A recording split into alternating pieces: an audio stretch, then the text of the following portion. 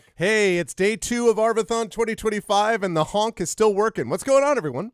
Welcome, Arvanauts. Welcome, everybody, to a Saturday stream. It is Saturday, September 27th, and it is time for day 2 of Arvathon 2025. At some point, I'm going to have to be like Arvathon Prime. Okay, anyway. But it is great to see everybody. I am excited to have everyone on board as we have 2 things on the docket for today. The first is that we have got more of Dragonlance, as Tom just pointed out.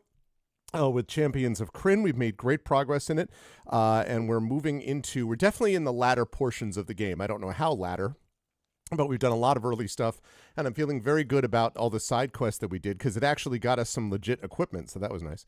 But anyway, we've got that going on. Then tonight at 7:30, we have Expeditions from the Mysterious Peaks, and I am very excited to have some tabletop play, which is going to be affected, as I'll talk about in a little bit, by the subathon in a good way, so I'll talk about that in a bit. And then afterwards, if we get the support that we need, then we'll keep rolling with the subathon all the way until 1:30 in the morning tonight. That's right. It is almost 12 hours of awesome play as we wrap up Arvathon 2025. First really awesome day.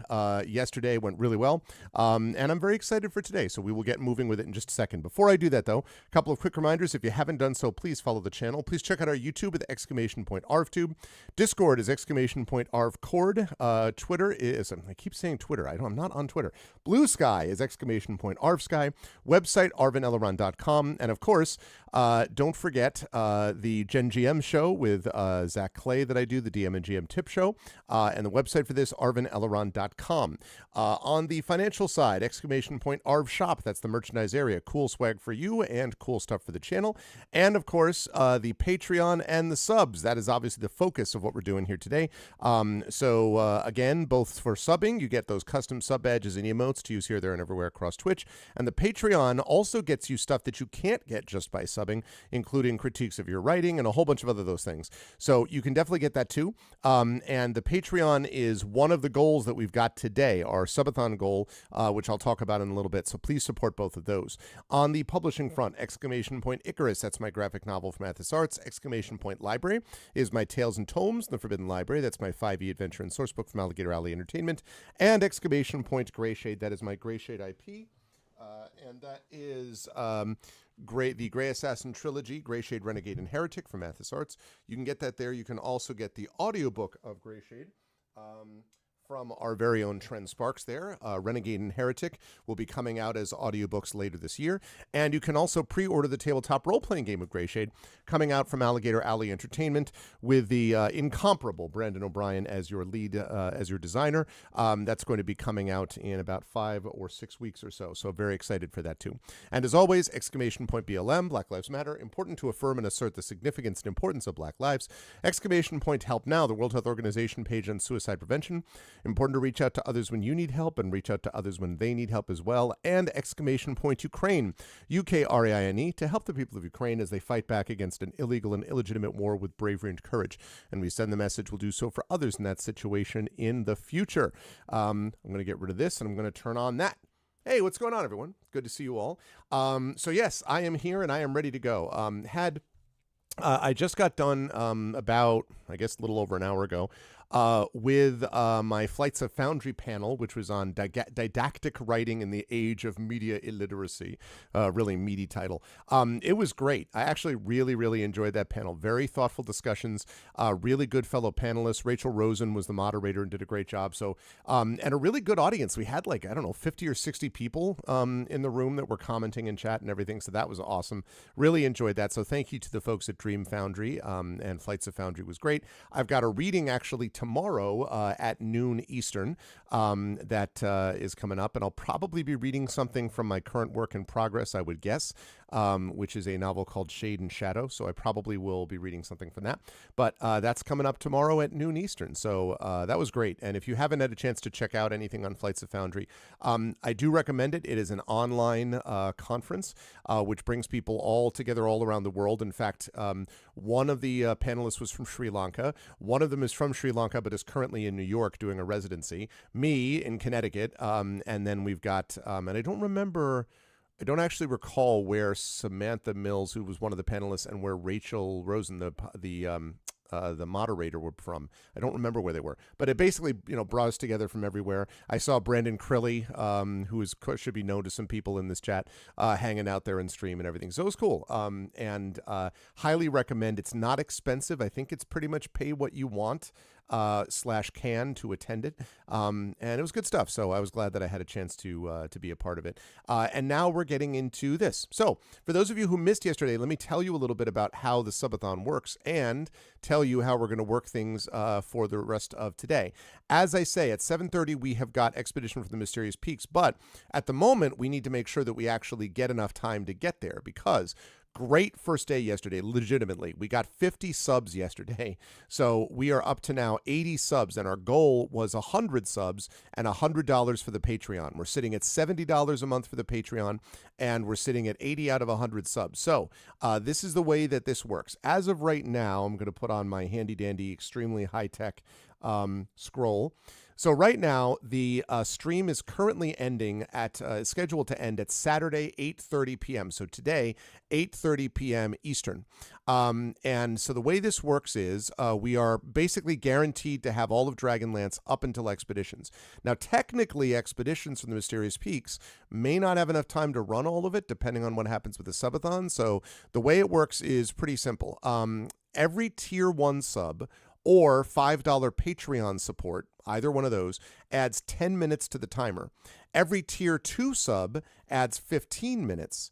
Every $10 Patreon sub adds 20 minutes. So even though tier 2 subs and Patreons cost the same, you get a little more bang for your buck timer-wise with the Patreon. Every tier 3 sub on Twitch adds 25 minutes and triggers a game/book giveaway. I am giving away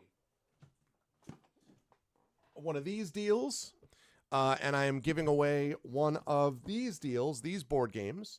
I will send to you for the giveaway that is gifted once we actually get one, but we need to have that gifted by a tier 3 sub and trigger that game book giveaway. And every $20 Patreon sub adds 30 minutes to the timer and triggers a game or book giveaway, which includes a signed copy of my out-of-print novel, The Third Sign, which is the first novel that I ever had published. It came out in 2009, and so it has been out of print for, I guess, 14 years at this point.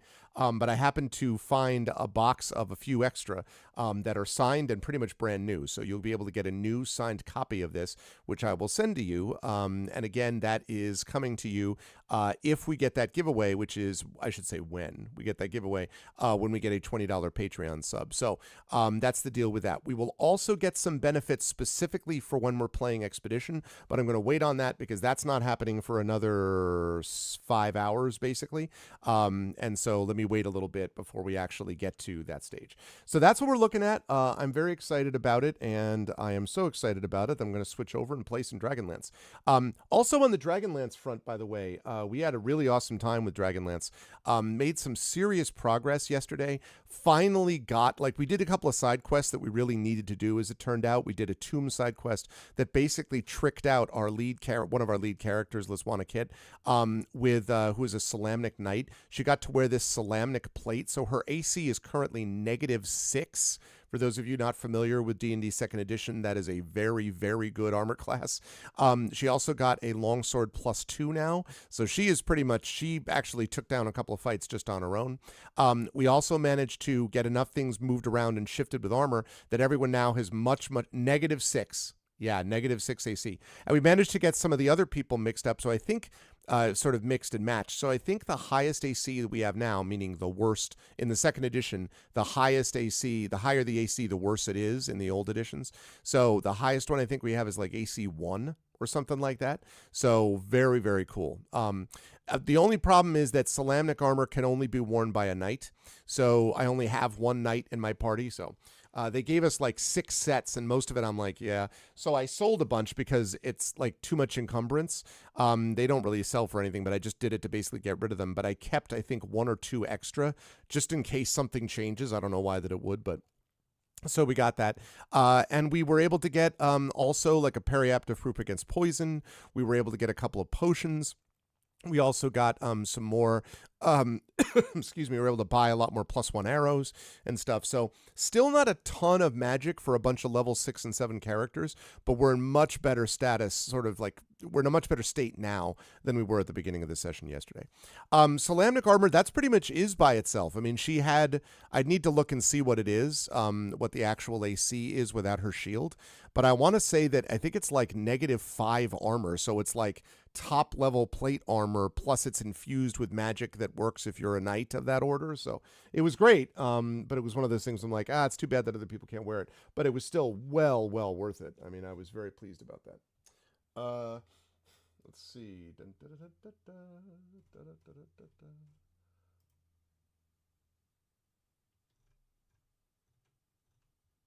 Okay.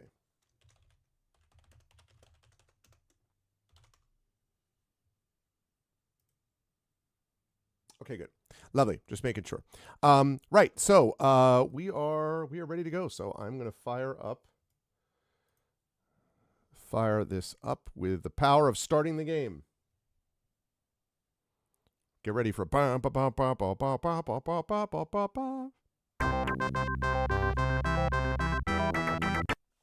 we go. Okay, we want to load saved game. And we want to load game A. And then we want to begin adventuring. And last but not least, we want to get the map and all the characters working. And here we are. So, yeah, 1 armor for each day. Exactly. This is Monday's armor. Can you imagine? That's funny. Yeah, pretty much. It's what it feels like. So here we are, everybody. Welcome to Sanction. This is, I think, the biggest city in the game, although there's one other place we haven't visited. But we were told to go here because there's a lot of weird stuff going on in this town. What a surprise. And again, we're trying to track down the bad guy who seems to be the main bad guy so far that we've found is a guy named Sir LeBaume, which I just can't take seriously, but whatever. Sir LeBaume. We did defeat the prison lord yesterday. That was cool. And Sir LeBaume has been basically ordering a lot of people, these places like the Southern Outpost, for example, ended up being, a lot of those people were killed. They replaced the old commandant with a draconian who then morphed into a new commandant and so on. So there were all these things going on with these cities, and we've had to free a bunch of them. So Sanction seems to be somewhere in that category as well. And we're doing this to try to find him and track him down. There's only one area of the map besides this there where we are, but there are some that are there. Oh my god, a raid!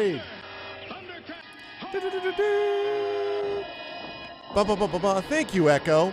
Echo is always very good at the Johnny on the spot, getting folks in. I appreciate that, Echo. Thank you so much. Welcome, Raiders. Hello, Fleos, my friend. Good to see you. It is a pleasure to have Fleos with us. Oh, this was all Fleos? Oh, well, thank you, Fleos. Thank you for following, Ziggles. I appreciate it. Welcome, everybody, from Fleos. It is good to see you. Thank you. I appreciate that, my friend. Good to see you. Everyone, if you haven't already done so, you should be following Fleos. Fleos is an awesome streamer, good person that I have been lucky enough to meet in person last year. And one of our players, I should say occasional players, though we would love for him to be a regular player someday, maybe. But a player on our D&D streams on Ghosts of Saltmarsh with the rest of the By the Dice Roll crew. So it's great to see that. And thank you, Fleos. I appreciate it. Thank you. It's good to see you. And yeah, welcome, Raiders. If you don't know, my name is Arvathon. I am an author and a college professor and, of course, a streamer. I focus a lot on story and narrative in games. I am playing a classic gold box retro CRPG known as Dragonlance Champions of Krynn. And this is indeed Arvathon 2025. It's day 2 of my subathon. We have a goal that we have set of 100 subs. I'm only 20 subs shy of it. We got a bunch of subs yesterday on day 1, so we're in really good shape there. And the Patreon is at $70. We're trying to get to $100 with that. If we can do those two things, then this will be an epic success. Oh my God. Echo Alpha has gifted a tier 1 sub to Fleos. We're up to 81. And that also means that we get another 10 minutes added to the timer.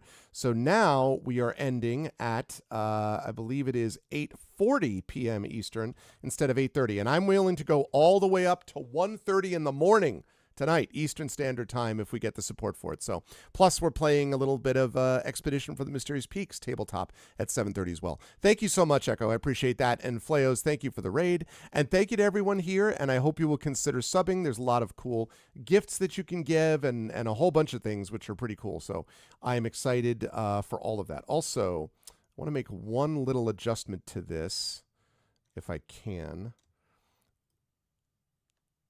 Okay, which is, I think that should be okay, yeah. Because I have to be careful because there's so much information with this, with that thing up there with the character list that you see, and they're getting, as they get more stuff and more magical stuff, like it interferes with the health bar, but I think I now fixed it, so that should be good. Yeah, I did. No, I saw that. Yeah, I was going pretty late. I ended up going till about 1:30. Again, which was, I started at like 6:30 and I finished up at 1:30. So have nothing to complain about. Basically, we just have to get the rest of the way tonight up to 1:30. These have always been successful. And so I only run one subathon a year, but this has always been successful and I had a lot of fun with it. And I have to get done with Dragonlance because on the 30th, Final Fantasy Tactics Remastered. The 30th, I have my Patreon game, which I'm going to be playing first on Tuesday. But Thursday the 2nd, I'm telling you right now, it's time for some Final Fantasy Tactics Remastered. I am pumped up for that. So, but first we have to get through Dragonlance. So, so we're in Sanction. We are exploring Sanction. We have to find out where this LeBaum dude is. We have to bring our vengeance home to him so we can stop the Draconians. And that's it. We've done all the side quests so far, and we're just on main quest stuff. So, very, very pleased with our progress that we made. So thanks everyone for being here. Please consider subbing, supporting the Patreon. You get some cool stuff for yourself as well by doing that.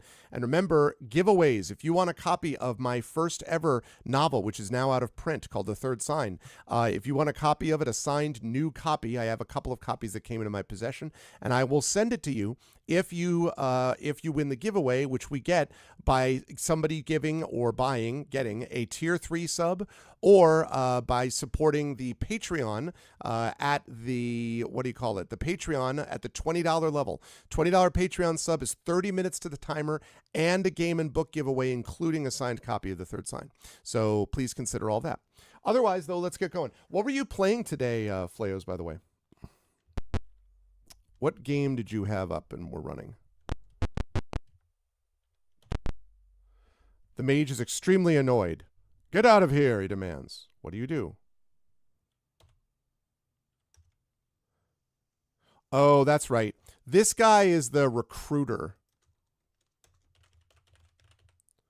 And he was not happy with me, and I don't know whether he's sketchy or not. He probably is. So we'll see.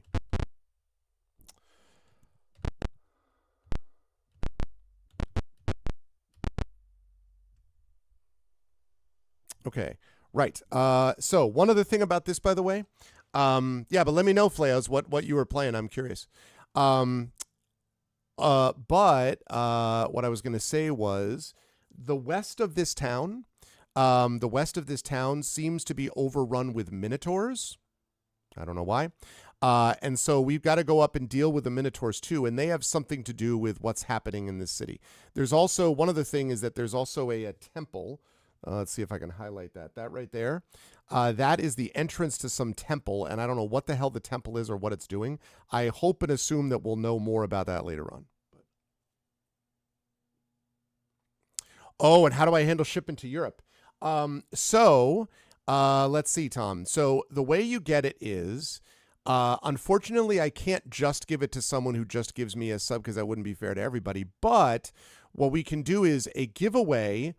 Basically, what we would do is we would run it like a giveaway. So if we get a Patreon sub, which would be in the amount of $20, if we get a $20 Patreon sub, so bringing it to $90 of the Patreon support, that would mean 30 minutes to the timer. It would mean we would give away one of those 2 board games that I showed you. And it would also mean that you would get a copy of The Third Sign. Whoever wins the giveaway would get a copy of The Third Sign. And the giveaway would be something I would start a keyword in chat. Everyone who wants to enter would type in the keyword, and then you'd be able to get it from there. So that's the way that works. I'm afraid I can't completely just say anyone who gives a sub gets a book, because I only have a couple of them. I do have a few more that are out on the West Coast that are going to be shipped to me at some point, but we're talking like another 4 or 5, and that's all that exists in the world of this first edition, other than my own personal copy. Like, obviously, I have my own personal copy, and I have my own personal advanced review copy. But yes, but that is my first ever novel from 2009. I would like to think I'm a better writer than I was in '09, but I am a good writer. I still have, I was a decent writer then. I still have my check. I still have this check. Oops. This right here is the first ever check that I ever got for, it's the first time I ever got paid for anything. Paid for anything in terms of my writing was this. I got $1,000 advance. It's my first ever thing that I got. And that's Techno Books. You can see it's for 2008. My book was published in 2009. And the person who bought it was John Helfers, which many of you are familiar with on this channel. And that guy, Martin Greenberg, you see right there, he was the one who signed it right there. And Martin Greenberg, who's now passed away, was an absolute legend in the fantasy and science fiction field. Did anthologies with Isaac Asimov and a whole bunch of stuff like that. So that was my first ever one. Sure, of course you can. You can certainly send me an email. And by the way, Tom, again, you know how incredibly grateful I am for your generosity. I'm not trying to be unfair to anyone. That's all. That's the only reason, that is the way it is. So.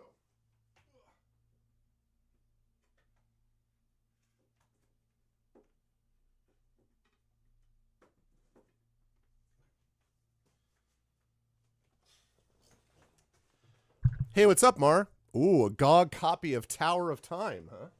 Nice, very nice, very nice. Good to see you, Mar. All right, let's do this thing. So they're going to be Minotaurs over here. There were Minotaurs already.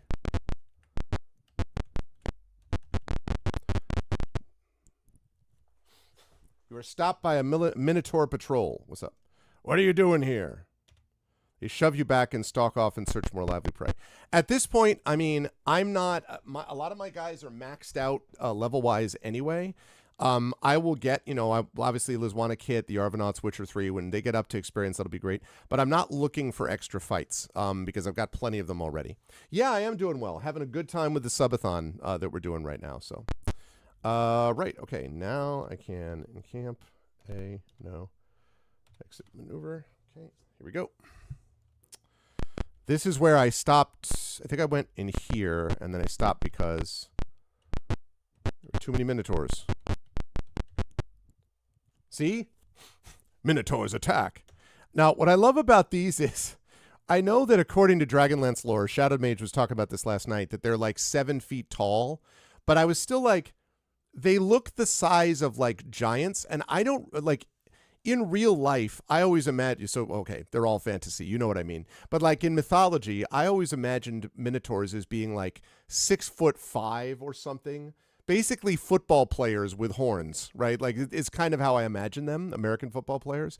But here they're like enormous. I'm like, Jesus, they're all Andre the Giant, All right, so let's see. What can I cast on you? Let me cast one of the classics. Stinking Cloud has been doing amazing work for me, by the way. Amazing work.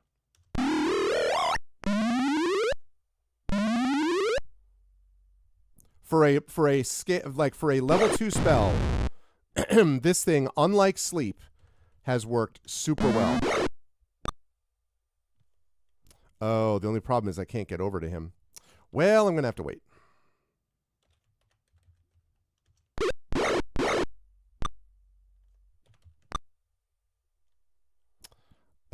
Let's have you cast... I don't want to have you use all your stuff up. 4 fireballs, though. All right, let's use Magic Missile.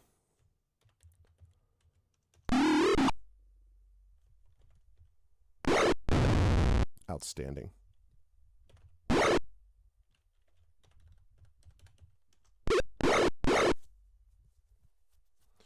We are crushing these guys. And again, that Stinking Cloud just immediately added the odds. Means one of my fighters can't get there, but... Yeah. Wise decision. I would also have surrendered. I like how when they surrender, they just disappear. They're like, yeah, I'm all good.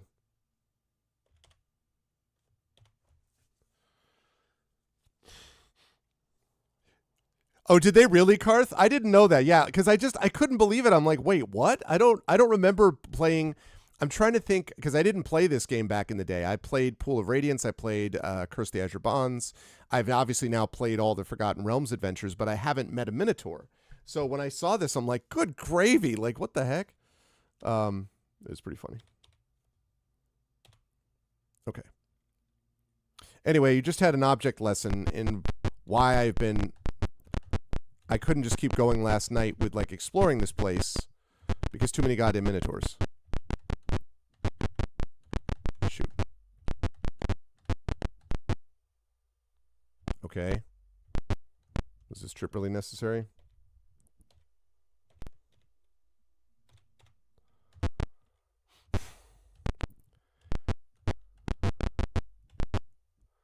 Okay, so those are the docks.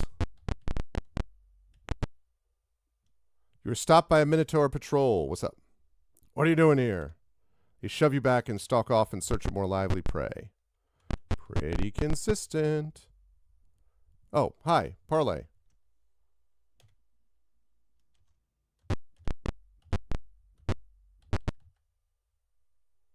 Is this going to keep happening? Parlay.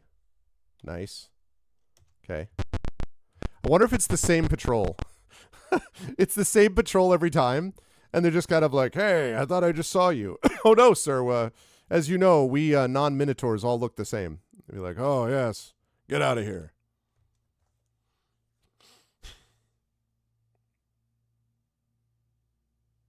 Yeah, I probably should do that next time, Tom. That's true. I thought of it that it's basically boxing them in because they can't go into the cloud. Once the first one's dead, they can't go into the cloud without sort of, being nauseated themselves. But you're probably right. It makes more sense.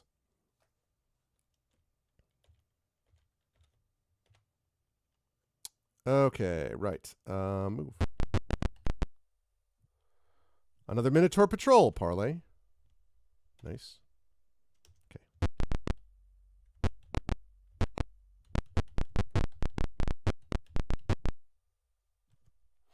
Alrighty.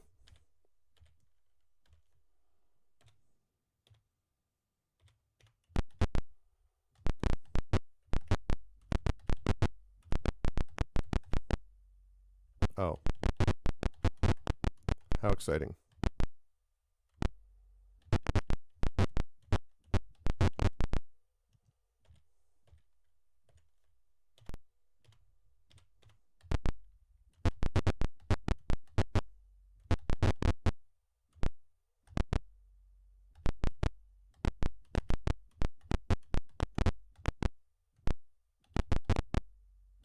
Okay.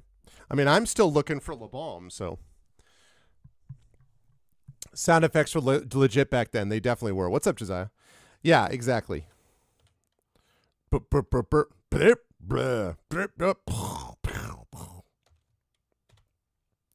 I played music the first few times that I did this, and I could still do that. But I have to say there's a certain kind of like focus that happens when, look, I've been doing some writing lately, listening again to the extraordinary Final Fantasy VII remake soundtrack. And like if you listen to the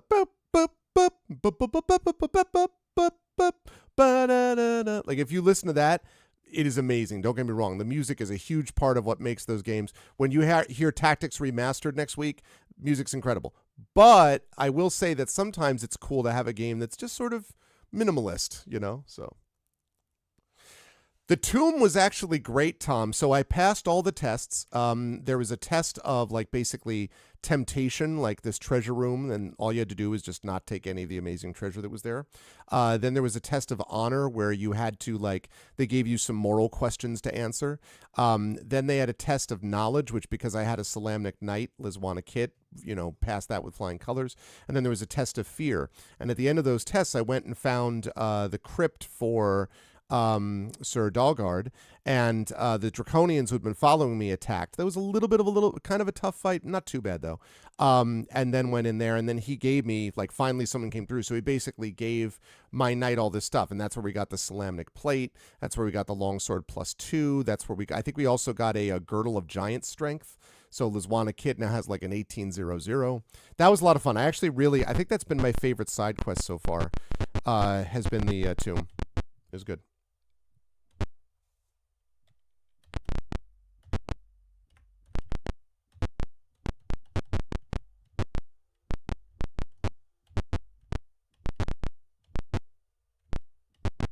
Let's just finish up with this.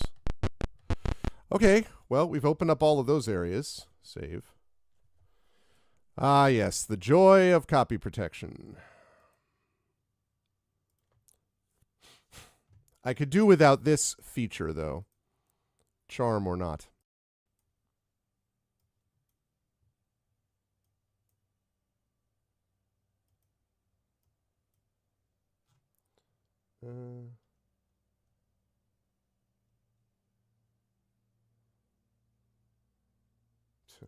Exciting.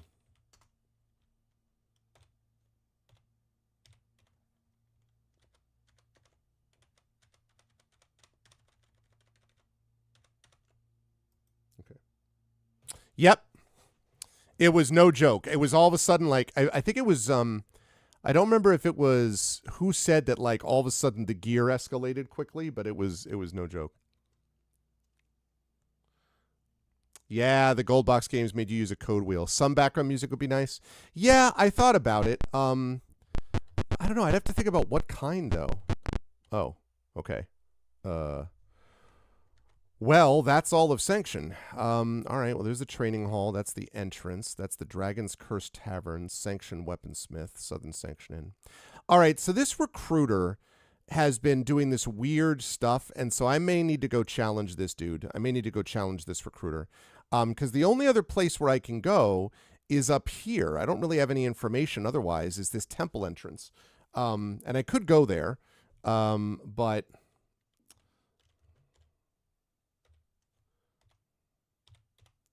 Because the deal is the guy is recruiting people to basically attack the Salamnic Knights, as I understand it. Yes. All right, let's try it. Back off. Because I don't want to fight mercenaries right now. Oh, all right, he's mad. He's officially mad. All right, well. I knew this day would come. To be clear, I'm not a fan of yours either. And now it's time for something we like to call Fireball. Fireball does whatever a fireball does.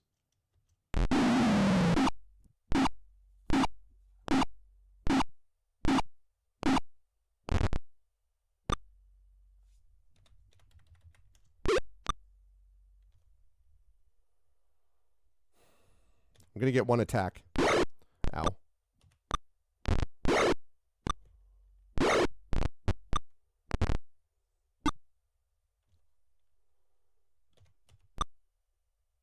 A lot of misses in a row. Stop missing, please.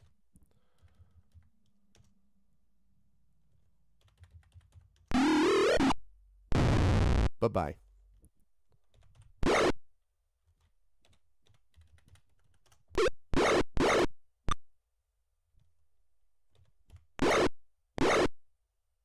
Okay. A fireball that doesn't hit your own party? What madness is this? MC Hammer.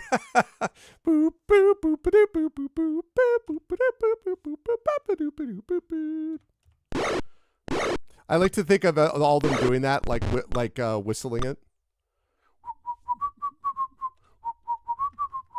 And now I hit you in the face with an arrow. If you know, you know.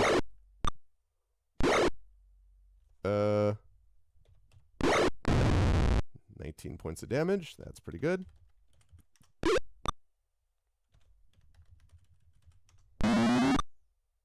Yeah, but it's by oh, that's true actually. No, I'm thinking about the wrong hammer. It's by isn't that theme that I was just doing, and also the Miami Vice theme, was by another hammer, right? Not MC Hammer. It was like Axel Hammer or something. I don't remember what his name was. Jan Hammer? That's who it is. Yeah. That's true. MC Hammer. So Josiah was actually listening to Can't Touch This. My bad. Oh, I did remember the specifics of it.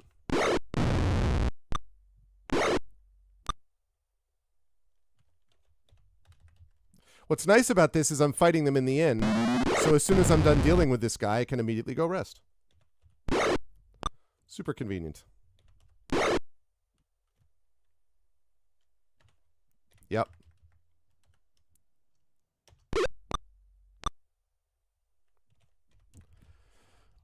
Although the guy whose work I really like in TV show soundtracks at that time, from like The Equalizer and elsewhere, is actually is Stuart Copeland from The Police, because he did a bunch of those soundtracks and his stuff was awesome.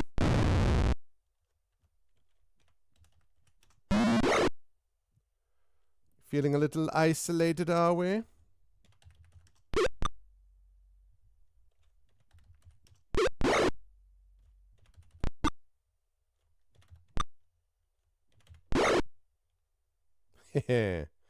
Okay. Yes, because I want to get healed. Done. Quit. Move. Cast. Cure Serious.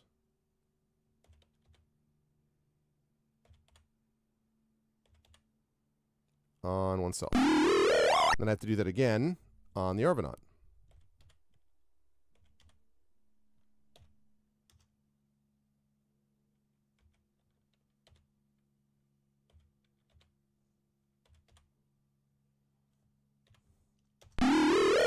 Lovely. Now I don't need to continue it. Or maybe Metallica. Okay, fair enough, fair enough. I do have a long stretch of freeway or motorway. Absolutely, I do. I have to take that freeway when I drive to work, actually, sadly. Oh, yeah. Tubbs and Crockett. 2014. Ooh, okay, now hang on. Let's level up your boy here.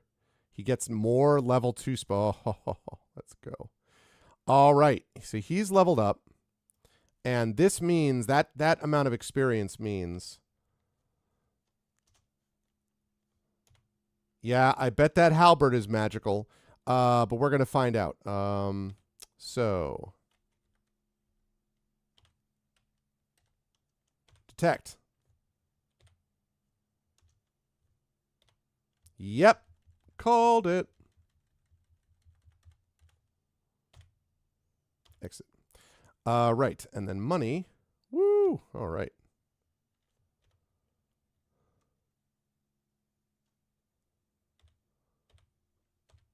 Here we go. All right. Now let's see. So the person I would give this to would probably be the Arvathon. View items. That's two-handed. Trade. To the Arvathon. What do you mean overloaded? Overloaded. Pool. Okay. View items. Trade. Arvathon. View. Okay, so he's got 1d8 plus 4.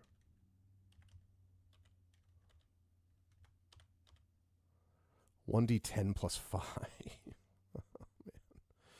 I don't love that the AC's back up to 1. But that's awfully good for that damage. Okay, and then I would have to trade the longsword plus 1 to... Probably to Arvanelleron. And keep the shield for now.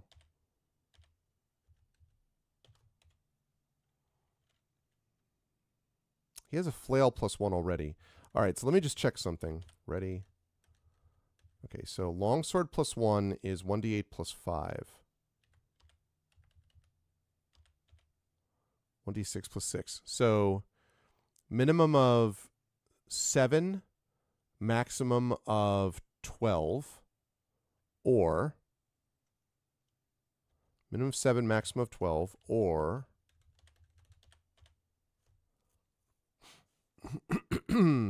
minimum of 6, maximum of 13.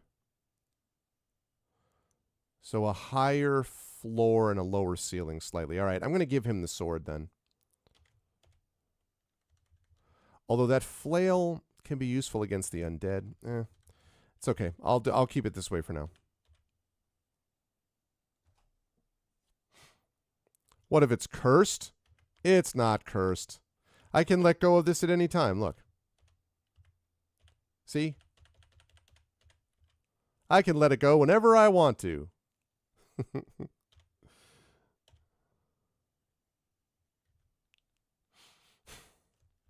Okay.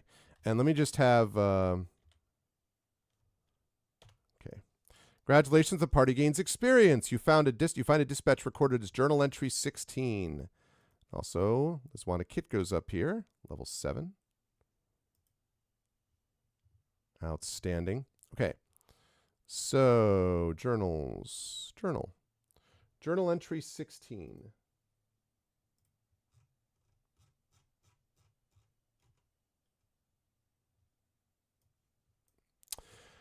Tale of Sir Dargard. In the past, a fateful knight of the Rose named Sir Dargard gained an item which gave... Oh, wait, that's 18.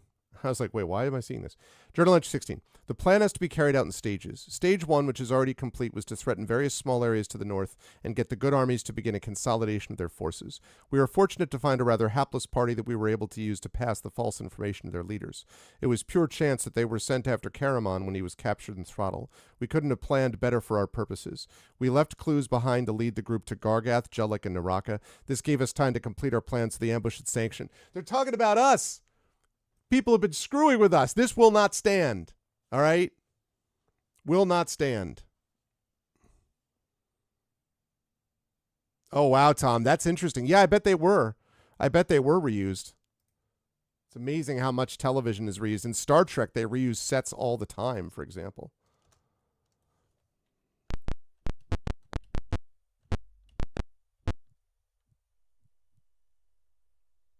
So I wonder if that means that I've now found what I need to, and that means that I need to go back and report what I found, because there's one other area I haven't gone to yet. Another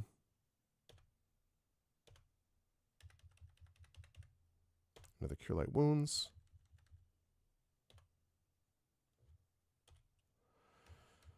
I'll take another... Oh, Resist Fire might be interesting, actually. Let me take a Resist Fire. Spell magic does not work as much as I hoped it would, but still. I'll take another Cure Serious. Do two Cure Serious. And as for you, Magic Missile, Stinking Cloud, and Fireball. Yes.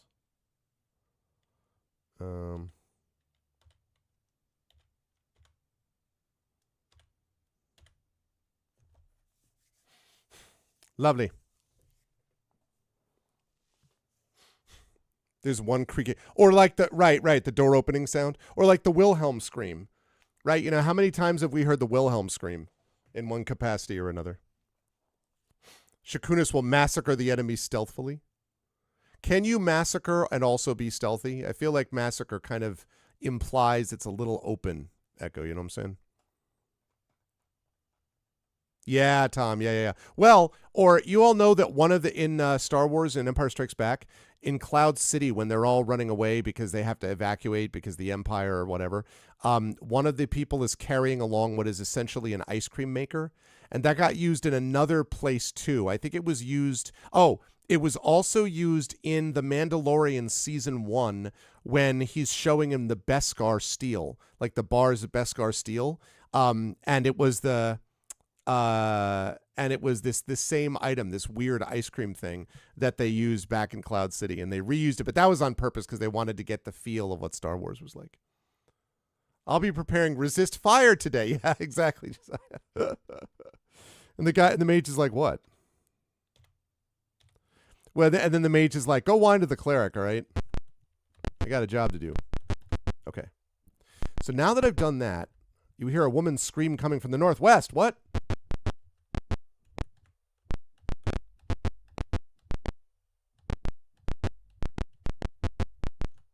You see a woman dragged to the building ahead by a band of minotaurs. This shall not stand. Save. A. No. I bet we're being led to this. The warehouse is crawling with minotaurs. Screams can be heard echoing throughout the chamber. What do you do? I attack. What do you mean, what do I do? Vital to the universe. Oh, no, for sure. But I don't know. But it wasn't stealthy, though, is what I'm saying, Echo, right? It was very impressive, but it wasn't stealthy.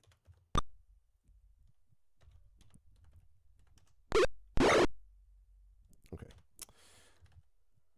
When nothing else will do. Fireball. Actually, Ice Storm.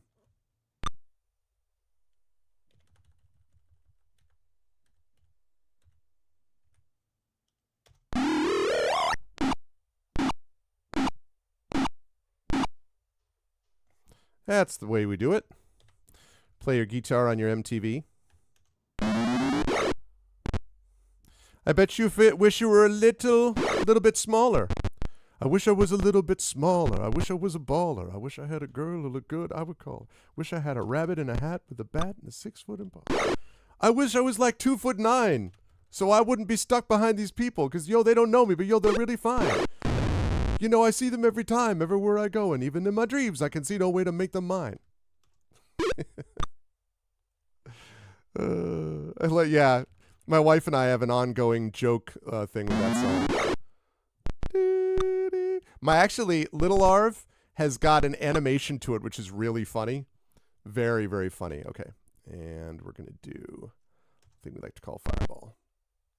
Thank you for walking right next to it. We appreciate that. Very kind of you. Very kind of you. That should...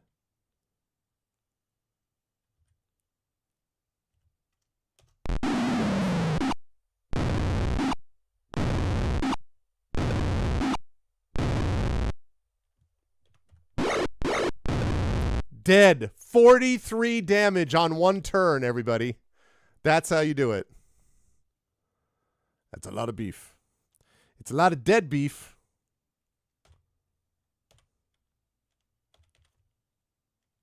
Nope.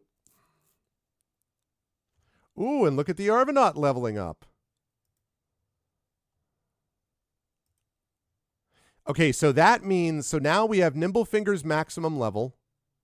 That's what that bar being immediately full means. Nimblefinger's maximum level, Arvanelleron's maximum level, the Arvathon is maximum level. So Lizwana, Rockon, and Witcher are still gaining some knowledge.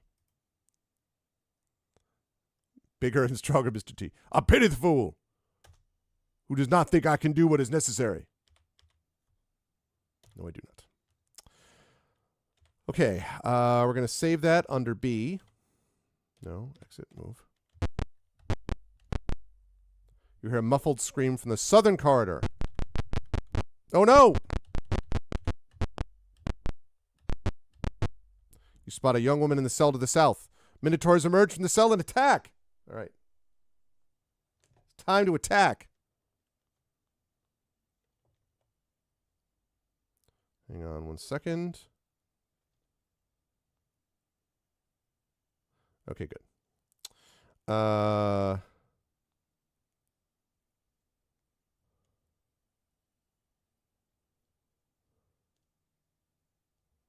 Okay, I don't care about any of that.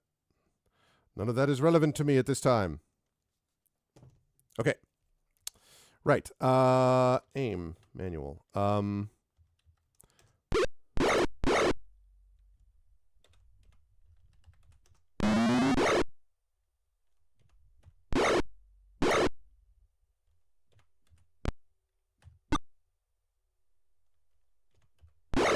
God damn it. I was afraid I was... Shoot!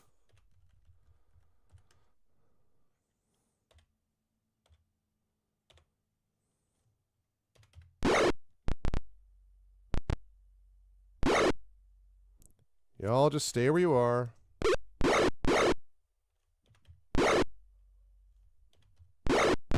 Jeez, 23 points of damage.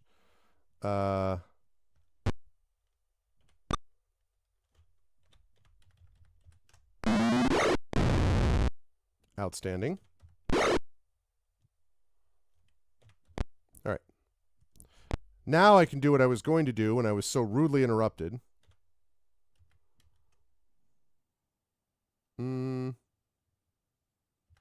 Yeah, let's just do Stinking Cloud. Oh, wait, I may not be close enough.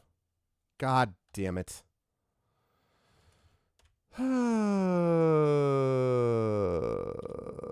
Crap.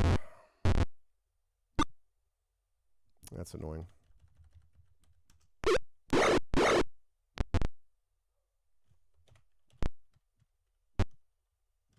All right. Now, as I was saying...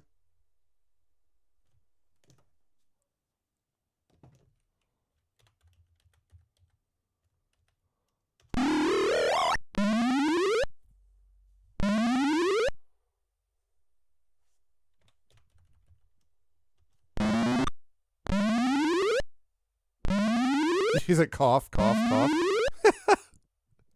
Cough, cough.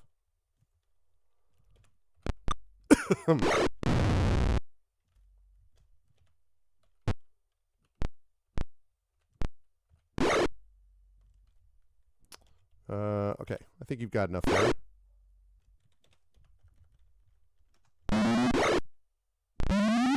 Hey, someone is not capable of moving. I think I can go 1, 2, dead. Yep.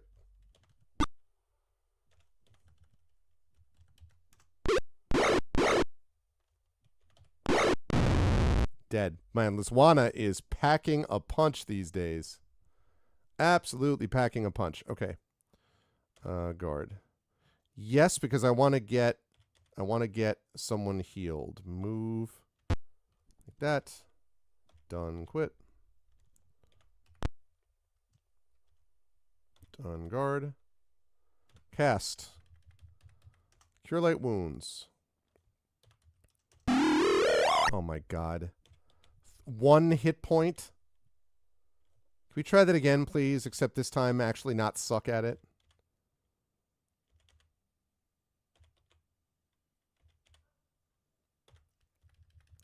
Okay, this is how you do this, Mr. High-Level Cleric.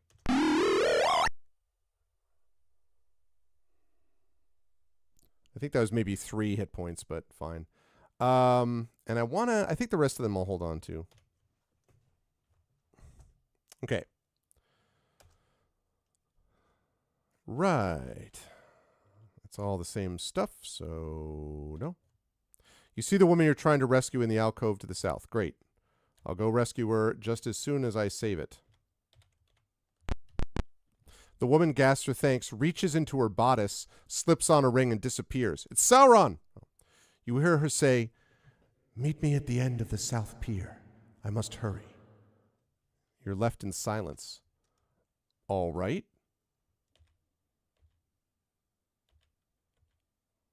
Interesting.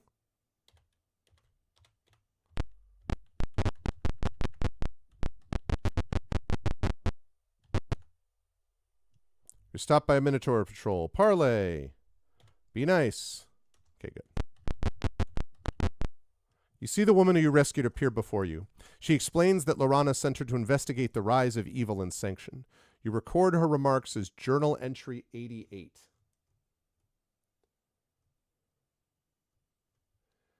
So I look at her and I say, "What happened to you?" And she says, "In West Philadelphia, born and raised." Okay. Just before the Temple of Durgast was closed, dead bodies were seen being carried into the arena in the temple's northwest corner. There were hundreds of them. It's been discovered that the Death Knight, Sir Labaum, that guy, has taken over the temple and has gathered together the exhumed dead for miles around. There's no way that you can get into the temple through the front gates.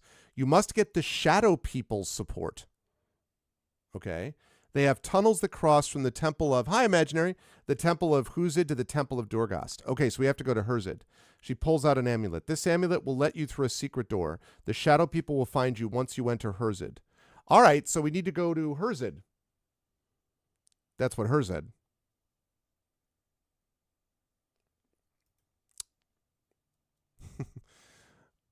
Well, that would be... I mean, the thing is, I lived in Staten Island and then Jersey. In Northwest Connecticut, born and raised. I wasn't born, though.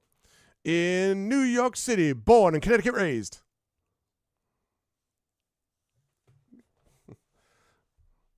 All right, you see, right. She hands you the amulet and says, "The secret entrance is in the first building to the south of the warehouse where you found me. It's in the southeast corner of the back room." First building to the south of the warehouse you found me. Oh, okay. So that should be... Southeast would mean here.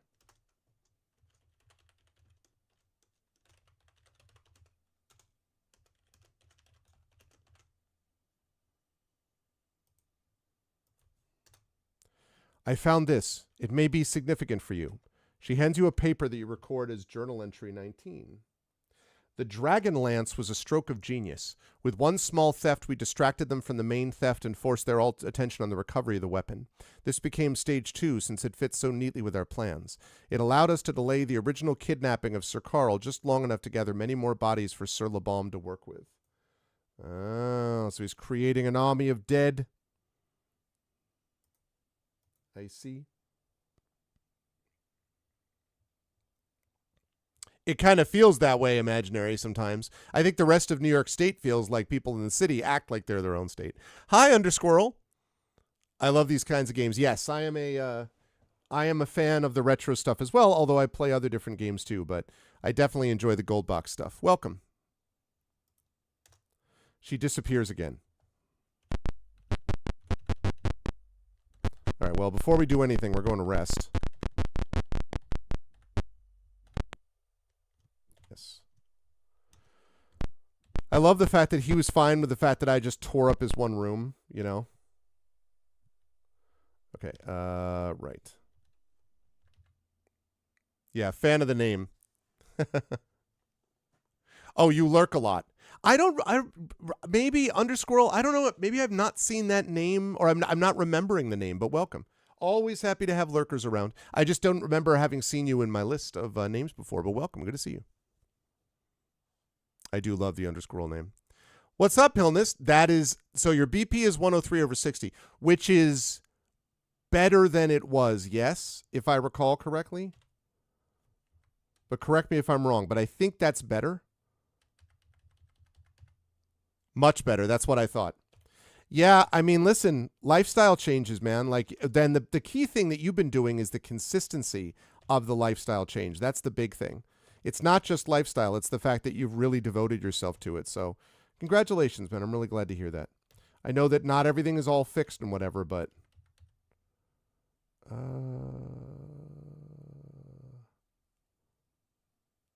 yeah. I thought about making one of my lightning fireball be a lightning ball, but... yeah. I know it feels differently, doesn't it? It's like when my heart was out of rhythm, my heart being in rhythm is just this like absolute sea change for me. So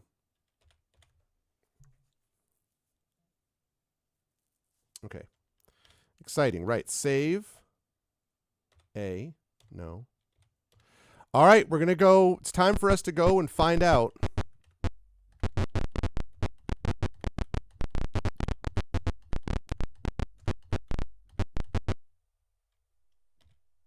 If I'm right, it's the next corner. Yep, the amulet goes, revealing the secret entrance. Yeah, I want to go through it. The Temple of Herzid. A creaking, swinging wall opens into the dank, oppressive quiet of the Temple of Herzid. Okay, you know what we're going to do? We're going to try something. We're going to try a little experiment. Let me give you 1 second here.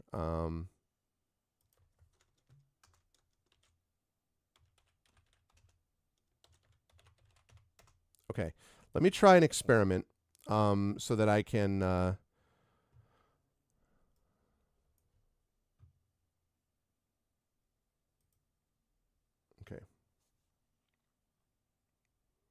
I'm a little lightheaded because that's how bad your BP was, yeah. No, I mean, like, I'm glad that you got the information about it while you were still in a good position to be able to do something about it, Hillness, you know? Like, I know it's not all sunshine and roses, believe me, but...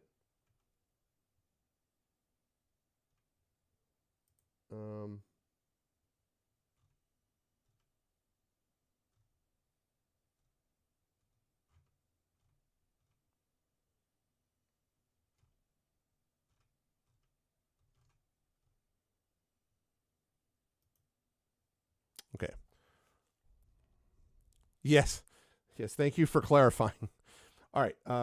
Okay, so here we go. I'm getting some audio work here. While I'm doing this, by the way, just remember that this is part of our subathon, and we are currently only 19 subs shy. We had some more subs this morning, which is awesome, so thank you. We are $30 shy and 19 subs shy of our goal, and we are currently sitting now at 8:40 p.m. Eastern is when the thing will come to a close, but I'm willing to go all the way up to 1:30 with the support, so keep at it. And I think that's great, Hilness, because it opens up so many possibilities, too, that I think I'm really glad. Okay. Right. So can I find the thing that I need? It's not that.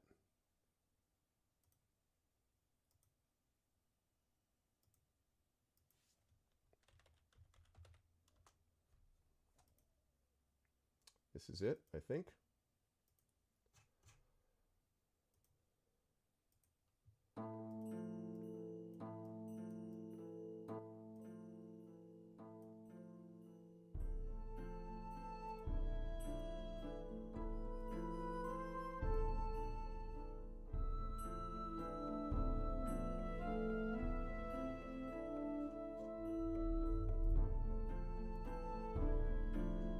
All right. Can everybody hear that okay? Can everybody hear Can everyone hear that okay? Okay. This is Temple of the Mains by the great Kevin MacLeod. So now that we have that, that's going to be a little I'm doing this just to see, Tom. I'm giving you a little bit of your background music you requested and see what we think. Because we are in the dank, oppressive quiet of the Temple of Hurzid. The temple is a crumbling ruin. Dust swirls up at your passing. There are draconian footprints in the deep dust. They look fairly recent. Yeah, I'll bet they do.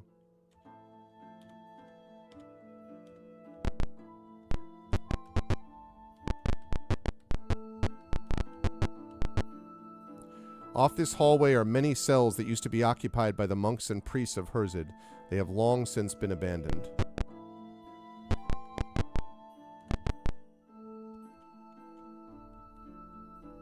A little nervous about searching, but...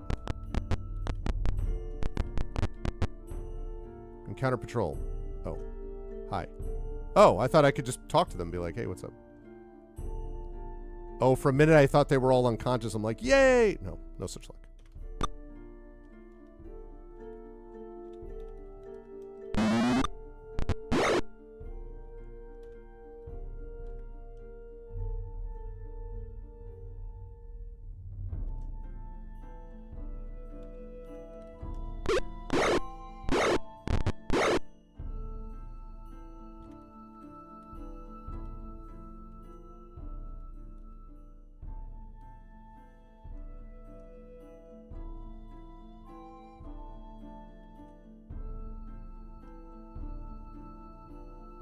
I think that hits all of them.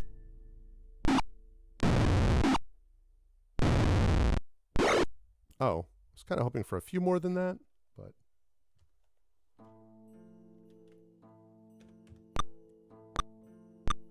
Okay. Please stop missing.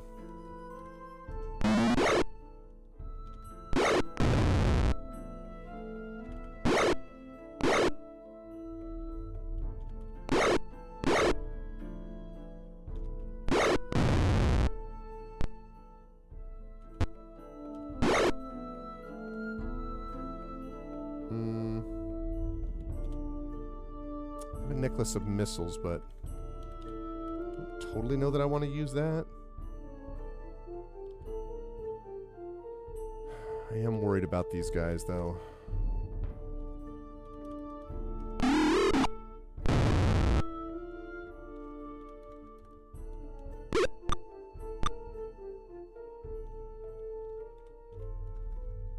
Use the darts, Luke. It is a magical halberd. It is indeed.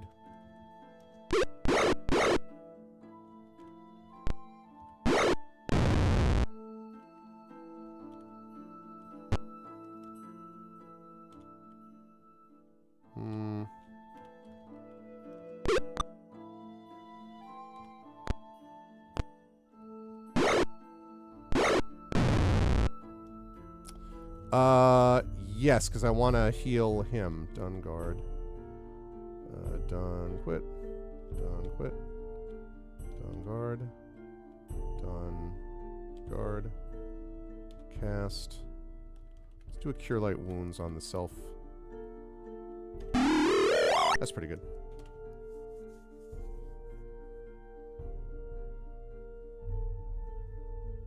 Yeah, that went pretty well.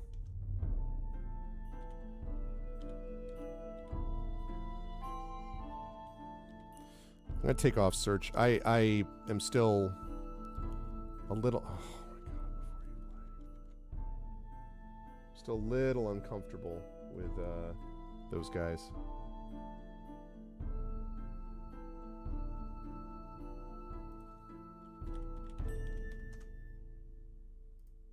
Okay, B. No. Exit. Okay. Takesis will notice, yes. Oops. Here.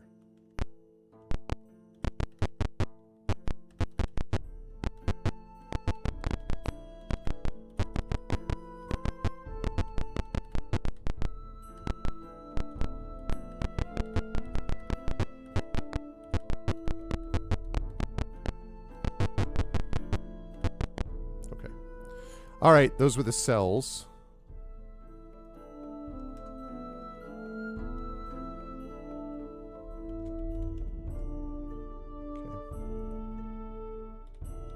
Camp, save, B, no, exit, move. Okay. This room is filled with rotted casks of what looks like food. Everything has long since spoiled.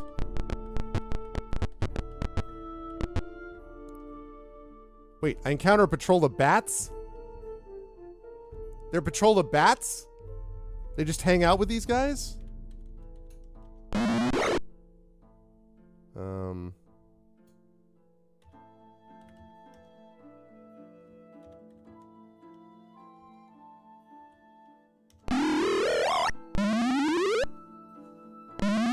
It's not a very big patrol, I just...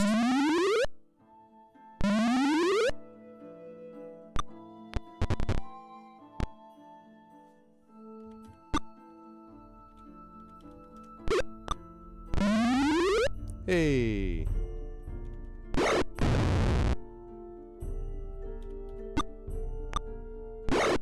Ow.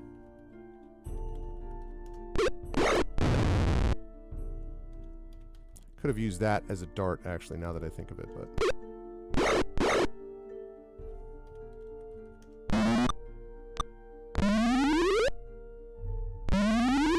Yay!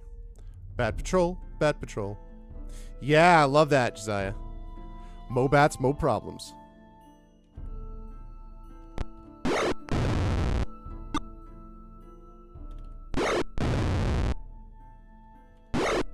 Oh my God, Lizwana.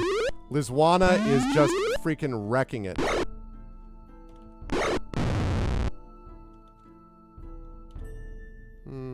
Let's have... My favorite, actually, is Willow in the Light. I love that tune. And it does I use that all the time. Okay, I want to cast Cure Serious Wounds on self. Done. Hard. Okay. Nope.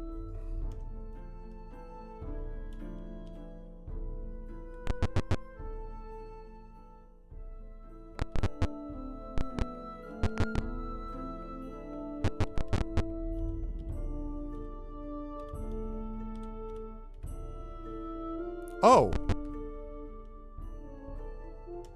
Oh, interesting. Okay, so that's the regular exit. I don't think... So wait, like... This is supposed to be this big, like, backdoor exit. And this is this exit. Like, why is this that much better than... What? I don't... Okay. Seeing eye bats.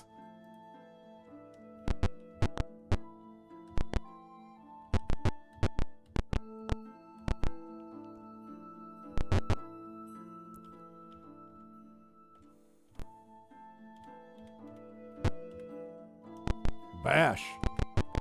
I have not had a single door in this game that I've had any trouble bashing my way through. Which I guess with 18,100 strength, a girdle of giant strength, I guess it makes sense. There are many statues lined up against the northern end of the room. The inscription on this statue reads, Kiri Jolith.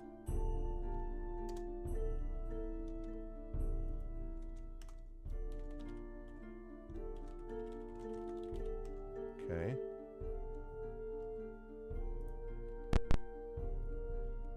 This reads Megere. Oh, yeah, good spelling there. Whoops. There we go. Okay. Paladine, yep.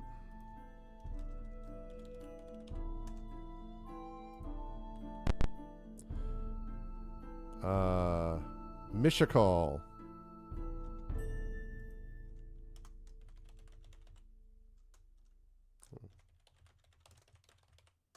Okay.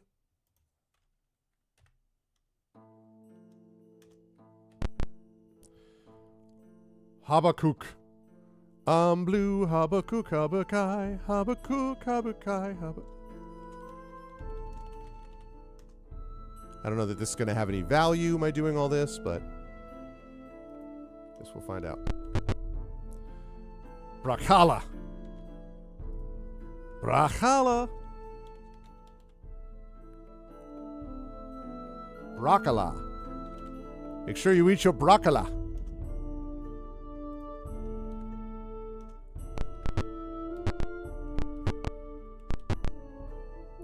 His strange figure in the mists ahead. You get a strong feeling he wants you to meet him in the east. You get a vision in your mind of a door that lies to the west and south of you. It starts to glow.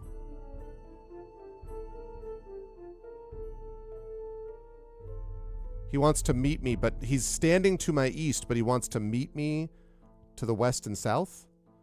The door opens and a treasure is revealed. Then the view expands and it shows the room as a trap in it. The vision reverses direction and a series of statues is revealed.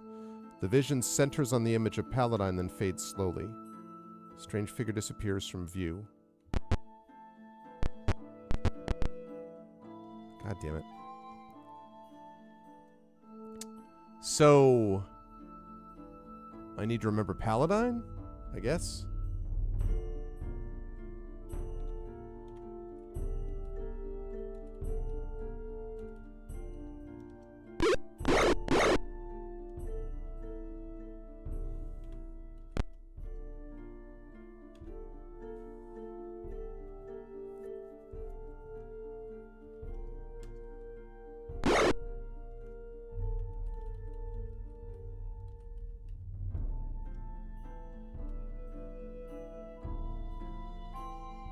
It's going to hit the Arvathon button.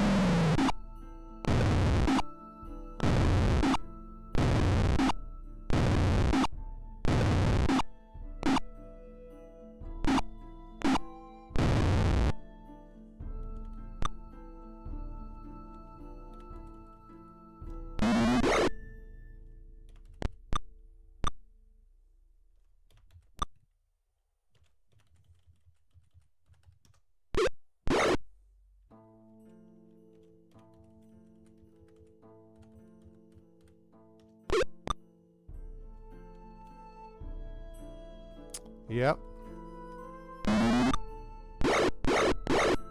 Jeez.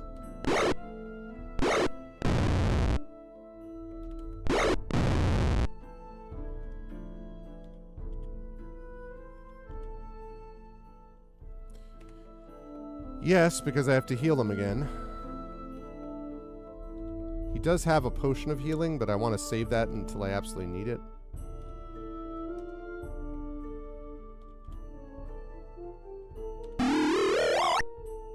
Yeah, I want to get a little more healing than that. Light wounds should do.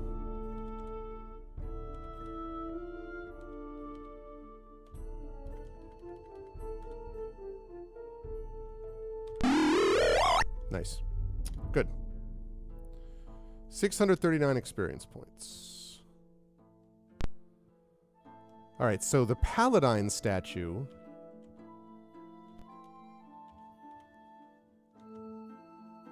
It's right there.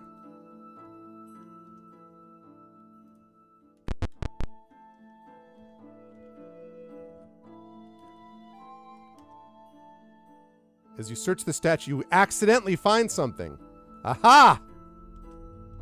Let's go. Ooh.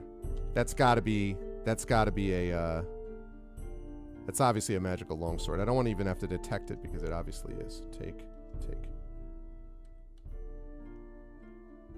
Share. View items. Okay, so longsword +2, 1d8 plus 11.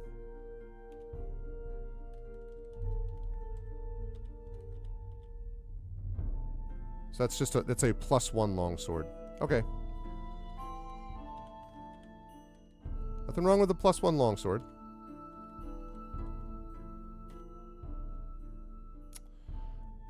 Who can I give this longsword +1 to? I think everybody already has what they need for this. I think they already have it. Gotta be magic, yeah.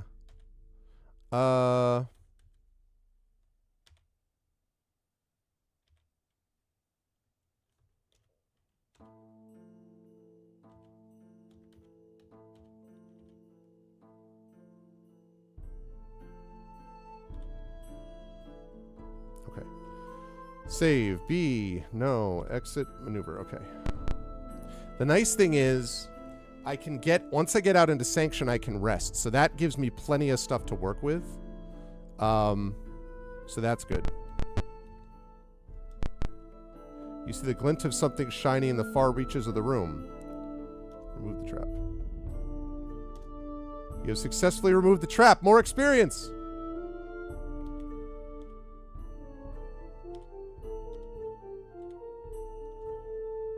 Ooh, nice. Okay. Take.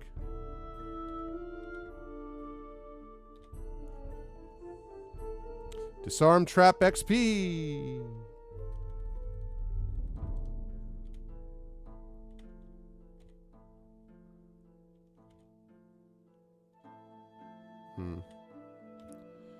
Okay, can I...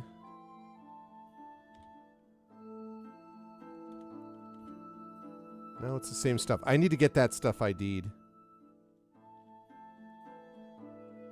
Save. B. No.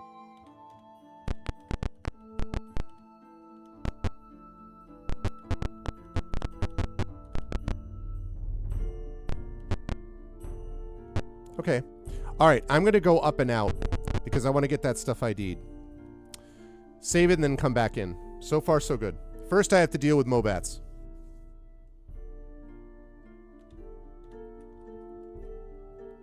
Okay, this is not a... This is the kind of patrol I like to see.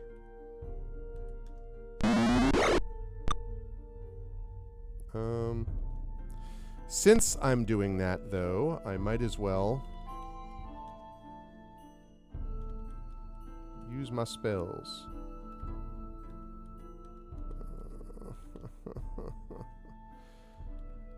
Alright, well... Not very exciting, but...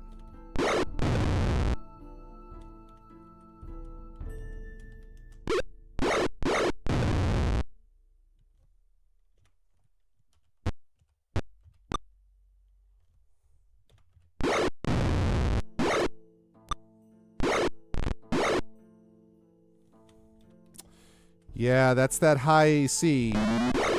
His AC is not as good as it should be because he's got that halberd, but he does so much more damage. Not sending their best. What they call Mobats is always Mo of them. Mobats, Mo problems. What's up, Omizu? How are you? Welcome. Welcome to Arvathon 2025. Welcome to our subathon. We are having fun. 19 subs shy of our goal and $30 short of our Patreon goal, so we're doing quite well.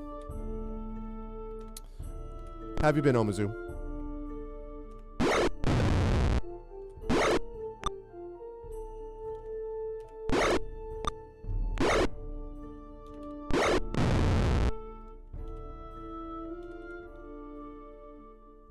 Oh, good. I'm glad. I am glad to hear it.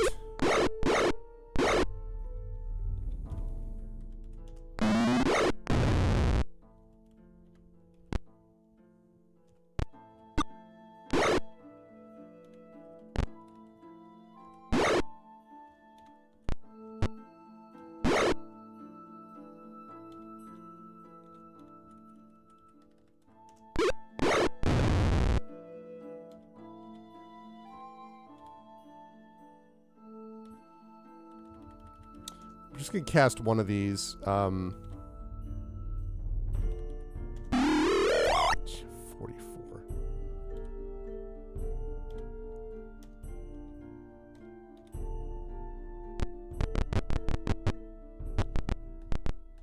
Oh, shoot.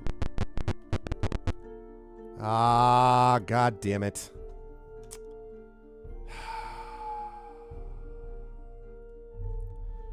Darn it.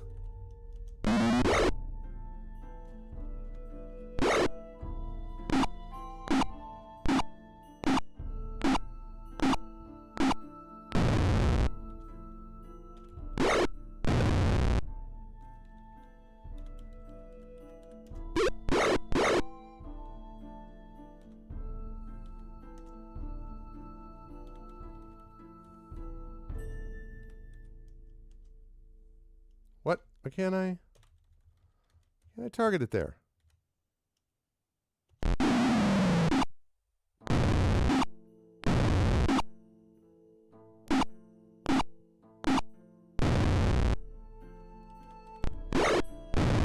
Dead.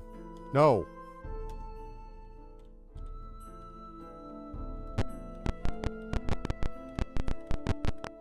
Okay.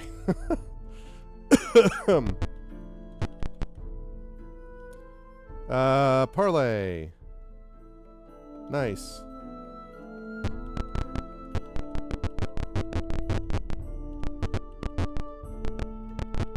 Oh, wait. Actually, wait. Okay, I need you to ID. Yes. Pool. View. Items. ID. Yes. As I would have thought. I'm going to sell it. Because I don't need it. View items. ID. Halberd +2, as I would have assumed. Okay. Okay. Yep.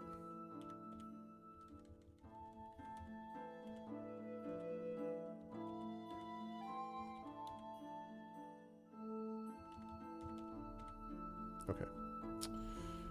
Great. All right. Okay, I don't need anything else right now. Yes. All right, so we're going to go here, and then we're going to go here. We're going to win camp. We're going to fix.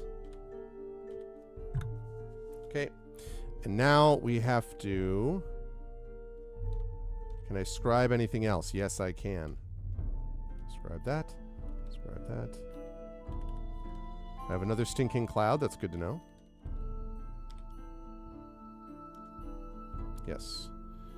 And what else? We want to do a magic missile there.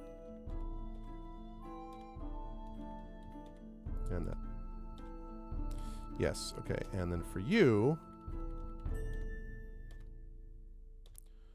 Okay.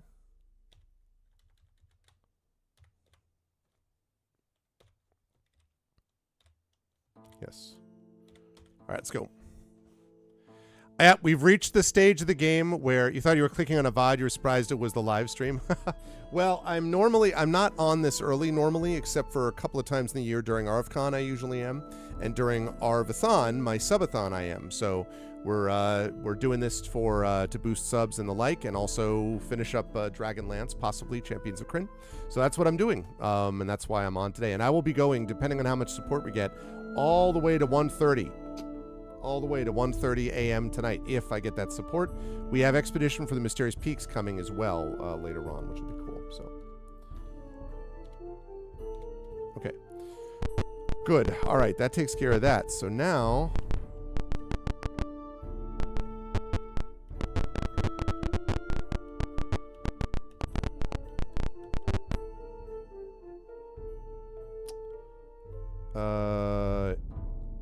yes.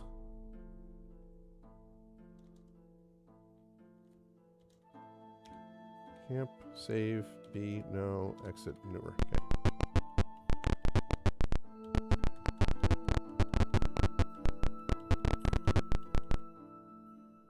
There's soft rustle of movement. Patrol! Damn it. Alright. I knew this day would come. Okay. Well, no time like the present to use.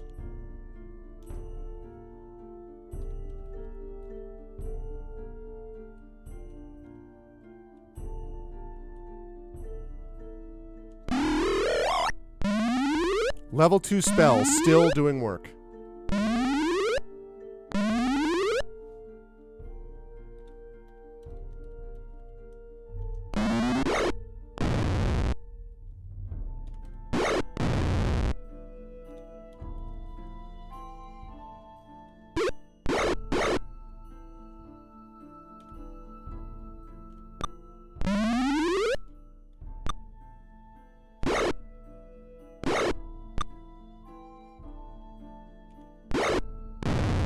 Down.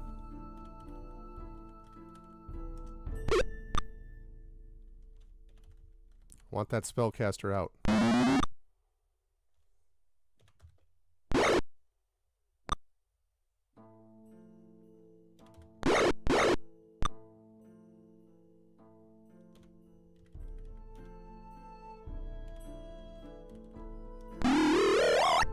Oh, it's immune. Whoops.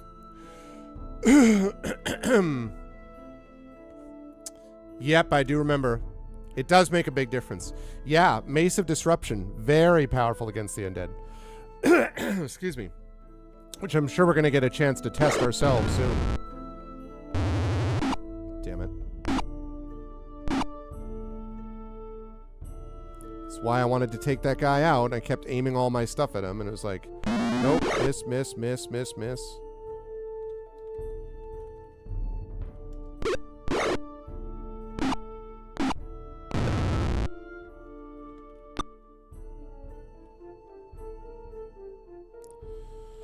Gotta wait because the acid.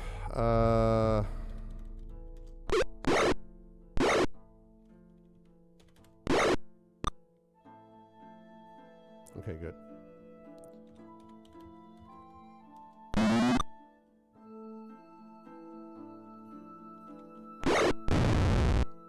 Dead.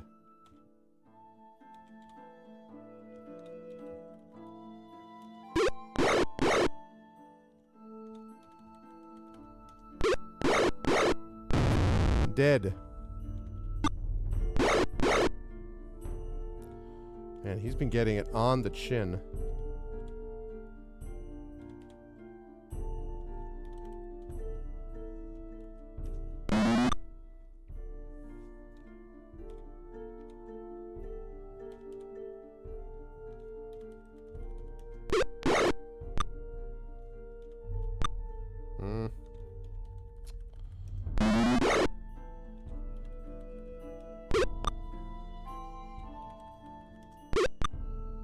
Stop missing.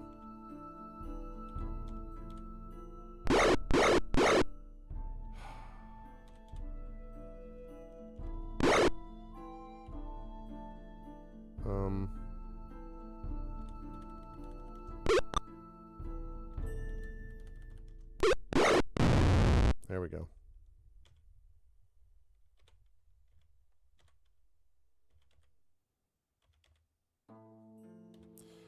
All right, let's get a Cure Serious Wounds on myself.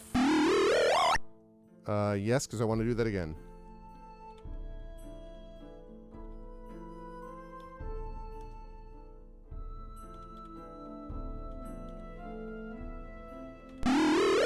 Okay. That's good for now. Get him back into the green zone.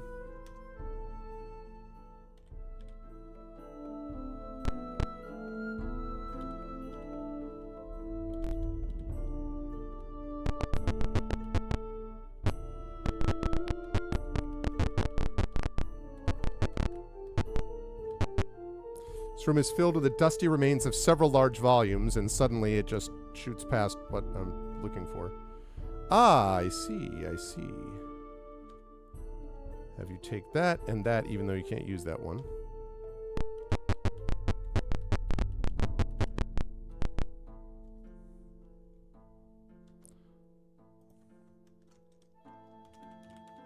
Library, I guess.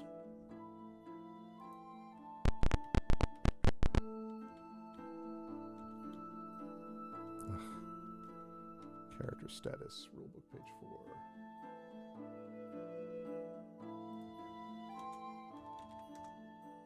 What? Oh.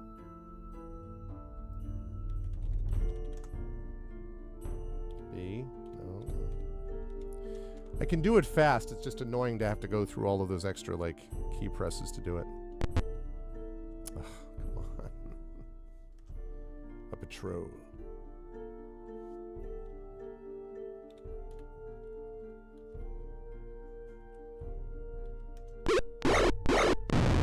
Dead.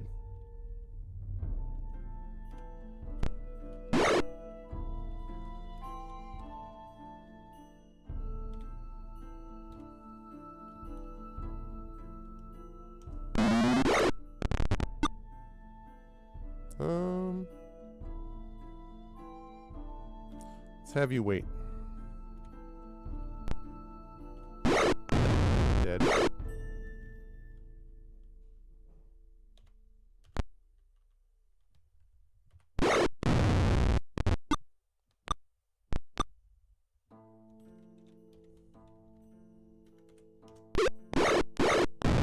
Dead. Yukosa yep. Well, no, the ones that are up there, Nimblefinger, Arvanelleron, the Arvanaut, those are all maxed out. Because what happened was they leveled and they immediately, the bar went up to full and stayed there, which usually means that they're then at max levels. So Nimblefinger, Arvanelleron, the Arvanaut are max levels. Witcher 3, Rock-On, and Lizwana Kit are still gaining levels, though. I think I have like another 50 or 60 darts, probably, Tom. Which is probably not nearly enough, actually.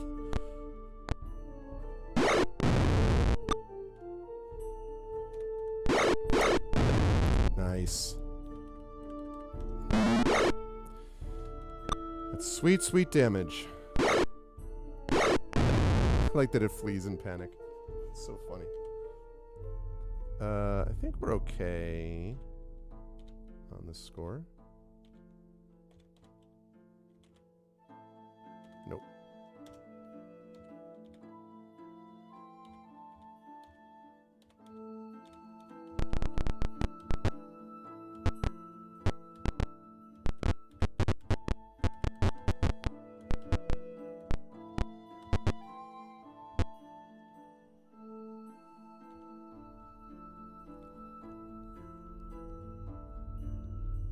Yeah, 2 erase class level made no sense. I agree, Strider. Oh, that's true. You know what? I didn't think about that. That's a good point. I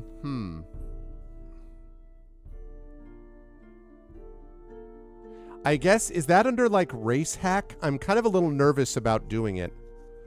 I mean, the reality is that, like, in Dragonlance, I don't think this is going to be a problem, but we'll see. I mean, because right now, like, so Lizwana's level 7 on her way up to level 8.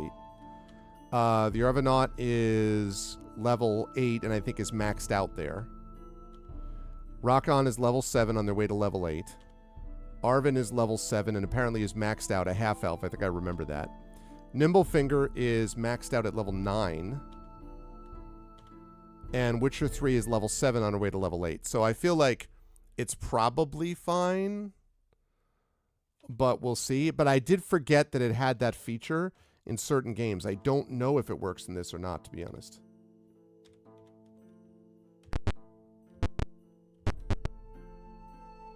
You stumble upon some draconians in the midst of setting a trap. Haha, I have set the trap on you.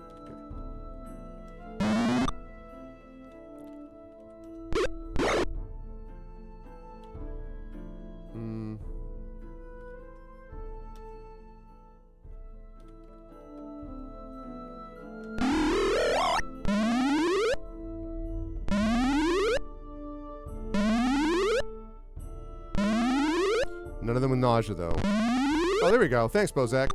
Appreciate that. Thank you, Boz. Based Boz. Appreciate that, bro.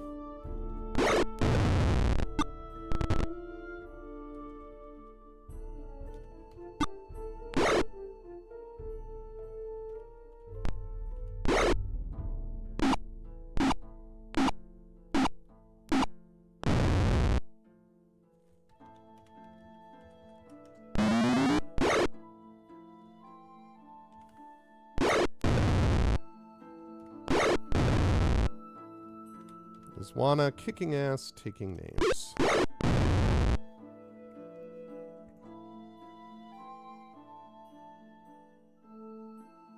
Yep. It's true, Josiah. Back in the day, the idea that one would actually have something, yes, I totally agree.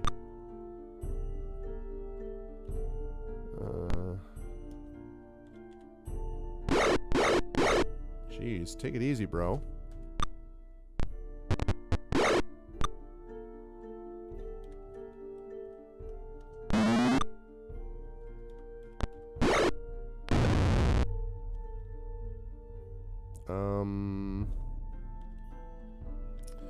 Hate to use Fireball here.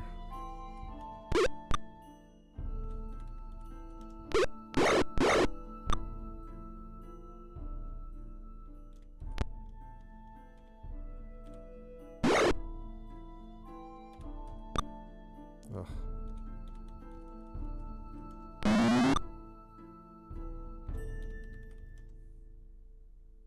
What?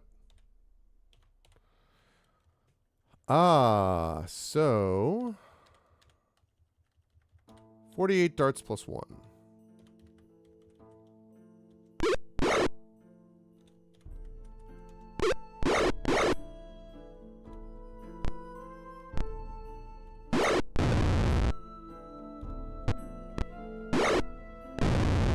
There we go. Oh, wait. Cast.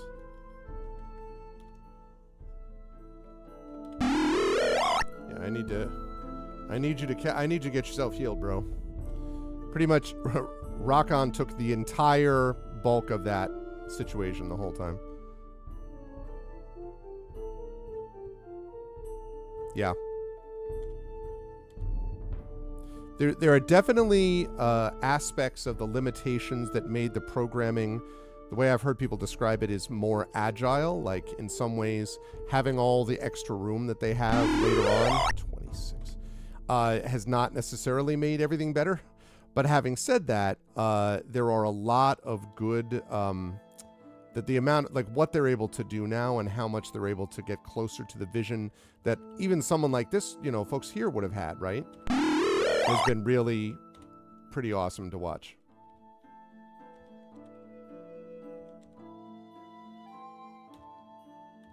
And the fact that this is not, I mean, so this game came out 30 years ago, basically, right? No, 34 or so years ago.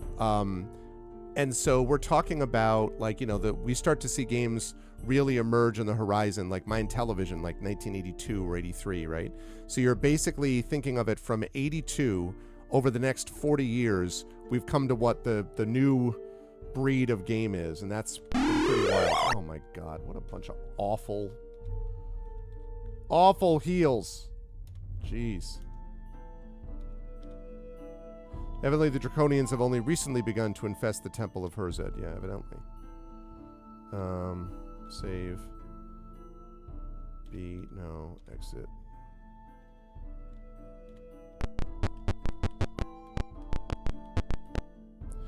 Hate to do this, but...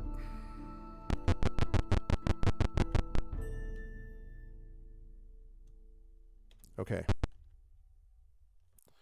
Parlay. Be nice. Thanks.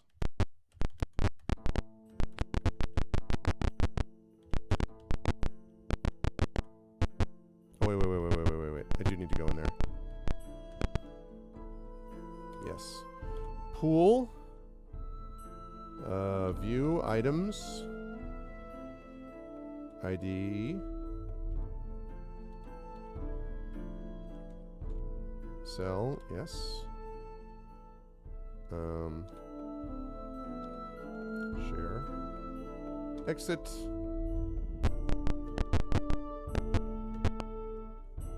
Yes. Okay. Camp. Save. Scribe. Ooh, fumble. Fumble. Protection from normal missiles is good too.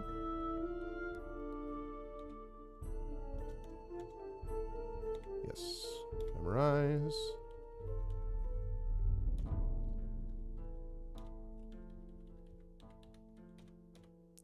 Again, doing some great work with that.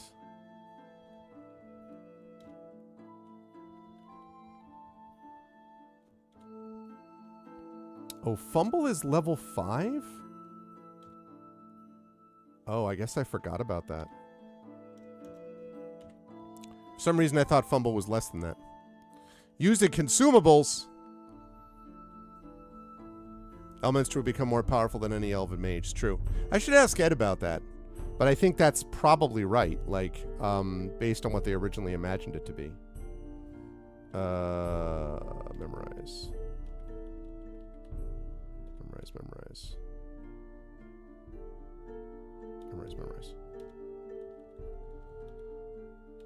Memorize. Memorize. Yes.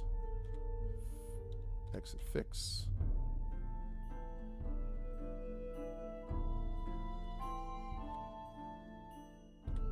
Oh, okay. Right. A, no, exit, maneuver. Okay.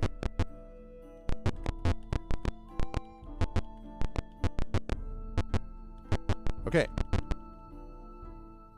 Back off.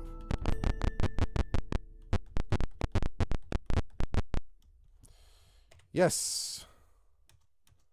Okay, crumbling ruin, yes. I know it well. Save. B. Save. B. No. Exit. Move. Okay.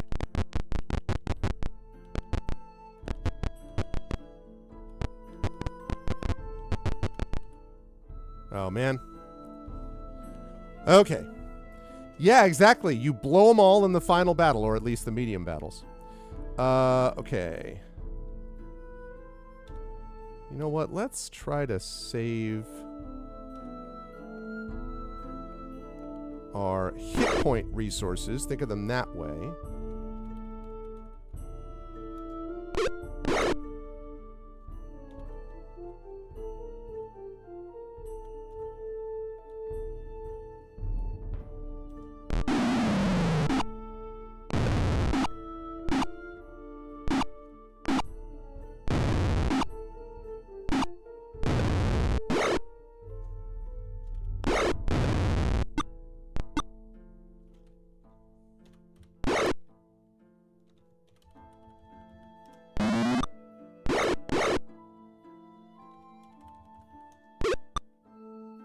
Come on, man.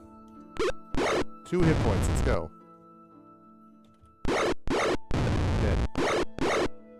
Jeez. Oh, whoops. Darn it. Damn it.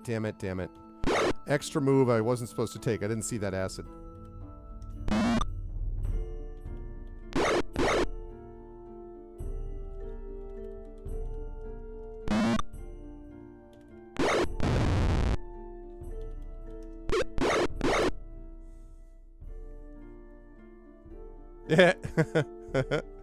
Well, it's one of those deals where it's like, you know, because then you always have, it's like the classic, you know, you have to be like when you're trying to train a pet, right? Like you're trying to train a dog and the dog has a particular behavior and they have what's called an extinction burst, which is right before they give up on the behavior. They do it a lot in an effort to just really see, and then if there's still no reaction or not the one that they want, then they stop doing the behavior and there's new behaviors that get formed. So like the problem is that you get just enough, like kind of, you know, pressing the bar to give you cheese. You get just enough of that to make you be like, ah, like obviously there was that one battle, the one time where I needed like 25 Phoenix Downs and 30 like potion ones or whatever. And so, you know, how dare you like, you know, pretend that my thing is not necessary, you know, just enough to sort of put yourself in that position. Yes, because now I have to have...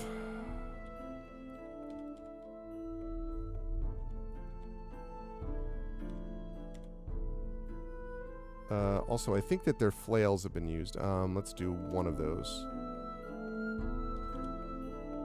That's a good one.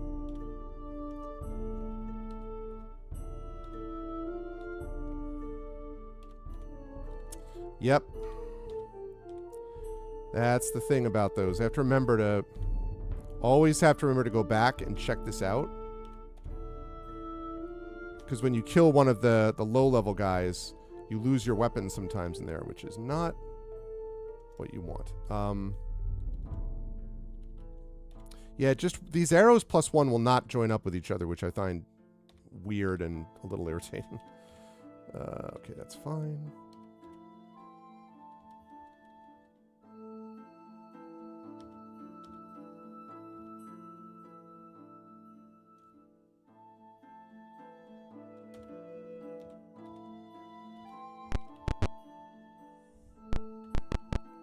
No, that's what I'm doing.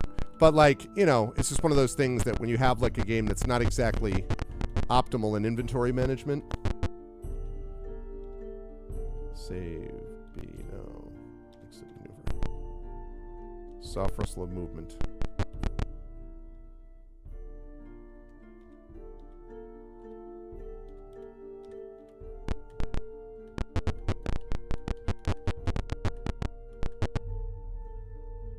We're attacked by draconians. This is not a patrol, though.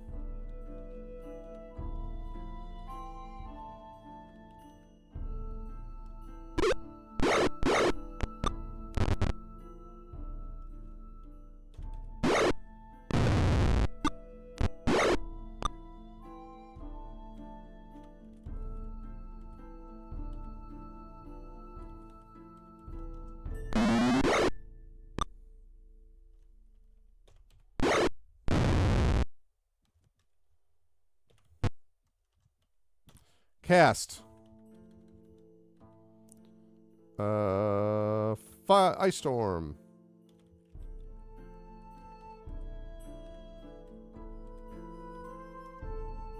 Probably should have gone higher, actually. Yeah, that wasn't as useful as I hoped.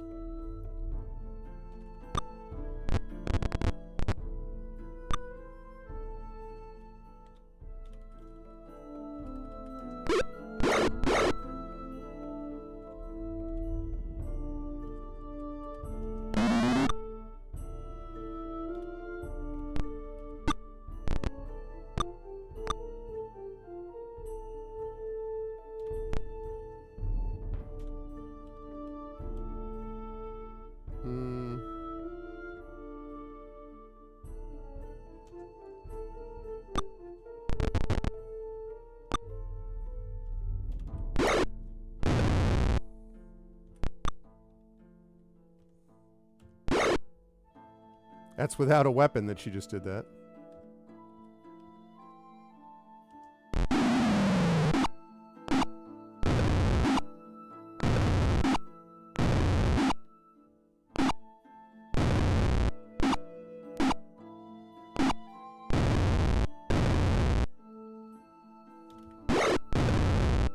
Love that.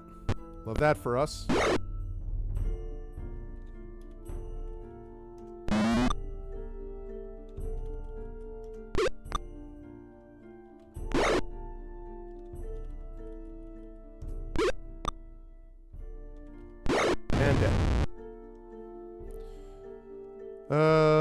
No, we're good on health this time. Just had to use a lot more magic spells than I wanted there. Find some papers and record them as journal entry 37.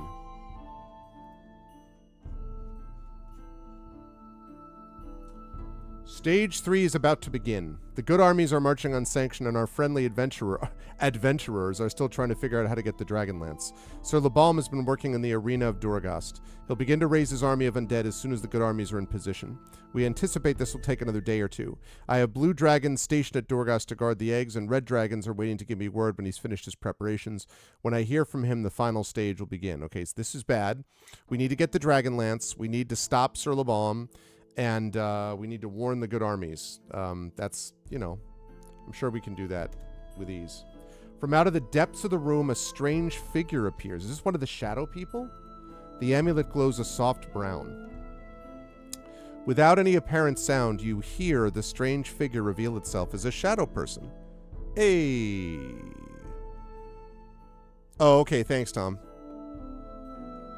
It says that you can now go through the secret door that is located at the northern end of the hallway. This leads into a large room. The entrance to the caverns is in the upper left corner of the west wall of that room. Follow the corridor from there until you find a door. The conclave will then meet with you. The shadow person silently leaves with a soft rustle. Cool. Save.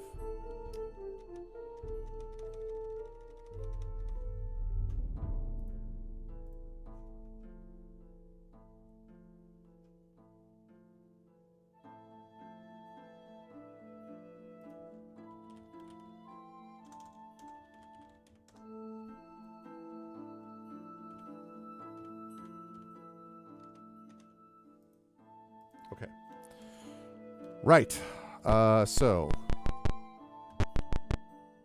Small door is revealed in the glow of the amulet.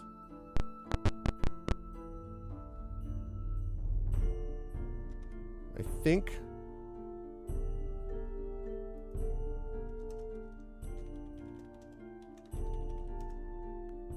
that's the exit to the caverns, but we'll find out. Yep. You can see a door illuminated by the light of the amulet. It looks like a spectral entryway to the west.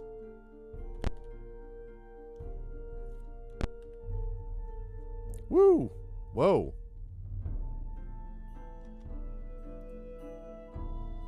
So wait. Exit to 12? And then this is exit to 11. Okay.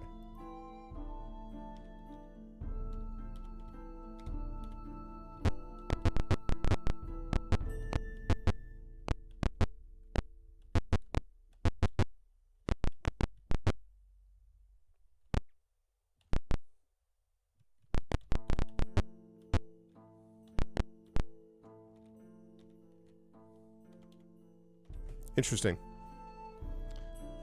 This shadow person thing is interesting. Mobats? What? Oh no, Mobats.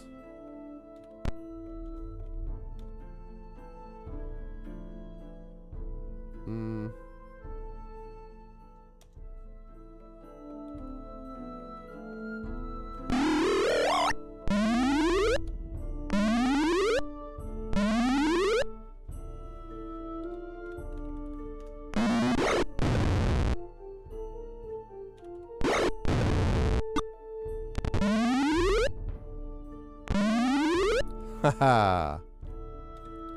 That incidentally is one reason that I kill off the helpless ones in the cloud, because if you kill them off, two things happen. Number one, it frees up the cloud because the AI is not good about not having them run right into the cloud, which means that they also can choke and gag from nausea, and it makes the fight easier.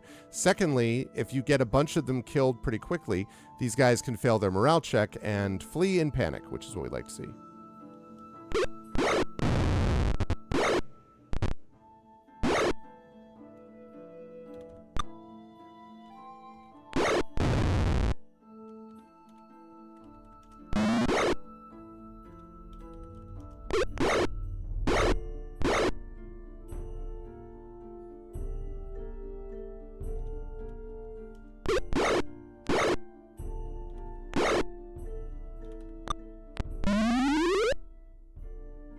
I didn't ready the items again.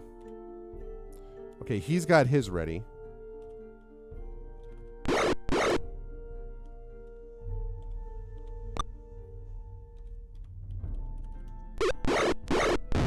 Did.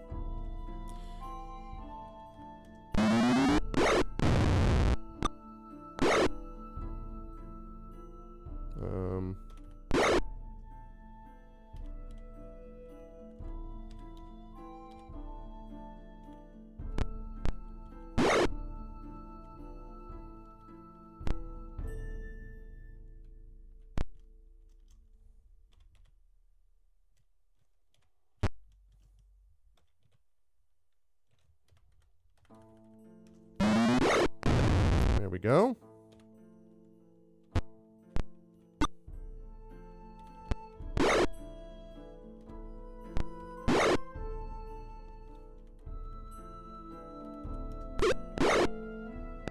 Fleeing in panic where exactly? I'm going to flee in panic. Are you really? What's that going to look like, fleeing in panic? Sure. So... her AC is 4 with nothing. Sorry, with a shield plus 2. So her AC is 7 this way, right? With a plate armor, she drops to -3. Then when you put on the shield, -6. Pretty nice.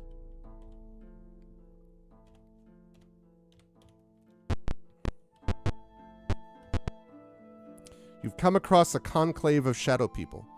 So it's AC 0. No, if it's 7, no, because if it's 7, if she has a 7 AC to begin with. Oh, right, you're right, because it's, yeah, she has -3 to begin with. She has, like, so she'd have a base AC of 7, so there'd be 3 points off. So yes, AC 0. So AC 0 by itself, yep. It's pretty sick. You've come across a conclave of shadow people. They've been waiting patiently for your arrival. I like that picture, actually. Again, images and words form in your mind. You're told to go down a long, cavernous passage. The entrance is through the door to the south. The passage is free of any evil creatures. However, there are many Mobats that also live in these caves. You'll have to deal with them yourselves. You'll come upon a door to your right. You may rest there. Yes. Eventually, you will meet the ancient revered one. He will give you further information. The shadow people fade away.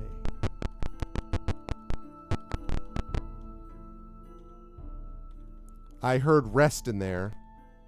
You had me at rest.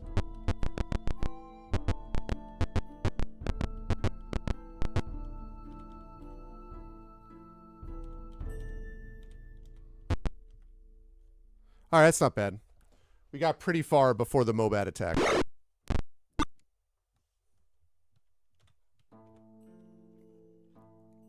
Yeah. Well, but if we get the Dragonlance, which is supposedly the guy has, if we do get the Dragonlance, I mean, if that's anything like the book was...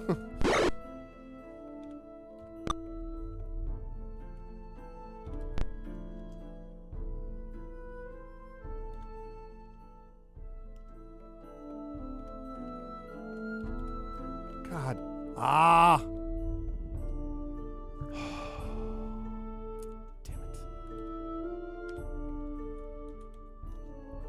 Screwed up again.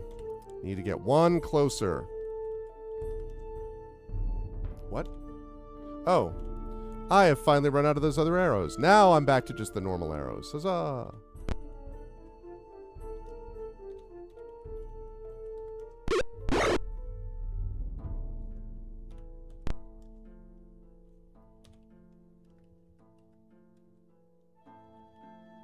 Nope.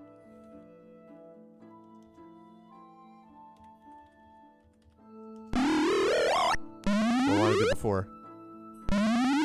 Damage to dragons equal to your hit points? Good God. That yeah, that's sick, all right.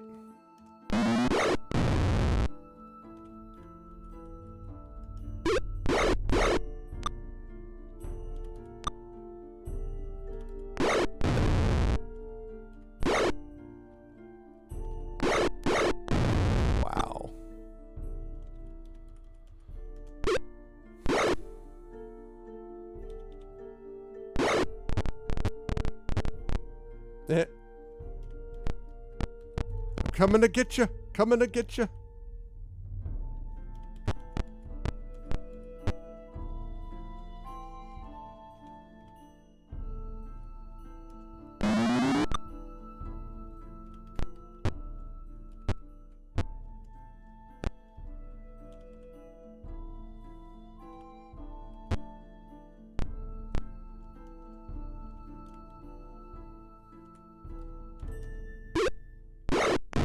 There we go.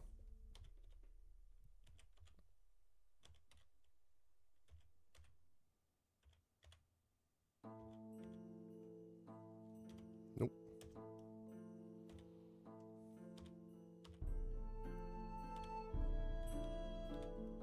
Okay.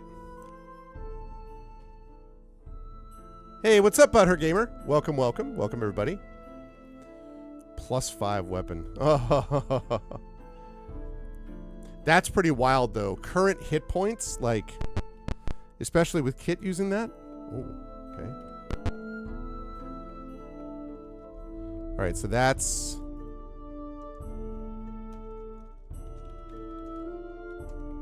to 14.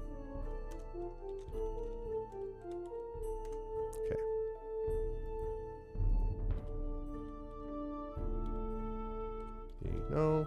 Exit. Move.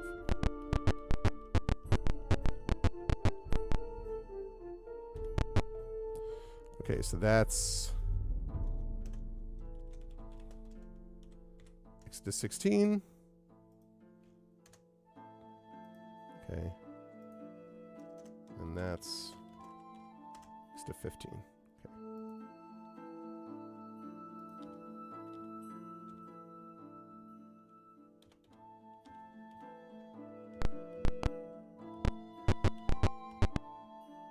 Oh, it's right there. That's the resting room, if you will. The rest room.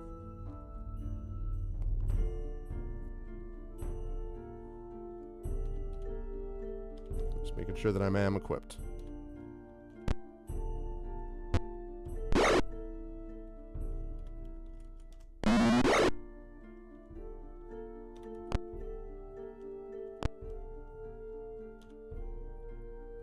I'm gonna just use those.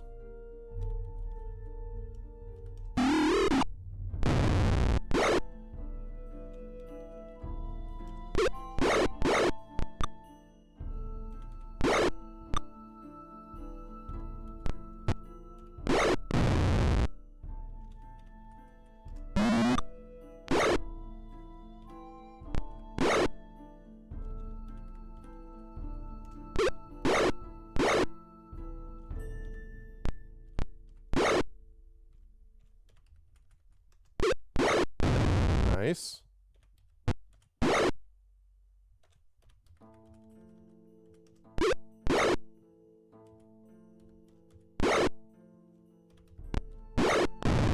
And dead.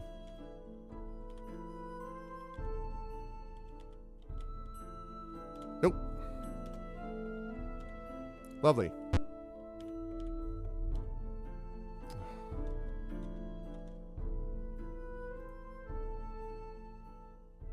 Word number 6. Incredibly exciting can. Alright, so now we should be able to... should be a room where we can rest.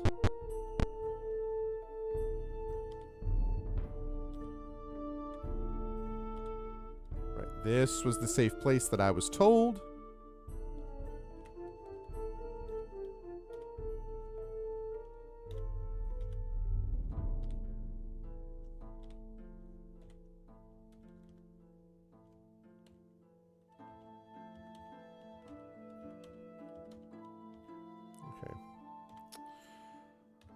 Right, let's do one of those. Let's do that, let's do that. Oh, first of all, fireball. I need to look up the description again.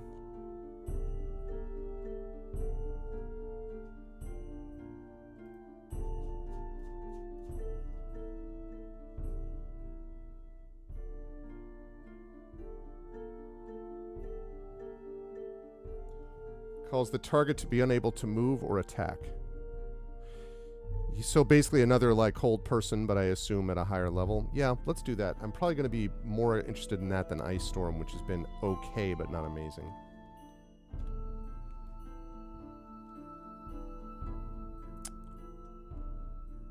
Okay.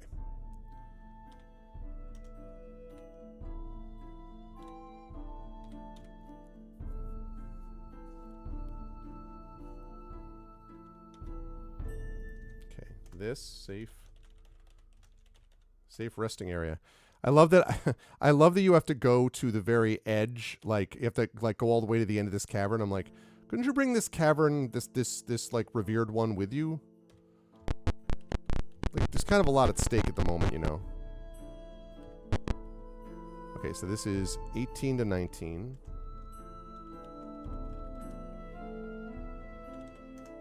19, and this is 6 to 18.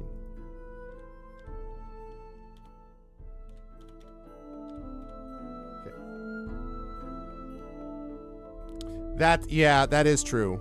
I still have An Ice Storm memorized. It's just, you know. Oh.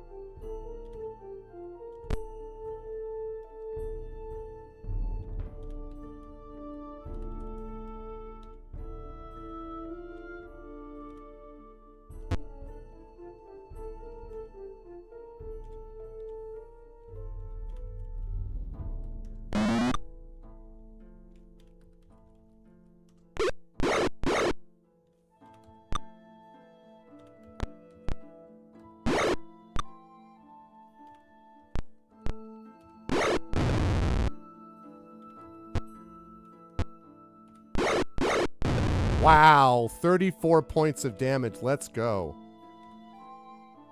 That was useful. No spells needed there.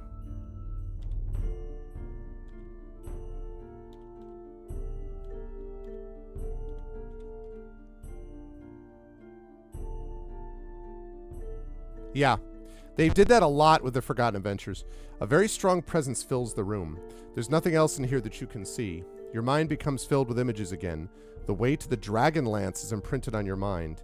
It seems to lie in the south central area of the dungeons to the west here. So you have to go west and then go south central. We record the information as journal entry 63.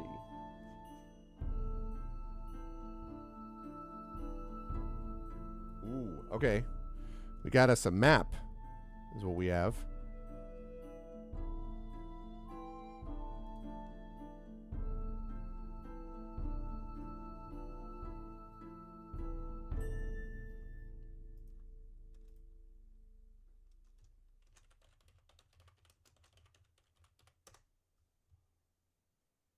Okay. So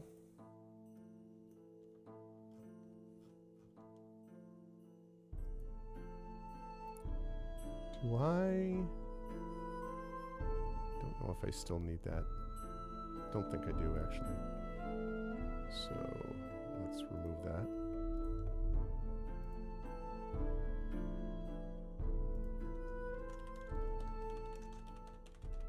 Dragonlance location. Oh, shoot. Cancel. Remove. It's an image, not a window capture. Image. Dragonlance location. Browse. There we go. So that is what we're going to be looking for.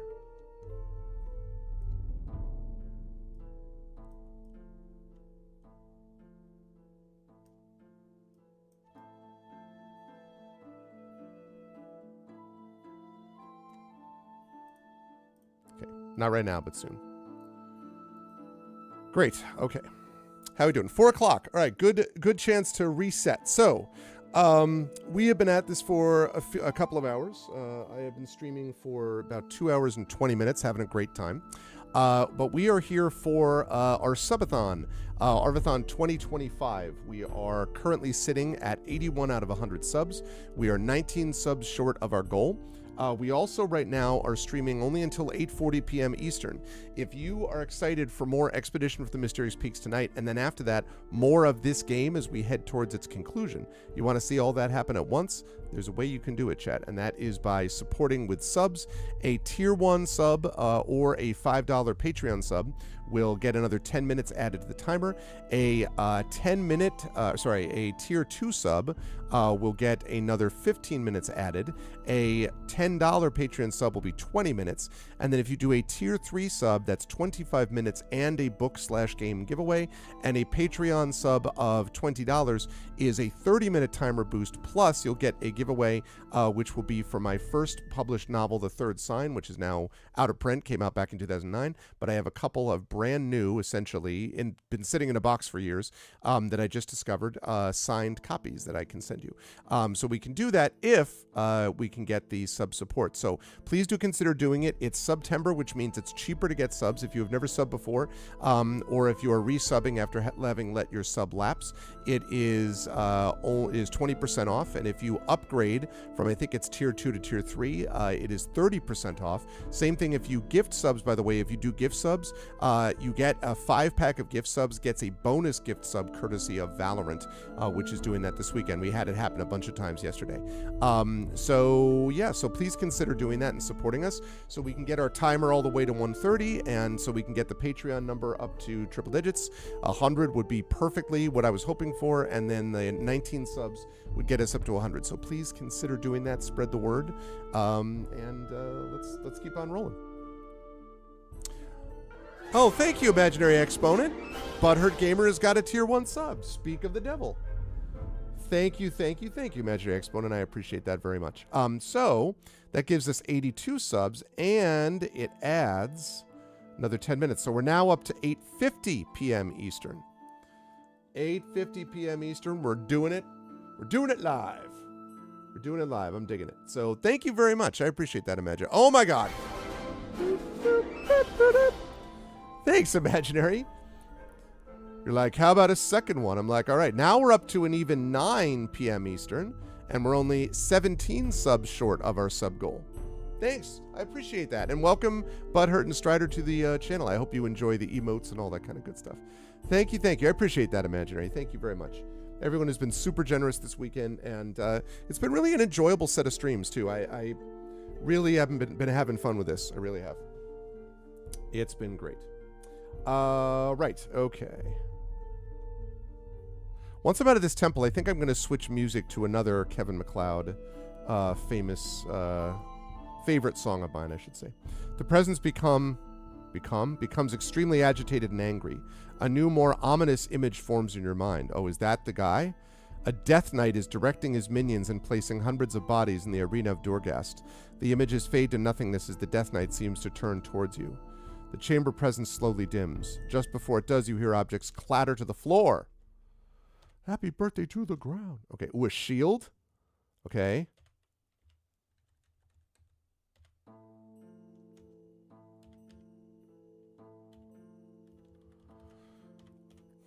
All right, so she's got a shield +2.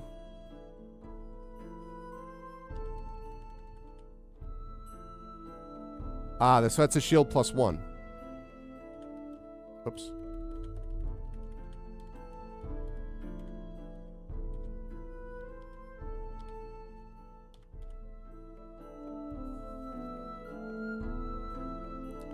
I want to check something. So, AC 0. Shoot. AC -1, right? So that's just a regular shield. So as not to confuse me. There we go. Now, I'm still going to be keeping the halberd, but I should give him... Do I have a... I think Arvin has one of these. Yeah, I'm going to give him my longsword +1. And the reason is, if I ever need to privilege AC and just need maximum defense, I need to make sure that I've got the longsword +1 that I can use with the shield in that event. Halberd +2 is a better weapon for him in terms of damage, but... A shadow person directs you to the door to the south.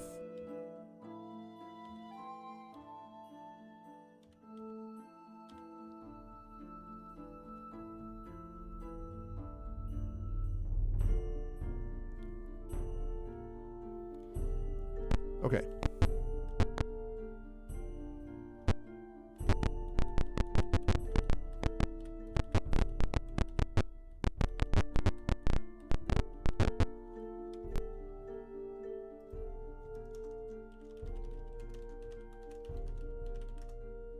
Okay.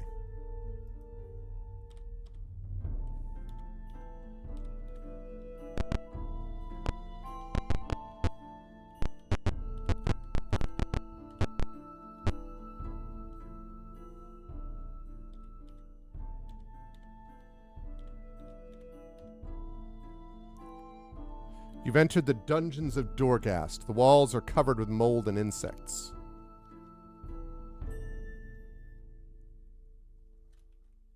Let's make sure I get the Hewerzid.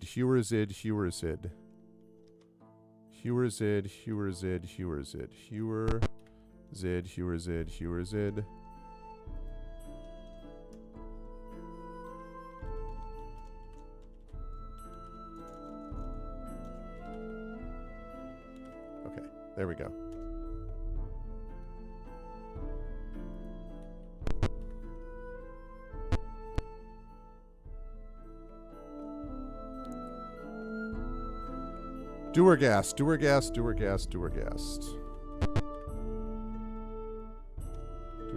Dorghast.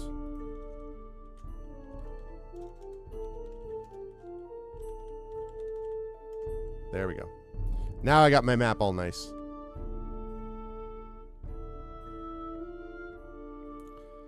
Temple music. Well, okay, what I had in my mind was let's switch off of that.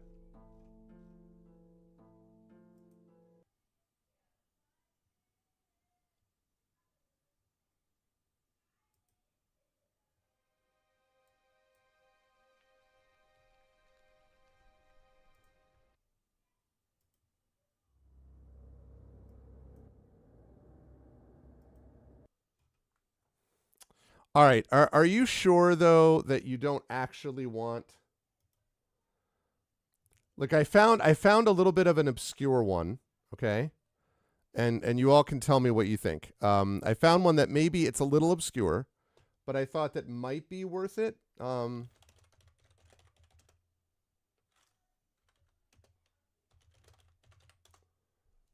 This is a little known game.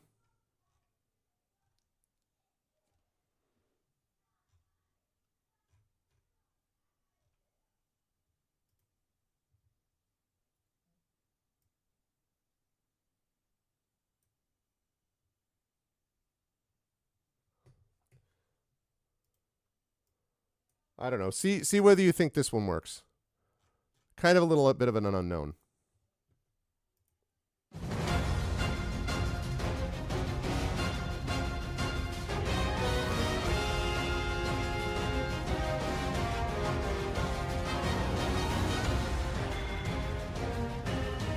Okay, never mind. I can't. It's gonna get the whole thing demonetized. I can't. If only. If only I could. That slightly obscure tone.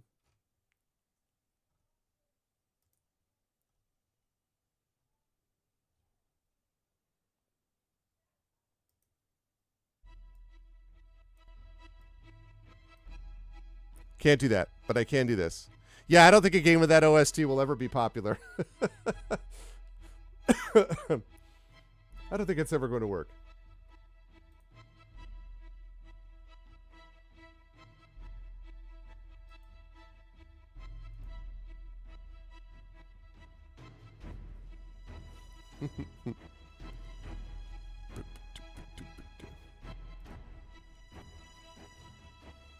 Okay.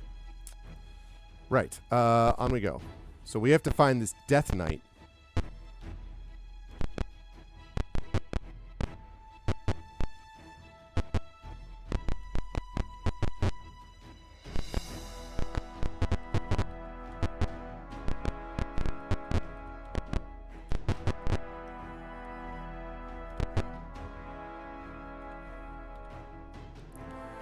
They're always starting us in these cells.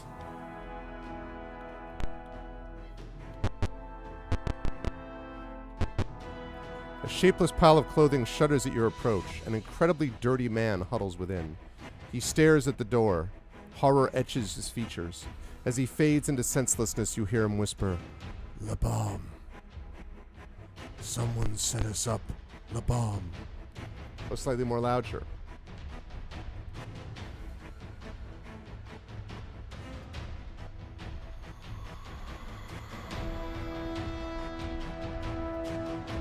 Maybe a little better. Little Mo better? Little Mobat better? Mobat? Mobat better? Okay.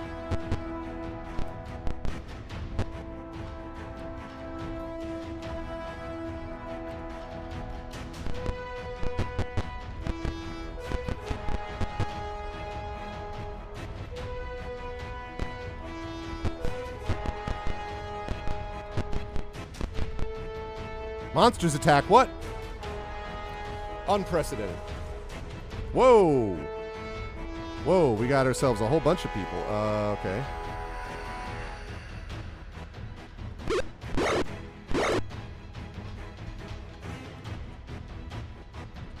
Okay.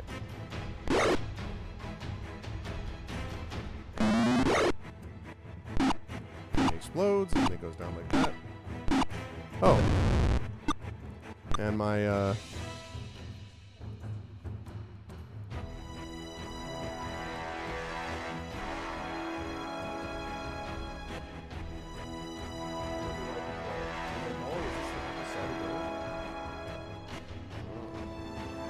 a scone? I got a bite of a scone, and I got apple, and I got an apple cider donut. Thank you, honey. That is a good combination of things, for sure.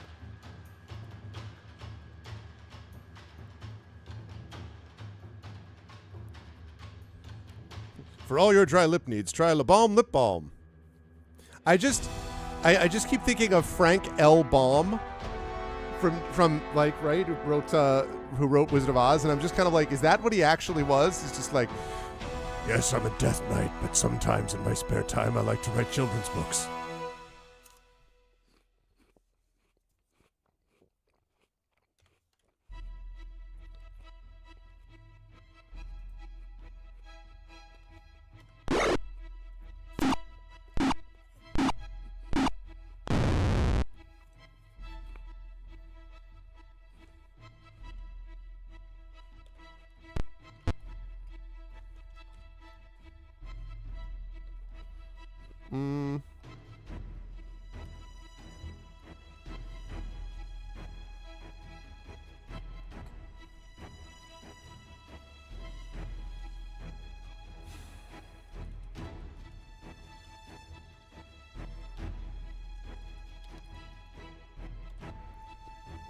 Yeah, too far away, so...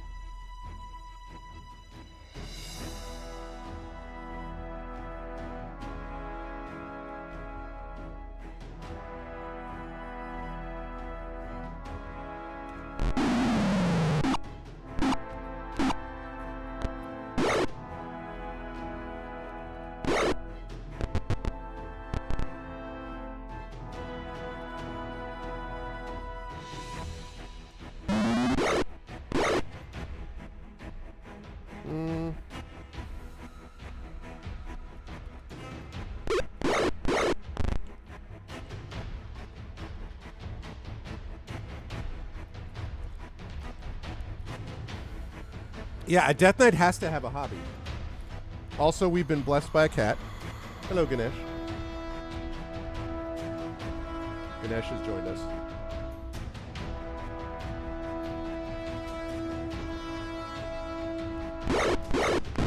"27 points of damage. I don't always hit, but when I do, I prefer 27 points of damage." Oh, whoops. Let me do that.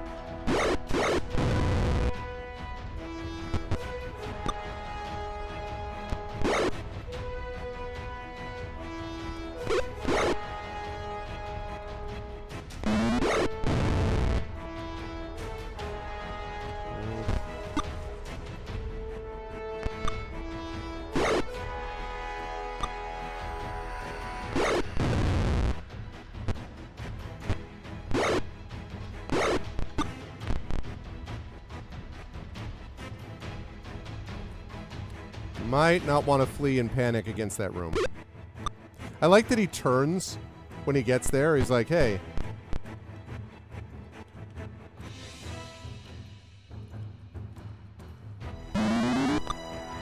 I want to see the arrow coming towards me.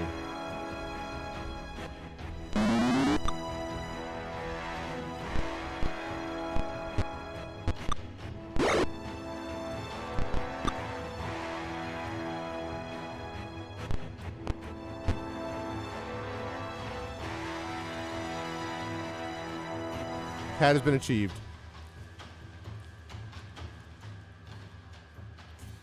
It is true that they have been on a better streak of not missing. We'll see how long that continues. There we go. Pretty good, although would like to get him a light wound heal, I think. Yes.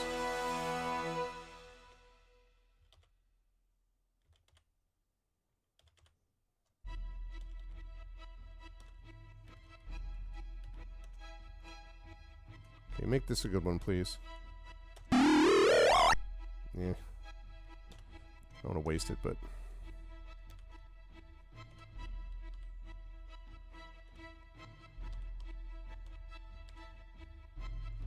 Nope.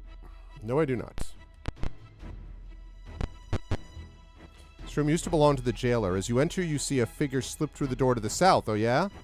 Well, I'm going to slip through the door to the south. How's that feel?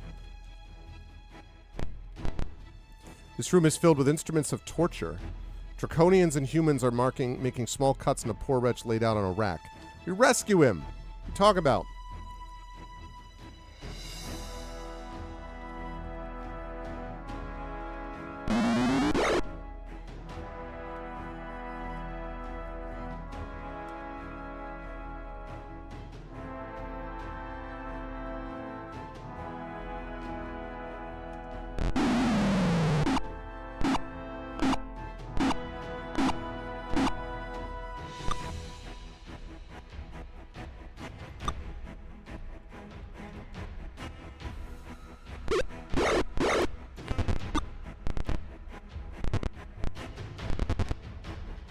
Okay.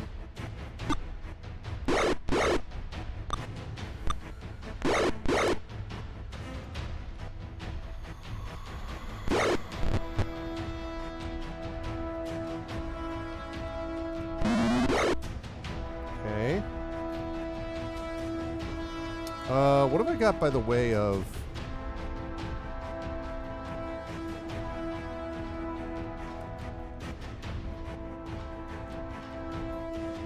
Right, because it's not identified yet.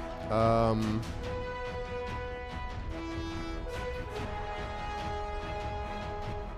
me do that one.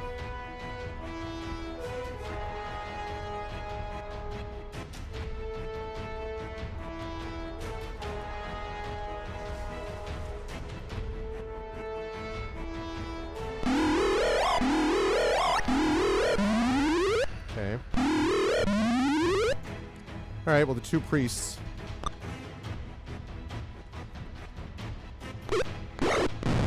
Mm-hmm.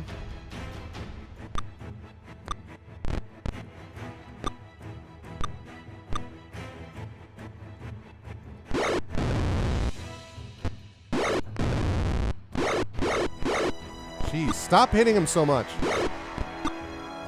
I think they're getting too pumped up by this music, Tom.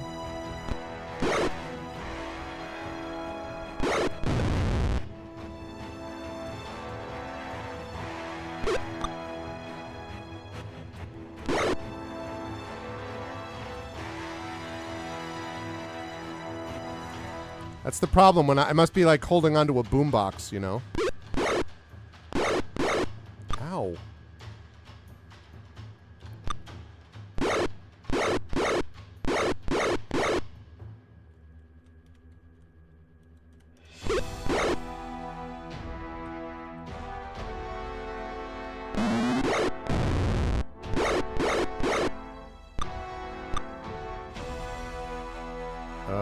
Let's go with...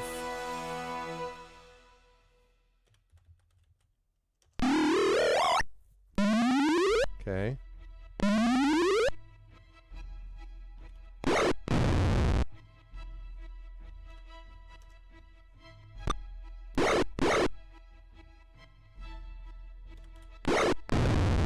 we go.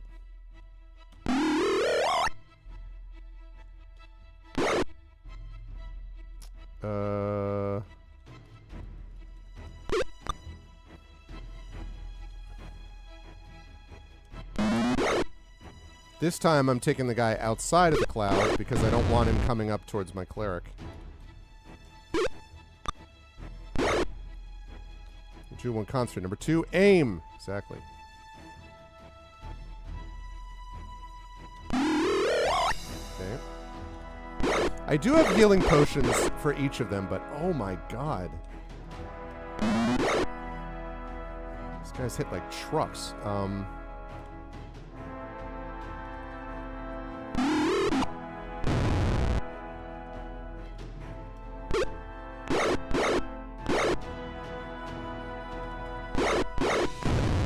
Jeez.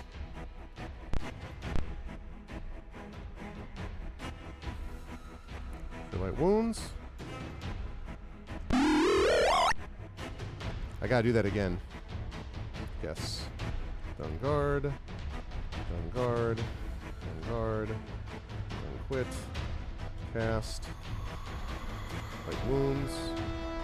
Done quit. Okay. Yes. Do it again. Guard. Done quit. Done guard. Quit. Guard. Cast. My last cure light wounds. Okay, it's okay.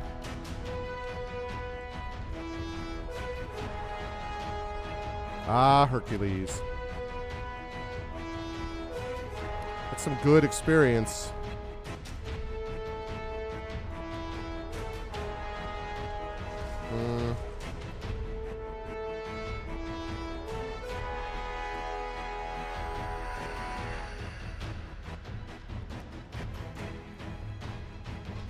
Damn it. Nothing at all. Oh well. The victim sobs in gratitude for his release. Gives you a safe place to rest and a bunch of experience. Oh.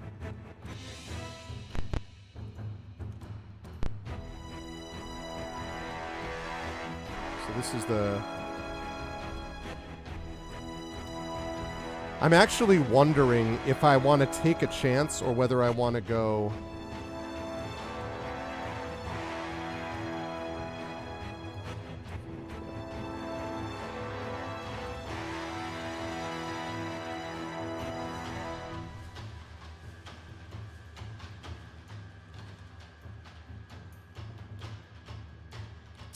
I think I'm actually going to go back and rest. I don't love doing this, but...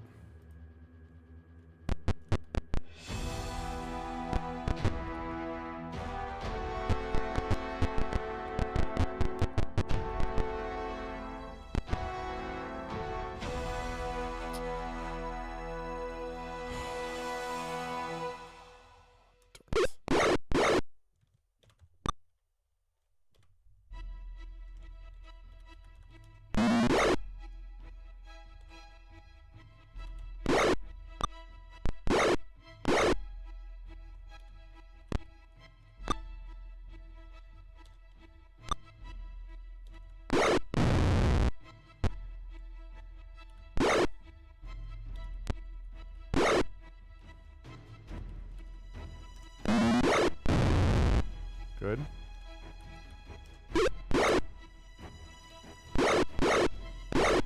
Ow.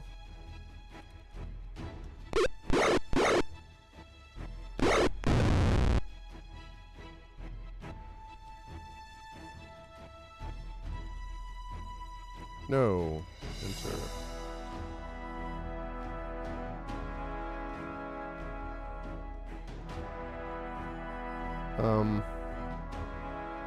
Okay.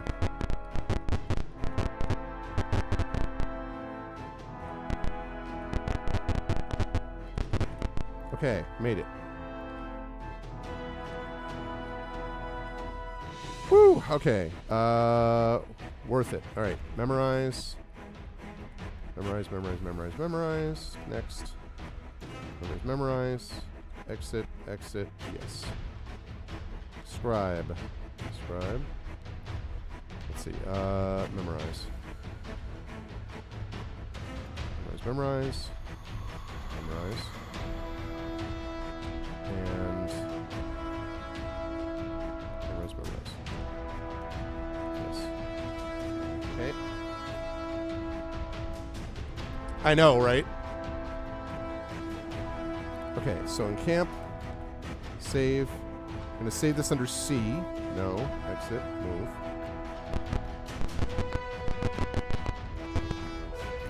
Damn it. Alright, that's not too bad.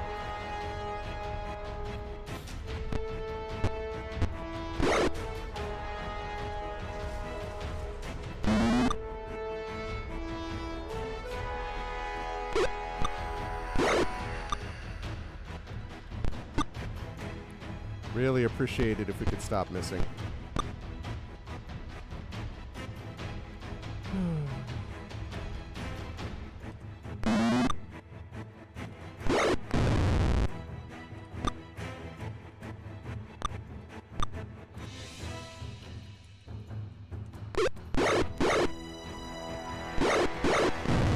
Alright, good. No. Alright, 2 hit points, I'll take that.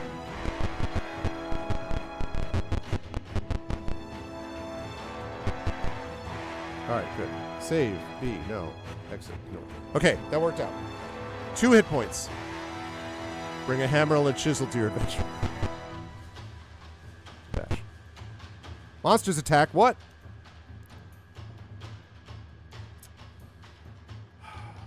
Darn it.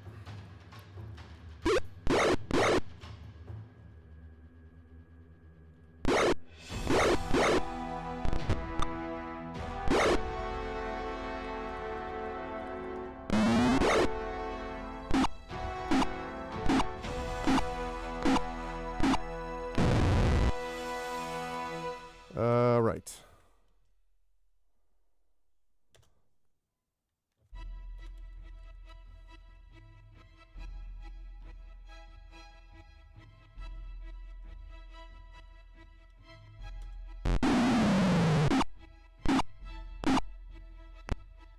Why did it not? I guess because of the corners.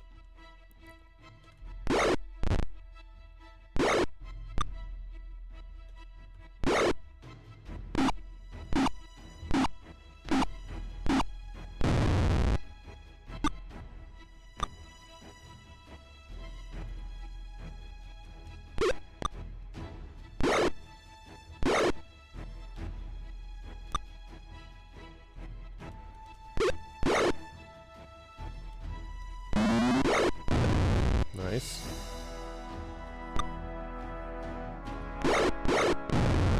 Nice.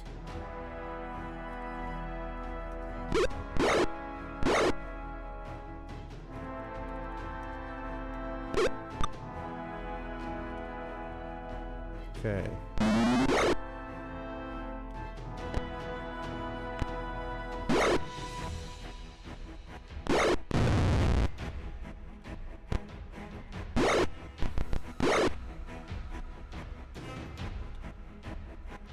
Okay.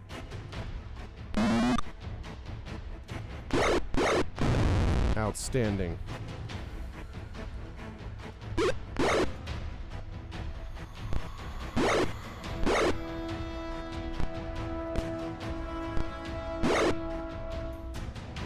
Okay.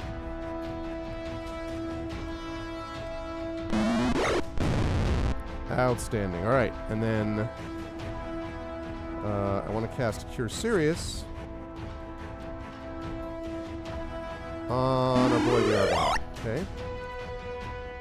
And then I think I should be good.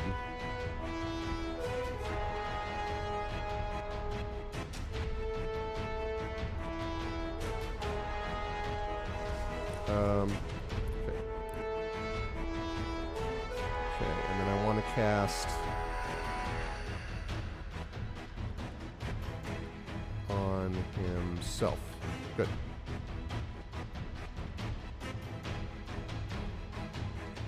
Okay.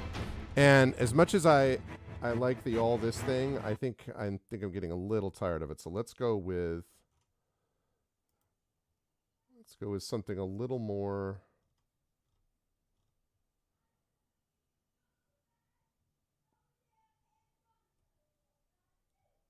ominous, maybe. Do I not have this one here?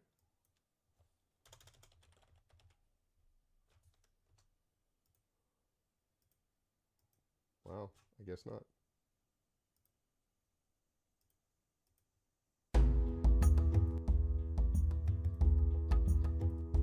Since we were talking about this before.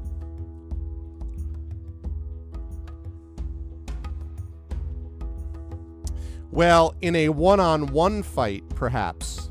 But if you're talking AoE, I think you'd have to give it to a high-level mage in that scenario.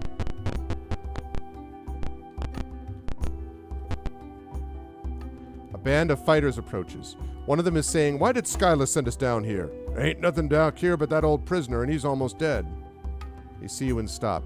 You hear a whisper, "That's why, idiot. What do you do?" Leader asks what you're doing here. The leader says, "Listen, Skyla's waiting for some guys to come through here. Keep watch and we'll go tell her this corridor's secure."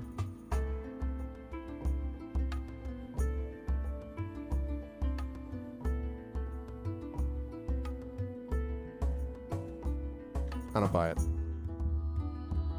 Do not buy it.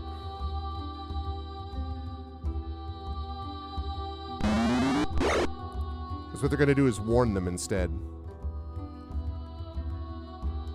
Like, for example, in this situation,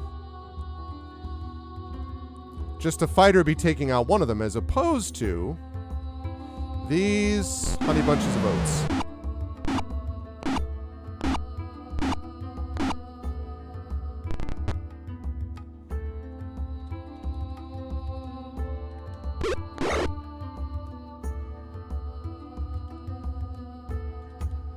And come to us.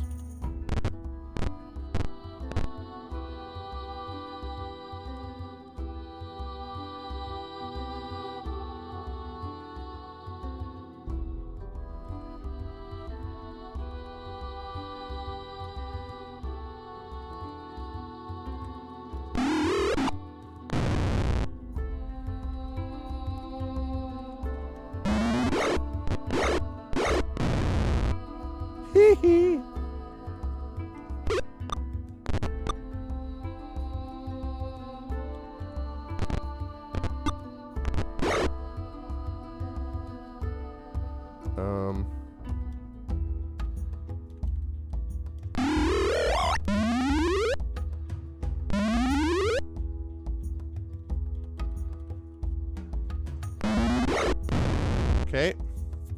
It's 327 at Taki's patrol, so it's all good. True facts.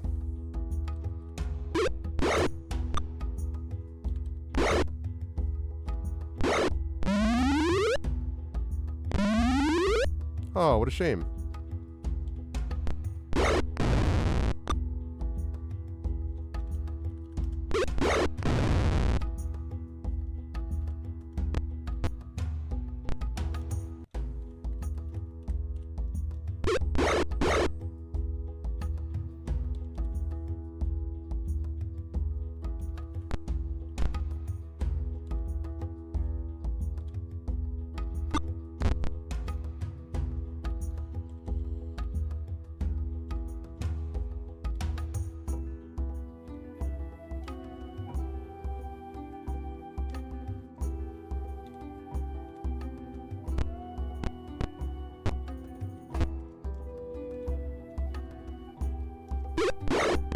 Goodbye.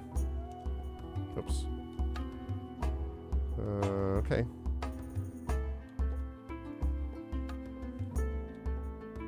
My feeling about that was that if I let them go, they were probably just BSing me, and they knew they were outmatched. So they're like, "Oh yeah, we'll go tell them everything," and then they're gonna warn everybody. So my feeling was this was not the way to go.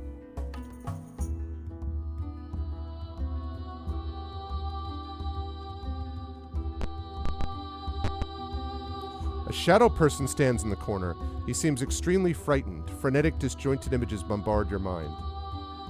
Finally, one image comes in strong. Skyla, the so-called escort from Jellic, is going into a room and preparing his soldiers for battle. The shadow person warns you that your presence is probably known.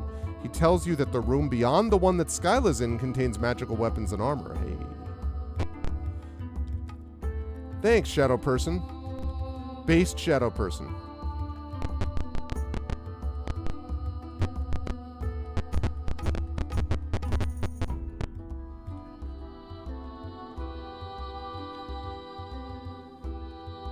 Yeah, the loot's been getting better, but...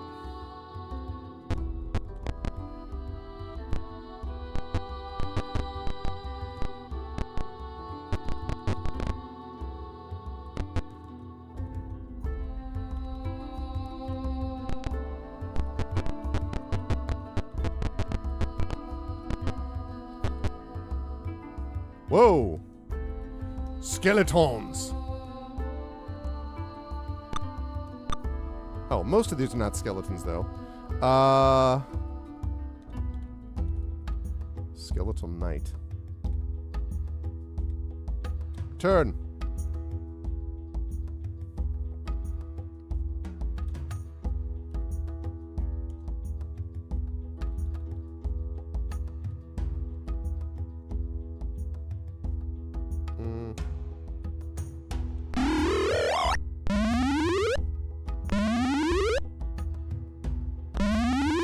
Yeah, the problem is I think I already may have used it. That's the problem.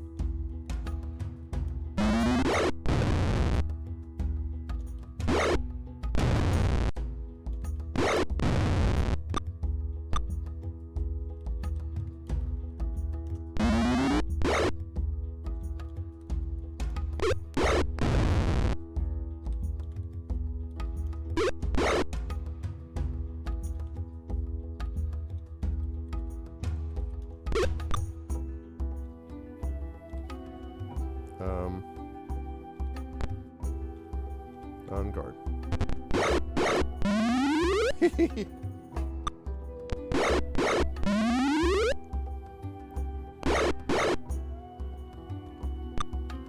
Oh, come on.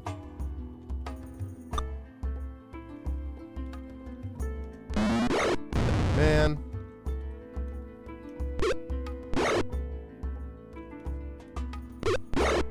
Hey.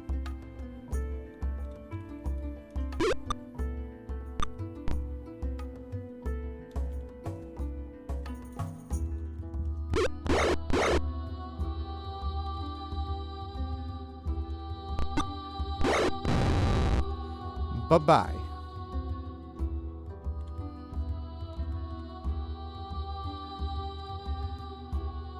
Nope.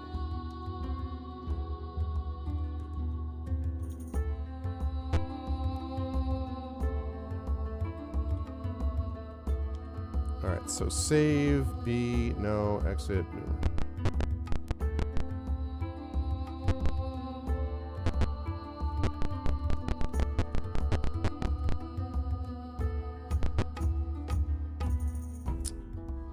I hope I'm going in roughly the right direction, I think.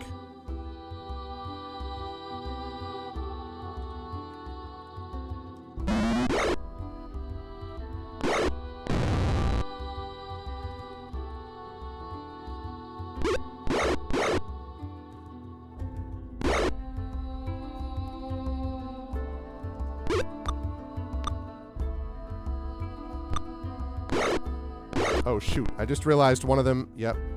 You lost your... Yeah. Haha, nice try. Need my damn weapon.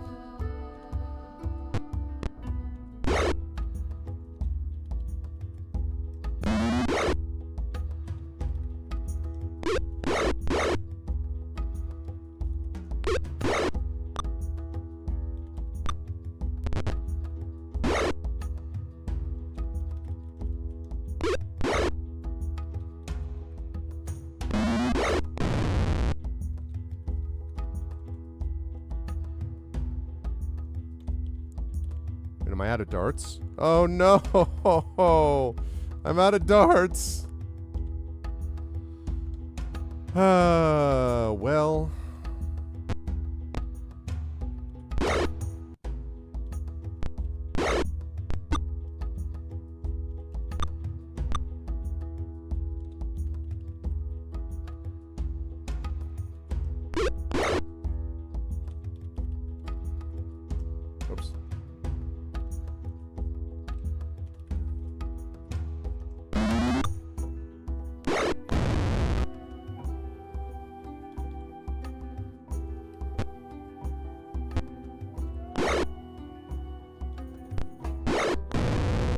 Bye-bye. Okay,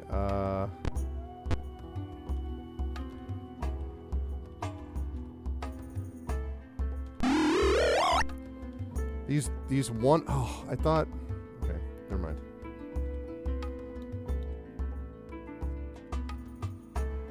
Alright. These one-person, like, these one-hit-point spells are...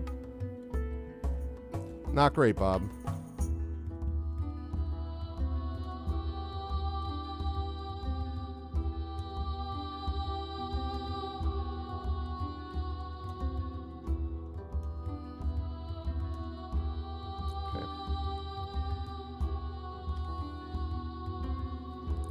Getting to play.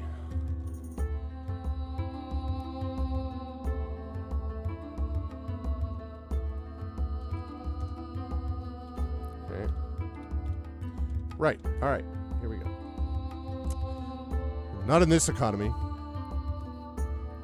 No, the problem with that wasn't just that. It was that they actually, like, the money I think is fairly well balanced in here, actually, but they do cost a lot of money. Like, it is...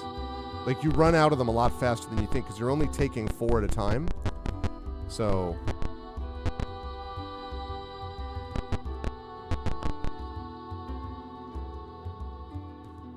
save... B, no.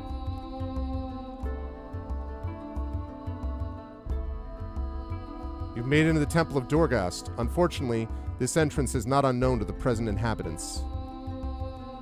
Oh, hi.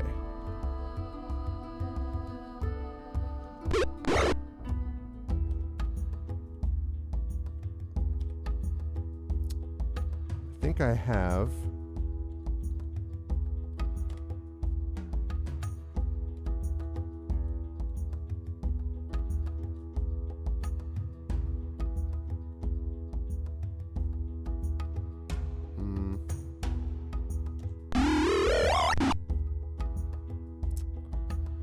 Yeah, I was too afraid of hitting everybody else.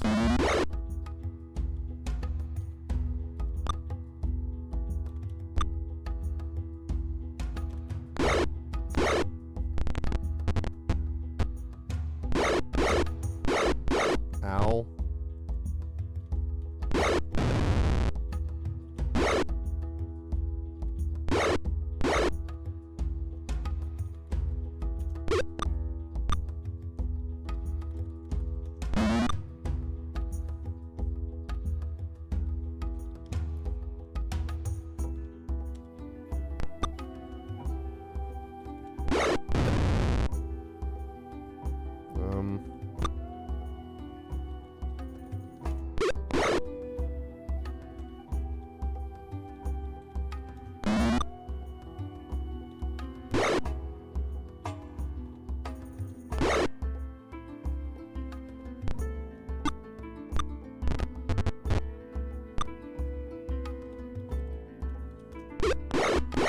Literally moving into a flank position, which does not get used nearly as often in this game as in other games.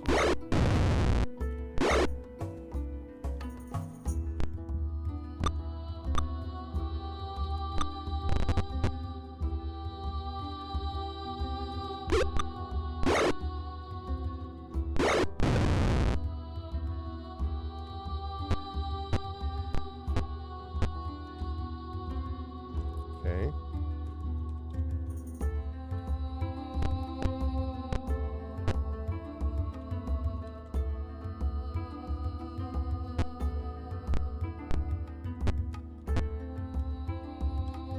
Card. Yeah, that's true. +5 Trident salesperson. Oh, man. Yeah, it's, that...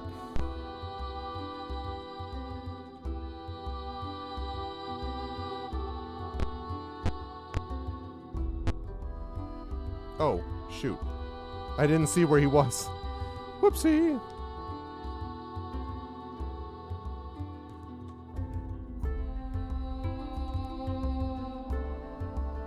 Yeah, for some reason I didn't see that he had gone that far.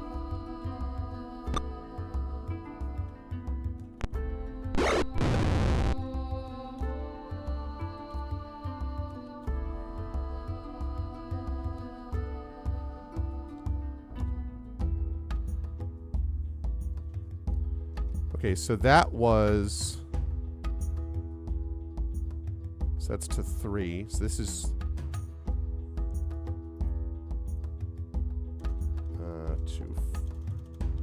exit to 4. And then up here is exit to 3. Okay. Yes, exactly. I always thought that I always thought tridents were cool weapons that didn't get used enough, but I understand why. They're difficult to use actually IRL, so I get it. Hear the distant sound of trumpets. The good armies have arrived at Sanction.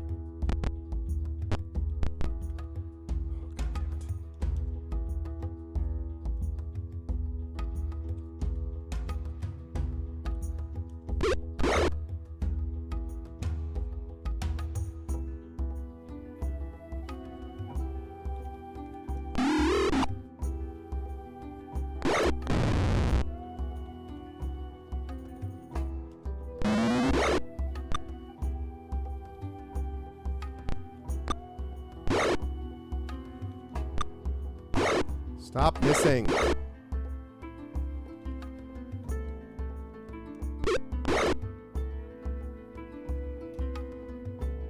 Wait. Okay, your sword is working. I do have a healing potion, like I said with them. I've just been trying to avoid using it, but...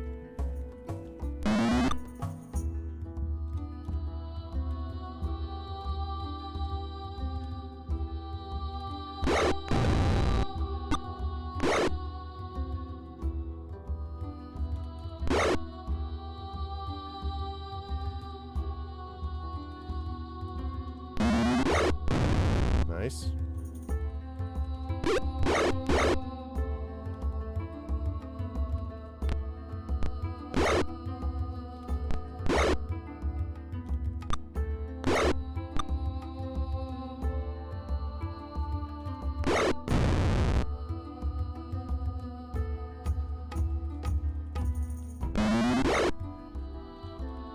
Isn't it time for you to flee in panic?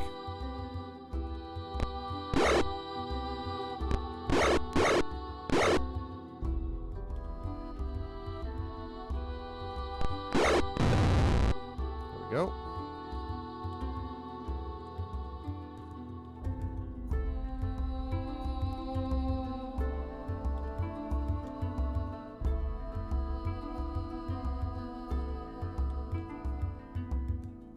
No, I do not. Okay. So, let's save this. Under C. Yeah, that's right. Okay. I'm going to zip down quickly, use the facilities, and grab a drink, and then I will be back up, and we will keep going. With this, we're up until at least 7, and then at that point I get set for Expedition for the Mysterious Peaks. Right now, though, we are streaming until 9 p.m. Eastern, but if you want me to go all the way till 1:30, and why wouldn't you, then please help out by supporting the subathon. We are 17 subs shy of our 100 goal, and we are $30 shy of our Patreon goal of $100. So you can get cool things for each one of them. You can increase the timer. You can also get book and game giveaways if you support at the tier 2 or tier 3 level, and or the $10 or $20 level on the Patreon. Patreon is a little bit more bang for your buck, so consider that. And yeah, but otherwise, stick around. I'll leave this music going, but I will be right back.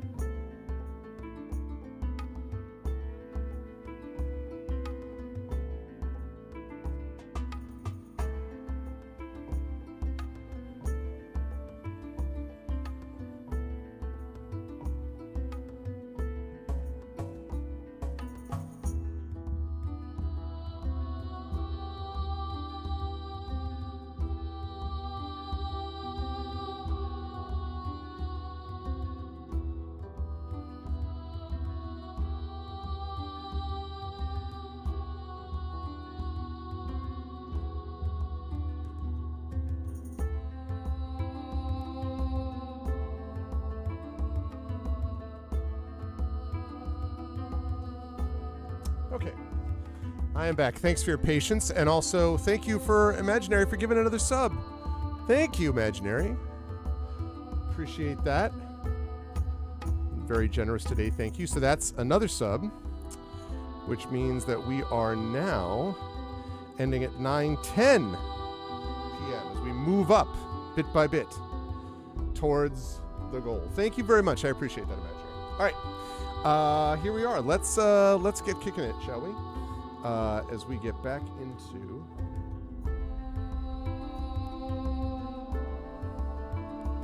oh, cool. All right. Right. Okay. No, do not quit DOS.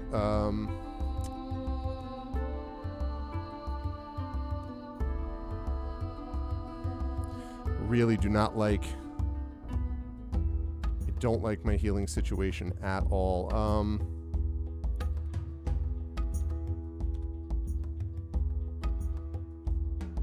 I may have to use that. Let's see, no. I may have to use that healing potion of mine. I really don't want to, but I'm going to be using a consumable. You hear metallic scrapes and muffled curses coming from the door on the east wall.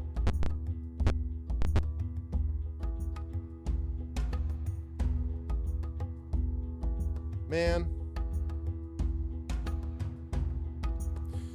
You know, I hate to do this, but I'm going to try reloading it. Because if there's going to be a fight in that other one, I don't know. And that's going to be another one of those deals where it's like, can you get through? You know, can you rest in an area where you're really not supposed to rest? But going all the way back to the cavern is probably not a viable option.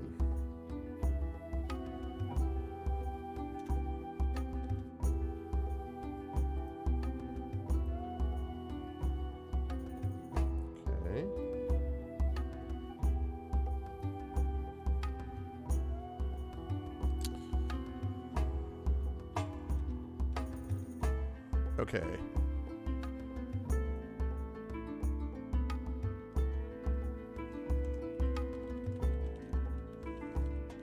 Okay, there's that.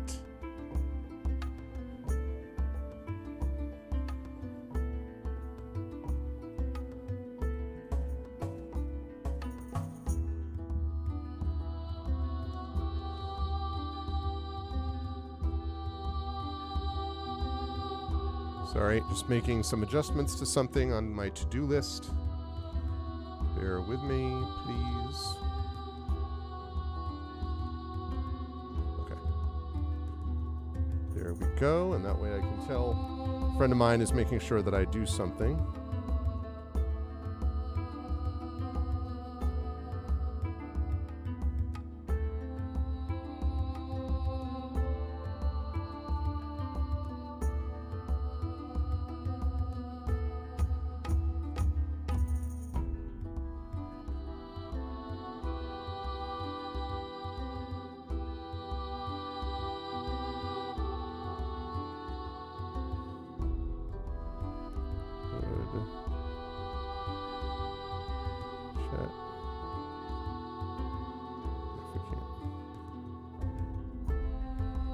Great. That's good. That's done. Let's clear that. That's there. Never mind that. There we go. Good. Okay, great. Right. All right. So we keep going.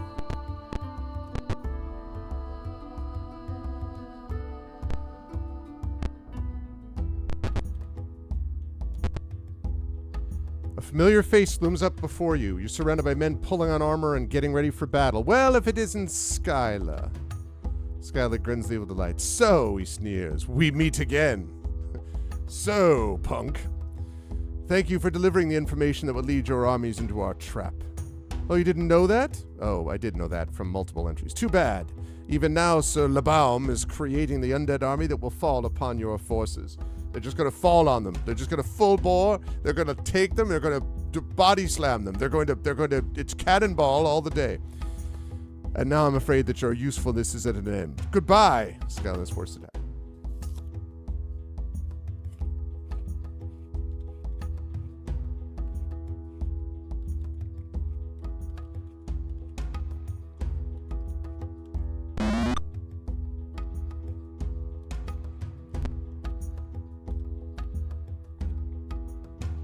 I'm going to need you all not to miss. It's going to be really important that y'all not miss.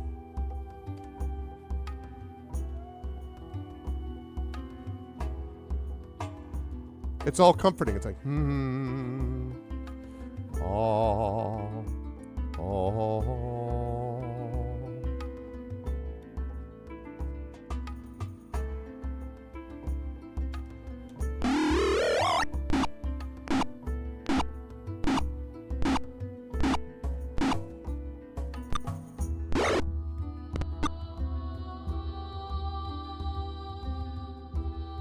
Can I get there? This is gonna hurt.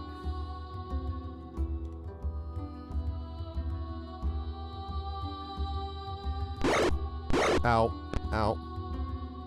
Ow.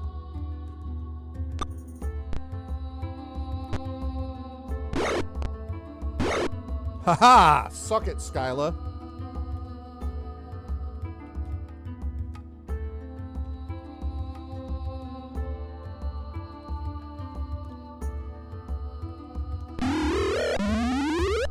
Final battle of the Dark Wizards.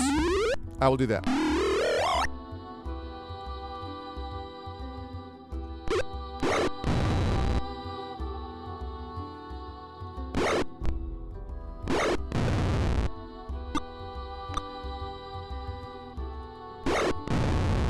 See you, Skyla.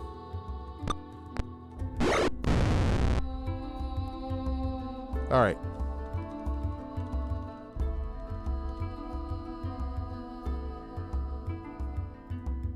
Dark Wizards.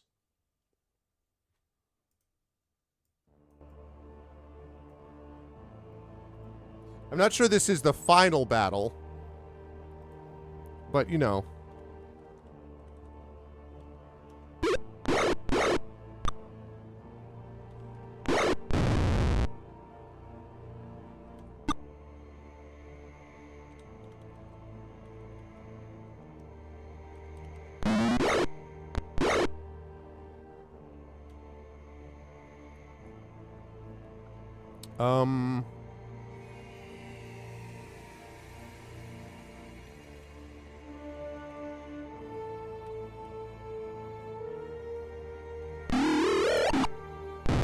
Nice.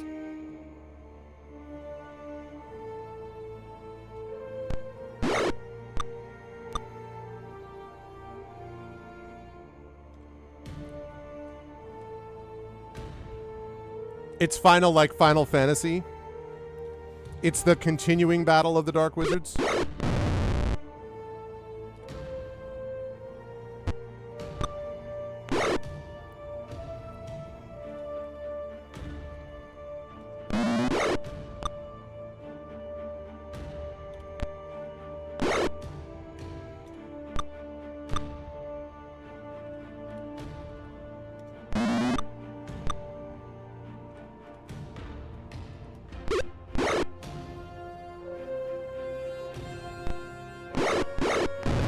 Done.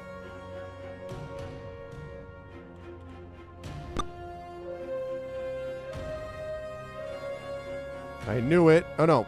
No, he's got his halberd. Never mind. He's just missing. Stop sucking, Arvathon.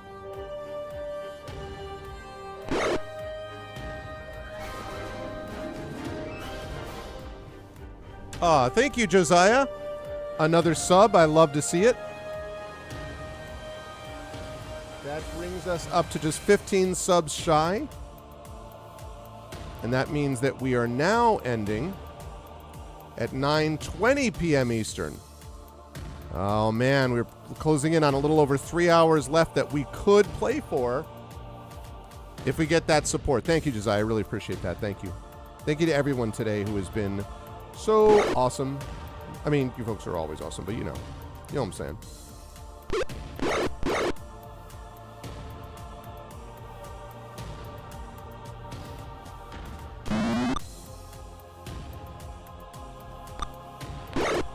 Damn it.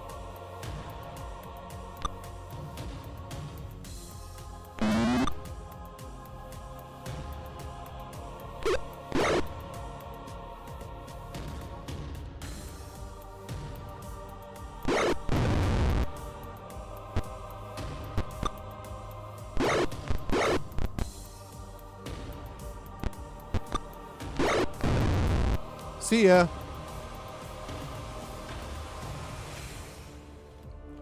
There it is. Okay, so now... Do I have detect magic? I do not. Oh, look, darts. All right, well, let's take those.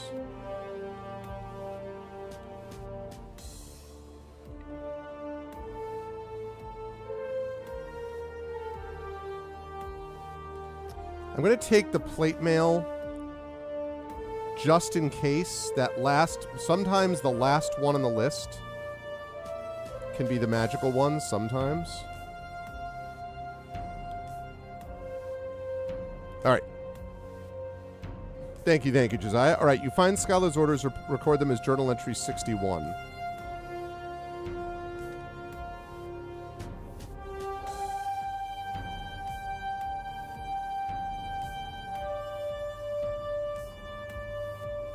I want you to find the adventurers and put them out of our misery.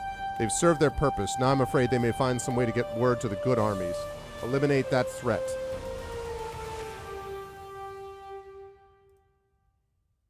All right. So now I think...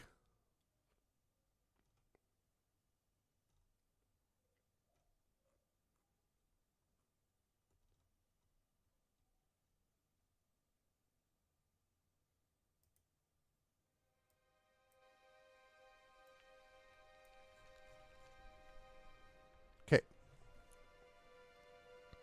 I bring to you an oracular message from my fortune cookie.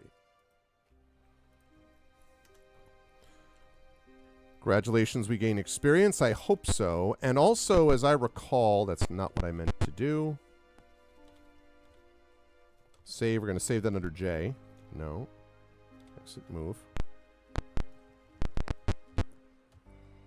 They said behind that room was a room with weapons and armor. Yeah. Take. Okay. Looks like a good place to rest. Yes! It's a good place to rest. Let's go! Yes. Okay.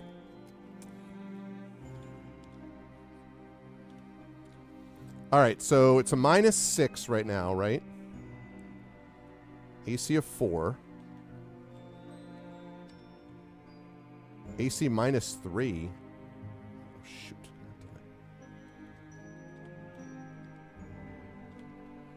AC of -4. Okay, so...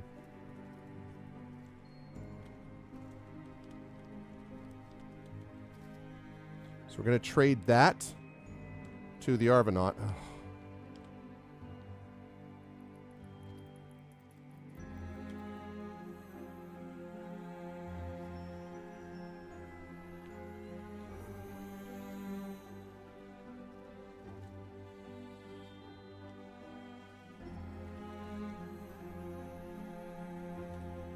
Okay.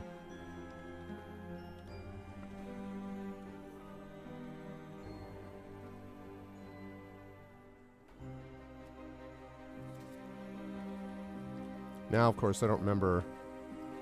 That's -3. That's the -4. Okay, so. Trade.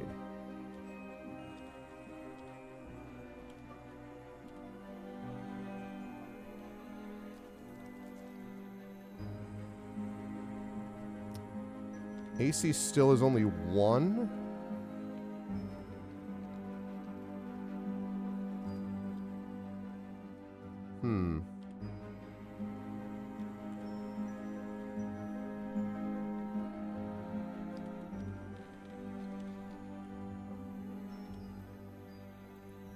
It's -3. Still -4. So he already had plate mail +1. Okay. So let's trade. Oh my god, no. Ready.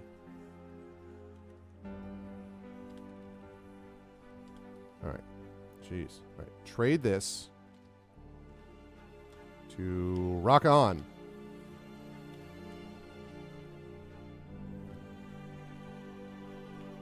So instead of an armor class of 1, armor class is 0. Let's go.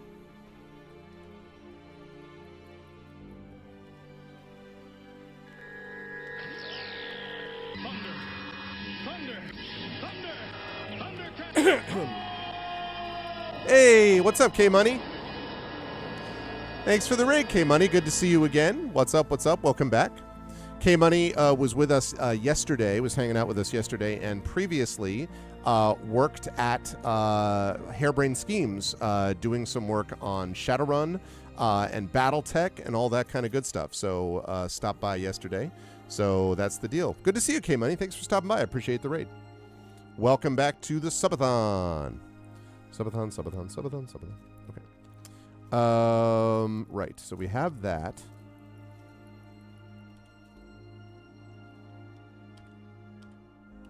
Okay, so that's plate mail. So if I trade this to Arvathon, I ready that. View item. He has an AC of -1. Still -1, so it's the same.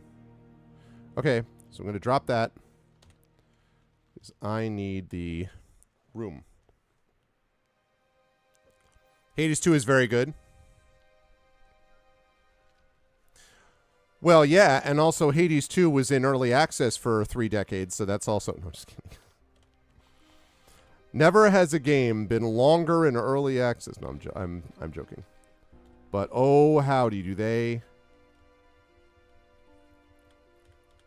Did they make sure that they take their sweet time on getting the game out? Okay. Right. So, trade plate mail to Arvathon. All right, so he's got a -1. Also a -1.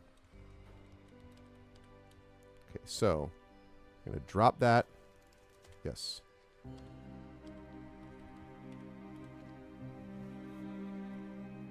Okay, shield +2. Still -6. That means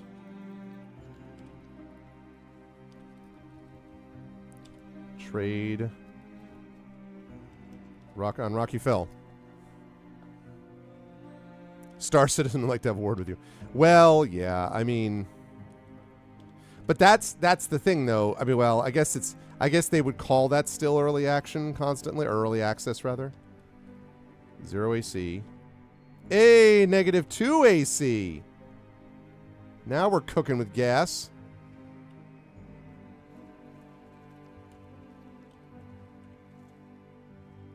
I'll just drop it then.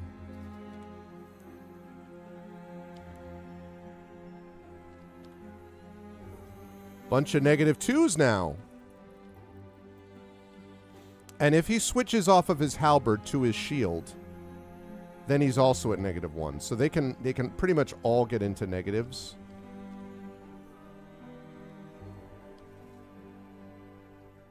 Just about all. Okay, now that's a longsword +2. 1d8 +11. 1d8 +12. Oh, that's a longsword +3 that we have there. Oh, Jesus. What is the freaking problem with the Arvathon? I guess because he's got that extra plate armor. All right, so if that's the case,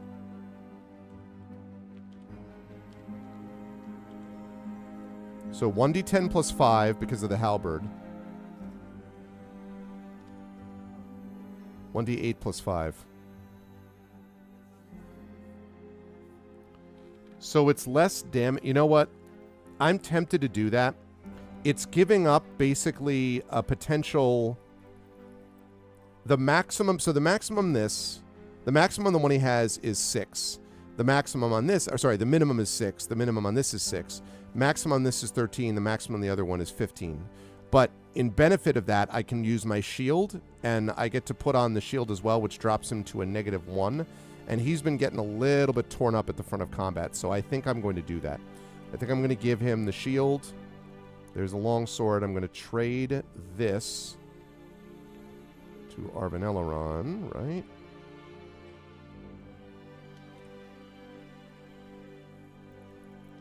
I'm going to have to check out that mace. I can't imagine the mace being better than a Mace of Disruption, but... Let's see. So, if I drop...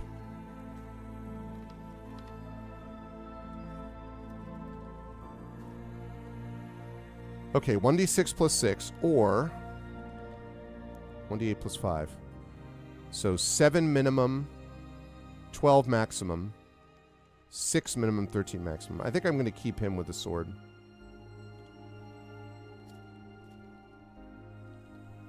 If he uses one, although most of the time he's not going to be using one. He's going to be using that. Down to 102 arrows, actually, with him. I had like 300. Wish I could ID those scrolls, but... Alright, now the last thing is longsword. 1d8 plus 12.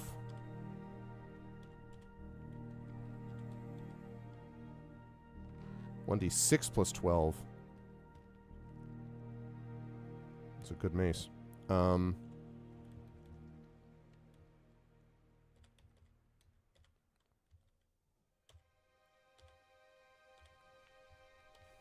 All right, let's see. So, 1d8 plus 5, or 1d6 plus 6. So 6 minimum, 13 maximum, or 7 minimum, 12 maximum.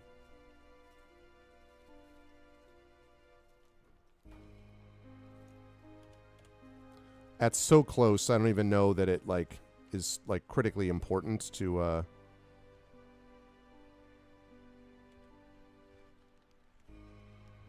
mess around with it, but...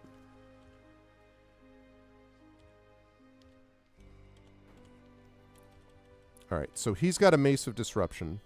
So it's 1d6 plus 8. 1d6 plus 9. Ooh, I mean, I'm going to keep the Mace of Disruption because of the undead stuff, but...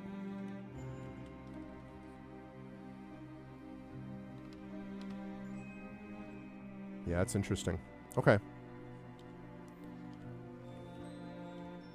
Well, the fact that this stuff is really good stuff and also that we get a place to rest here, that's awesome. Pretty much. Aw, thank you, K-Money.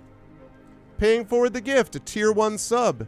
And a tier 1 sub to Unseen Sandy, tier 1 sub to Soup Stand, tier 1 sub to Hugo Z. Hackenbush. Thank you, K-Money. That's very kind of you. 3 subs. We're up now to 88 subs out of 100, which means that, first of all, we get 30 more minutes.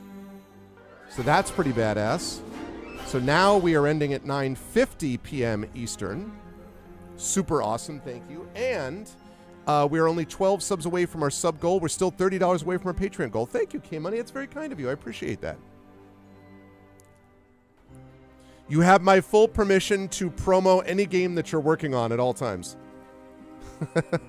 Anytime you want, you can just be like, hey, Arv, remember that time you said I could do it? And I'd be like, absolutely. Absolutely.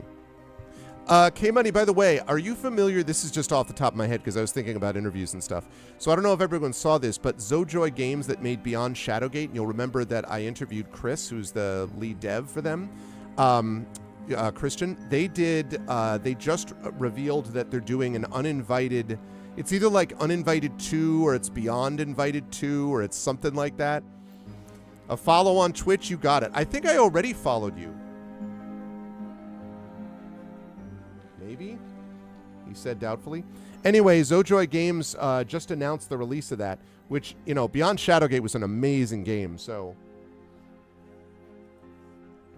Yeah, everyone please do give K-Money a follow, and I'm going to give K-Money a follow now, because apparently I didn't before, because I am a silly person.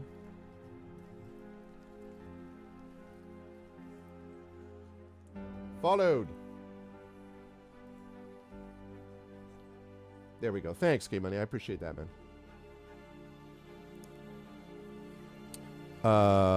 There we go. Yes. Okay, great. All right. I can't tell you how good a deal it is that there's a safe place to rest in this place. That is amazing. I love that you know that too. Like you can see it and you're like, oh, okay, that must be safe. Perfectly safe. Okay, I'm going to take a detect magic because I do need that just in case. Cure, cure, cure. Hold person, it did help that time. Cure serious, cure serious. Yes. And Watcher 3. We want you to have a detect magic for the same reason. Magic missile, magic missile. Stinking cloud, stinking cloud. And fireball, fireball. Yes. Awesome. Super exciting. Doing both combat and RPG games now and again. Very, very cool. Hey, is the real-time, I know you probably can't talk about it much, but is the real-time strategy game you're working on, is there a significant RPG element to it? Would you say? Is it that kind of a game at all, or is it just not? Is it very much just in the real-time strategy vein, which is also cool. I tend to prefer turn-based myself, but obviously they're both cool. Monsters attack. Bah! It's okay, though, because if you do any real damage to me, I'm just going to go back and rest again, so. It says no bad guys, and it's written in Draconian bat speak. They, like, walk up to the door, and they're like, guys, we can't go in here. We totally can't go in here. I can say nothing. I hear you. I hear you. I understand.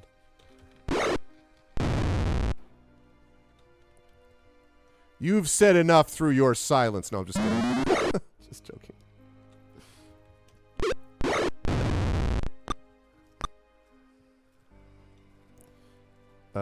I am going to use up everything I've got. Because I'm going to go right back and rest again.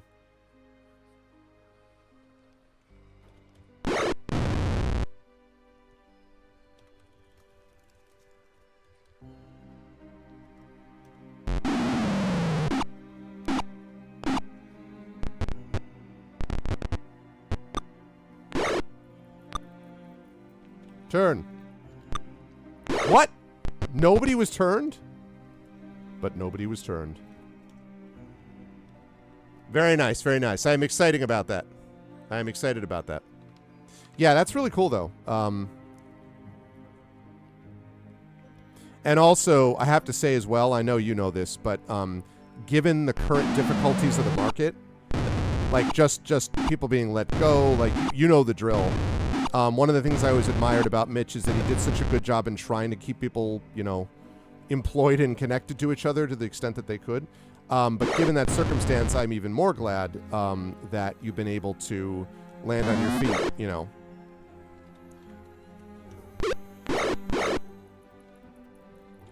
Because I am well aware, having heard it from many people, how tough out there.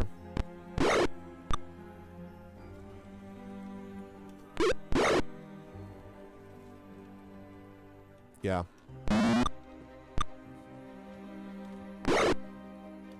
Are you able to say if you are like are you a programmer? Are you like a specific like graphic design or like an animator? Like where would you classify? My daughter also does some animation. I mean, she's 17, so she's still in high school, but has some interest in that, so I was curious.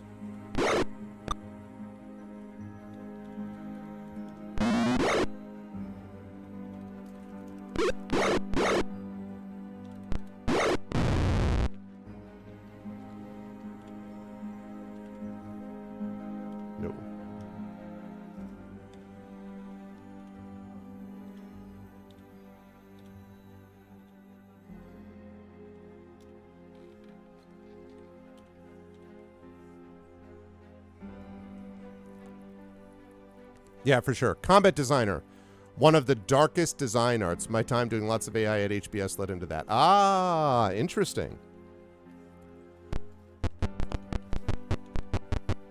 Okay, resting time. That's very cool. That's very cool. Yeah, I mean, if you just think about what developers are having to put up with in terms of extra, more and more stuff, more pressure that's been put on them, it is, it's not great. It's not what you want. And especially since we are currently playing a video game, and I do a lot of tabletop, obviously, but I have great admiration for creative work.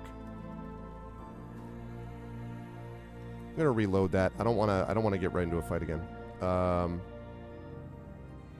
I very much appreciate what you're dealing with.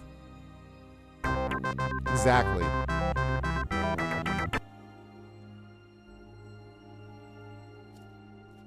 That's an interesting question, Imaginary. Also, sorry to pick your brain there, K-Money, but I'm curious. I had a big discussion today on the panel that I was on about storytelling and its value and how we do it in different forms and so on. So I have a tendency when I see it, I'm like, hey, can you tell me about this and this? What do you think about this?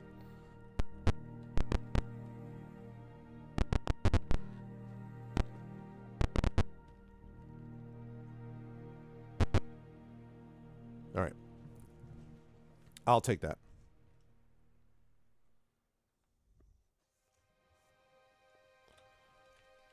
Okay.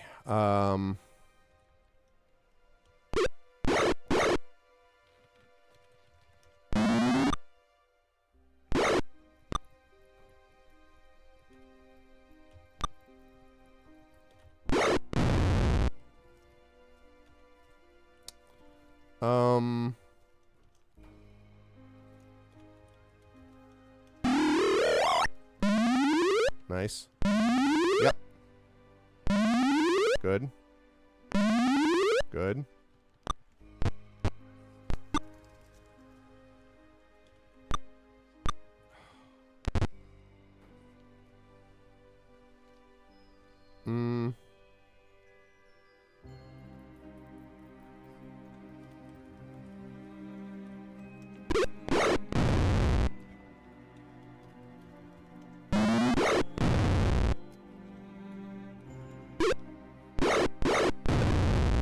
Very nice.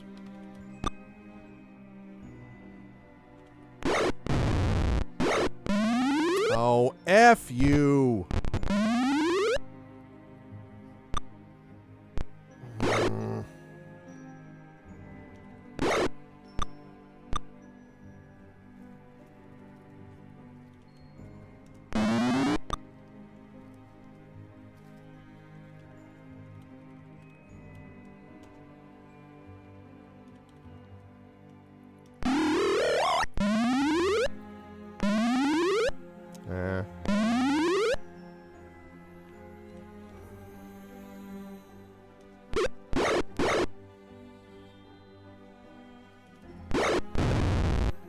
God damn it. Ah. All right, it's back to the room after this. Shoot. That's so annoying.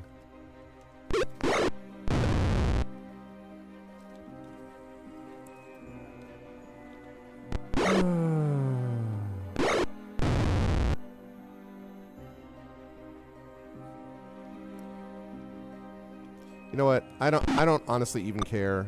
I want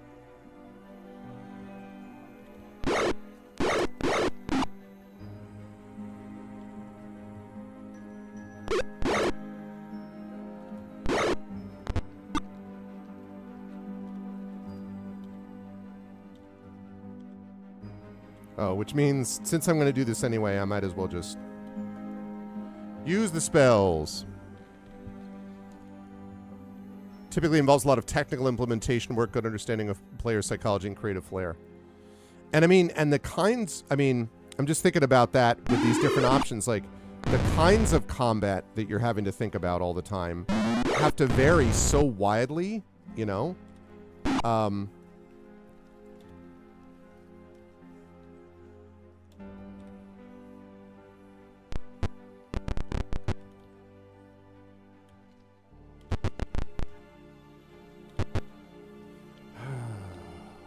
Try us again.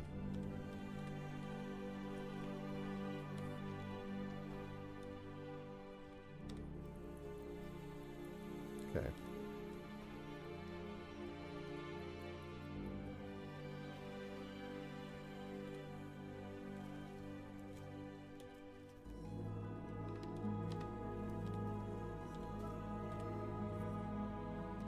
All right.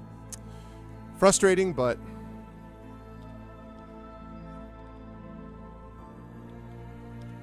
again, having something right here.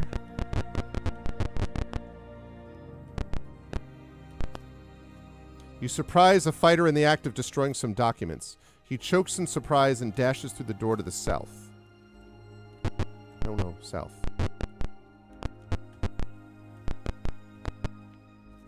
The fighters run into reinforcements. They attack. Yeah, but how big is this room? Oh. Well, it's a fairly big room.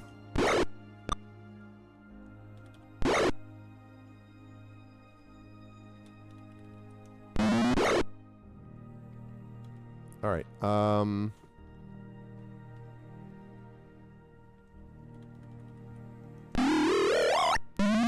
Okay.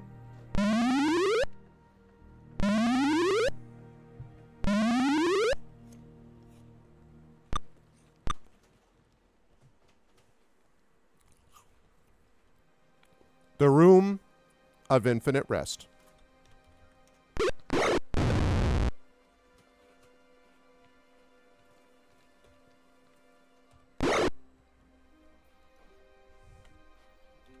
Yeah, and I mean, even in the turn-based variety, like, or you know, RPG variety.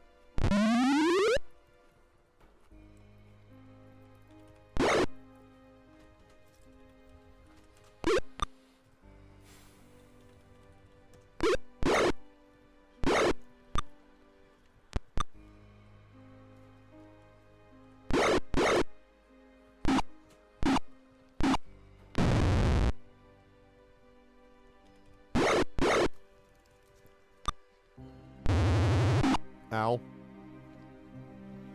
5 damage actually is not. Oh my god.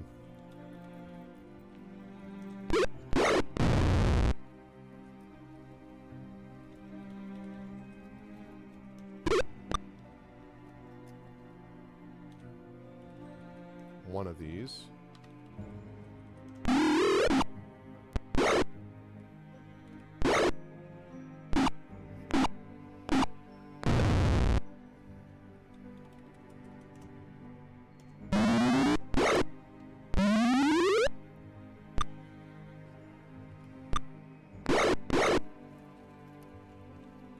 They are hitting him from a lot.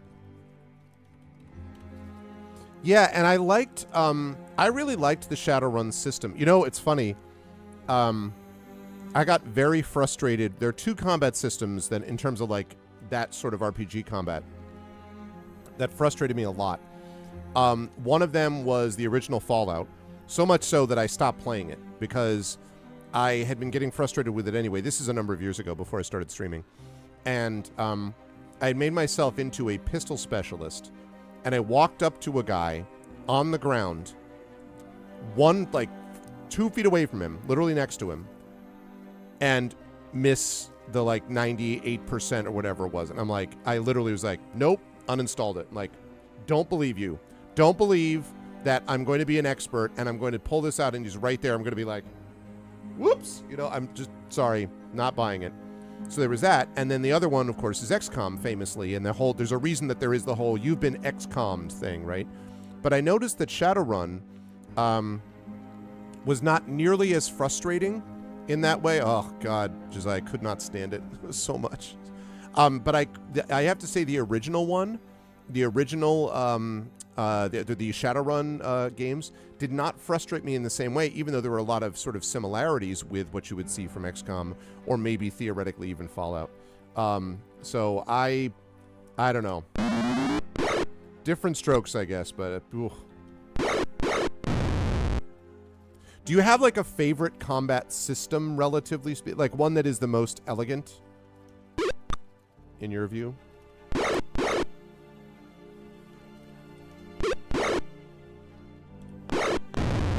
And dead. Yes, because I want to cast. Want to heal myself. after I took it on the chin.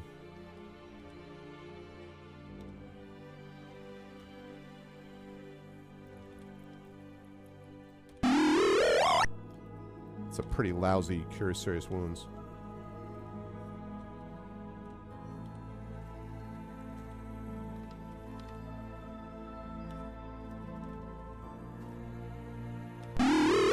It's more like it.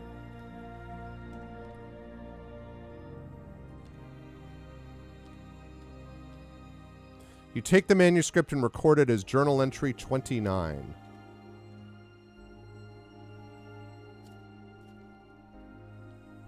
Stage 4 runs almost in step with Stage 3. As soon as Sir Labalm has launched his attack, the mass conversion of dragon eggs into draconians will be performed. The good armies will be caught in our mailed fist. They have no idea that they're about to be attacked by 2 huge armies.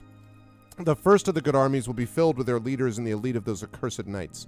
When our armies rise so quickly, we shall cut the very heart of their ability to resist us. With the leaders dead, the rest of the rabble will wander like sheep. Gotten a lot of good info here. Very good info. Very interesting. All right, let me cast one more of these. 51. 55. Okay.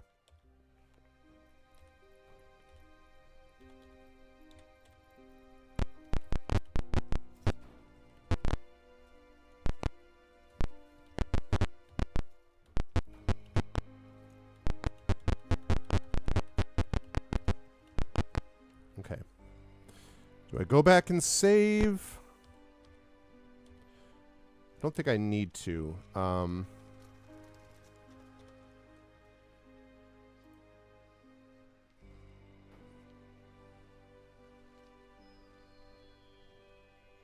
Active.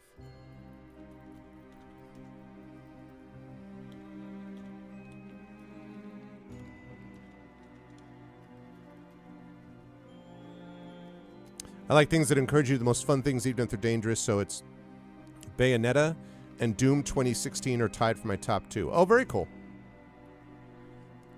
I'm thinking about, were you like a Devil May Cry combat enthusiast back in the day? I have to say, I think that for the most, not for turn-based stuff, but for sort of real-time running around type of stuff, I think my favorite kind of combat system, my kind of favorite combat system, my free-flowing system literally is the free-flow system in Arkham City.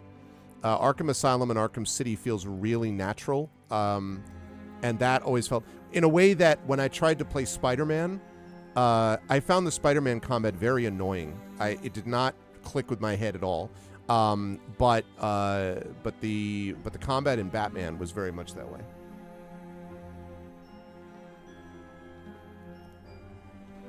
Yeah, Bayonetta flowed from that. Yeah. Right, okay. I'm going to turn on some lights in here in a minute. You find a package of Gravesend tobacco. It's wrapped with an official-looking document. The document orders all eggs to be taken to the southwestern outbuilding for processing. Okay.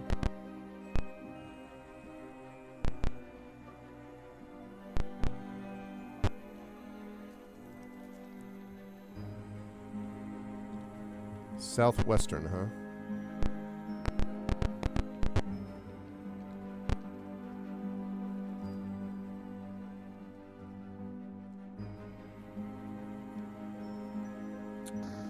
I don't like that there's a door there. Ah, thanks for the bits, Hugo. I appreciate it.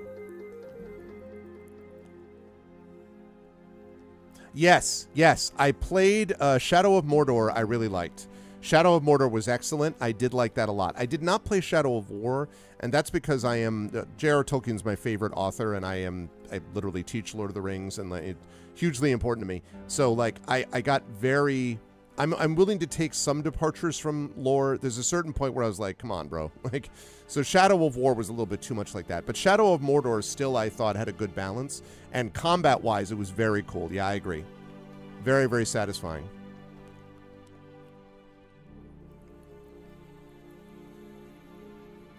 But it was just interesting because, like, the Spider-Man combat you would think would also be sort of action-based in the same way, and it just wasn't, you know, like, I don't know. I'm nervous that there's no door here the other way.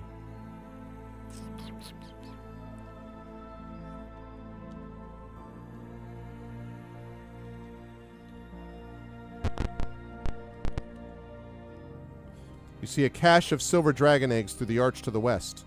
Blue dragons burst from the room at your approach. Yes, I had heard about this. Well, crap. I'm going to turn on some lights before we deal with this.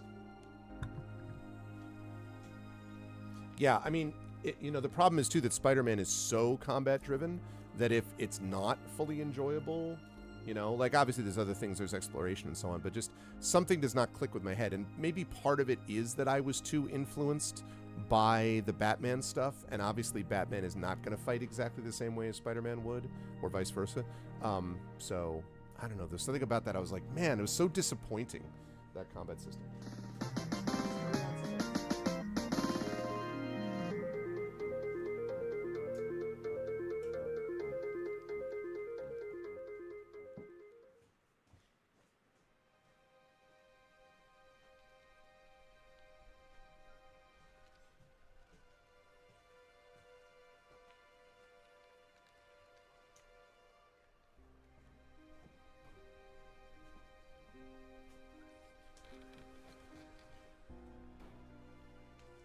Okay, sounds good. Thanks, K-Money. Again, thank you. Appreciate it. And be well. Okay, so... God, yeah, those sprites look amazing. However, not so amazing is that... Stinking Cloud will never work on these guys, right? What if I can... Can I fumble a dragon? There's no way, right?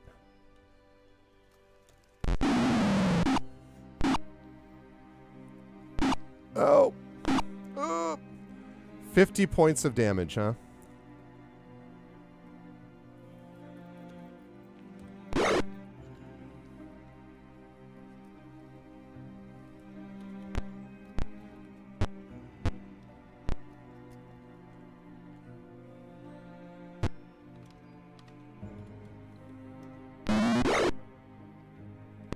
Ow. Ow. Okay, that's bad. That's worse. That's even worse. Stop missing.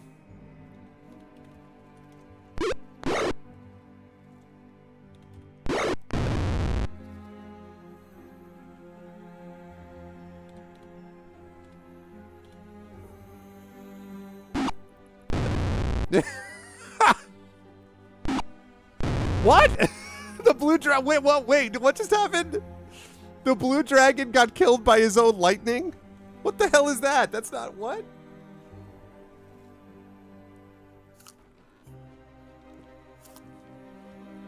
Well, that's all right. We did not even buff Assault. He should be immune to lightning. And besides that, anyway, if she were unconscious, I could manage that. Dead? No.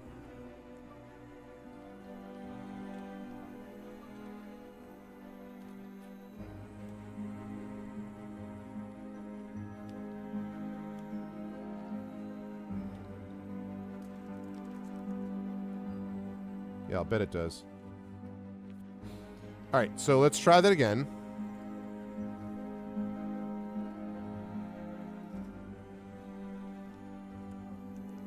He was just literally like, he was like 50 damage, dead.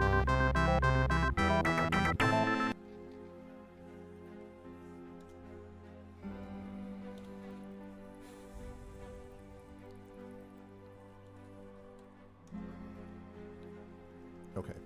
So, what I'm going to do is...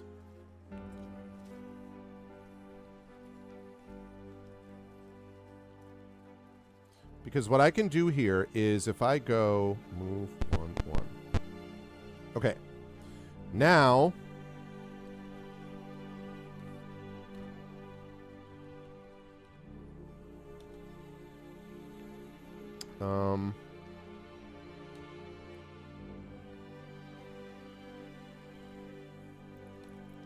Prayer.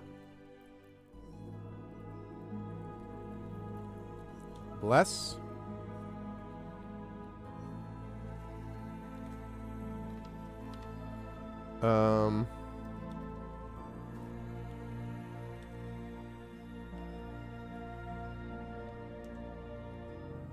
Okay.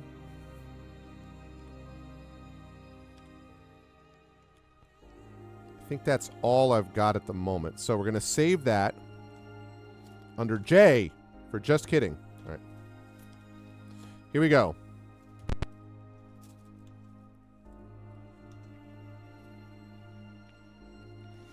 I need to honestly, I don't remember off the top of my head, but I find it hard to believe that there was ever a point where a dragon with a particular elemental attack, like, are red dragons, like, affected by fire? It seems sort of silly on its surface.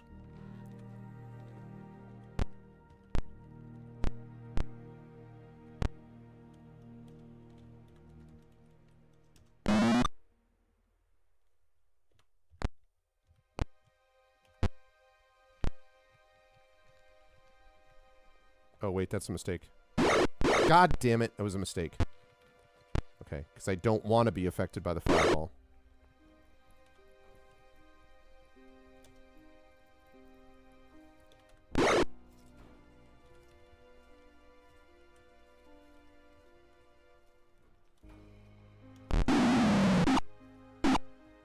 Ugh, it's not a lot of damage. However...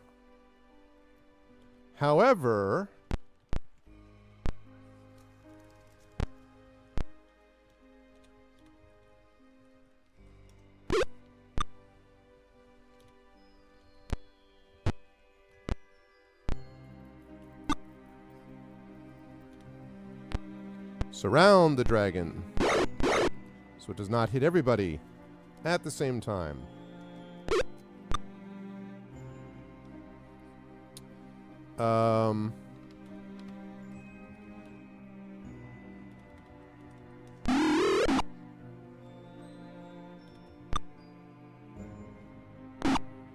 God.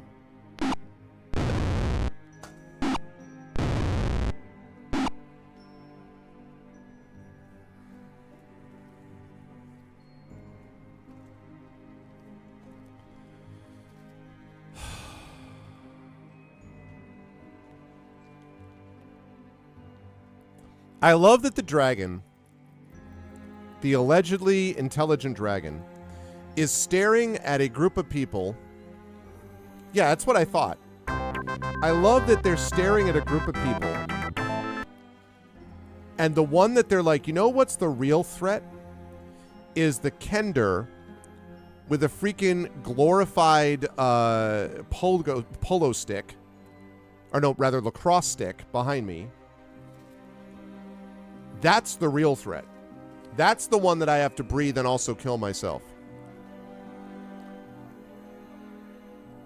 Their insides are immune, but their skin isn't.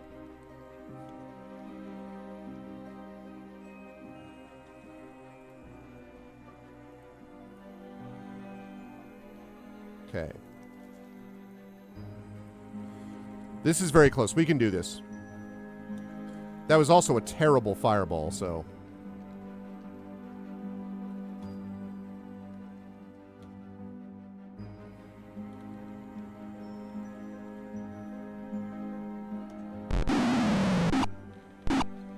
Very bad fireball.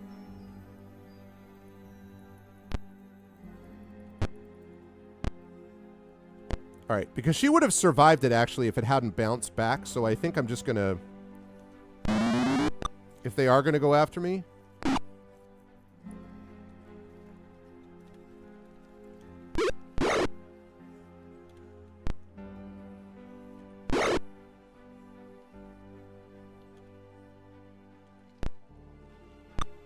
Ugh.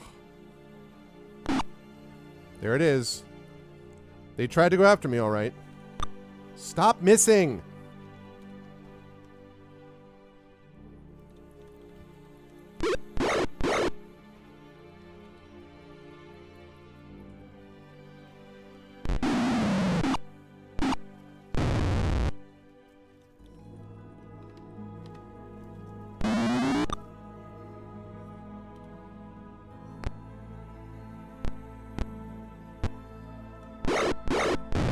Yes, let's go. This is how we do it. All right.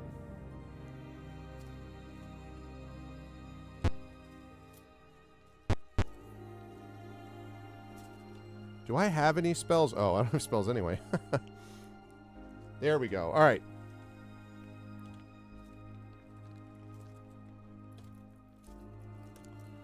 Now, she does have a potion of healing.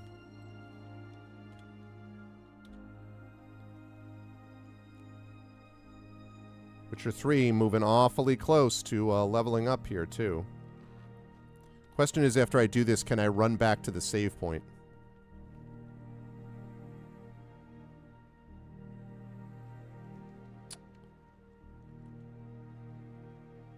J. No, exit.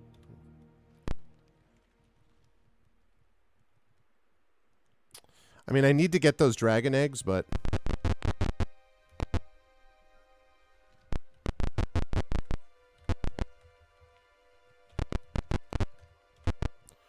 Woo, okay.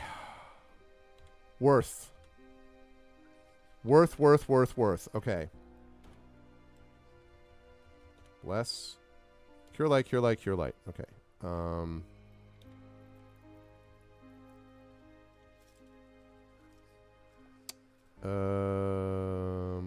One of those. Prayer. Cure. Yes.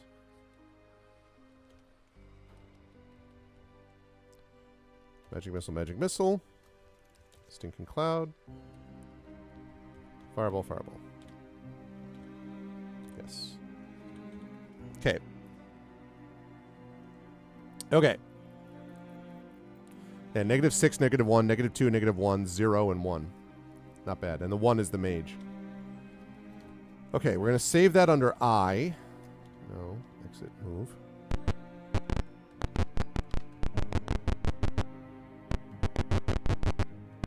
Ooh. All right, I'll take it. Save. B. No. Exit. Move. Awesome.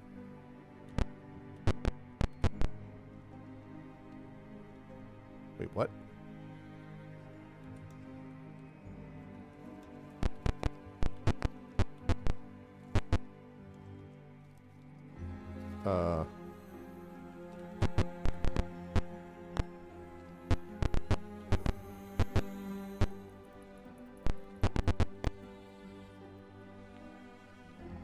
You said the southwestern building for processing, right?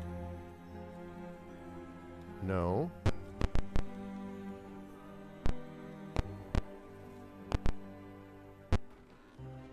That's interesting. So... Cancel.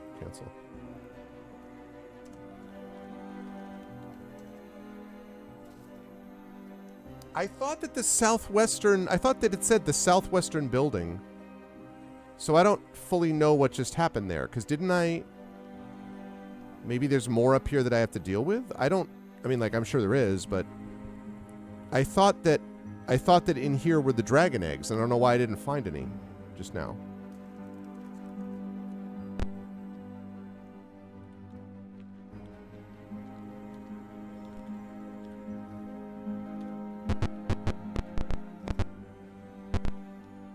You say dead bodies being taken into an arena to the north.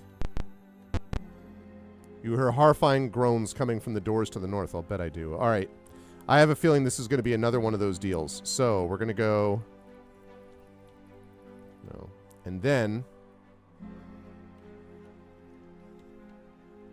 This time we're not going to be caught unawares. We're going to bless. Whoops. Nope.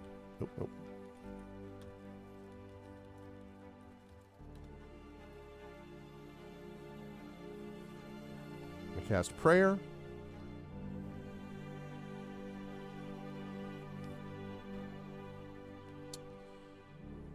We're going to have you. Oh, you used up enlarge? Oh, I must have. Okay. My bad. I could also have mirrored image her at the beginning of that fight now that I think of it, but it's okay. Save. We're going to save that under J. Here we go. You see piles of body covering the floor of the arena. There's a flash from above. Some of the corpses come alive. Undead attack. Ooh, that looks problematic.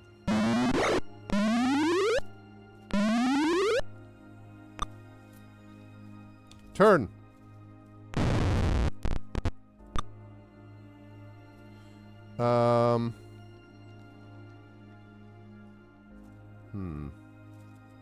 I feel like I'm going to want to save some stuff. Stinking Cloud isn't going to work here. Oh. Could use Necklace of Missiles, but again, I feel like I'm going to need that in a minute, so...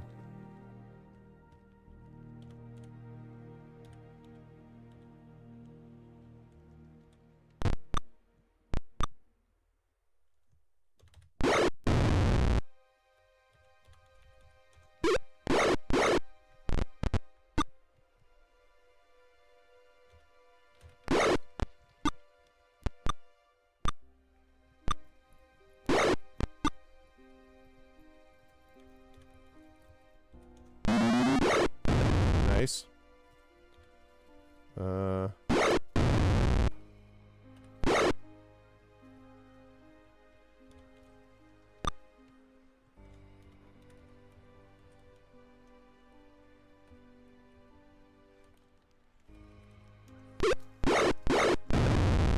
Sort of clearing out the chaff.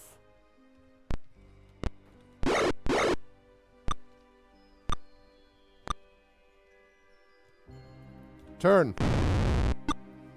That's it? Man.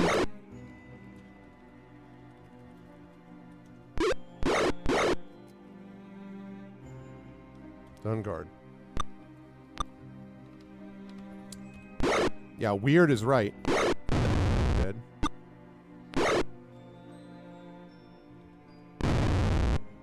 Zombie is disrupted. That's cool. Be great if the Skeletal Knight was disrupted.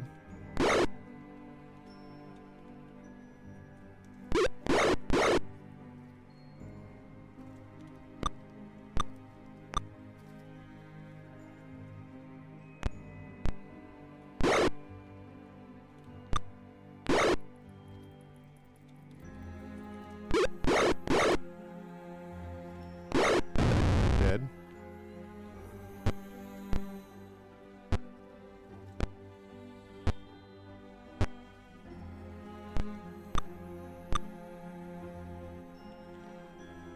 Okay. Wow, 32 points of damage. Good gravy. Sneak attack damage is what it feels like.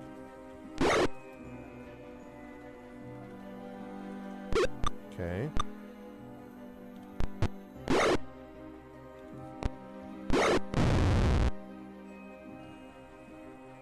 Okay, how we doing? We're looking okay on these things right now. No. Yeah, no, we're not doing any of that. Ooh, I get to save? We're going to save that as... After we get another annoying... Like, do they think that people went and stole the game in between the copy protection choices? Come on now.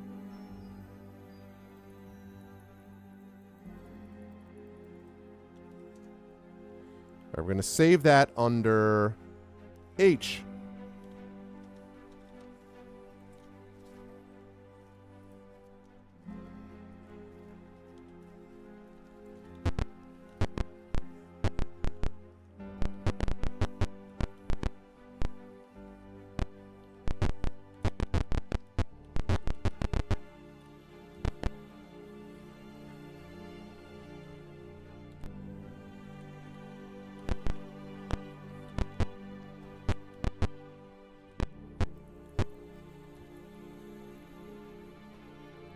A Death Knight and his Minotaur guards burst through the door.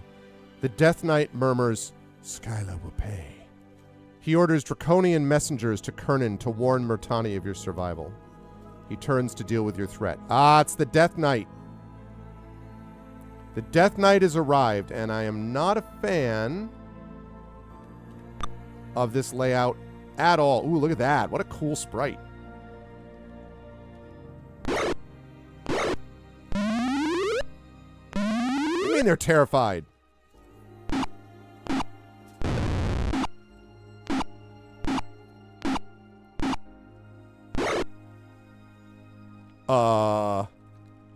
Okay.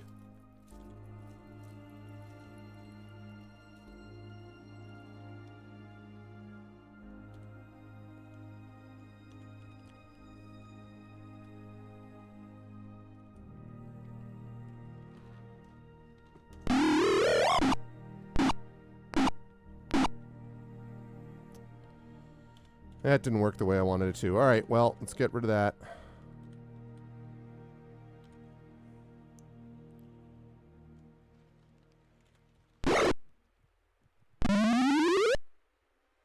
Oh.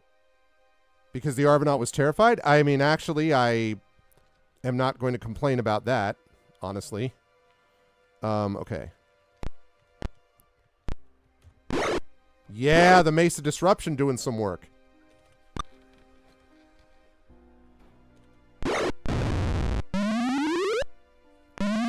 And it gassed gates in. What? Oh my god.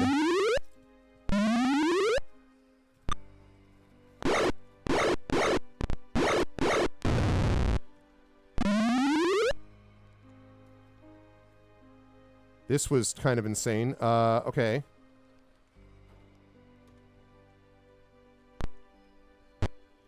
Alright.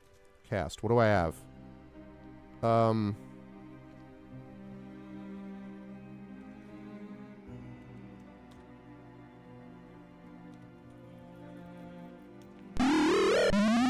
Yeah, buddy. Goodbye, Surla Suck. Oh, that's bad. That's bad. That's bad. Alright.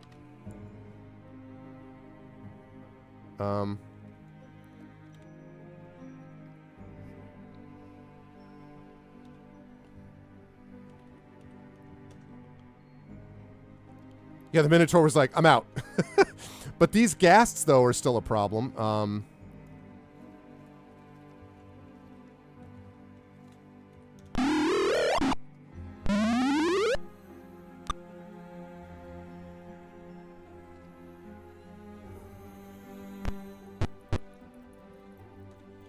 Okay.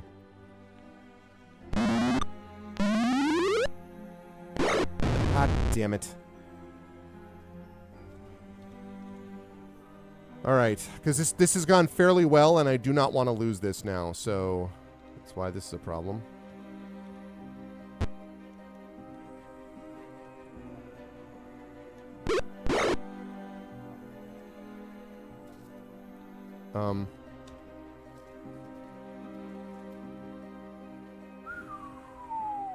Okay. No. Nobody died. We're unconscious. Yeah, you're just like, I should have been a lawyer. Like my mom said. Oh my gosh. Take these broken wings. Okay, no. Someone's got to detect. I know they do. We got a two-handed sword, which would go to the Arvathon if he could carry anything, which he can't. And we got two wands.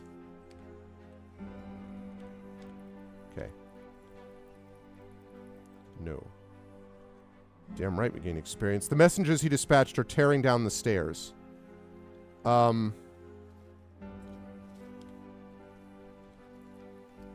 That's nice, but like I have to I gotta get the Arvathon back and running.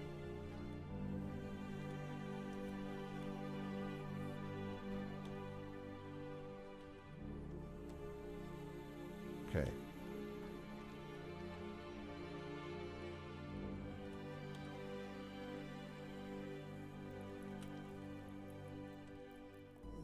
I can't believe that we took that dude down, like, first try. That's fairly awesome.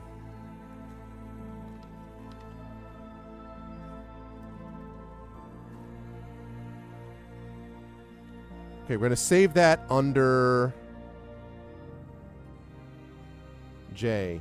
No, C. I'm going to save it under C. All right.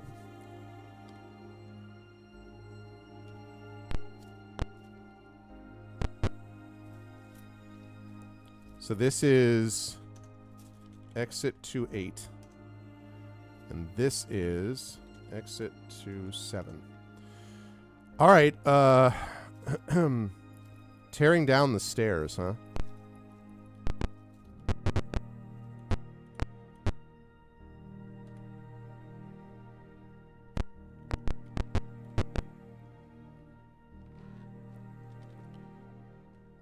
That's exit to 10.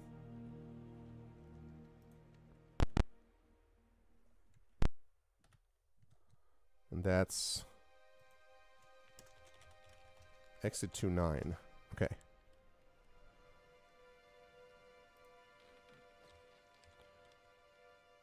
Save as C. I don't know where those guys are. Yeah, I guess that's right.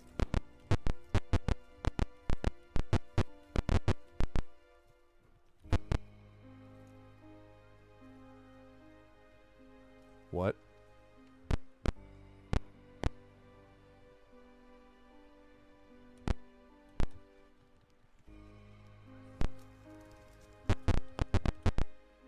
Draconian messengers have run out into the open spaces to the south. They have stopped and are scanning the sky. Oh, great. I'm sure that's not going to be a problem. Okay, we're going to save that under D for dope. Okay. Giant shapes swoop down on you. Most of the dragons head for the fleeing messengers. One, a blue, peels off from the pack and attacks. Tremendous. Tremendous.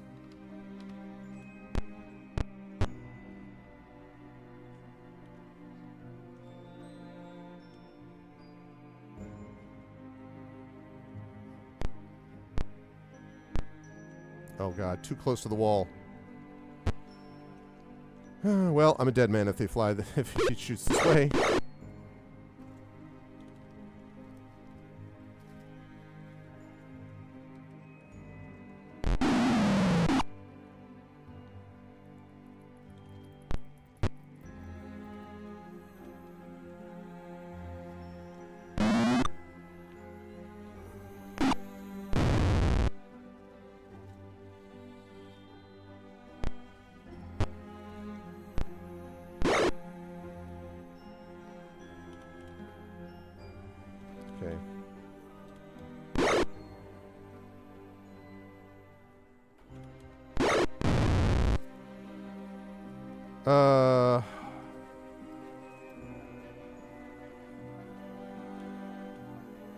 Okay.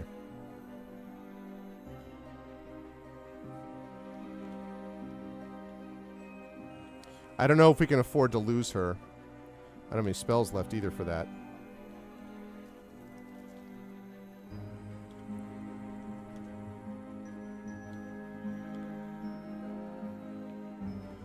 Okay, we gained experience. Whoa, as you recover from defeating the blue, vast gold shapes charge into the remaining reds. A titanic battle erupts in the air. Okay, now I got to get some better music. I mean, it's good music, but now I need some music that actually... Let's do some music here. No. No.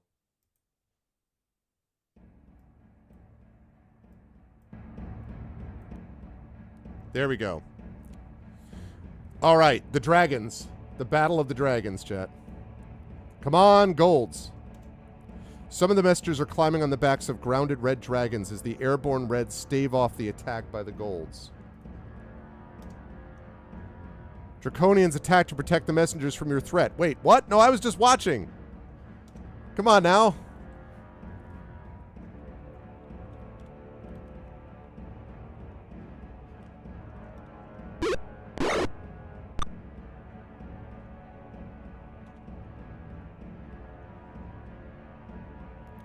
Hate to do this. Ow.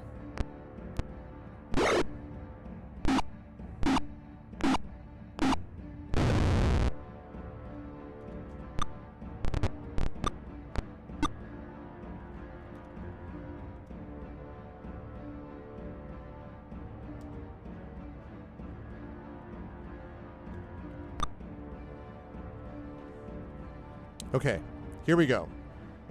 Here we go.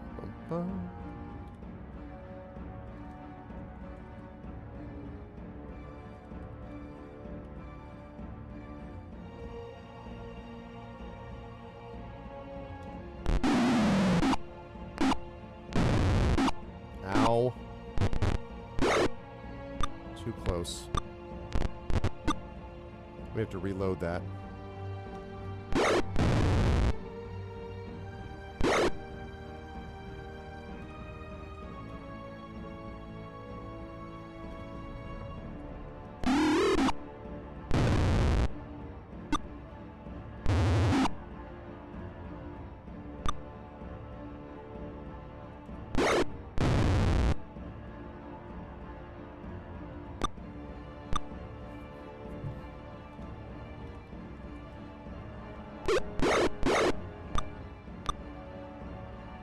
Okay.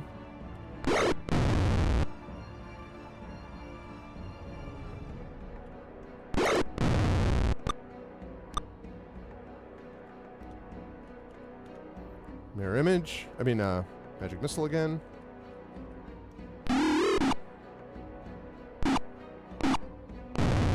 Ooh, he's still alive.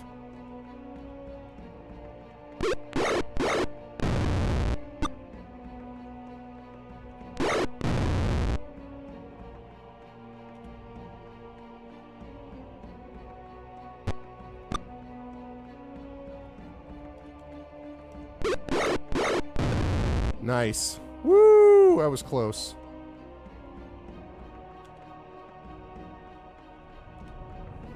I'm going to use this. I can't take any chances.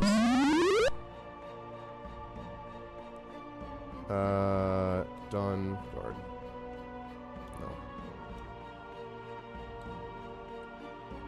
The golds have been successful in their aerial battle. A large gold lands next to you and says, "The Draconians have managed to escape on the backs of the Reds. Climb on our backs and we'll go after them." You climb on the backs of the gold dragons and take off after the diminishing red shapes in the distance. I mean, that's awesome, but like, can I rest? You pursue the red dragons as they race away to the northeast. As the hours pass, you come steadily closer to the city of Krynn. From the west, another gold dragon approaches. On its back is a small kender. He shouts, "Hi, I'm Tasselhoff Barfoot." Oh, Tasselhoff. Just call me Tass. The knight said you needed some help, so here I am. The dragons are fairly stable, so you can rest for a bit while they keep on with the chase. Just don't fall off. Do you rest? This is what you were just talking about. Let's go. Okay, so first of all, we got to save this under G for good going.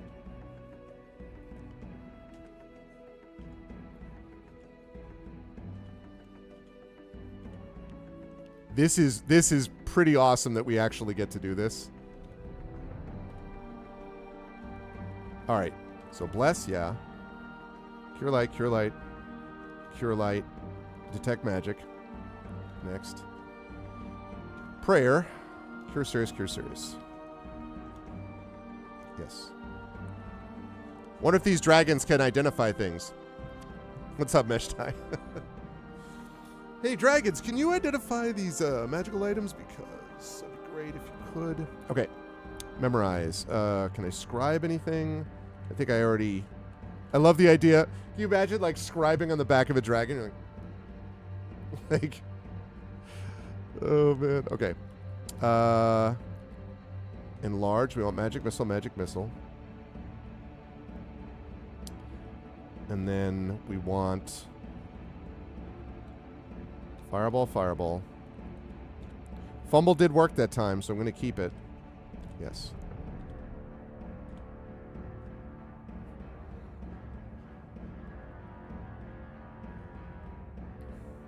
Absolutely clutch. All right, save. We're going to save that under... I'm going to save it under... D for dragon. Woo. Amazing. Kip for Geo. If I were to push Tass off the dragon, I would be the evil one. Yeah, I was just like... I mean... I mean, they're like, you can rest while you do this. I'm like, you realize that's 10 hours. Does it take them 10 hours to get up there? Because, meanwhile, look at Witcher 3, almost ready to level. And Liswana Kit, rock on. Not, well, rock on's about halfway, but Liswana Kit's 2/3. I think we're getting close. The reds are starting to slow.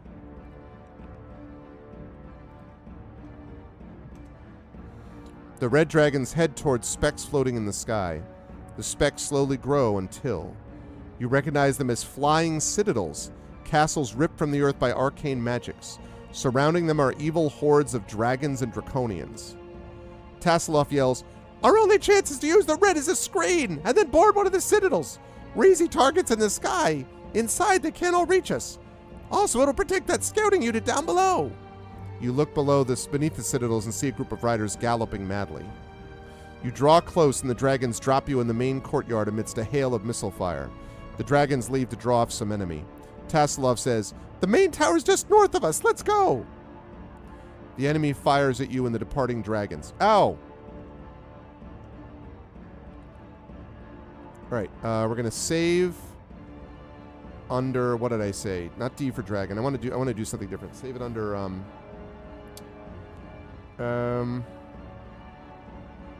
C.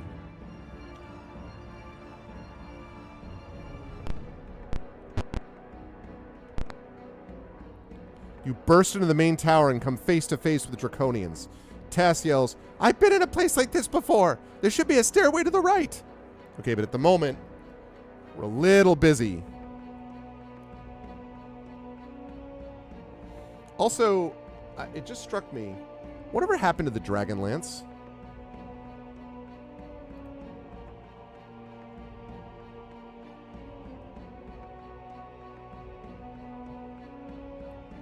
I'm going to need to remember that after this fight, because I think they said it was in the Citadel. And frankly, if it's in the Citadel, I would not mind, you know, trying to pick it up.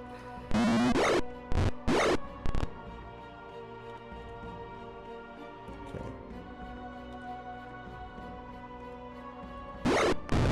Nice.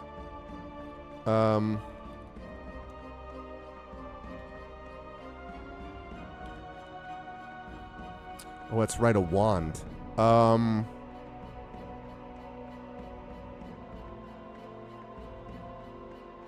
have no idea what this wand is, and I don't want to use it until I know.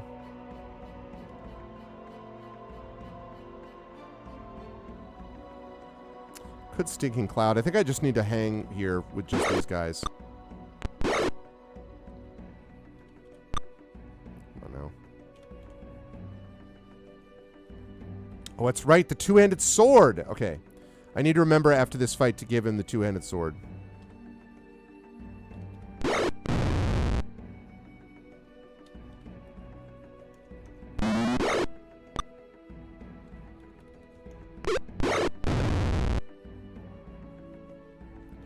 I also don't know how many arrows I've got left. Two-handed sword. That would be brutal.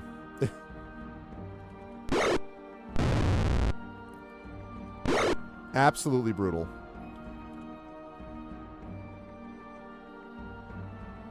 Yeah, okay.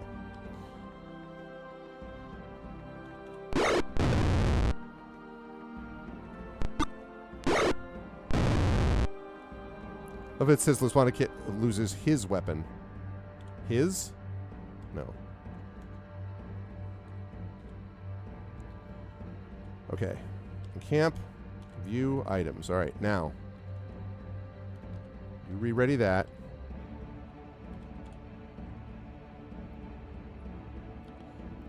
What? Oh, yeah. Oh, right, because of the... Yes. New items. Okay. This is going to you. All right. Now, so right now he's got 1d8 plus 5. That's 1d10 plus 5, right? 1d10 plus 6. So, Minimum of 7, maximum of 16. Minimum of 7, maximum of 16. Or minimum of 6, maximum of 13. I just wish that his AC were better. Because if I take that off and I give him the +2 sword, I just think in the long run I end up getting hurt too much. He's got to have, if he gets better if he gets better armor or something like that, then I can revisit it, but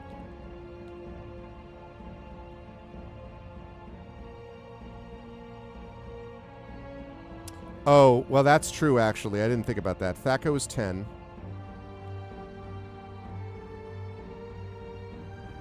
Thaco is 9. Yeah, but still. Just don't like the 1 AC at this level.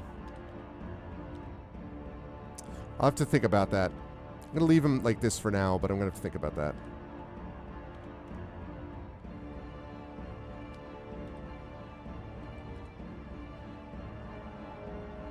$45 arrows left. I mean, he's a pretty competent melee fighter also, but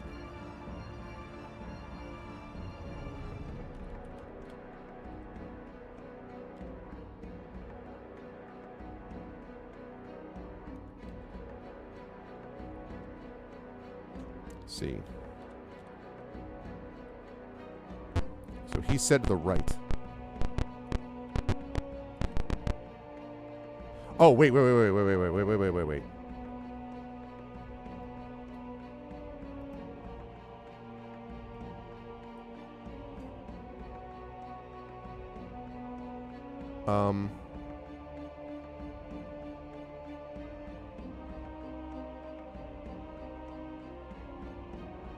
No, that's not the right part of the map. Okay, good. Not the right part of the map.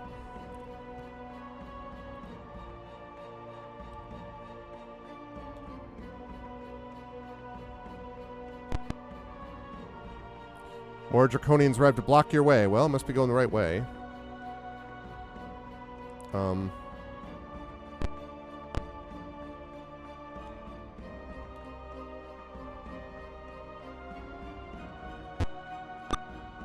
Please do not miss.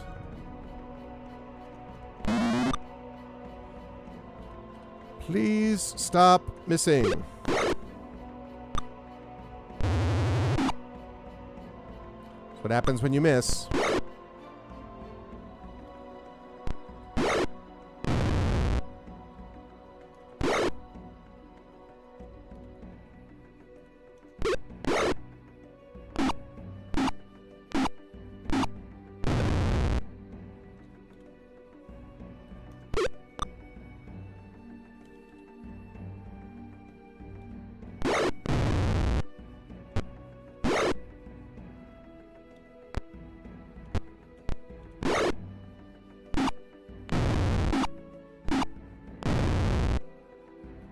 Okay.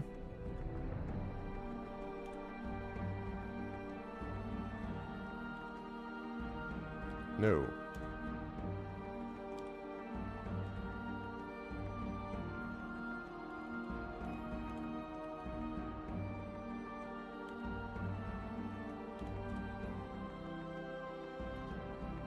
Okay. Who lost his weapon? Did you? Yeah, you did. Okay. Save it as, I guess, still C.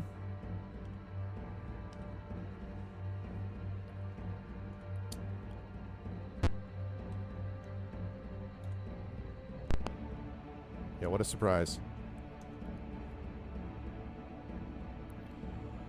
Ow.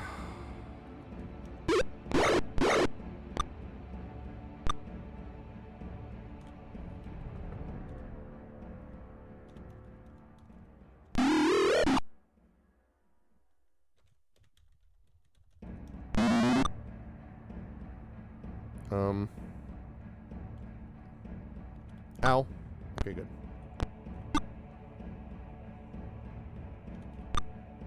Stop missing. What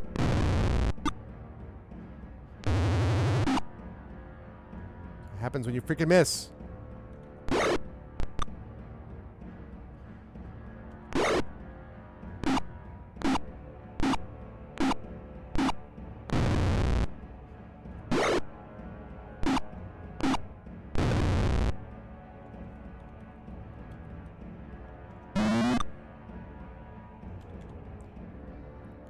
Need to have a serious talk with these folks about what it means to miss.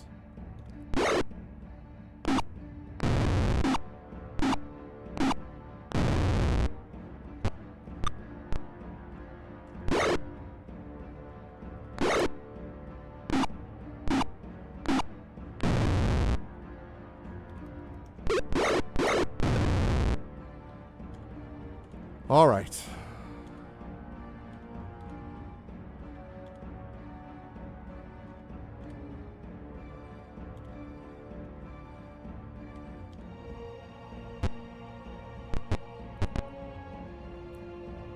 All right, we're going to save this under J just as soon as I get through this annoying part.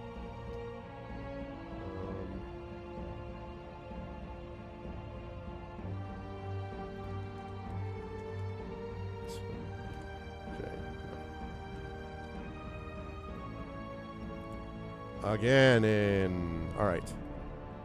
Okay.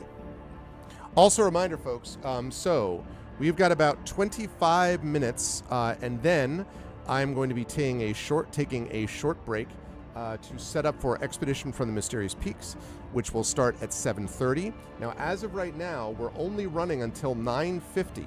So we still need to get up to 10:30 to finish the session, and then beyond that, I am willing to go 3 hours past Expedition and playing more of this game. So if you want to see that, y'all know what to do.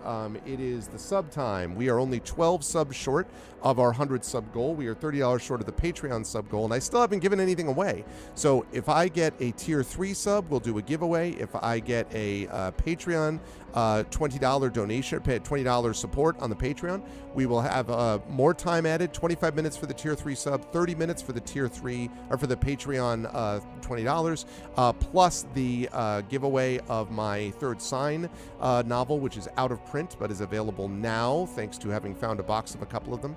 So please spread the word, let people know. We've had excellent turnout today, but let's keep it going, and thank you for everyone's generosity, but let's keep those subs moving if we can, because we want to be able to get to, I want to be able to get to the end of the night, having played through maybe even close to, maybe not one, but closing in on the end of Dragonlance. That would be great.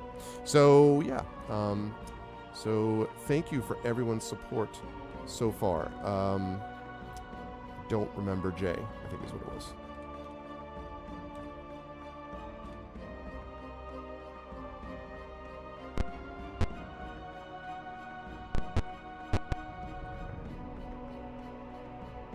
Wait, what?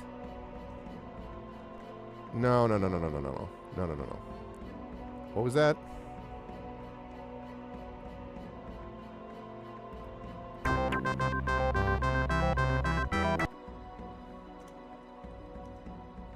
J.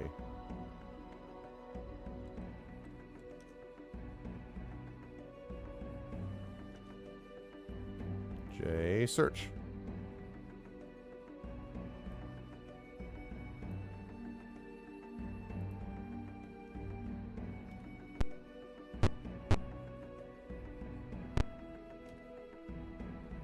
Yes.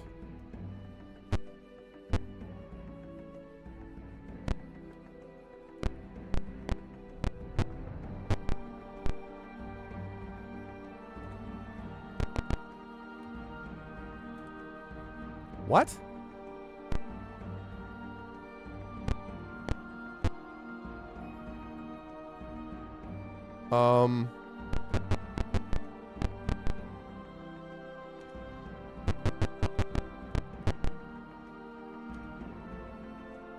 That was wild. Okay. You've nearly reached the top of the tower. Only a ladder leads up from here. Tess says, we've reached the Wind Captain's chamber. I can control it from here. Monsters leap down from the ladder. That was really weird. So I hope that I get a chance to win this fight and save it, because I don't understand what just happened there, so...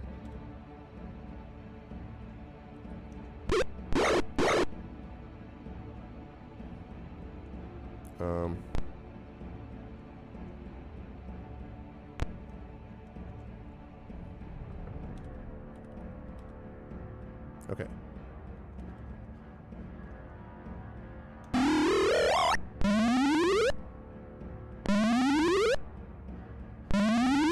Nice.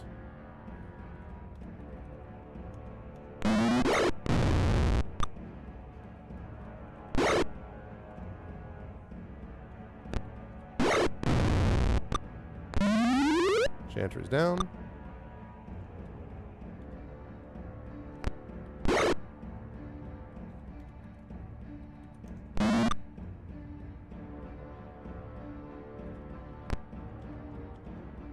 Okay.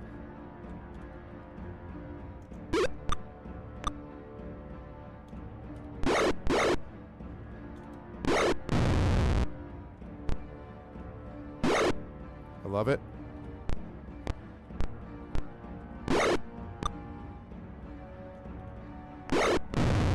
Nice. Okay.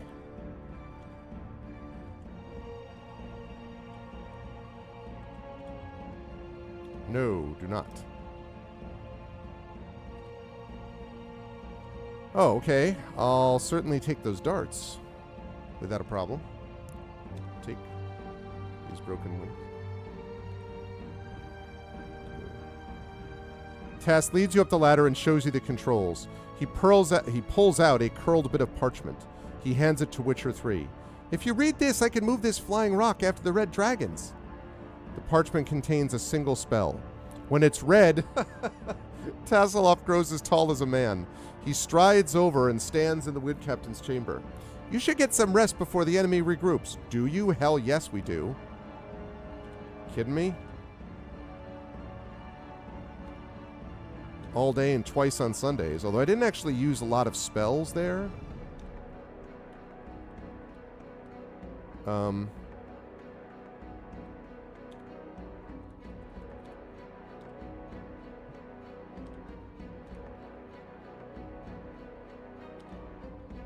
Save? Hell yes. Save it under... I think I can do this. Okay.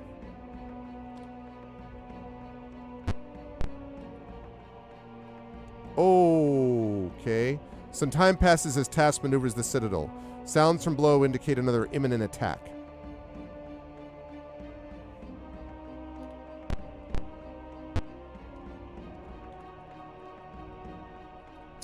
Red dragons. Lovely. Well, since we've established that they don't actually, they're not immune to their own thing.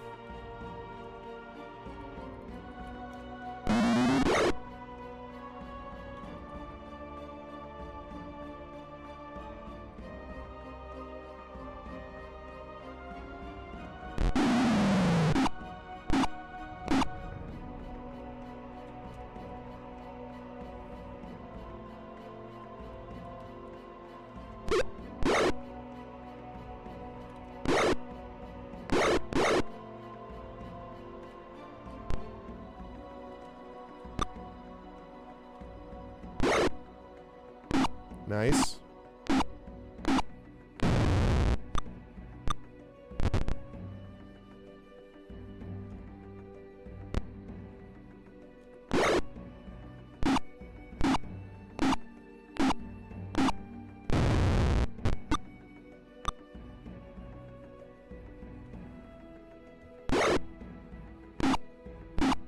A lot of explosions. Explosions. Oh, come on. Do that again.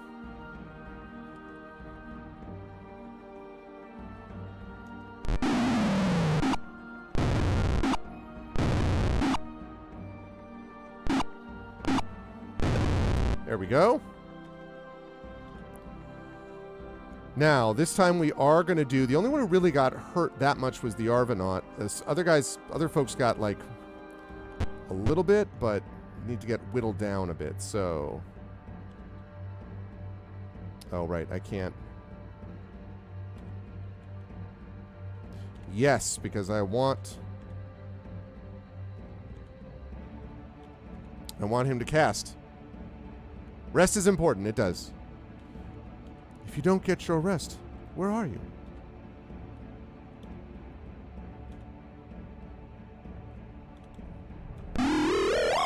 Good.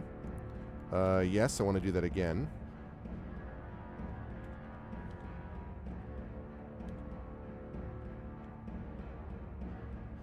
Done. Guard. Guard. Cast. Cast. Okay. No. Oh, Witcher 3 is so close. Task calls out from above. We've reached Krynn! Brace yourselves! The other citadel's trying to block us! We can't let them stop us or the good armies will be destroyed! You feel the citadel pick up speed. Through a window you see the other flying castle loom suddenly larger. Suddenly the two impact. This seems bad. The main tower pitches forward, throwing everyone to the ground. Everything seems to be falling.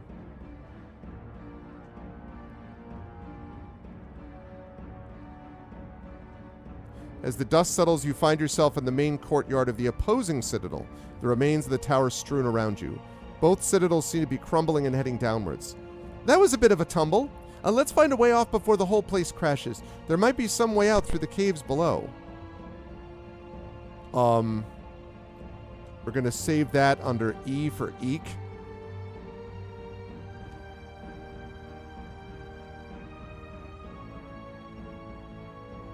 I really wish I could rest. That would be useful in this situation. All right, let's cast Cure Light Wounds on myself. That's an awful Cure Light Wounds.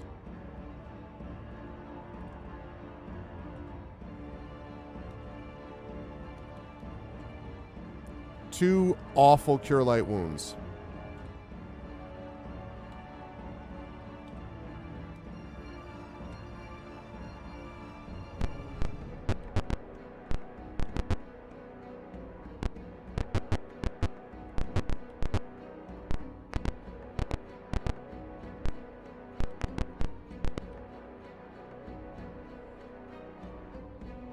You find more castle guards. Aren't they worried about leaving? Aren't they like, maybe we're in kind of a bad spot here?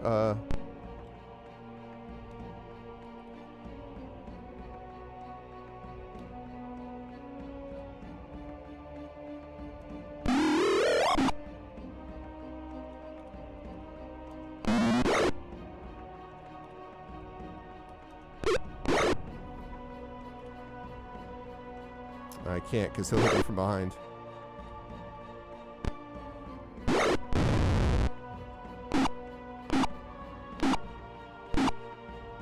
That was really bad. Really bad.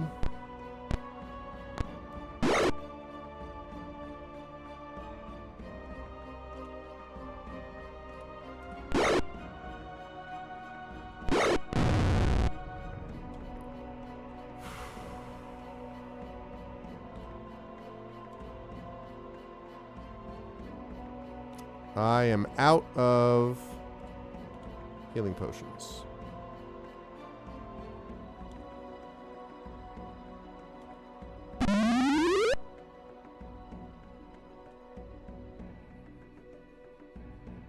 He's probably fine.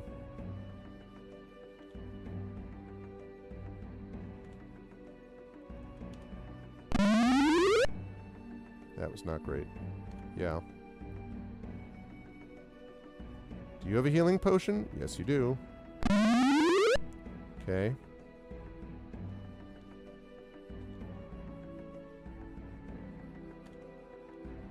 Not have a healing potion anymore.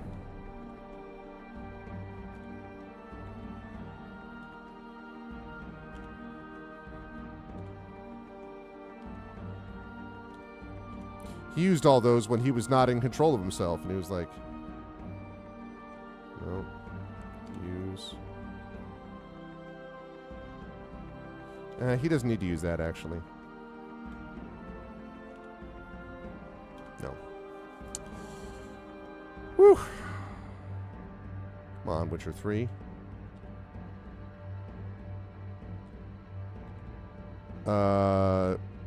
Save under J for Jesus. As in help me, Jesus.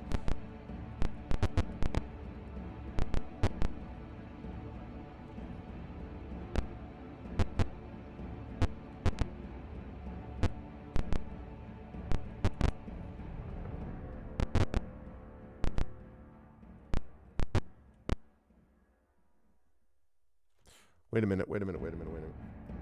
Also, I'm going to change the sound up again, the music up again. That was good, but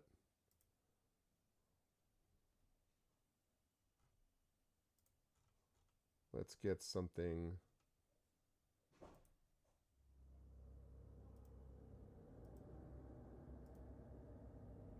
Okay. So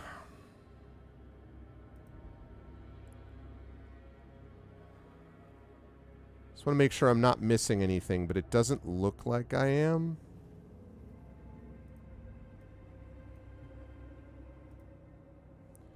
Still do not have.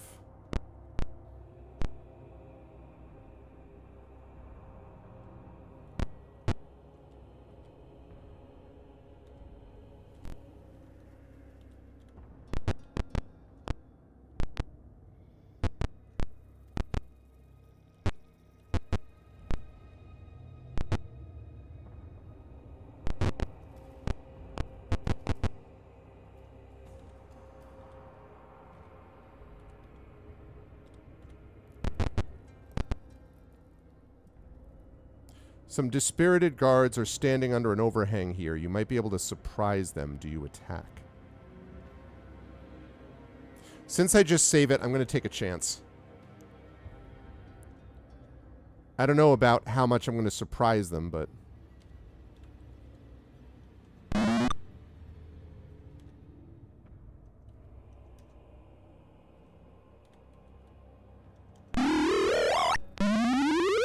Nice. Nice.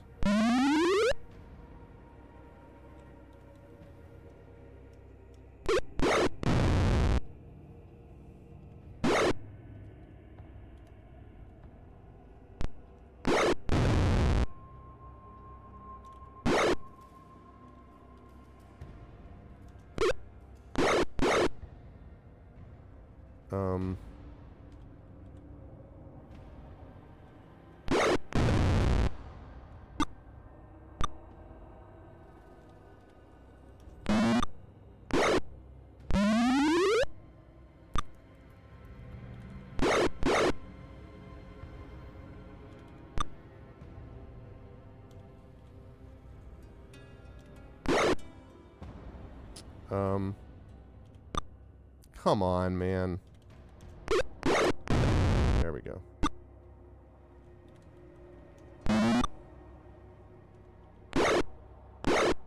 Ow.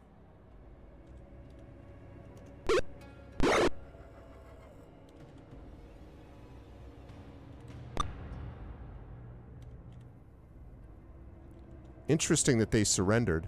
They really were dispirited.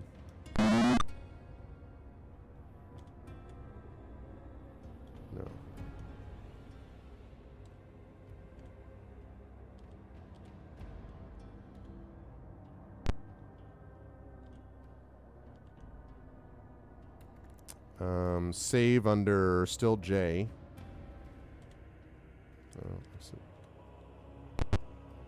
You have found a treasure cache. Can I rest in the treasure cache?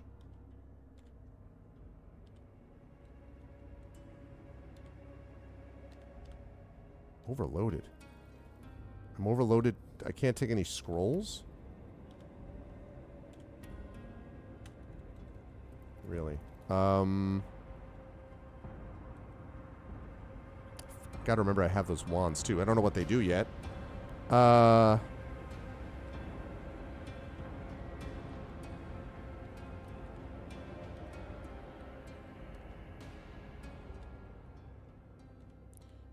use them anyway until I get to my deed.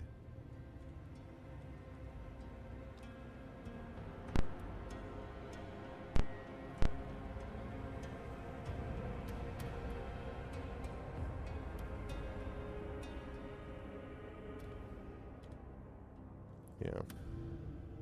The walls collapsing around you, it's impossible to rest. Yeah, I suppose.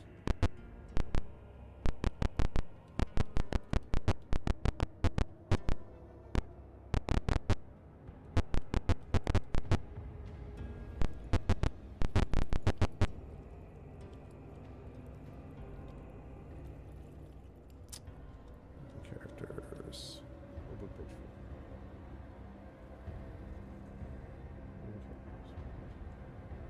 Screen. J. No. Okay. This is tough, folks. This is tough.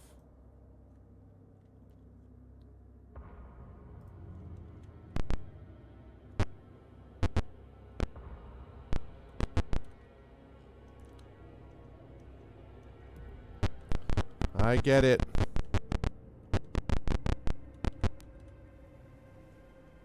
No, that's dumb. I'm not going to do that. That is dumb. That is dumb. That is dumb because I'm in a bad health situation. Dumb situation.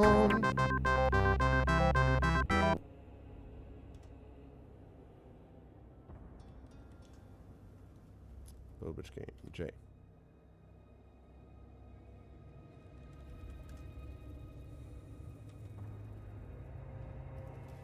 Okay. So I have to...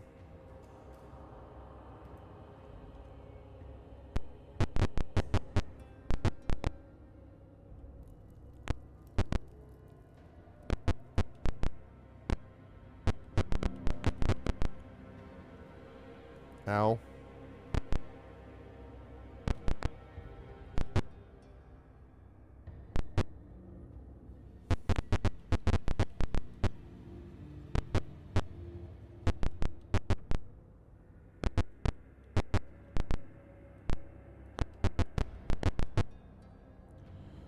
Okay, this whole area is... Whoa.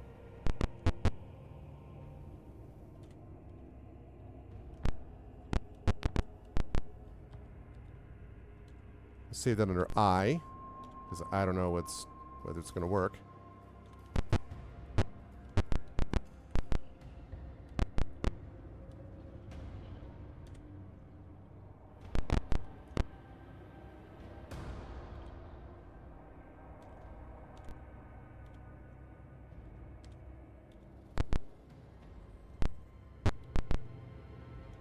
Ow.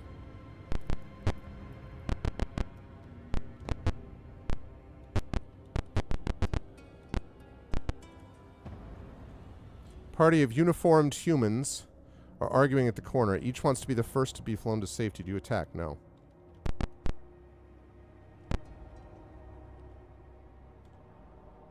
H for what the hell?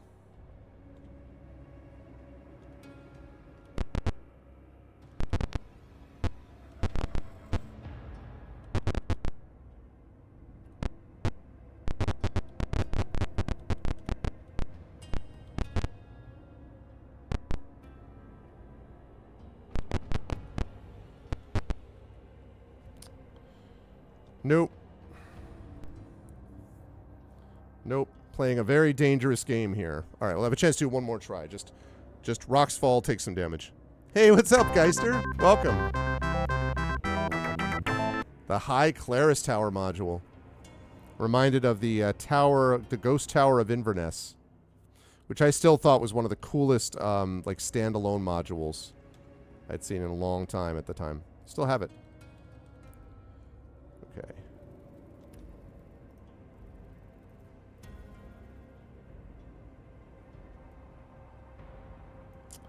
This is so bad. So bad.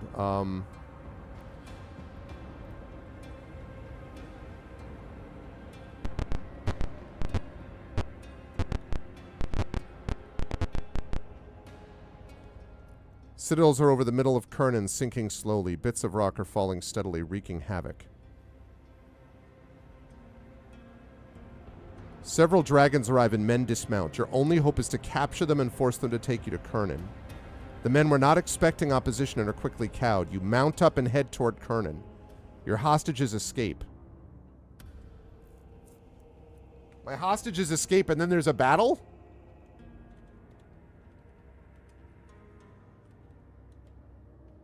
Four dragons.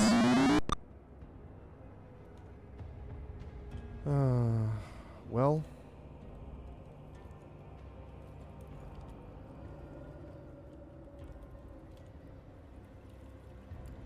I don't know what these are, but...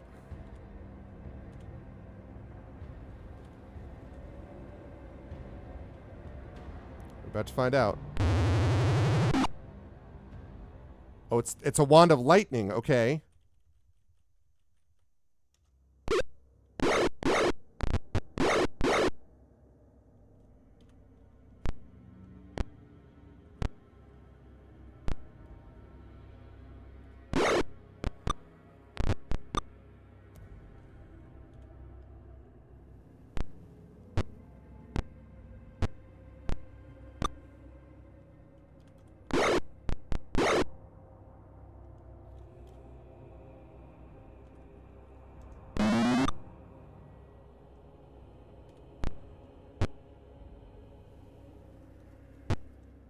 Okay.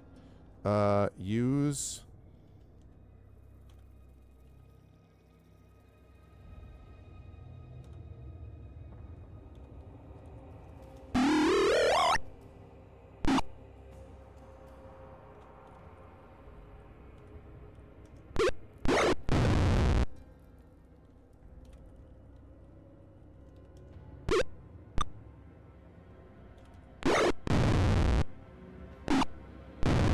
God damn it.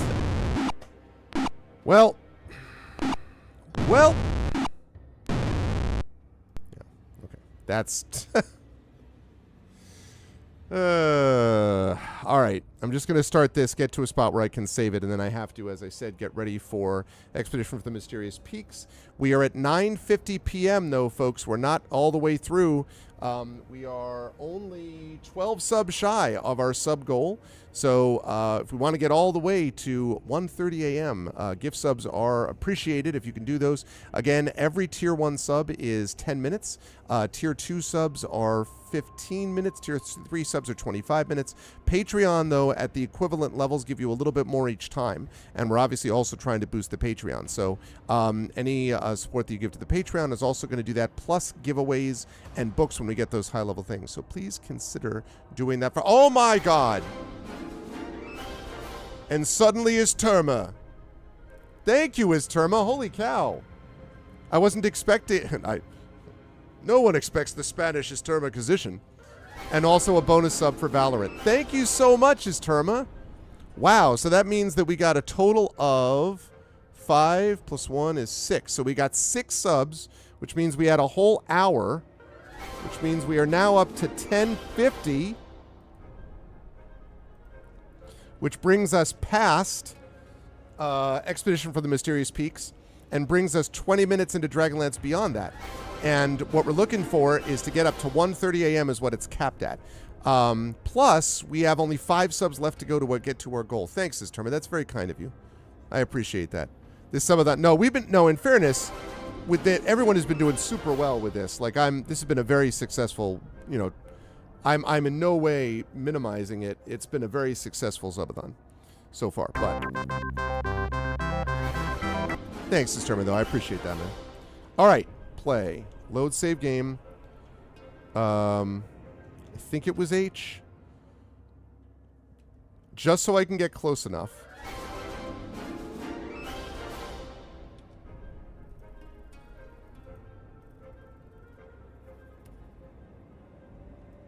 Yes, okay. So, move. Okay. Perfect. So the next time that when we play next, this over here is basically the exit from the Citadel. Also, and I just want to check something quickly. I still don't know what's going on with that Dragonlance location.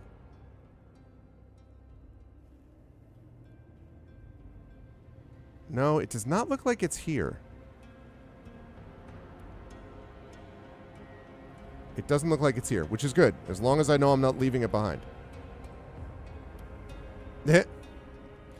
You should be exactly the person that you are, Esterma. Whether or not you were able to support, you would still be a cool dude. So, cool person, regardless. Save. We're gonna save that as H. No, actually, wait. H, and yes. Okay, lovely. Very cool. All right. So there we are. Now, for those of you who missed this before, what this means now is that we are going to take, I'm going to take about 25 minutes or so to get prepped for Expedition from the Mysterious Peaks. That will be starting at 7:30. And in fact, let me just confirm that I'm not missing anything.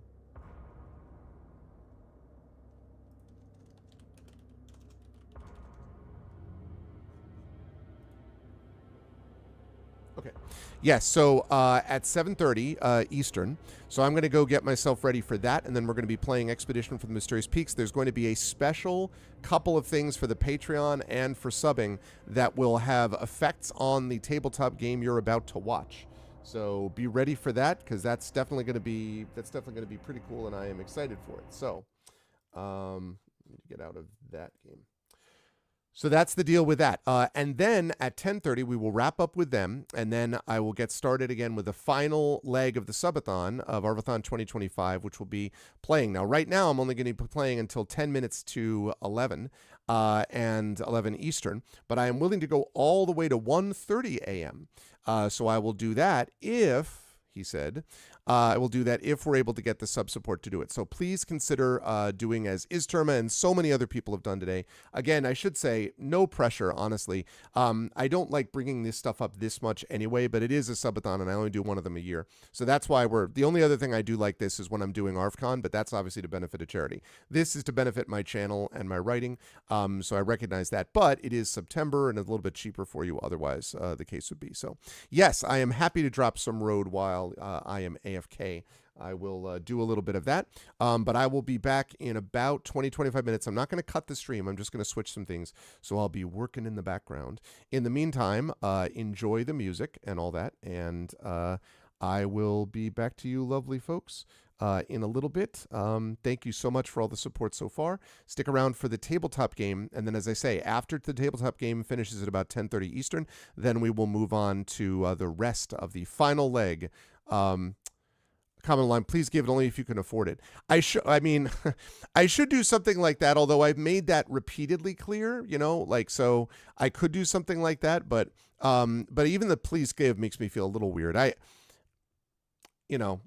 lot of other people are doing subathons this month for the same reason, because it's cheaper for people, and it is September, so Twitch is picking up some of the tabs. So there's the reason that we're doing it now. But that said, yeah. So anyway, I will be back in about 20 minutes or so, 23 minutes, I guess. In the meantime, I'll give you some music in just a bit. Please subscribe, but only if you can, and spread the word, and I'll be back in just a bit.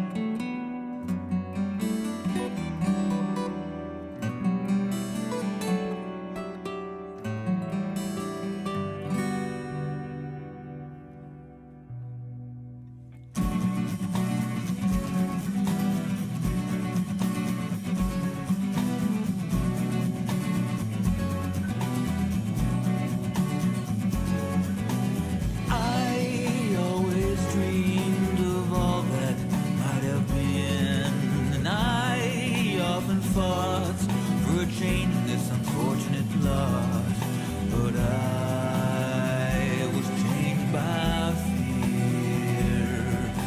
Another uneventful year.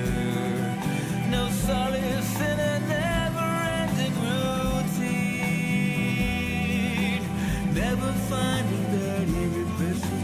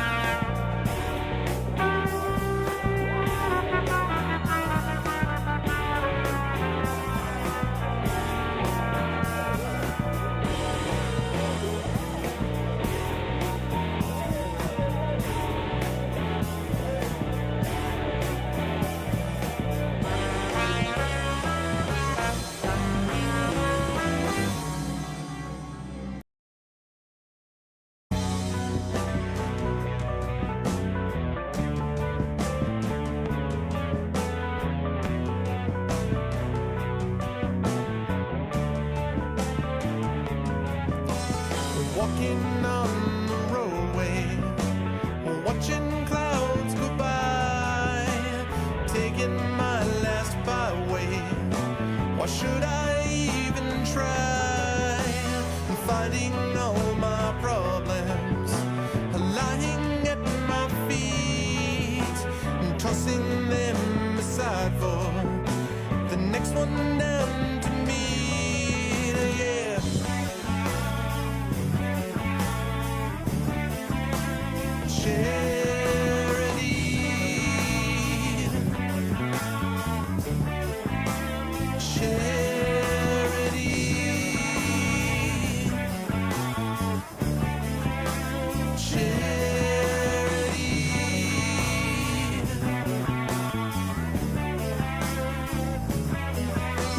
Speaking very frankly, just between you and me, I don't know how this ending is ever going to be. Look at that old man there, lying by the road.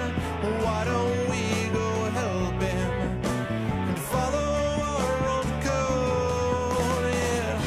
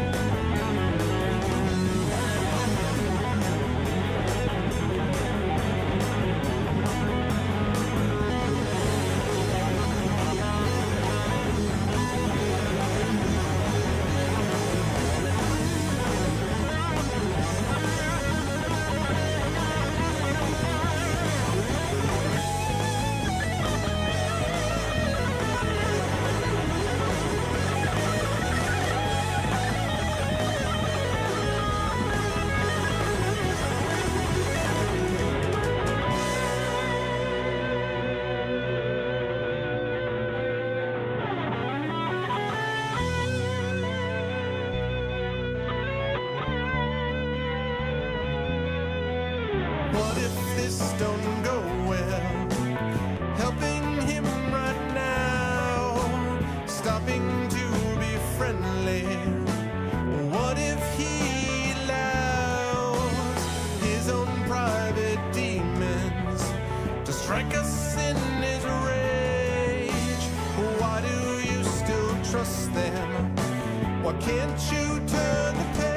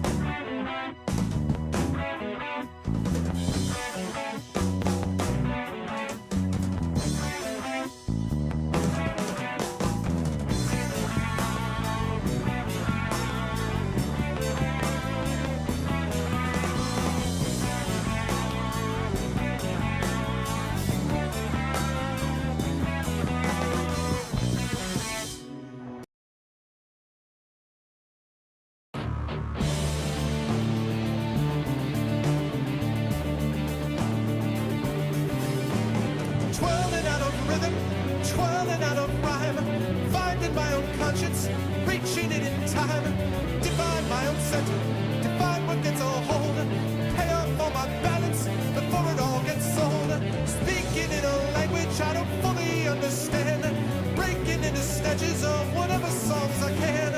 All I love about my fellow man.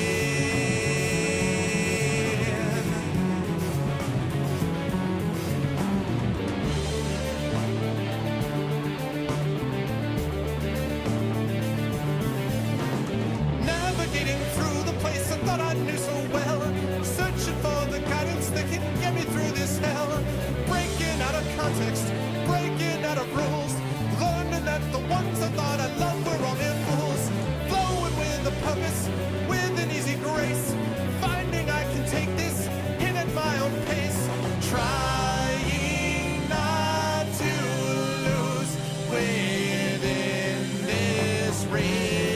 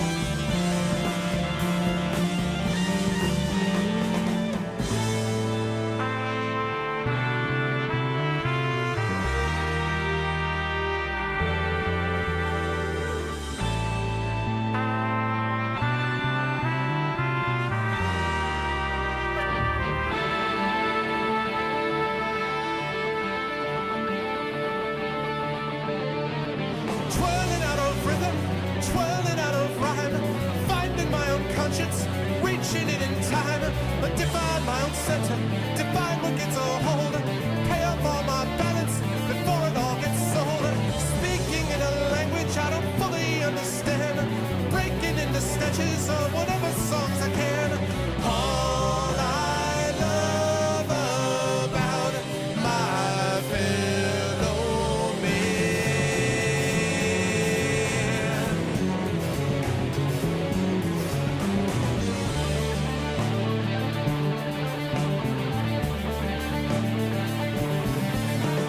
Navigating through the place I thought I knew so well, searching for the guidance that could get me through this hell.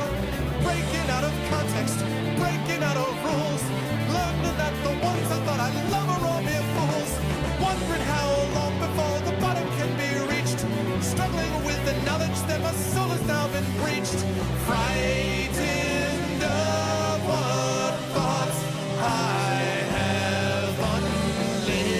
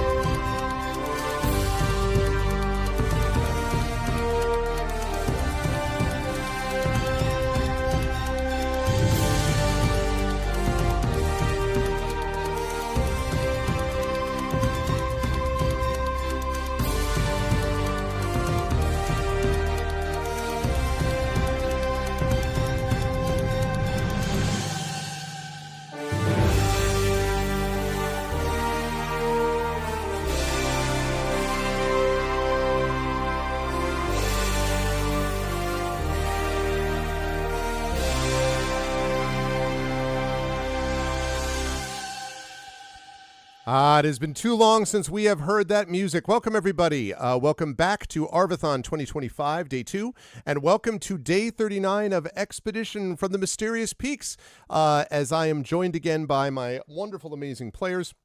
I am super excited to get this thing back and rolling again. I also don't know why my light just went out. Bear with me just a second.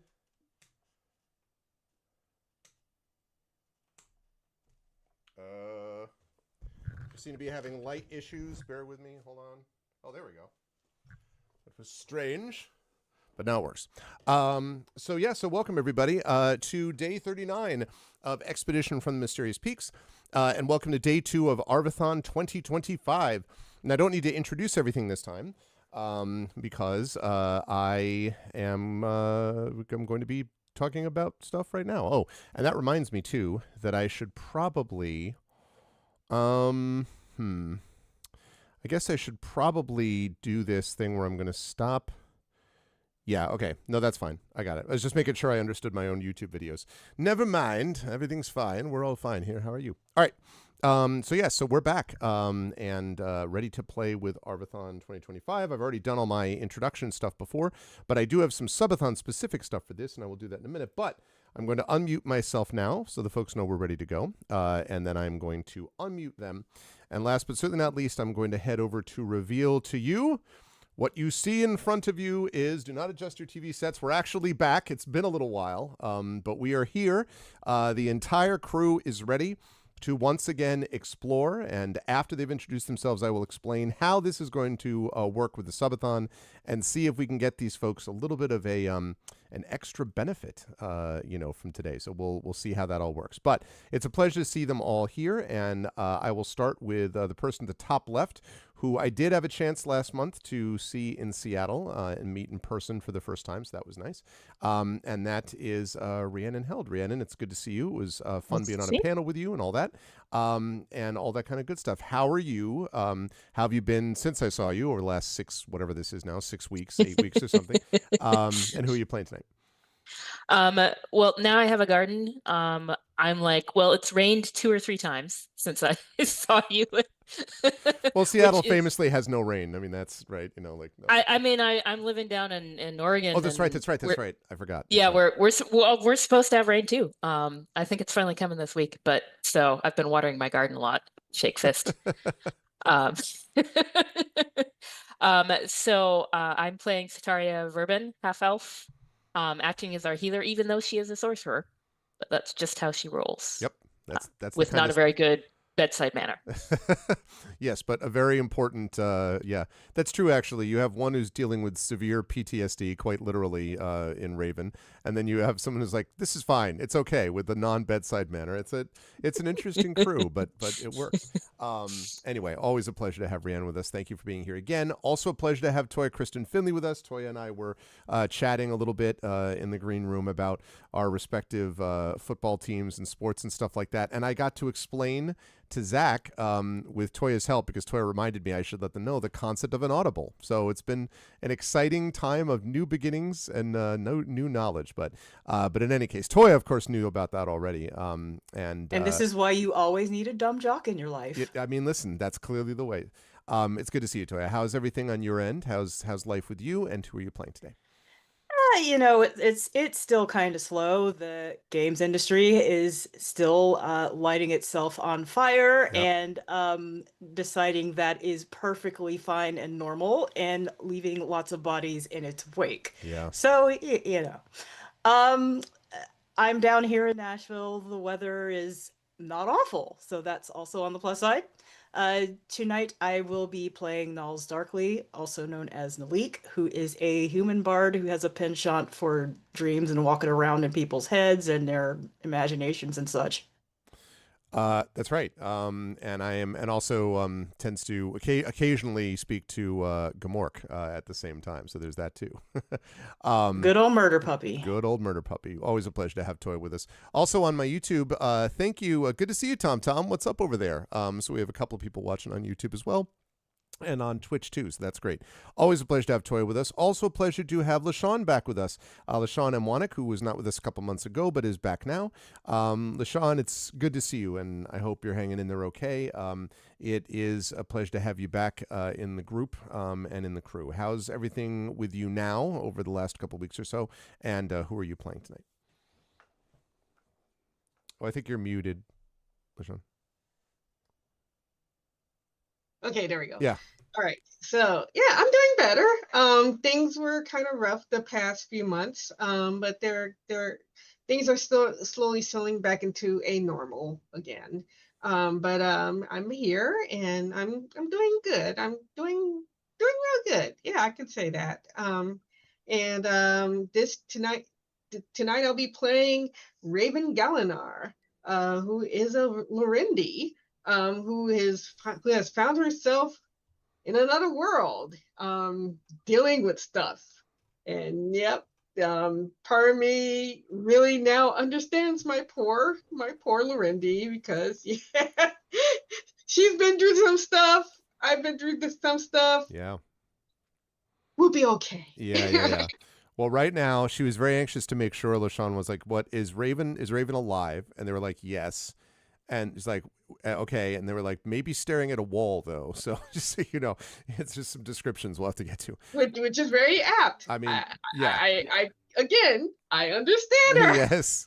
I get the feeling. Yeah, no, I know. And I'm glad that you're here and that things are starting to stabilize a bit, LaShawn. It's good to see you.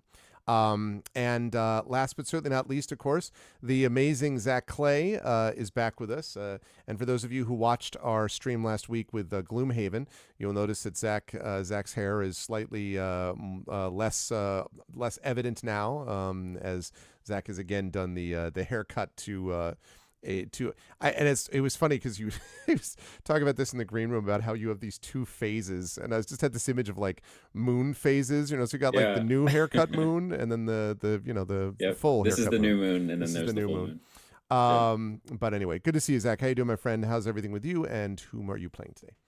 I'm doing pretty good. It's been a while since we've returned to this campaign, so I'm excited for that. And I have been I don't know, I've been on uncle duty. Right. New uncle, so that's exciting. And then restarting my work with D&D youth programs in San Francisco, so that's great. I go into the city tomorrow. And otherwise, yeah, just living life one project at a time. Getting back into D&D after some forays into Daggerheart. And yeah, I don't know. I'm excited to play some games. It's not often that I get to be a player. So, speaking of, tonight I will be playing Dr. Jaraxxus, who sounds something like this. I don't know. And he is a cybermancer dentist who was a celebrity, but now is lack of Wi-Fi. Bleeding followers. Yeah, it'll really do something to you. Celebrity in exile, really. Yeah, exactly. Yep. So that's me. I'm excited to see what happens tonight. Awesome. So let me explain for everybody, including the players, how this is going to work in terms of the subathon tonight. Now, the focus, of course, is on the players in the campaign. However, We are doing a subathon. We are now only 5 subs short of our goal of 100 subs, which has been great. We've gotten 65 subs over the last 2 days, so that's really appreciate that very Wow. much. And we are sitting at a $70 Patreon support. So this is the way that this works. As of the present time, we are playing beyond this stream, or beyond this session, and then I'll be back on playing Dragonlance afterwards, but only for about 20 minutes. However, every tier 1 sub or $5 Patreon sub is going to add 10 minutes to the timer, and there's going to be a benefit to the players too, which I'll explain in a minute. Every tier 2 sub adds 15 minutes. Every $10 Patreon support sub adds 20 minutes, so you get more bang for your buck with the Patreon. Every tier 3 sub, I am back already, Triffid. Sorry, I'm just reading the chat. Like, he's coming back in a few minutes. I'm back now. I'm here. Everyone can see me. Yes, everyone can see the players and me. That would be disturbing if that were not the case. Yeah, Is that on your live stream, it seems accurate. okay? All right. I just want to make sure. But anyway, so every tier 2 sub adds 15 minutes. Every $10 Patreon sub is 20 minutes. And then every $10 Patreon sub adds 20 minutes. And I'll come back to the tier 2 for the players. Every tier 3 sub adds 25 minutes and triggers a giveaway.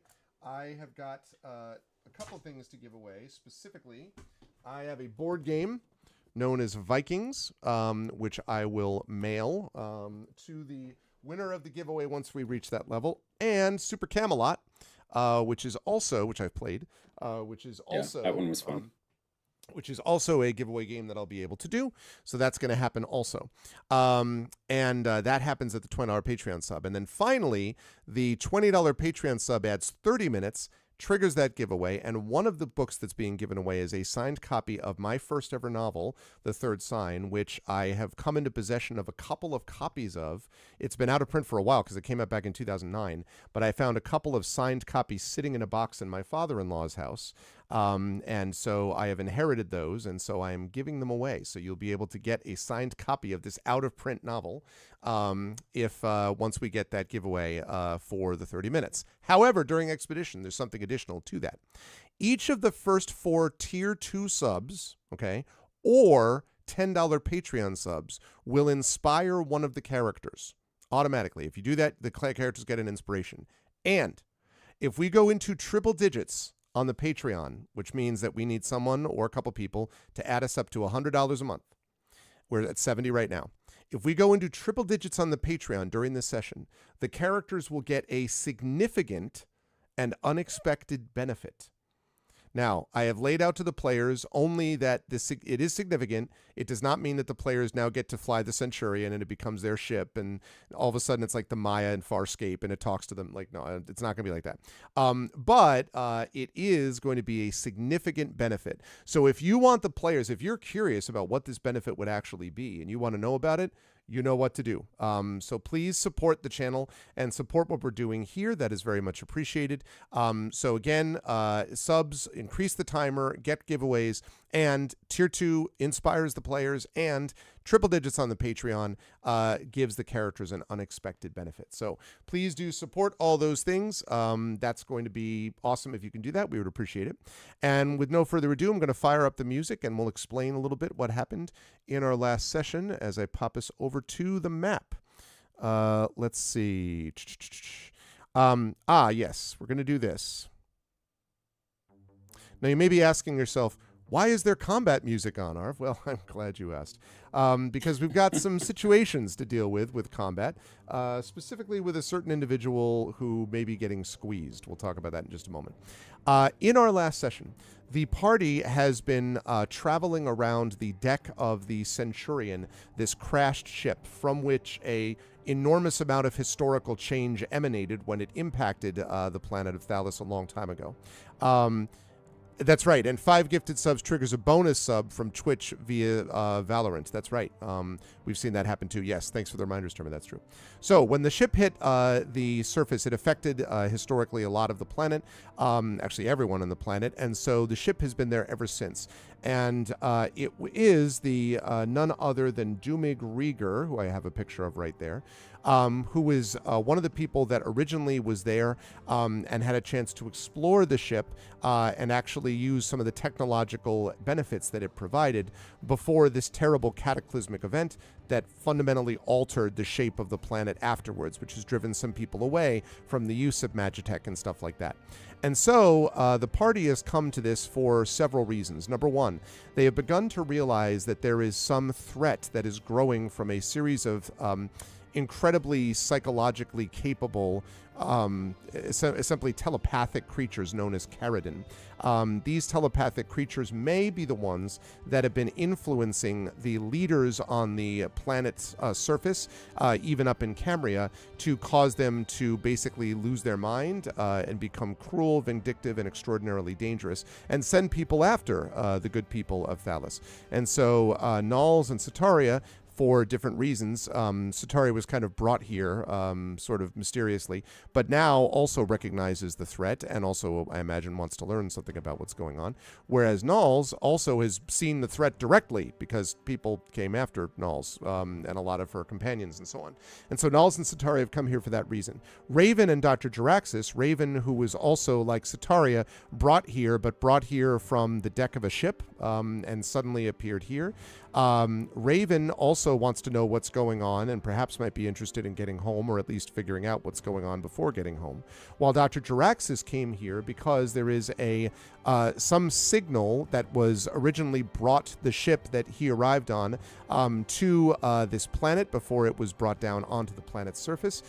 This, somewhere in the ship, is the source of that beacon that is going off. And so Jaraxxus is looking for that as well, and hopefully also to get a lead on some sorium, an energy source that is useful to power his devices. And so you put all that together and you have reasons that all the crew members are here. When they got onto the deck of the ship, what they discovered is that the ship had been brought down, apparently, by some advanced virus of some kind. And I'm using that term advisedly because it may be a virus that only affected a computer, but it might also be a virus that also affected people. It's a little bit hard to tell, but something was happening with the people on this ship. And, of course, the ship's electronics itself were affected too. As they've wandered through the ship, they found a lot of devastation, a lot of ruined areas. Some of the ship has been actually picked clean by looters before the crew members even got here, these four. But they've also managed to unlock some ship's logs, plural, which indicate that, again, the ship was brought down by some kind of virus, and that they were trying to figure out ways to address these other issues. And they did this, basically, from their point of view, they did this hundreds of years before. In fact, I believe we said it was 300 years ago, although I have to double check and see if my time's right, but I think that's right, that those messages were left. The party was 425 years. How much did you say? 425? That's right. Okay. So 425. I know the pictures are off, Chapel. We'll get it fixed in a minute. So the crew, having learned that, also realized that they need to be able to find where the people went that actually tried to fix the ship. And that means they need to get access to more than just the deck that they've been on. They've managed to get some security cards, some colored security cards to be able to get into various portions of the ship, and they've managed to reactivate the turbo lifts. But before they leave this deck, they decided they wanted to check one more area, which was this rather unexplored area that you can all see on your screen down here.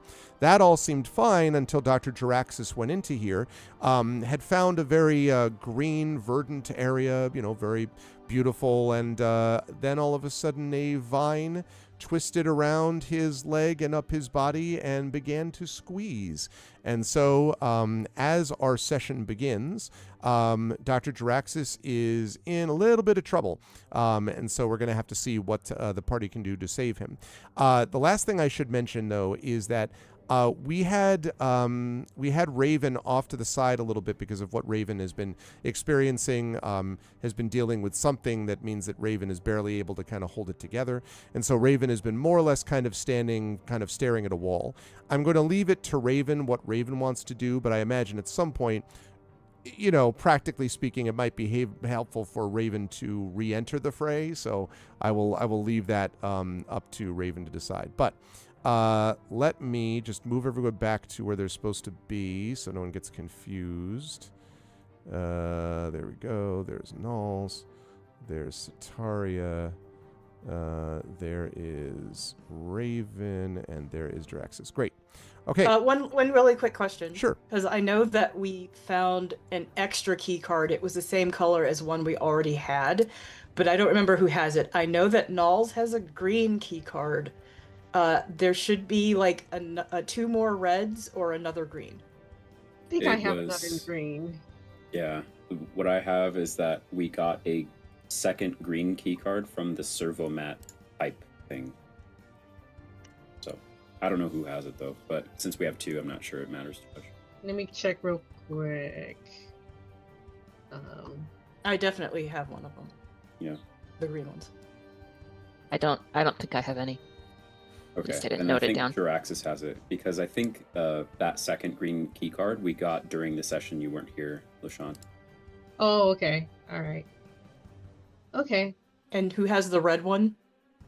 What I noted down is that I found it, so I guess I also have that. Okay.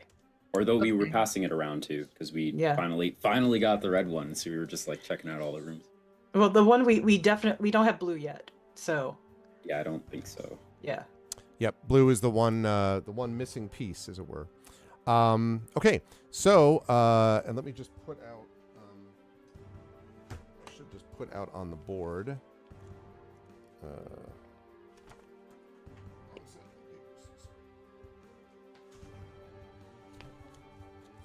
A little messy in the office when I'm running something like this. Okay, right. So you were up there. That was the thing that was there. Blah blah blah blah blah. Ah, yes. Okay, good. So, where's my... Where is my appendix at? Usually in your body until you get it removed.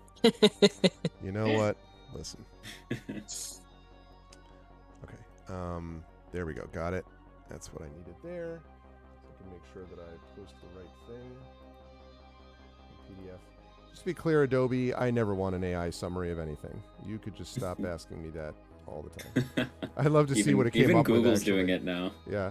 You He's a want an little AI summary of this Yeah. adventure? I'm like, DuckDuckGo no. Go is doing it now. Oh God. I thought DuckDuckGo were the good guys, allegedly. Yeah, Yeah. supposedly. Not anymore. Yeah. Yeah. Bring back Clippy and just let's have give Clippy a sword and let him destroy all the AI. Slippy was about as effective as Gen AI stuff. Yeah. Yeah, I had to sit through a corporate booster session at my work about how anybody who doesn't use AI is going to get left behind. Mm. They are so desperate. They are so desperate to get people to use it. Is astonishing how desperate they are to use it. It's really something. Okay, I found it. Great. All right. So this creature is curling around Draxus, and what I would like from everybody is that little thing we like to call an initiative roll, please. Let's Great. do that thing. Do that thing. Okay.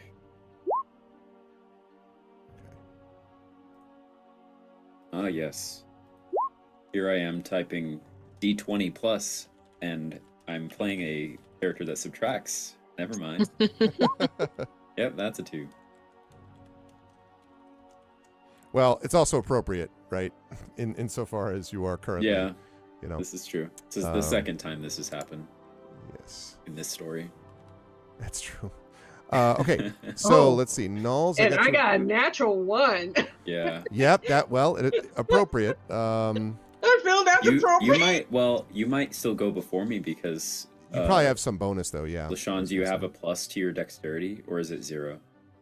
Yeah, it's a 0. Oh, Yeah. Okay, so right. Okay, so I have, let's see, Nulls at 17. Okay. And then wow. There's some and then a 4 from Sataria. Yep. All right. And then a 2 from Jiraxis. nope. And yet somehow manages to go before Raven. That is interesting. Okay. You'll probably hear the. I mean, that also makes sense because she's gonna hear the echoes of our fighting down the hall. Yep. Narratively, it fits. Okay. Yeah. Okay. And let's see. And then we've got work rules separately. Okay. And last but certainly not least, the bad guys. Or in this case, these strange constrictor vines. Okay. All right. First to act is Nulls. Let me see if I can put these on the board for you. Let's see. Don't know if I have any, but we shall see if I do. I bet I have constrictor snakes, but do I have constrictor vines?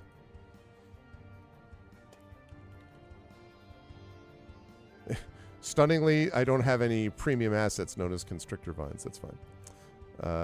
I will use what I was planning on using anyway, which is use this. Okay, but again, I hesitate to mention these are not in fact snakes. They are vines, or at least so they appear to be. So we've got one on Jiraxis here, and then two more off here. Great. Okay, so Niles, you're up first. You can, I think, now I don't remember if you were looking inside the room when you No, came and in, I'm like out in the hallway, so I'm wondering how much can I actually see of what is going on? How much can I hear? You definitely, there's not, I don't know that you'd be able to see a whole lot.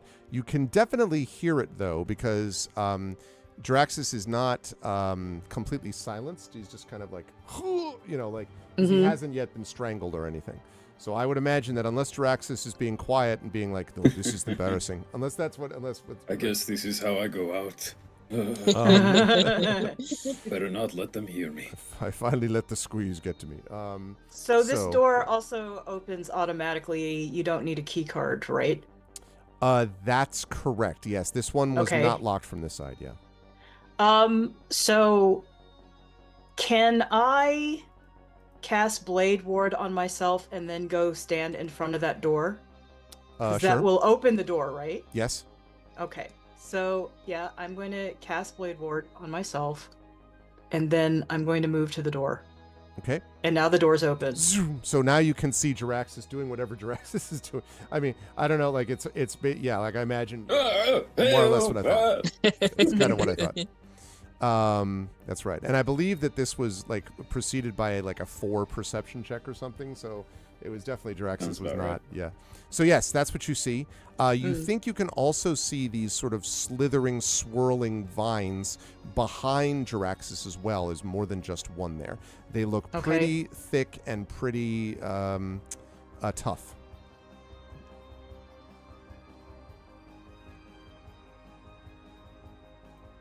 And I've moved, so that's. Oh, that's right. I'm sorry. So you just had that moved that. Okay. Right. Okay. Next up is Gamork. Gamork is going to run, I think, up here. Is going to come in here and then quite literally gets in and sort of like sniffs the air. Obviously, can't see, but sniffs the air and then growling and hackles raised, backs up a little bit past you, Sataria. Not running away, but is definitely like, this is very not, he apparently is not a fan and is trying to figure out what to do at the moment. Okay. The bad news is that then the vines go. And so, let's see. The first thing they're going to do, which seems pretty reasonable, is an action known as constrict. No. I know that's not, I know it's hard to believe. Okay, so that is going to be this.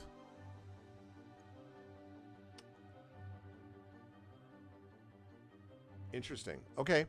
So, what was I looking at? Okay, right. Oh, I see. Okay. Well, the good news is an 8 is not going to hit you, is it? That's right. Okay.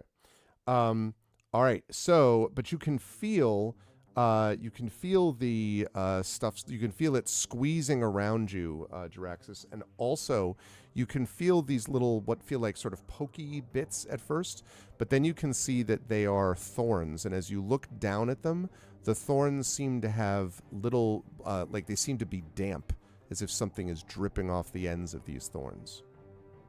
Gross. Yeah, it's great. It's exactly what you want. Okay. Now the second one is going to move up. Slither, slither, slither. This one is going to move up here, slither, slither, and then it's going to use another action. And let's see. Sataria, as you are standing there, you suddenly notice that the grass and sort of ground below you has become almost this undulating sea, and you can feel the grass sort of like kind of crawling and almost sweeping up your ankles. I need you to make a strength saving throw, please. Okay. My mighty +0. Yep. Let's see. 8. That's an 8, huh? Yeah, that's not really what we're looking at. Okay. All right. You are restrained by these entangling vines and roots. And the thing is, Sataria, as you look down at it, you can see that it's not actually the vine that is restraining you. It has done something to the grass or the, the weeds or whatever it is below you, that they are somehow responding to it in some way. So, looks like you have a vine commander, something, apparently. So you are restrained for the moment. You're still able to, take actions and so on, but you're restrained by it. Is Draxus also restrained? Yes. Okay. In fact, Draxus is restrained, and when we get to you, I'll give you an opportunity to try to break free from it if you can. So, right. Yeah. Okay. Hey, what's up, Pilnus? It's that guy I ran across multiple times at Gen Con. Yes, it is. Okay, so that leads us to, that's the 3 vines. That leads us to Sataria. So Sataria, just so you know, when you're restrained, you can do other actions. You just can't move around. However, if you want to get free of it, you could make a strength check, again, I know your favorite, to free yourself from it. So you can try to do that, or you can try to attack while you are, being held in place by this thing. I mean, I think that she doesn't have enough background in sort of combat situations to stop her instinct, and the instinct is to try to pull away, Okay. as opposed to like staying put and getting something done. Okay, that makes sense. So let's have another strength check then. 14. Apparently fear is a powerful motivator. Yeah. So you do actually manage to rip yourself free. Now it takes your turn. Okay. But you do manage to rip yourself free from it. Actually, you do have a move action, it looks like. So you could back up further, but obviously if you back up further, you're, backing away from Draxus. But you could back up if you want. You did free yourself as you rip these vines away. Well, grasses, I should say. Yeah. So how this usually goes is Gamork attacks and I'm behind him. Okay. So I'm going to go at least that far. Okay. None of this Gamork behind me. Gamork also backs up. No, just kidding. No, you go forward. Okay, so you back up there, and now you are standing there, and Gamork is in front of you, still growling fiercely at what it sees, or what it senses, I should say. All right, good stuff, Sataria. You were trapped, but got free. All right, Draxus. Now we get to you. You could try to do the same thing if you wish to break free from this. That's a strength check, but it will use your action. Or you do have the ability to take actions while restrained. It's just you can't run away easily. Okay, I think... Don't forget, chat, inspirations for subs here, for tier 2 subs, if these people need it. Draxus, as he is recording almost everything that goes on, looks down and sees how cool this looks. And also that these are just plants. He doesn't seem too afraid at the moment, especially given that it tried to constrict him, but he was able to still have some space. So he's going to try to channel his inner action hero and get some found footage, and just start casting spells without trying to break out. Okay. And he will say, "Get back, Vine Beast!" And Okay. I'll cast Symbiote Mark, Okay. which is basically a hex that I will place on the vine that is constricting me. Yep. And so I'm concentrating on that. And then I will use my... Well, Sprite Beam has the most damage potential, but I'm in melee. But I think while I'm restrained, my attacks are with disadvantage. Is that right? Because I think it's grappled. It doesn't give you any... Right, that's right. So if you actually, I'm gonna double check though because I do, Okay. I occasionally get right. Restrained creatures' speed becomes 0. Attack rolls against the creature have advantage, and creatures' attack rolls have disadvantage. Yeah. All right. In that case, I might as well just still use the Sprite Beam. So I'm going to, and I will roll twice. So anyway, you started blasting. Yes, I started blasting. There's like magical Esper Sprite energy that collects in his hands. And what do I add? 6. All right, I have disadvantage. Okay, a 22 or... Whoa! Okay, so So a 22. 22 it is. All right. Yes, that'll Great. hit. Okay, so that's going to deal the damage of the Sprite Beam. I also get to add my intelligence because of a complex pattern I chose, so 4. And then the Symbiote Mark I just placed adds a d6. Okay. So I channel the energy and I go, "Ah!" And then deal 19 damage. Wow. Oh, wait, hold on. Sorry, I typed 6, not d6. Okay, so that's 5 less, so 14. So 14 still. Yeah. All right. So you hit it and it kind of like flails about. Well, Hilness, depends. Jaraxxus is currently constricted by Vine, and Zetaria broke free, and Nulls has just seen this, and Raven is still coming to her senses some distance away. So inspirations may be sort of broadly necessary. I'm not sure who to tell you at the moment. I mentioned to everybody that tier 2 subs get an inspiration for each one of the players in turn, like 1 per player. But otherwise, yeah, I don't know. We'll find out, I guess. All right, Draxus, obviously you can't move. Any other Yep. bonus actions or anything? Or not? No, I use my bonus action for the hex. I think he'll Oh, that's shout right. out, "Don't worry, it's just plants!" And yeah, that's all. All right, that's going to lead us then to Raven. Now, Raven, you were left in this sort of central control room, is where the party left you to sort of be on the safe side, kind of an auxiliary control room. And so now I guess the question is, are you actively, how do you want to manage this? Are you actively trying to perceive things where I would give you a perception check to see if you heard him calling? Or are you sort of like, eventually I'm going to go find my friends anyway? How do you want to handle that? Actually, yeah, let's do perception to see, first of all, because right now, my guess is right now she is catatonic. She's lost and all that. So let's see if she can actually hears Dr. Zax's yelling. Dr. So, Zach. Dr. Zach. Zach. Yes, Dr. Zach. Whatever. She's Yeah. lost. So what do I need to roll? So you're going to roll a d20. You should see there should be a perception skill on your sheet there. Yeah. So the perception. Okay, so D20. Yep. Perception is also wisdom based. So if you don't have perception, you would just do d20 plus your wisdom bonus, whatever that is. But Hold on 1 second. And I do have a wisdom bonus, which is +1. so is that a So- 4? Well, yeah, so Ugh. yeah, it's just a 4. So she just got a 4. So she doesn't really hear anything. She twitches a little. Staring Yeah. still at the wall. Yeah. Okay. He All right. Fair enough. twitches a little. I respect it.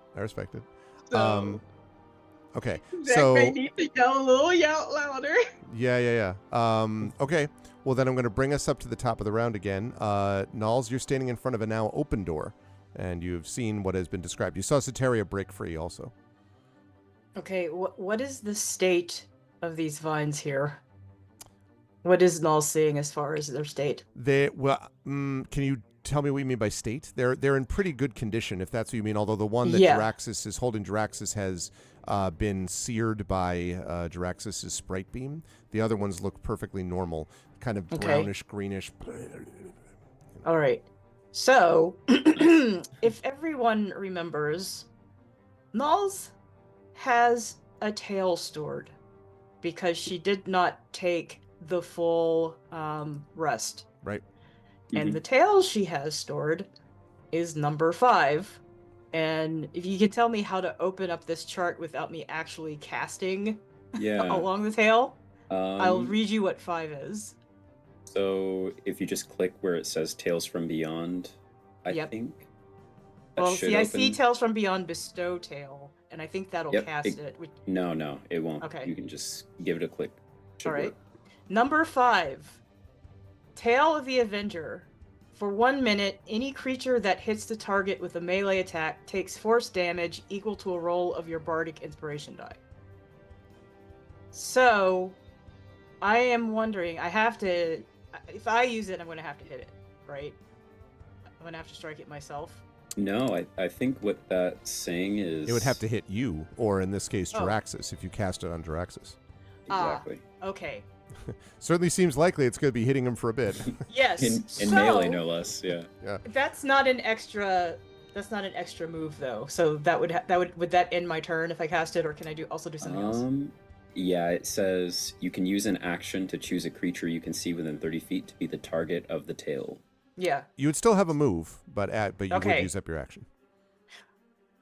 I would still have a move. Yeah. Okay. Mhm. So I'm going to stay in the doorway, but I'm going to cast a tail on Jaraxxus. Okay. How do I do that on my sheet here? That I've used it, or just do I say I've used I it? think you just say that you've used it. All right. Your Bardic Inspiration would be you used a Bardic Inspiration to get the tail, so you should Yeah. have 1 Bardic Inspiration used up at least. Okay.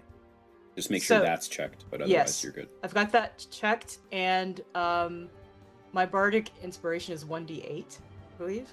That's right. Yeah. So if I think the effect is if something were to hit me, you would roll a d8 and it has to take that damage in Okay. reprise. There we go. So I'm going to stay in the door for now. All right. I'm going to do my damage from afar. All right. Sounds good. All right. So you do that. Jaraxxus now has a tale of an Avenger about him. All right. Gamork, Soteria will be happy to learn, does not actually stay there with its hackles raised. It clearly, at some point, he decides this has gone far enough. And so he runs forward with a snarl and then leaps at the vine to the left of Jaraxxus that looked like it was curling in Jaraxxus' general direction. So not on the vine on you, Jaraxxus. It also might have had a hard time getting purchase on the vine without also biting you, because the vine is wrapped around you. So it is instead biting the vine next to you, or at least trying to. So let's see if he actually manages to hit. Oh, yeah, he does. Okay, so he definitely hits. Let's see about the damage that he does. All right. Crunches away at that vine, which, and you can, there's some like sap or something that you can maybe see coming off of it as he does that. All right, that is Gamork, and now the bad creatures go. So first of all, we're going to get that whole constrict thing again, Jaraxxus, or at least the attempt to. Okay. So Is the one it, around you is going to attempt to. It's making an attack roll against me? Yes, that's right. Okay, it has advantage because I'm restrained. That is right. Yeah, well, 22 is probably going to hit, I'm guessing, right? Yeah. Okay. I actually I have like this reverse Achilles thing where I can get hit by lots of numbers, but 22 just doesn't hit for some reason. That's the specific thing. Yeah, sure. yeah. it's amazing. All right. So, all right, you take 13 points of bludgeoning damage, Jaraxxus. as this thing does this to you. And those thorns sink into your skin. The impact is that the start of each of your turns, you're going to be taking poison damage until you can break free of this thing.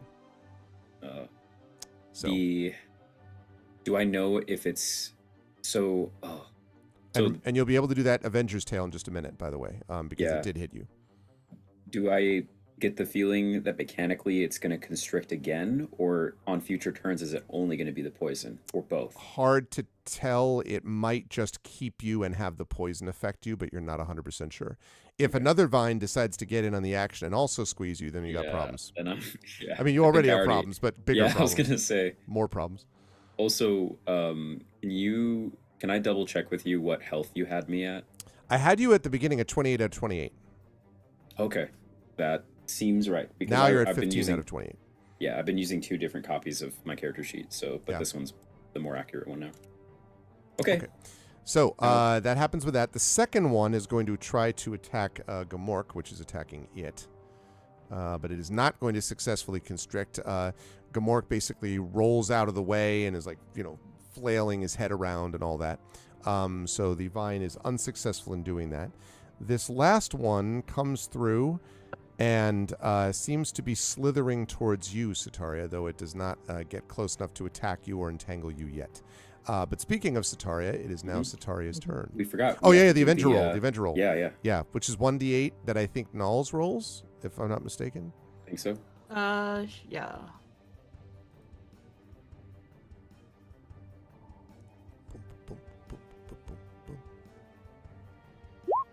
Well. Okay. 2. All right. There we go. Okay. Yes, good stuff. All right.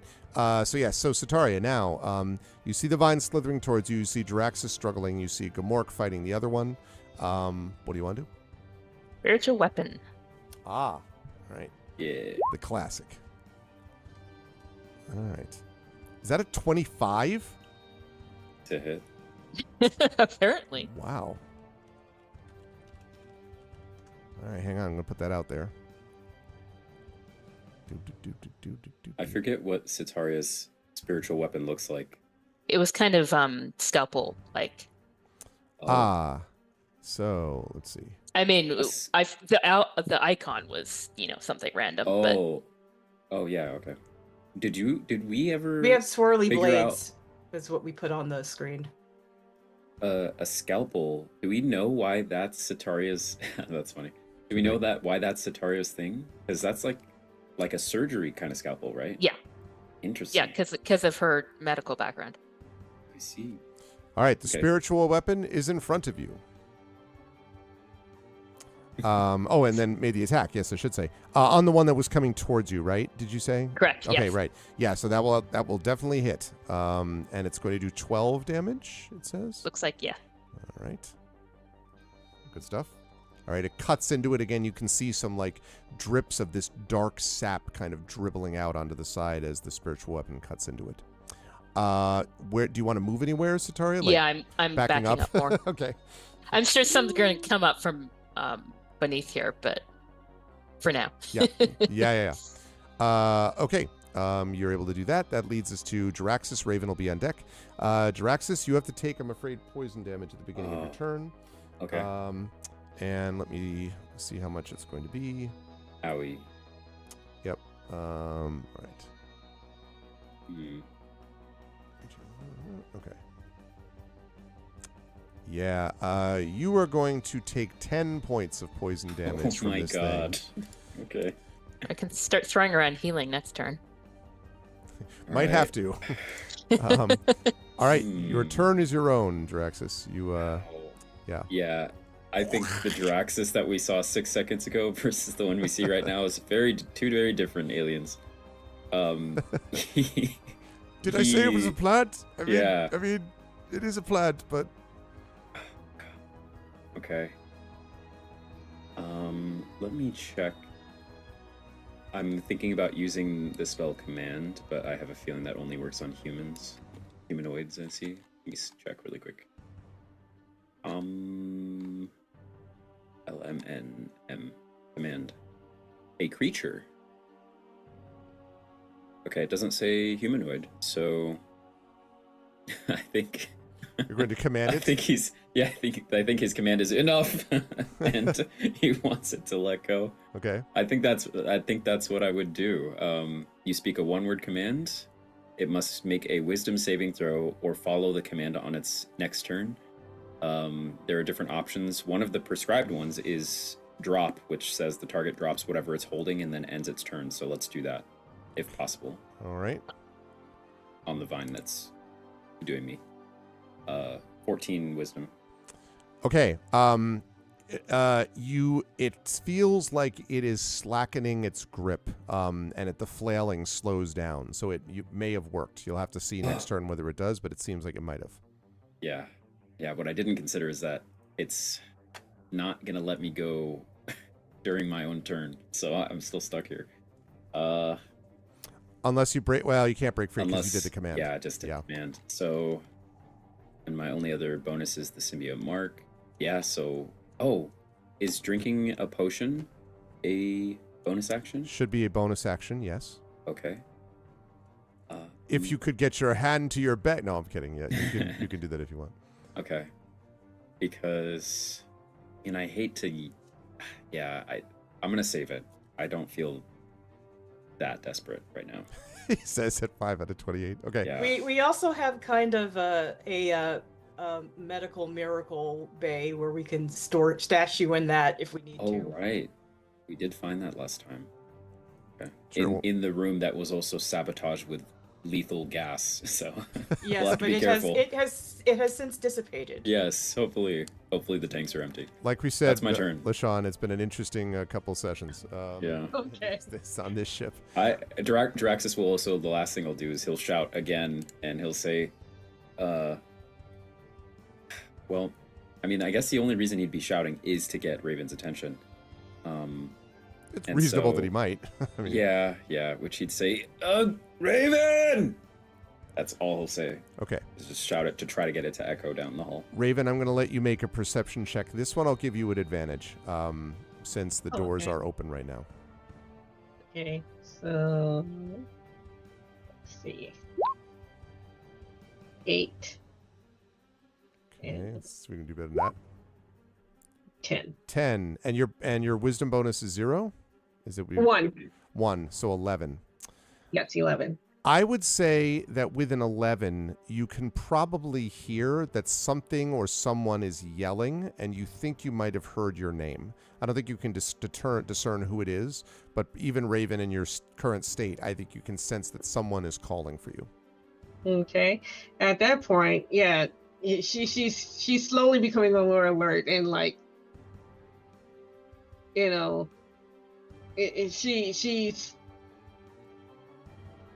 she's waking up. Okay. And she's sitting disoriented right now. Okay. Like her eyes actually start blinking and she's like looking around, trying to figure out what's going on. Okay. So, Is she going to stumble towards the door for a movement or not? It's up to you. You don't have to, but I don't think she will right now, but right now she's blinking and coming to. Let me put it that way. okay.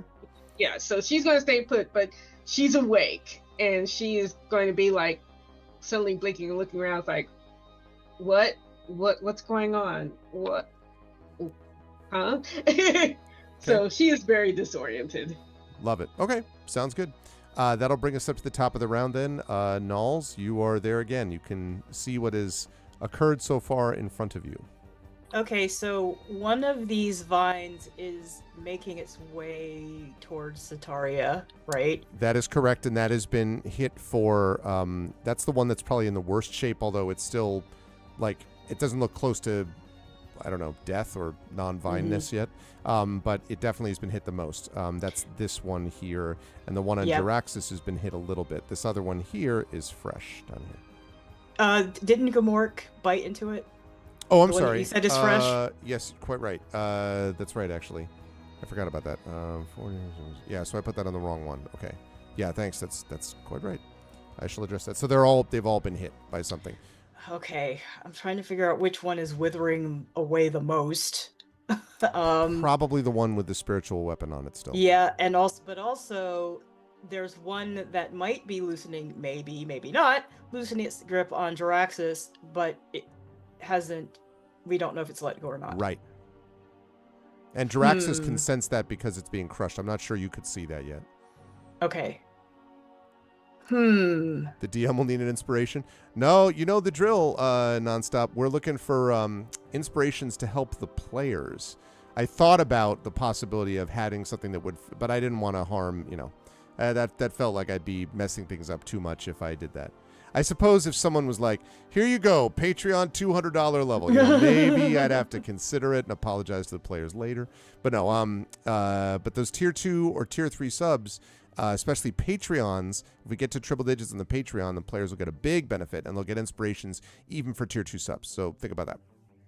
Yeah, so my conundrum is, do I want to try to take out the one that's headed towards Ataria or the one that's on Jaraxxus? My question is, how much danger is Jaraxxus in at the moment? Looks because of pretty hurt.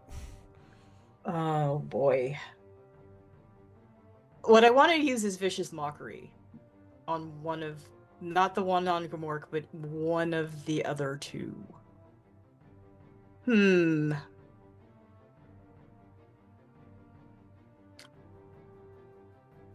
How bad are you off right now, Jaraxxus? I'm at 5 health. I'm totally fine. Okay. Fine. Let's try to take out.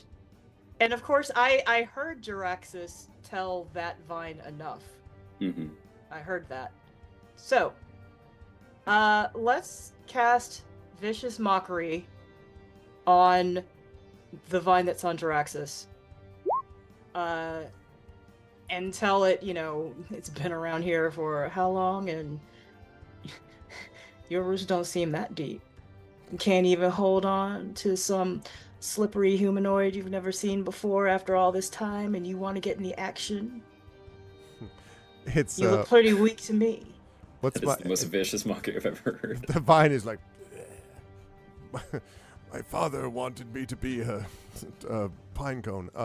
All right, so when you say that, you can definitely see it like kind of sort of flail backwards. I don't fully know how this works, but it is not actually immune to psychic damage, apparently. So it does, in fact, seem to have taken your feelings to heart of its roots. So or something. When that happens, don't I need to roll? Let me see. You unleash a string of insults laced with subtle enhancements at a creature you can see within range. If the target can hear you, though it need not understand you, it must succeed on a wisdom saving throw or take 1d4 psychic damage. Which I think it looks I like rolled it that already did already. that. Yeah. So Okay. Yep. All right. On the one in Jaraxxus, you said, right? Yes. Okay. All right. Yep. You can see that seems to have had an effect on it. It does not loosen him yet, but that's, may not be the time yet for that. So that worked. Do you want to go stay where you are, Nels, in the door, or? I will stay in the door. Okay. Gmork, then, is going to continue his epic battle against his chosen vine. Okay. It would be that. Okay. Hard to tell. He might have grazed it with his jaws, but it's hard to tell. He's sort of struggling with it right now. And that leads to the vines themselves. So this first one is going to come. Now, it's going to go past your spiritual weapon, because your spiritual weapon, I don't think Sataria blocks it. It would just be there, like, slashing away at it, presumably. Yeah. So it's going to come towards you, and it's going to attempt. It flips out a tendril, I guess, in an attempt to hit you. And let's see. That is. Would that be affected by my shield spell? Yes, Okay. it would. That is a 23 to hit. Hits me anyway. Okay, so I was gonna say, I because shield's a wasted a reaction. spell slot. No, because the shield's a reaction. Yeah. Shield's a reaction, so you don't have to do that. If I tell you 23, you don't have to use the shield spell. You can just be okay. like, I'm gonna just take it if you want. Okay, so you are bludgeoned by this thing as it gets to you. You are going to take 9 points of damage from it as it bludgeons you, and whoosh, it is now grappled you. And that means you are currently restrained, as you were previously by the grasp, but not with this thing Okay. with little poison thorns gathering around you. Not great. Okay, so that one is over there. I'm going to put it there to indicate it is grappling you. Okay, the one on Gamork is going to try to attack that. Let's see. Okay. Well, it curls around Gamork, who yelps a little bit. Clearly, it has been Gamork has been hit by this thing, and you can see the vines are around it, kind of pulling Gamork's powerful body to the ground. All right, and then the one on Jaraxxus. Can't forget that one. Okay. That's the one I commanded. That's right. Which you said, and specifically you said drop or enough. Mm-hmm. You said drop. For mechanical purposes, I said drop. Okay. Yeah. You said enough. I know, but if there's a... Yeah, it's like It casting a wish agrees with spell. you and Oh. it squeezes even Okay. harder. Yeah. Like, it is enough. No. Right. So it does loosen its grip and just fall to the ground and allow you to get out. Now it's still kind of undulating, so you could see that it could probably attack again if it wanted to, but it's not going to do that this turn. So you Okay. are currently free from its clutches. And we'll come back to the impact of that in a minute. Okay. Sataria, you are currently being constricted by this thing. At the start of your turn, you are going to take some poison damage as a result of that. Okay. Unfortunately. Let's see. So that is...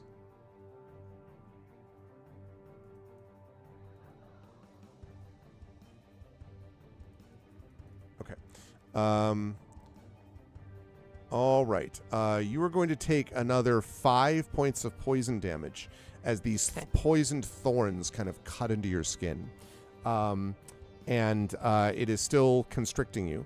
You're grappled, start of each of its turns. Yeah, because that happens on the start of your turn. So that's that. So you can now, again, you could try to break free from it. Break free of the grapple by using, again, one of those strength checks. Obviously, your spiritual weapon can still attack. And otherwise, you could theoretically attack it. Although, again, attacks against you will have advantage. Attacks that you use against anything else will have disadvantage till he gets free from this thing. Okay.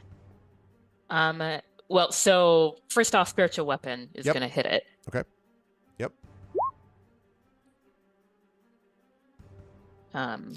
Did that? It did damage, but I don't think Oh, okay. I didn't see the. Let's try that again. Right? 18. That will hit. Okay. 9. So- Okay. 9. Yeah. Yeah, you definitely this thing, like the striking of it, you can definitely see that you're doing some serious damage to it. There are a lot of cuts and things, and you can kind of see its. I wouldn't say that its grip is slackening yet, but you can definitely feel like some of the thorns have fallen off and stuff like that. So it is getting damaged, Mhm. for what that's worth. So I gonna sling some healing around.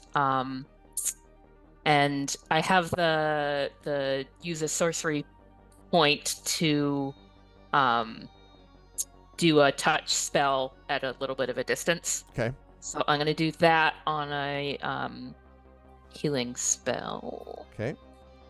Cast that.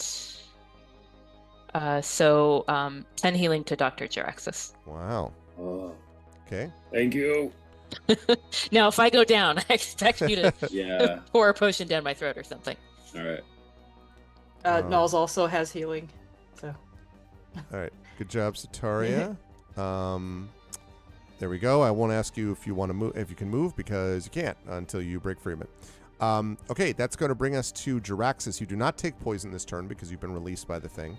So you are free to take your move as you wish. You don't know how long the Constrictor is going to stay there, and obviously the other one's battling Gamork, and Sataria looks like she's in a bad way.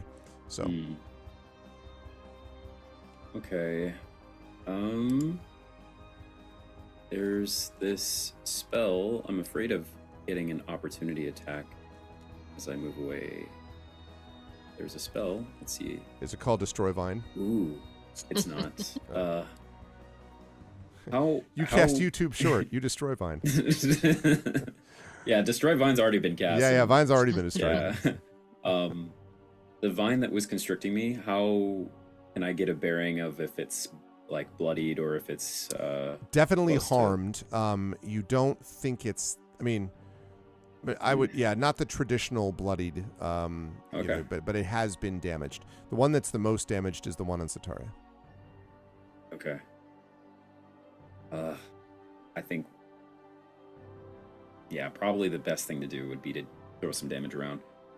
I think Jiraxis is going to shoot a Sprite Beam at the one that's that's constricting Sataria. I forget if the rule is that if an enemy's in melee with you, does it give disadvantage to all your ranged attacks, or is it that it would give disadvantage to your attacks, except this one is not currently in melee with you. The one is in melee with Gamork, and the one that let you go is not in melee with you at the minute. It's just lying on the ground. You don't know for how long. So okay. You have a bit of free space to move. Oh, okay. If that's the case, I do want to move away. Okay. So I'll move over here. Hey, question also, Sataria, is spiritual weapon concentration? I don't think so. I don't think so either, but I just want to check because you would possibly need it. Yeah, you've reminded me though. I actually need to make a save for my Nope. hex. Okay. 1 minute. Okay. So my hex is gone. Your hex is gone. Which is okay. The hex is gone. Which does sort of suck, but I'm going to cast Sprite Beam on the vine constricting Sataria. Okay. Here we go. Is there any special sauce I can use to make this better? Like inspirations from anyone? Like inspirations from anyone based on subs? Anyone? This is true. No, I don't think there's no special sauce here at the moment. So I'm going to... Oh, God. I got an 8 to hit the vine. Hit Sataria square in the face. No, I was just kidding. I'm sorry. But no, sadly, that is not enough. You miss... Oh, wait. How unless you did have I some forget? reason. I'm level 5. I get to shoot 2 beams. Oh, well, nice. Let's do that Double now. beam. Double beam. It's that double beam construction then. Ah! Okay. I'm just going to give up on Jiraxis just falls to the ground. And, Those of you at home now, says- this is 7. You just weep. You're just like... Wow. Well, getting the bad rules out, as they say. Got to find some way to justify that terrible luck. You look down at your screen and there's a bunch of like salute emoticons from people watching you, and you're yeah.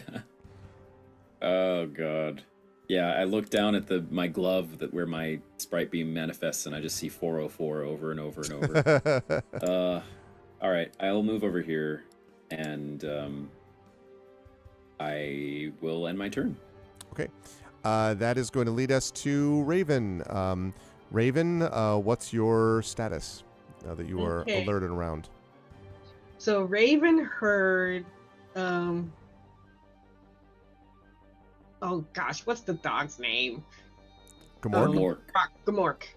She heard Gamork yelp, I'm guessing. Possibly. She definitely heard the yelling from someone calling for her, probably even more than Gamork, but yeah. Yeah. But she heard something. So she's going to actually leave. She's aware at this point that she hears fighting, and so she's actually going to start moving towards the towns. If you double move, so if you basically spend your whole turn moving, I would say you can probably get to about here. or Okay. so, if you want to do that, and then you would be able to see Nulls at that point, because you Yep, can hear it then- echoing through the halls.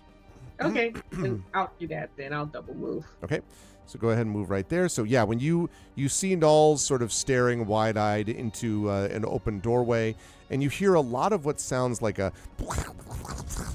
like something whipping around, and like something some crawling something or other whipping around, and you hear the sound of Dr. Draxus weeping. Also, you're not sure what that's about, but anyway.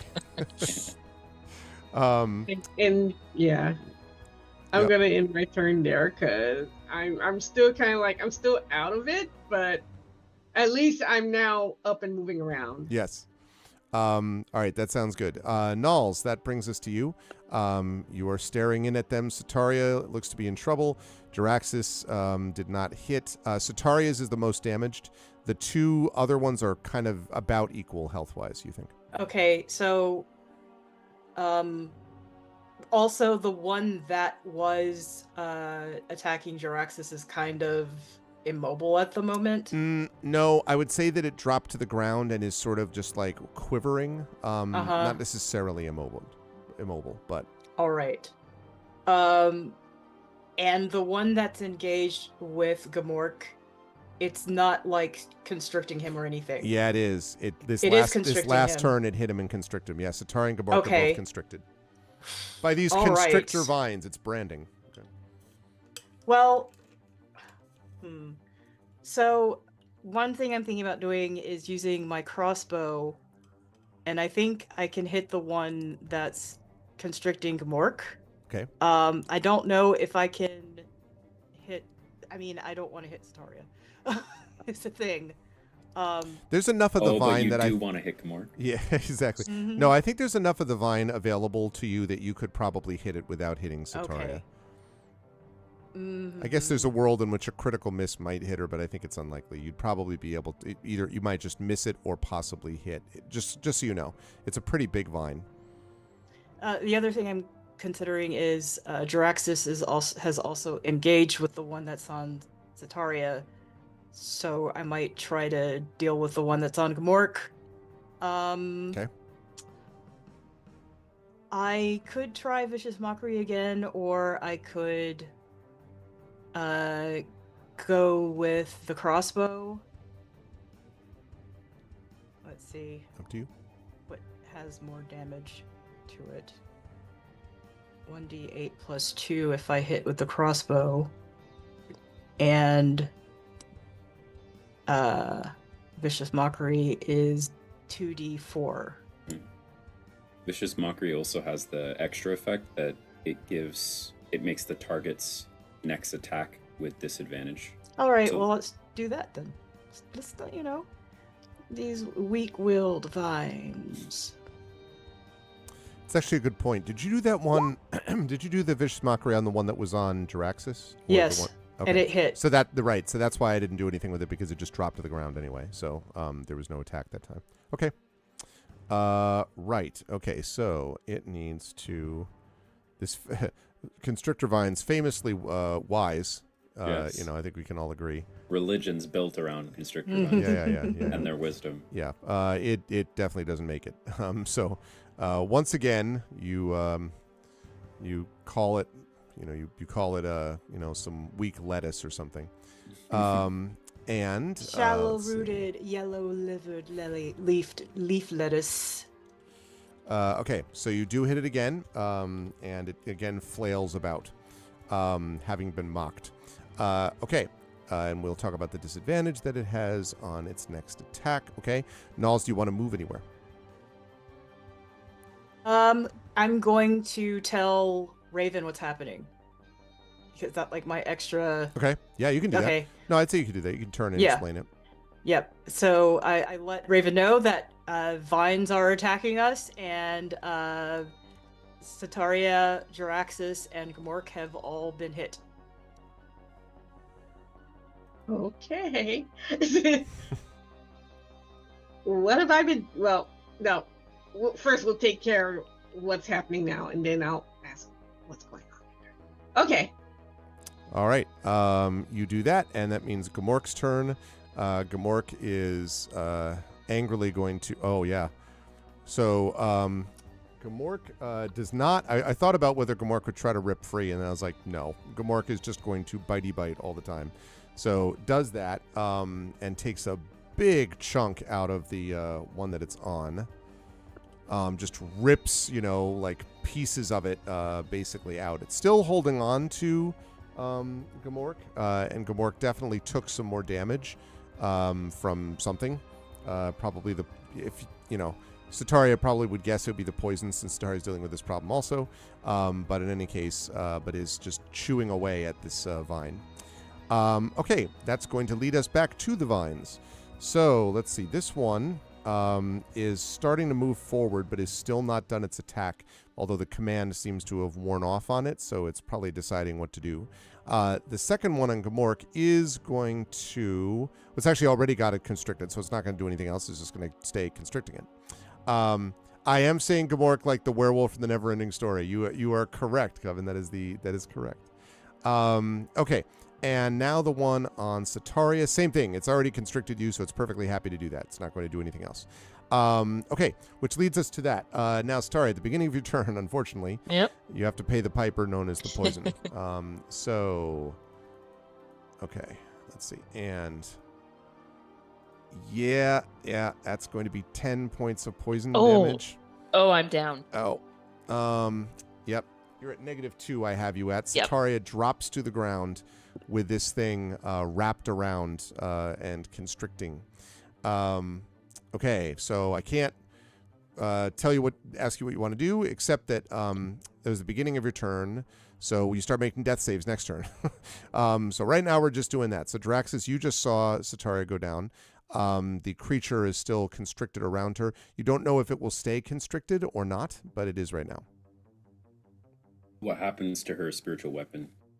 I assume the spiritual weapon would vanish at that point, right? Although, Well, that's a good it's not question. concentration. So, I mean, I guess it would just, like, hang out, maybe? Because it's an action to move it. So it seems like it would just, like, keep doing what it's doing unless you move it to do something else. I don't know. Let me see. I'm looking. This sounds like a to the RPG.stack exchange. All right. Yeah, it hangs around doing nothing. That's 100% right. I haven't had that happen before, so that's cool. All right, it's just there. It's just floating in the air. It's not attacking anything, though. It needs your will to do that. But cool beans. All right. So yes, Draxus. Draxus looks at the scalpel and is like, "Free her! What are you doing?" Ah! And gosh. Okay. Only 6 seconds ago, she was saying I might need to give her a potion, and he will he'll stay on the focus and will try to sprite beam again to free her. Okay. And to then hopefully the goal is to be next to each other, and then he can try to heal her, or maybe Nalik can. So double sprite beam for the win. Double sprite beam. There you go. That's a 23. Sure. And that will do 7 points of damage to that vine. Okay. Is it enough? So it's starting to look pretty hurt. It is not let go though yet. I will shoot another beam with my other hand. Natural 20. The power of critical hit. All right. Heck What's yeah. that max damage look like? How do we do this again? Max damage. So whatever the maximum would be. 14. Then. Wow. So just the sprite beam lashes out. Now it's exceedingly hurt. It is still technically holding on, although you don't also know whether it's going to let go anyway because Sataria is currently unconscious. We don't know yet. Right. But yeah, it is very hurt. Probably gonna try to start the digestion process. I think he'll move up with his action or his movement. Okay. And I know I've already taken an action, but he's gonna like step in to its space to try to get it to latch onto him now. But that's the limit of what he can do, and then he'll shout down the hall and say, Sitaria's down! And that's it. All right, Raven, your turn, and you heard that. For sure. You don't even need to make a perception check for that. Nope. So I'm gonna move up to the door. You can get into the room, by the way, I would say on one move. You could get into the door. You could like go into the door, pause, and then see whatever the hell is going on and then make a decision. But you have enough movement to get into the room. Okay. So I come up next to Knowles and I look in and I see chaos. Yep. Vine chaos. Yep. Vine chaos.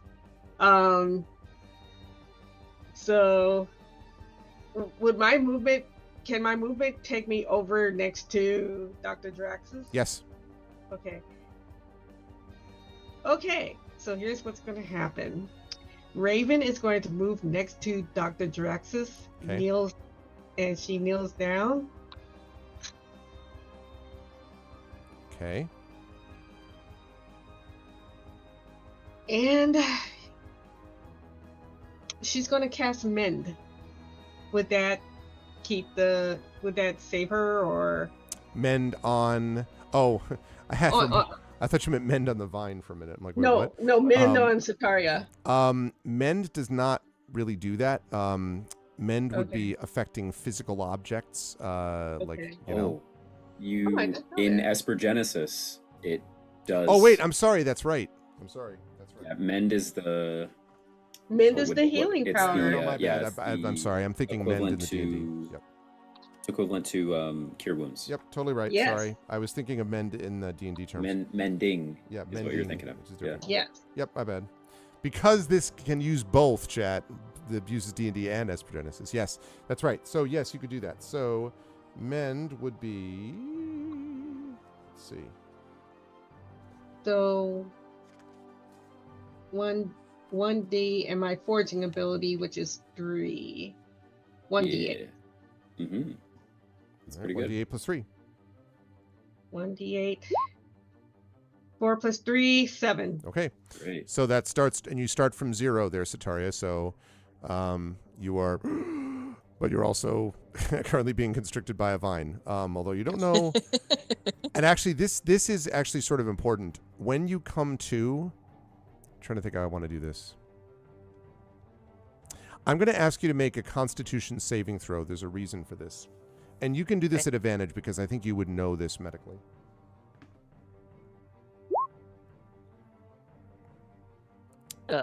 Okay, let's try that again. Yeah.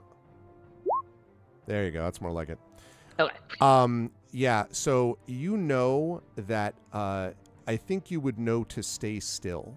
And the reason is because the creature, you feel when you come to that it definitely, its grip on you has slackened. And you suspect it may be getting ready to let you go, thinking that you're destroyed. Or killed.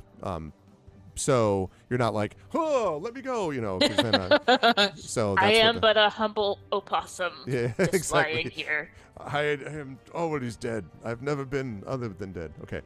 All right, great. So yes, you come back with 7. Good stuff, Raven. So you moved, you acted. That mend is an action, I believe. So not a bonus action. So that's it. That is it for your turn. That leads us to Knowles. All right, Knowles.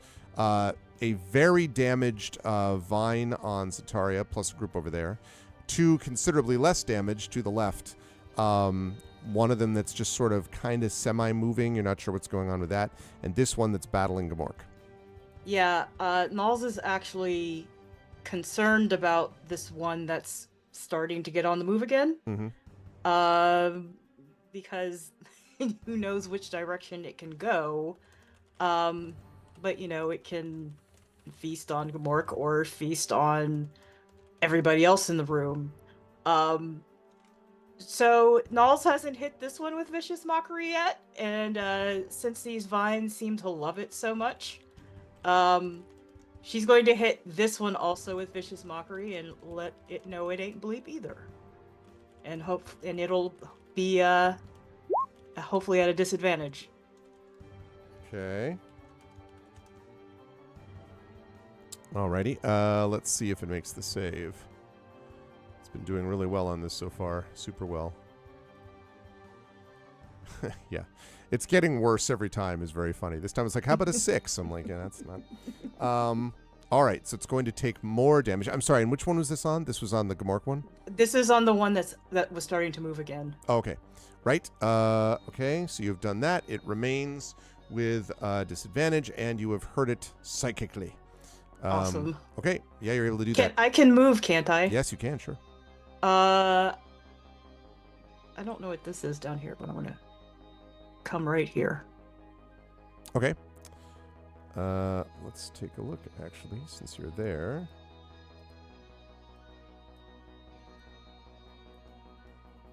Okay. Now, let me mention that because down there,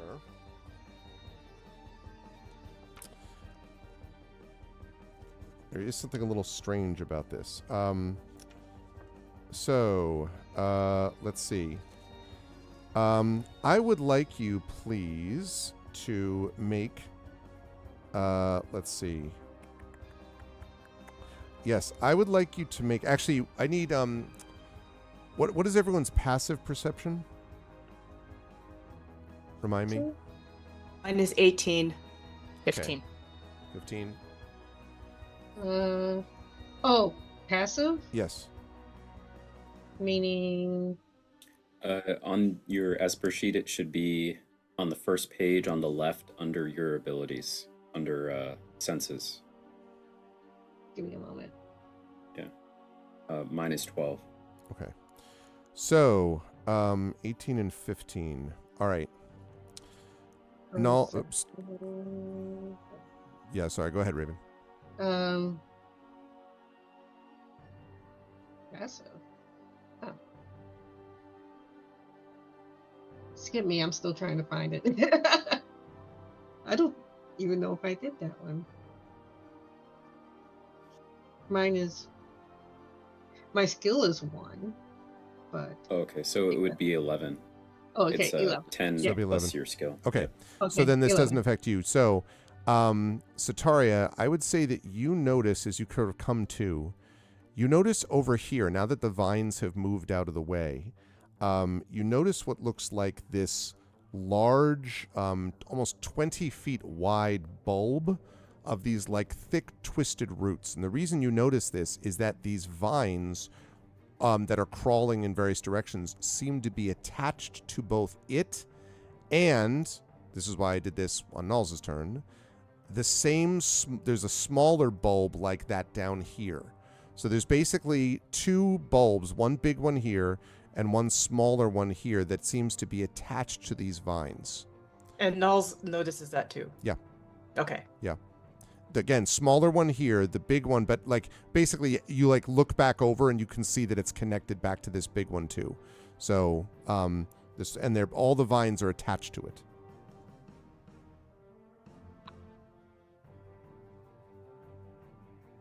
So I'm noting that because you just moved in there. So, okay. That is going to lead us to, that was Nulls. Right, Gamork. Gamork was going to continue to fight for his right to not be constricted. Okay, yeah, he will definitely hit again. He's definitely been hitting it a lot. It's the issue of whether he's being harmed in the meantime. Okay. So this one that is on him is also starting to look hurt, but so is he. He's starting to look pretty hurt himself. Okay, that leads us to the vines. This one finally seems to be moving, and it's sort of crawling over in the general direction of your group. Not sure what it's attacking yet, but it's there. The constrictor vine that is on Gamork is going to stay constricting it, and the one that's near here does indeed let go of you, Sataria, and then turns around to face Raven and Jaraxxus. Face is kind of a weird term, but you know what I mean. Does not attack either of you yet, but looks like it is sort of like almost like a snake, kind of going up, getting ready to sort of attack on the next turn. Which leads us to Sataria. So you have now been dropped to the ground. You're prone, but you are not held by this thing. It's right in front of you now. And I mentioned the bulb thing.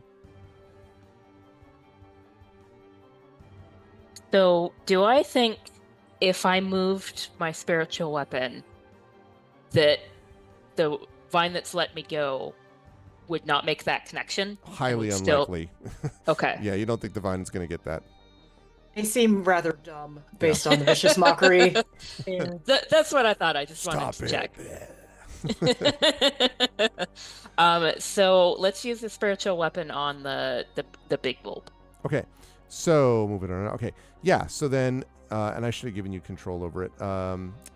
Controlled by Rhiannon. There we go. Okay, so you can move it over to here if you want, and then you're going to, if you're going to attack that, you can go ahead and make an attack on it. Yep, 24. It will definitely hit for sure. 10. 10. Okay, when you hit this thing, all 3 vines flail wildly when you hit this bulb. And you've definitely made a big cut into it. You haven't destroyed it, but you've made a big Sure. cut into it. I also don't want to ignore Coven. Yes, that is a play on Gnarls Barkley. Okay, Sataria, you could So that- theoretically stand up as your move, but I don't know if you want to do Yeah. that. I'm not sure. Can I cast Cure Wounds on myself lying down? Is that possible? Or Yeah. I don't see Okay. why not. But is Cure Wounds a bonus? Well, yeah, the spiritual weapons bonus. Yeah, you could. It's No, bonus, that's right. You so- could. Sure. Yep. Okay, Cure Wounds on me. 12. 12. Ooh, Oh, nice. nice. Hale and hearty. All right. Just with 3 deadly vines around you. Okay. So I want to ask you where you want to move because you can't move anywhere Yeah. unless you want to stand up. But do you want to stay where you are? I'm still playing dead was working, so Okay. I'm inclined. Sounds good. Draxus, that leads us to you. You see this vine is now turned in your direction. Not sure if it's going to go after you or Raven, but one of the two.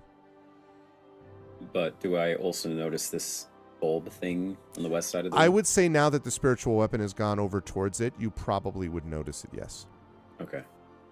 And all the vines writhing around as a result. That's the other thing, yeah. Because they all reacted at the same time. Yeah. I think in that case, I'm going to do what I do best, which is shoot sprite beams. And All day long. All day long. And try to Okay. kill the thing. Okay. So I'm going to shoot both of them right at the bulb. Okay. And Bulb attack. here we go. That's a 12. Probably will not hit. Well, the funny thing about a bulb, they're not super agile. Yay. So, yeah, you do hit it. That's 14 damage. Okay. That is, again, the vines flail, and the bulb is starting to look very poorly. It has been struck Okay. multiple times. I'm going to do that again with my second beam, both hands. Okay. That's a 17. Will hit, Which, yep. Yep. That's another 6. Okay. Yeah, so again, they flail, starting to look quite damaged to the bulb. So, do you want to move anywhere, Draxus?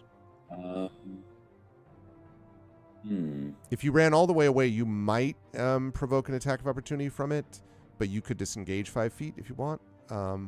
Or it Do might that. not even be paying attention to you. I'll just disengage 5 feet to like here, if that's okay.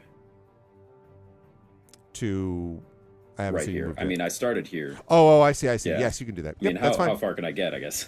You could probably get, I would say. Yeah, exactly. That's There? fine. Yep. Mhm. Great. I'll take it. That's my turn. He'll say, focus on that weird, it's gross. And he'll point over at it. Okay, Raven, your turn. You are kneeling at the feet of this, at the feet of Sataria. Sataria is definitely awake, but is lying back. Looks okay now. And the vine is looking, well, it's not staring at you because it's a vine, but it's flailing about. Might be going after you or Jaraxxus next. And you did see, you've heard this thing about the bulbs now. Again, for the same reason, everyone's now calling it out, so if you want. Okay. In that case, I am going to.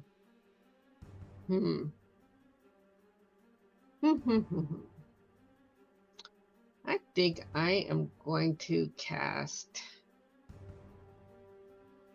Yeah, synaptic recoil at the bulb.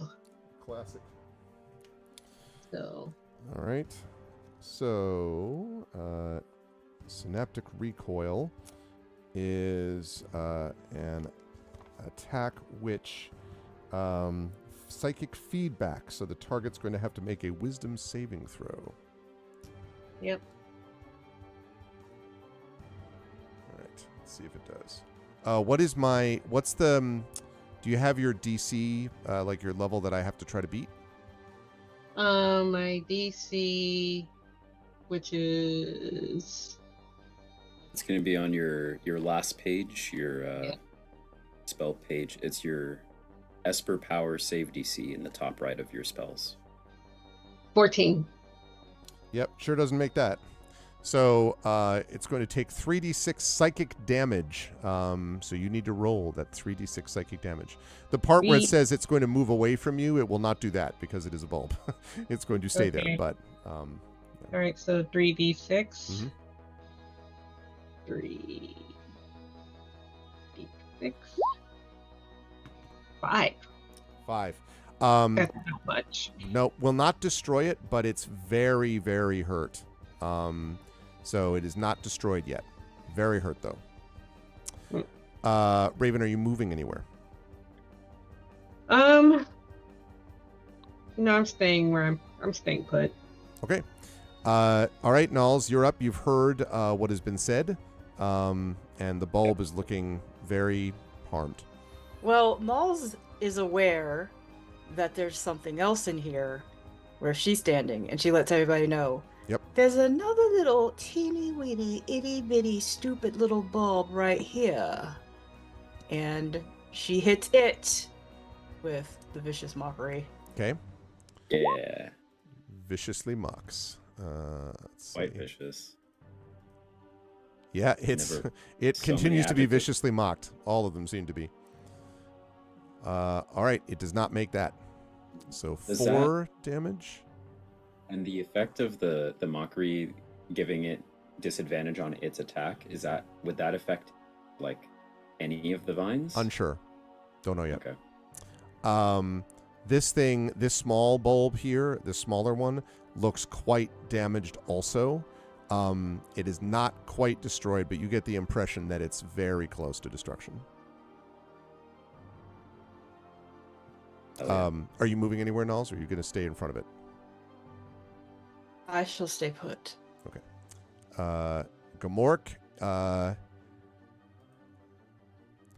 Gamork lets out a yelp and then slumps as if has been Oh no. knocked unconscious by the thing. The vines actually lift up Gamork's sort of limp body. So what are the vines going to do? This first vine that has Gamork drops it on the ground with a disturbing crunch, and then starts coming over this way with some speed. So does this one, and seems to be heading in the direction of Sataria/Raven. Jaraxxus, it's almost like they're not headed for you. They seem to be headed for these two specifically. You don't know which one. Okay. Let's see. Those things are there. And then this one, right. This one that's here is going to try to hit... who's it going to aim for? No, I don't think it's paying attention to Raven. It's going to Sataria. It's going to go after Raven. So it is going to try to hit you, Raven, with... to lash out.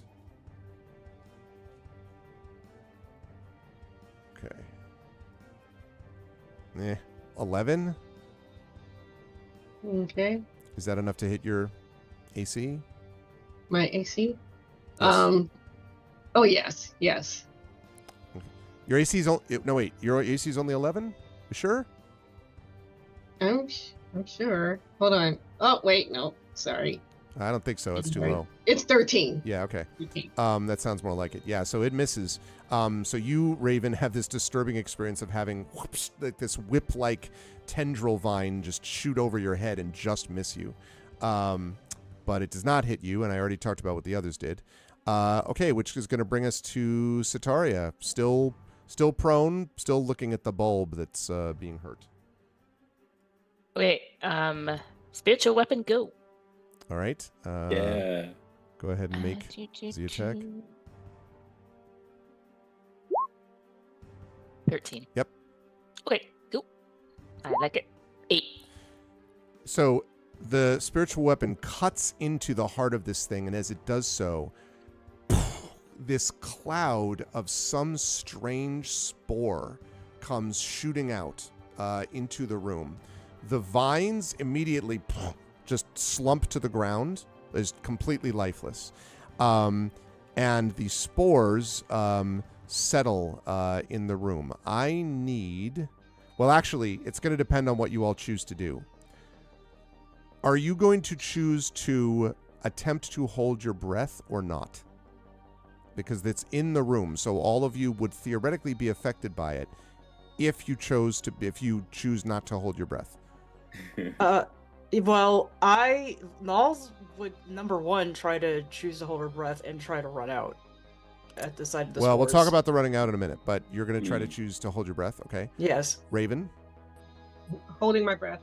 Jaraxis, I don't know about you. My usual reaction when I see spores in the air is to take a deep. No, the opposite of that. Yeah, I'm gonna hold my breath. Sataria.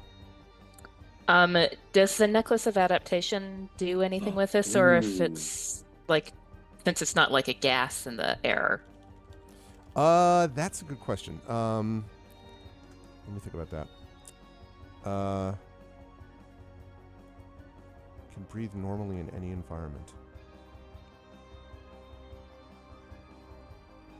I think that I would give you. I think this counts as something like that. If you want to breathe in, I think you can do that if you want. I mean, I think you could breathe normally if you want. Okay, so from Nulls, Raven, and Draxus, I need Constitution saving throws, please. See if you can do that. Okay. That's just the Constitution up top. No, there's a special saving throws box. Right Oh, below yeah. that. Okay. Yeah. You keep losing track of the combat because Zach's glasses are so distracting, God. Yeah, I can understand. Bowie. Okay, also, hi, TBA the Reaper. For a Saw-themed D&D campaign, oh, man. I would take a look at the Tomb of Horrors classic module, which is well known for being absolutely chock full with every conceivable kind of trap. Obviously, you'd need to make it modernized because, if you're actually making Saw. But that would give you... That's I've played through that module, and it is a whole lot of traps of different types, too. Okay, Nulls with a 15, Jaraxus with a 7. Let's see, and Raven with a 17. What's your con bonus there, Raven? 0. A 0, okay. 17. All right, Nulls, you're able to hold your breath. Raven, you are able to hold your breath. The two of you could run out of the room if you wish. Don't have to, but you are able to do that. So I'm wondering... Gonna have to be a quick decision, though, on this one, Nulls. Well, first of all, a lot of people are very hurt, and if Nulls goes down, then another healer is gone. True. So, Nulls needs to get out. Okay, so Nulls go ahead and actually heal people. get out of the room. Raven, are you running out? Raven is running out because she is still sort of disoriented and she has no idea what's happening. So, Okay. And if nobody has realized, she healed too. Yeah. Oh, yeah. So that's a big thing. Mhm. But she's also going to get out, take a deep breath, and then reevaluate. That means that what we have left is the unconscious Gamork, which obviously cannot choose to not breathe. Oh, yeah. Jaraxis, who failed the con save and thus is going to be breathing. And Sataria, who's breathing in normally. And I think it's interesting that we have Sataria there because Jaraxis and Gamork, as you breathe in, for a moment, Jaraxis, you see the world, and then the world gets blurry. And then there is a moment where you are standing or sitting, hard to say, in what looks like complete darkness. And sitting next to you on his haunches, looking at you with neither metal or implants or anything else, is a perfectly healthy-looking Gamork. And Gamork looks at you and stares at you, opens his mouth, and says, Well, that seems rather unpleasant, doesn't it? Which is a good place for us to take our break. You are watching the expedition from the Mysterious Peaks crew as part of Arvathon 2025, our subathon. I am joined by the amazing and awesome Rhiannon Held, Toya, Kristen Finley, Lashawn M. Wanek, and Zach Clay. Really so happy that we're back playing this again, although we know I had an extensive combat, but constrictor vines, you know. If you want to know what happened to Dr. Jaraxis, you should come join us after our break. We are going to take... let's say 10 minutes, be back here at 9:35, and then we'll play until 10:30. So we'll get about another hour in after that. But in the meantime, I'm going to let these folks go, but then I'm going to talk to you about the subathon. So I'm going to jump over to this screen and put on my camera, and I'm going to let them know that they can go take their break, and I'll be back to them afterwards. Okay. And I'm going to mute them just in case. All right, they're good to go. Meanwhile, what we are doing... while we are doing this stuff,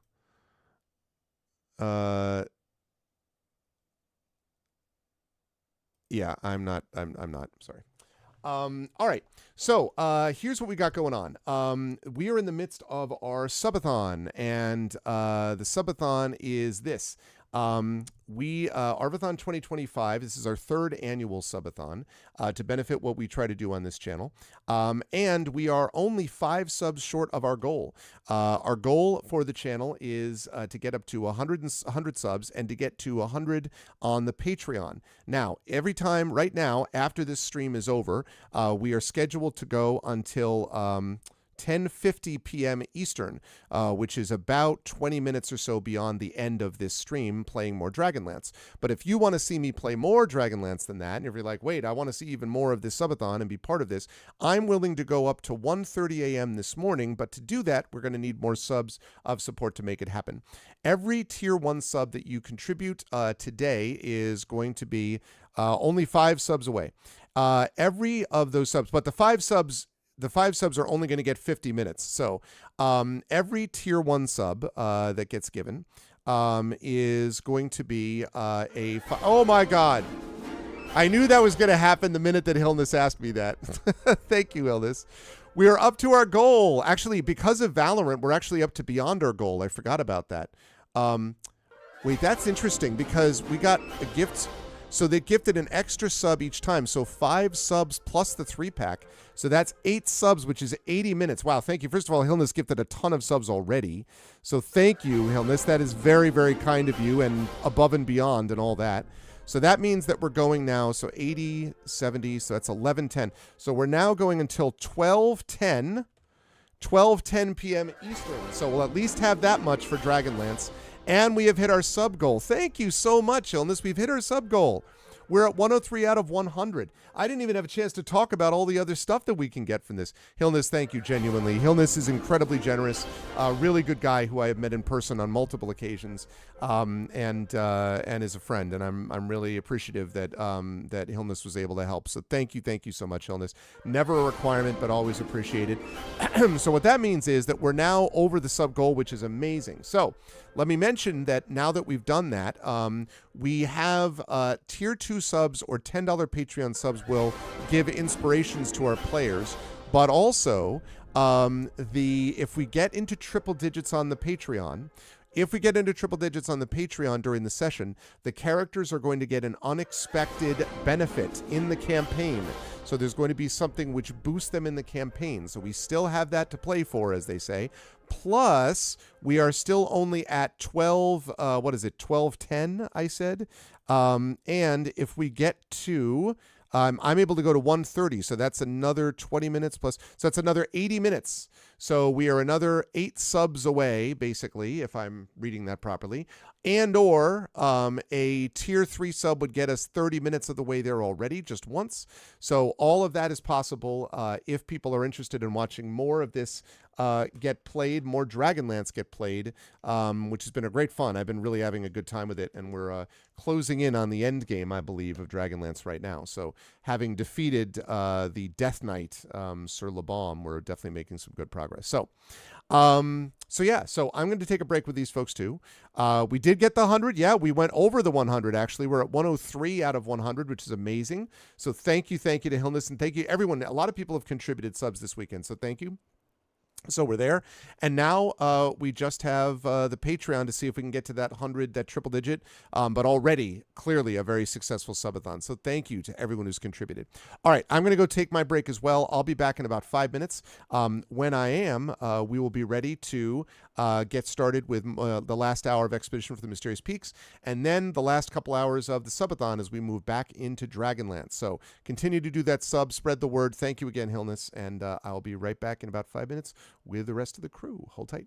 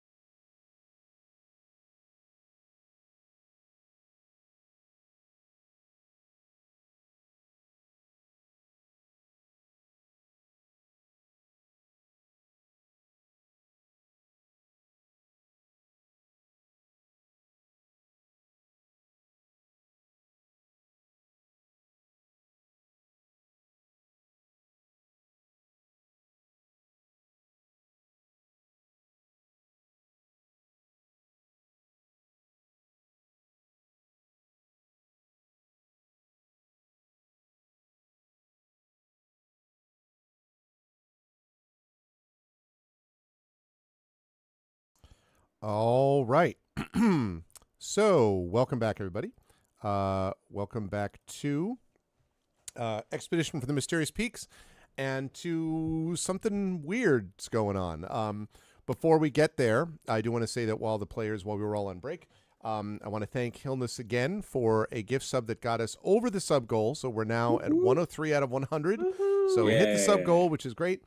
So now the focus is just on getting players some inspiration, seeing if I can give away a couple things, and getting the Patreon up to triple digits would be a nice little cherry on top of the sundae, but I am very grateful regardless. Another successful subathon, so thank you, everybody. And yeah, let's see what we can do as we head into 10:30 and get ready to close up shop at that point. But first, we've got some stuff to do with Jiraxis and whatever they found down here. So let me turn on a little bit of music. Let's see. I think this one. Yeah, perfect. Okay. So 8 away from the best number, 111, Vault 111. Yes, that's true. I hadn't thought about that. Okay.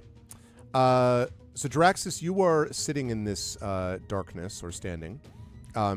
Nothing seems to be around you except Gamork, who, as I said, is staring at you, also eyes wide open, and staring at you, looking very healthy and saying, well, that was considerably unpleasant, wasn't it? I'm sorry. Wait. Say that one more time. Say what, about it being unpleasant? Well, it was. You're all right, aren't you? I hope so. And then he gives you this big grin. Jiraxis just looks around and feels if there's a wall, or can he feel the ground? This is the metal floor of the ship. He does not. In fact, a little disturbing part of it is that although you are clearly you think you now may be standing, but you can't feel the floor. You're just somewhere. Okay. Can I, quote unquote, walk towards Gamork? Sure. Yeah, he's just a couple feet in front of you anyway. A few feet. I do. He looks up at you. Hello? Hello? I'm right here, you know. Not you. Why are you talking like that? Talking like what? What do you mean? This is how I always speak, don't I? To be fair, I've never heard you actually speak. That's Nalik's thing, but she did not describe your voice at all like this. Oh, well, I suppose there's many reasons for that. Perhaps Nalik is, trying to preserve a certain special bond that we have. We have a connection, and I don't think that she'd want to reveal everything about I go to the poke connection. him. You poke his fur, and there's no reason for that. Perhaps that's not what you do anyway. You do know what you do with an animal with fur like this, right? He stands up, and his tail is wagging. I back away. What's wrong? I checked to see if my recording unit works, or if any of my tech here They do is. Oh, I hear the error click, and I'm like, okay. You actually don't hear the error click. You don't hear anything from it. Well, it's strange. This is now the second time that I'm on some sort of plant-induced hallucination within the last, what has it been, month? You Great. seem to be susceptible to it. All right. And how exactly do we get out of this? That is an excellent question. One that I've considered very thoroughly in the few minutes that we've been in this predicament. And he's standing already, wagging his tail, and he walks around you in these slow circles. And his demeanor is very much in the I've been thinking about what to say to you, type of it, right? That sort of thing. And so he walks around. He's like, it's quite possible that we are both in this place, something we did not expect. because we are dealing with some out-of-body experience, I think they might call it. Now, the question is, how does one get back into the body? That is something which many scholars have debated, and I, too, have wondered it in my own way. He nods. Now, I want to quickly note what... Actually, no, I don't want to note that yet. I'm going to come to the rest of you in a minute to tell you what you're seeing, but, yeah. Okay. I think Jiraxis, he starts walking further away to see if Gamork actually shrinks in size, or if nothing changes, he's going to just start walking into the black void. That is one option. You hear a voice behind you, and you look back to see that Gamork is very calmly padding after you. I did think about it, but you can go for a long distance this way, and there never seems to be any end to it. On the other hand, you could go back the other way and also find no end to it. But sitting down and just waiting doesn't seem to be the best way to do things. I think, well, I tend to be a more active character myself, but, well, perhaps I'm doing it too quickly. You seem to be the one with the greater store of knowledge and intelligence. Maybe you can think of a way to break us free from this. Just by walking, I don't know whether that's going to do anything. Don't you have something, some insight that you can use? Draxis says, of course. He clicks again his device and finds that it's still not working. Yeah. Well, to be honest, no, I have no idea actually. Well, he goes to try to cast a sprite beam into the air. nothing happens. This is bad. This is really bad. He sits on the ground.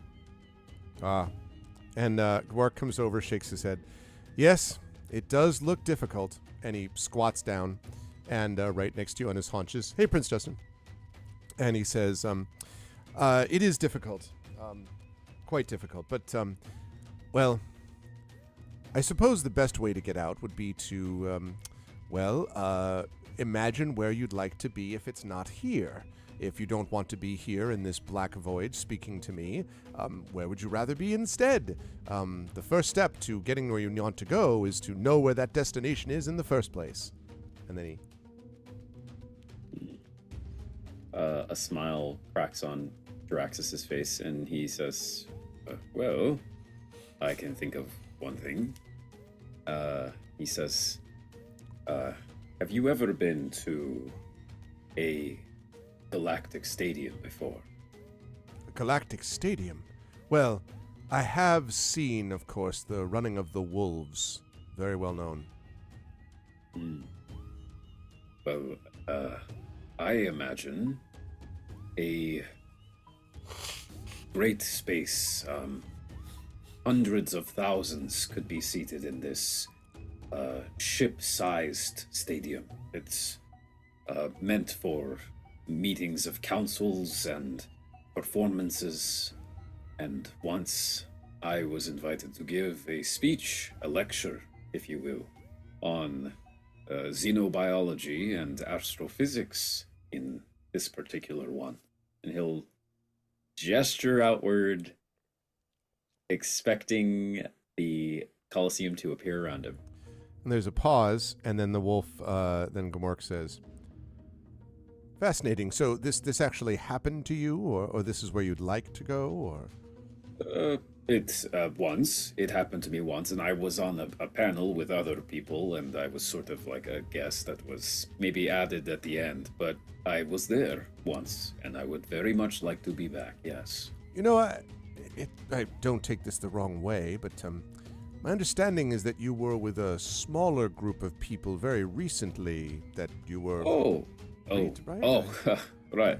Well, I thought you meant in the long term. In the long term, I want to be back on a ship, back throughout the Silverine Arc, and back where I have the notoriety that I so very carefully curated. But In the immediate future, yes, I'd love to be back with my friends. Well, I'm glad. And he kind of gets up off his haunches. I'm glad to hear that we've worked that out then. And he turns around, backs up, and then headbutts you square in the face. Ugh. And you, like, sort of come conscious. Now, what the rest of you have been seeing is you have seen Jaraxxus, who kind of, like, took this breath. And then you see Jaraxxus sort of staring, and then looking around, and then walking a few steps forward. And the look is strange. It's sort of like, I guess a good example would be looking at a webcam of someone where they're like off to the side, right? And so you're not really looking at them, even though they're allegedly talking to you, and it feels a little weird.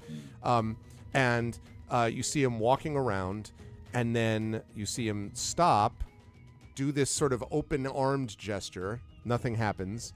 And then you see him like sort of back up and sort of fall down.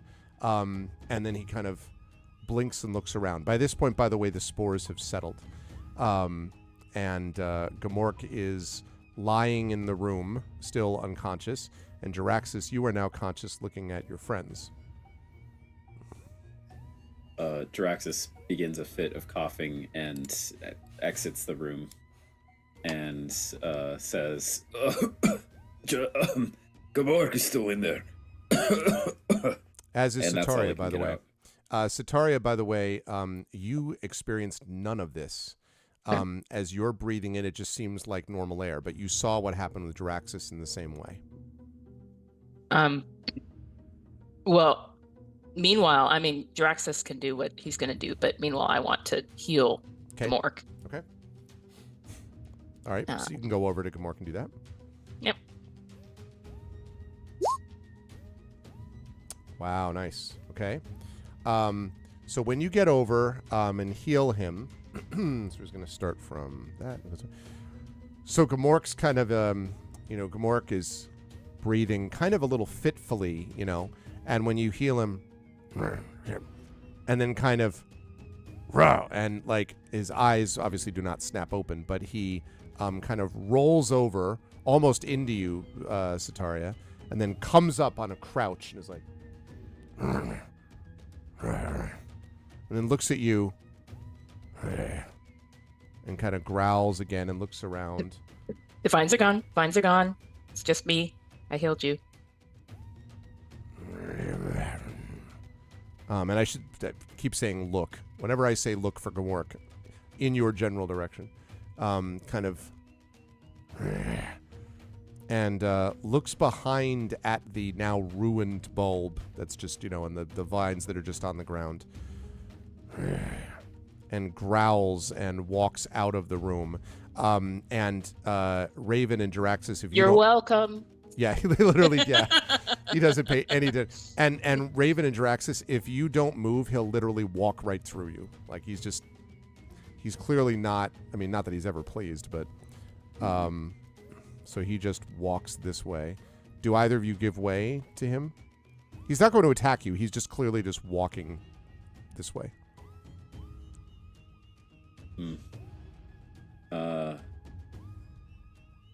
I pull out a piece of jerky from my bag. I legitimately have this because the bridge troll from like way back. Wow, back in the day. His name was Span or something. Gave us some jerky. Yep.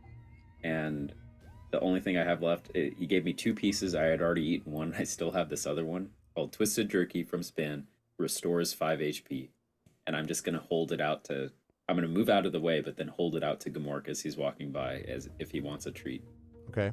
Gamork comes up to you, and he looks like he's going to like walk right through you, and then he stops. And he sniffs.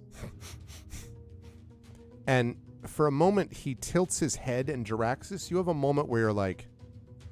Because it slightly reminds you of the way that Gamork was acting just for a moment.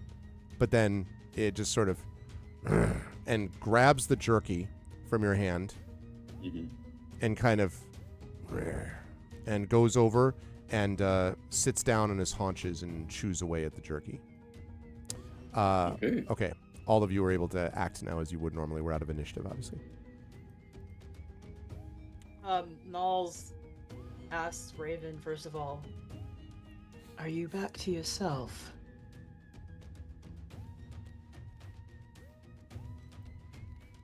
And Raven kind of says, I don't know. Am I?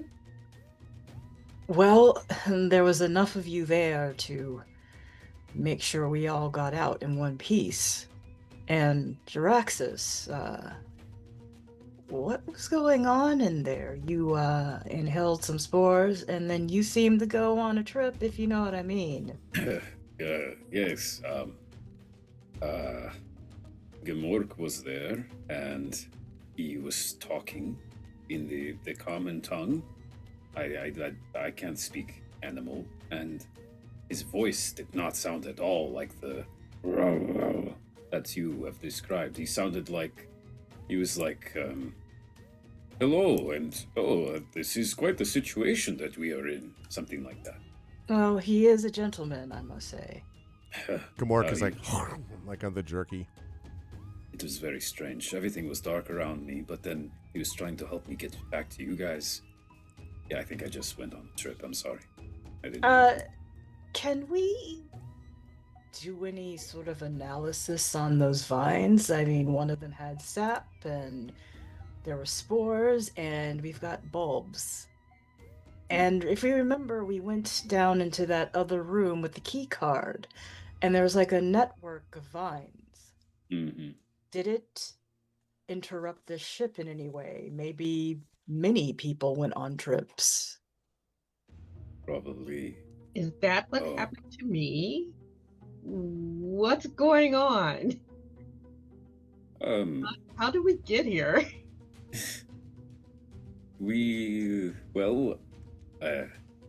I think the last time, Raven, that we had a significant conversation was right outside the ship when I think a lot of this was bringing back a lot of things for you. So it makes sense you're only catching up now. Sataria, are you all right in there? So she's gonna follow Gamork out, sort of like,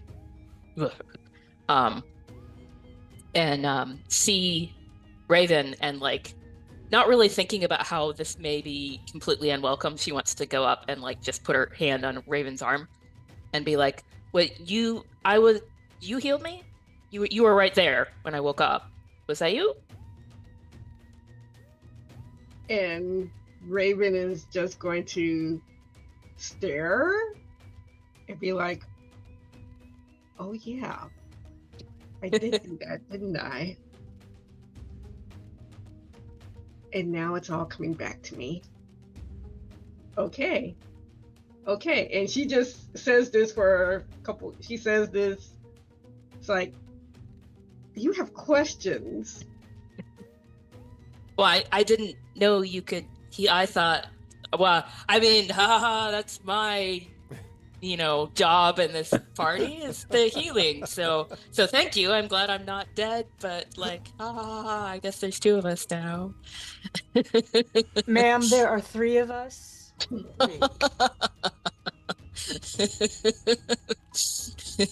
Oh, why am I even here?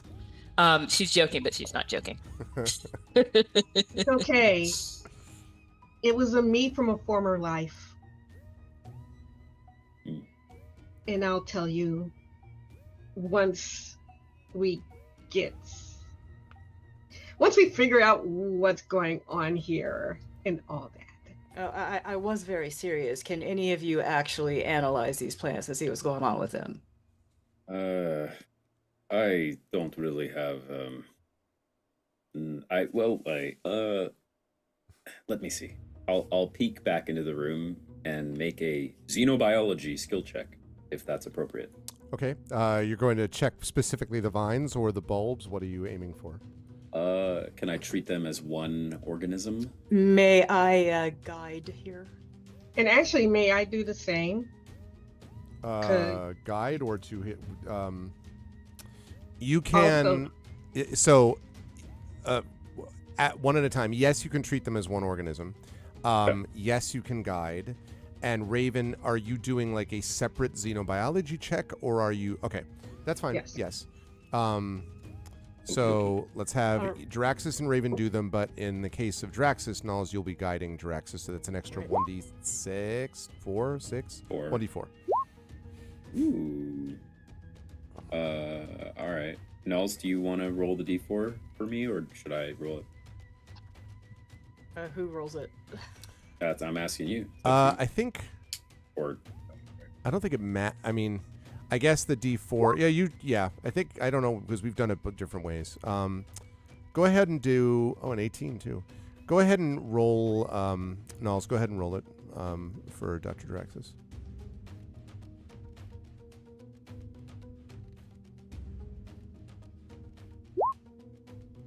Okay, 3.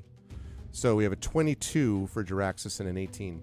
I'll work backwards. Raven, clearly as you're looking at this, you can see a few things. Number one, the vines are absolutely outgrowths of the bulb. That's probably pretty obvious anyway, but they clearly were sort of connected to the bulbs. And the little bulb, which has now been destroyed, is clearly like a sort of a almost like it was growing a new bulb that might have eventually had its own vines coming off of it or something like that. So that's the first thing. Also, you're not sure about what the spores are within it, but you know that this must have been there for a while because of the size of this bulb relative to the small bulb and because of the thickness of the vines. That's the first thing. However, what you're able to figure out beyond that, Jiraxis, is that it's very unlikely that this is native to the ship. If you had to guess, this is the kind of thing that might have been brought in from the outside. You're not super familiar with the xenobiology of the planet that you're on, but you know for a fact that people have been tramping in and out of here trying to loot stuff from the ship for many, many years. And you think on one of those trips, something was basically introduced, and without any of the ship's usual cleaning systems online or any of its filtering systems to prevent it, they were just allowed to grow basically here, if you had to guess, and basically take over this whole section of the ship. Whether someone deliberately planted it or whether it just came in because it was tracked in, you're not 100% sure. You also have a suspicion that you did go on kind of a bad trip, you think. Mm-hmm. Okay. Jiraxis will say, after doing a cursory scan with his sim unit systems and reading the information, he'll say, yes, I don't think this is this came from the ship. I think it came from outside, actually. So that's actually somewhat encouraging. I was concerned for a moment that maybe this is what caused the virus, and if so, then I would have that. But I think it's just a weird plant. Virus? What are you talking about, a virus? we saw some old journals here on the ship. This ship has crashed here many hundreds of years ago because of a virus that seemed to be both for humans and for machines. Okay, all right. Actually, now I remember that. Okay, yeah. So the plant seems to be Belizean in origin. Can I think so. also check it out? I don't know what skill I would need for that. If you did a nature check for you, Nulls. Nature. Yep. I will guide you this time. Awesome. As you taught me. 13, okay. So 17. Yeah, I think, Nulls, you could probably guess. You have had some, how do I put this? You have had experience with people that tell you about trips that they go on. I'm going to leave it to you as to whether you yourself ever participated in such a thing. But you know that there are native Thalesian spores that can create this.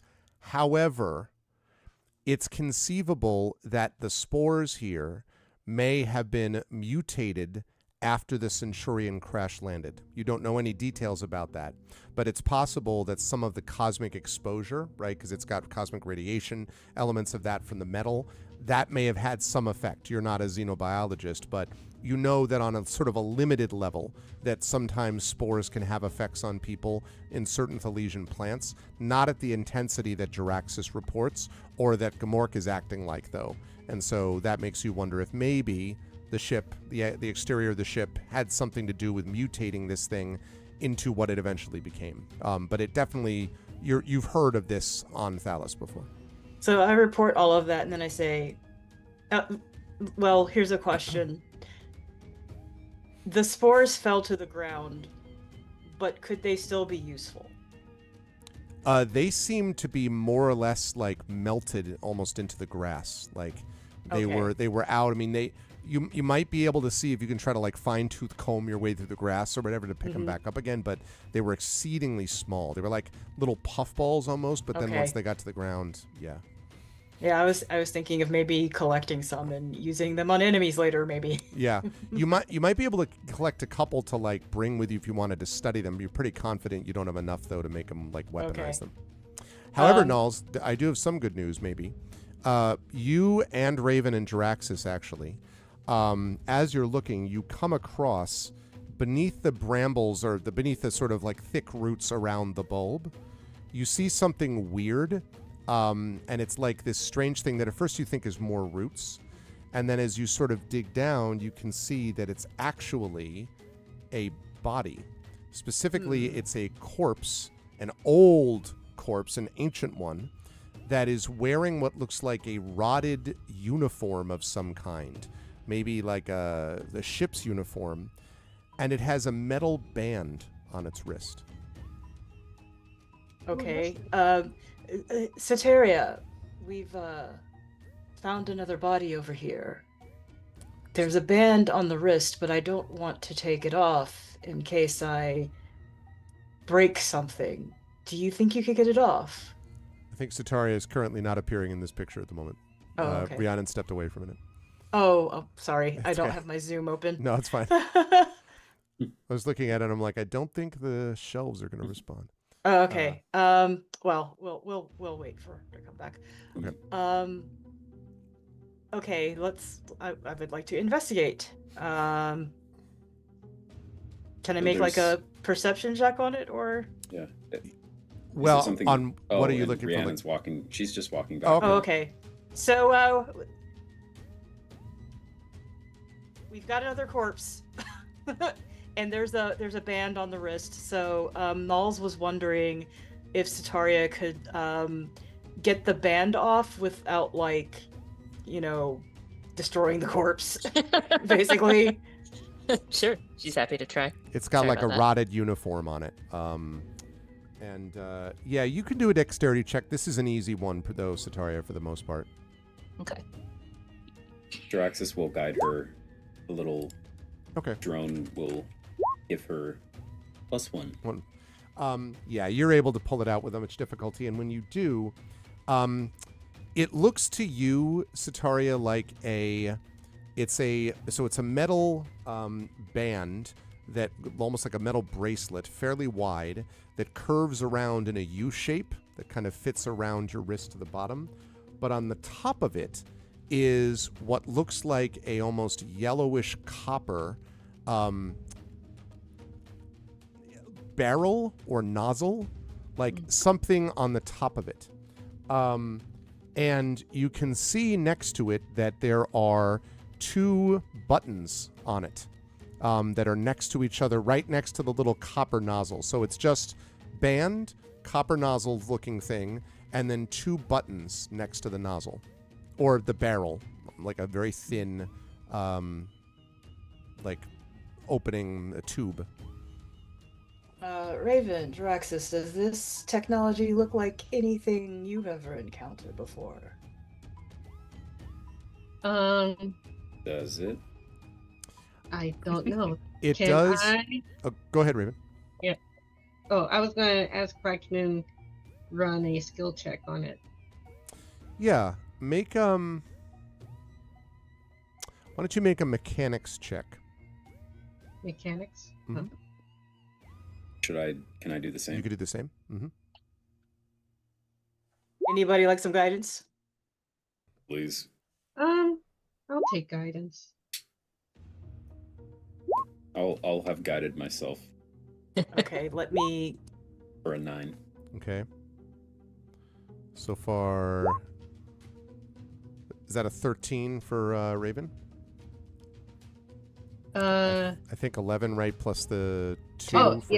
yeah, Okay. 13. Okay. Mm-hmm. So, Jaraxxus, you're not 100% sure. It's obviously some kind of device, but you're not 100% sure how would work it. Raven, though, you do think in your past you may have run across, heard of things like this, although this is actually quite rare. You're pretty sure that you're looking at some kind of a wrist-mounted emitter. Basically a kind of a, for want of a better term, a wrist gun. It fits around your wrist, and it has 2 firing modes, you had to guess. The buttons change the mode. Now, you're not 100% sure with your 13 what each of the modes does, but they're definitely, and it seems to be slightly warm. It seems like it's probably still active. May I take may I see it? Whoever's holding it. Well, Sataria took it off, so yeah, she'll hand it over. Yeah. Sataria, so sorry, I was had to step away earlier. So there's just one dead person in this room? Yeah, and it's underneath the brambles of that bulb that you destroyed, underneath the roots of it. Yeah. At least in this part of the room. There's more to the room, as you can see. But As 'Cause Raven is sorry. Well, I was just going to see if I could tell how they died, but I'm suspecting they died of vine. you're pretty sure it was strangled, yeah. Although a long time ago, the uniform is rotted. They've been there for a while. So, yeah. As Raven is looking that over, can I see if there's anything else on the body? Sure. That's an easy one. No. In fact, the uniform itself, without getting too gross, is kind of like sort of semi-degraded into the skin beneath. So there's not a whole lot left of this thing. But it's definitely a modern uniform. So probably someone on the ship. You've never seen anyone on Thalos wearing something like this. At least not that you know of. Raven, so you have the device. What are you doing with it? So she's gonna actually go back into the room. Okay. If I can move her back into the room. There we go. And she's gonna look for those the destroyed pod. Okay. And then she's gonna aim the wrist, the bracelet at it, and push one of the buttons. Yeah, now, do you want to push the button that is closer to you, or the button, because the buttons are like lined up vertically, one right after the other. Do you want to push the button closer to you, or the button farther away from you? They're right next to each other. The one closest to me. Okay. When you press the button this way, suddenly a red beam shoots out towards the bulb. And bursts into flame. And then the device stops. I thought so. Oh, you knew that was going to... What? Let These me are see. very rare, but He'll go up and he'll look at the device on your wrist. That's amazing. It didn't help the former owner, though. What did the other? What does the other button do? What does it do? What does it do? I press the other button. I aim it and press the other button. I was going to say, I press it while pointing at dolls. Ah! Yeah. Self-destruct mode activated. Exactly. It does not do anything. You hear a click. But I will tell you mechanically what this does now that you've had a chance to use this. So the first thing that you did was a single target, was the single target button. And that's the one that you do, that's the button closer to you. That has a range of 120 feet. The target has to succeed on a DC 13 dexterity saving throw. Clearly the bulb was not going to make that. Or take 4d6 fire damage. Oh my god. So Nals That's really good. walks up to Raven and says, So, it's a pew pew weapon, like you and Jiraxis have? And her Yeah. eyes get really big. Yes, this is a pew pew weapon, as you call it. May I have the pew pew weapon? You know what? Yes. I I- already have a gun, I think, but you need to be careful. Yeah, Jiraxis holds up a hand and says, Knowles, where is this coming from? You've never expressed such a violent interest in our technology. Why before." would I take your gun when it belongs to you? Okay, that is fair. You have had the curiosity. It's I just. And I already have one, so. Do But we know what the other thing does? What the other button does? Yeah, so the other button, the one that's farther away from you, fires a sweeping beam in a 15-foot cone in front of you. And what it does is that each target in the cone has to make a DC 13 dexterity saving throw or take 2d6 fire damage. So 15-foot cone in front of you, 2d6 anything that's in front of you, or distance single target 4d6. It's the spray hose versus the stream hose, if you know what I mean. Yeah. Once that's done, though, its charge is depleted and it will restock or recharge after a long rest. So that's like 24 hours? It's a one-shot weapon. Okay, all right. so I tell Knowles that, but in less jargony way. Okay. Because It's called a I've wrist seen- beam, by the way, Raven. Well, Yeah, it's a wrist beam. Knowles is going to call it my pew pew. So it might be called a wrist beam, but you know, it's my pew pew. All right. Jiraxis will step away and say, "You know what? You deserve this. Go ahead." Not that you needed my permission anyway. I feel honored to be involved in the tradition of your gunnery. I'm don't know what to say to that, but okay. Just as long as you recognize that it is power and you need to use it wisely. I'm sure, unfortunately, that we're going to run into something that will require my pew pew. Mhm. GM, does Raven's demonstration count as its use for the day?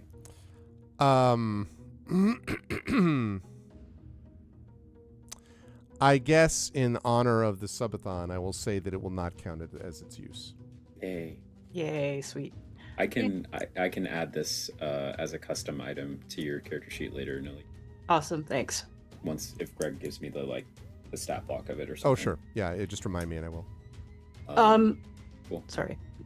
I was also curious about, let me see, I think I get this area here, or this area down here. Looks like 3 seats in front of a screen where the bulb was. Yeah. Yeah. Those do look as if they were, these look like they sort of remind you actually of this area up here, in that they look like a lot of sort of maybe crew quarters, and that was sort of maybe like a common area, except for this bulb, which is obviously had grown up over that. Again, you have a lot of like turned over chairs and stuff that you've seen elsewhere, in the ship to this point.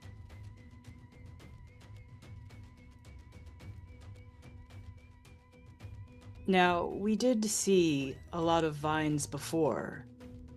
Maybe we killed the network and we can circle back to that room near the entrance. Or we could just continue on this side and see if we reach it from here. How is everyone doing? I kind of crane my neck to go look at Gamork. He's finished the jerky and is just kind of like... Okay. It would legitimately heal him 5 HP based on the description. No, I got that. Great. Yep. Jiraxis his lab coat is torn.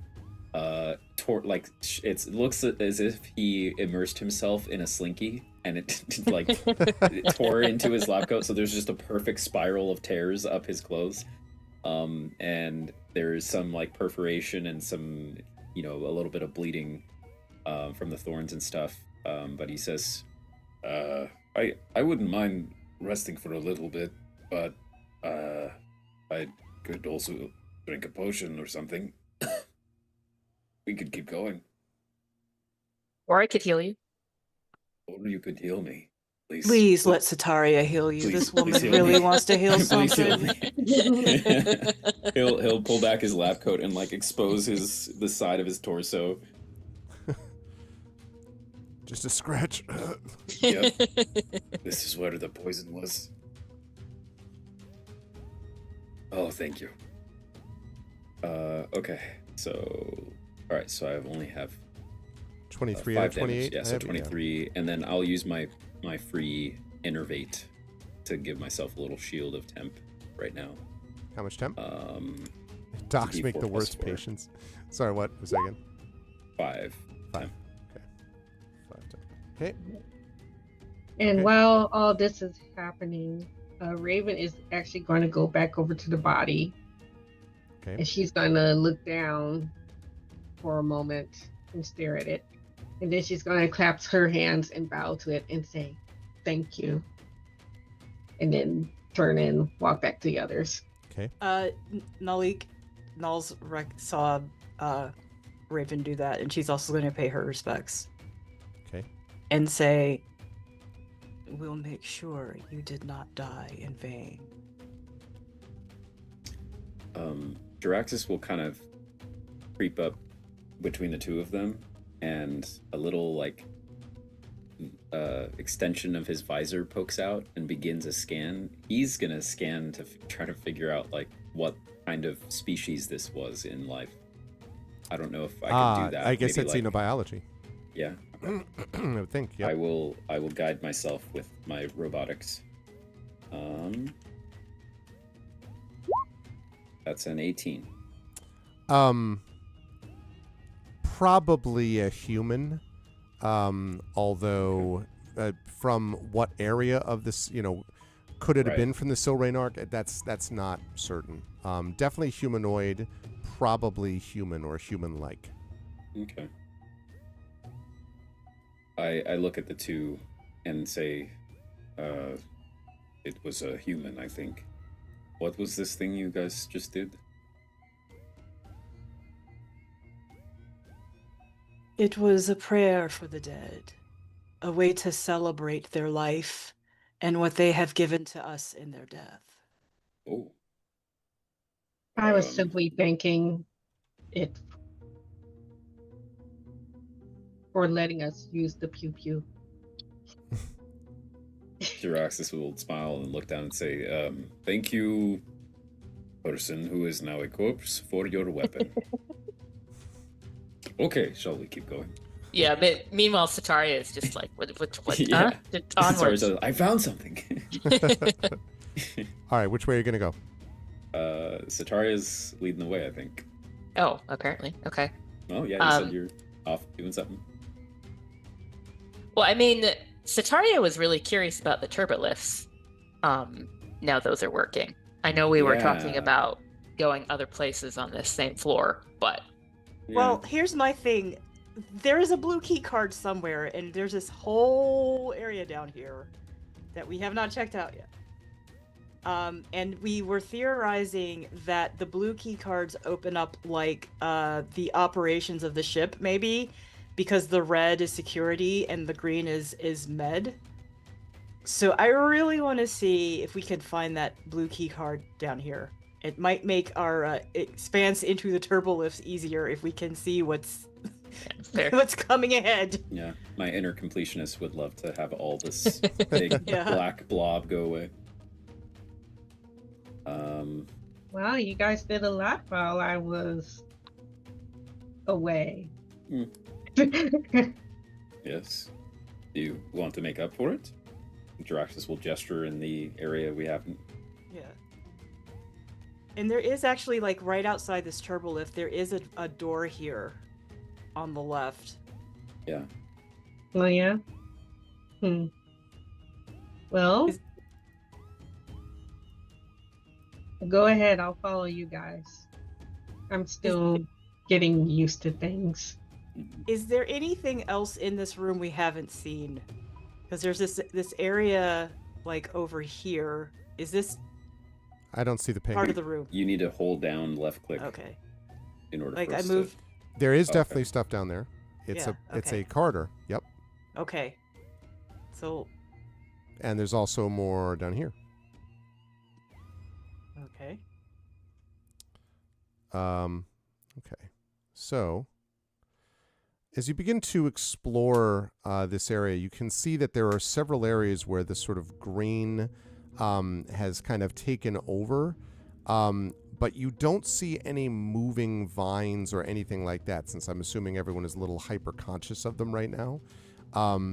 It does seem like the green seems to be, I mean, you don't know yet about over here and how much of it is there.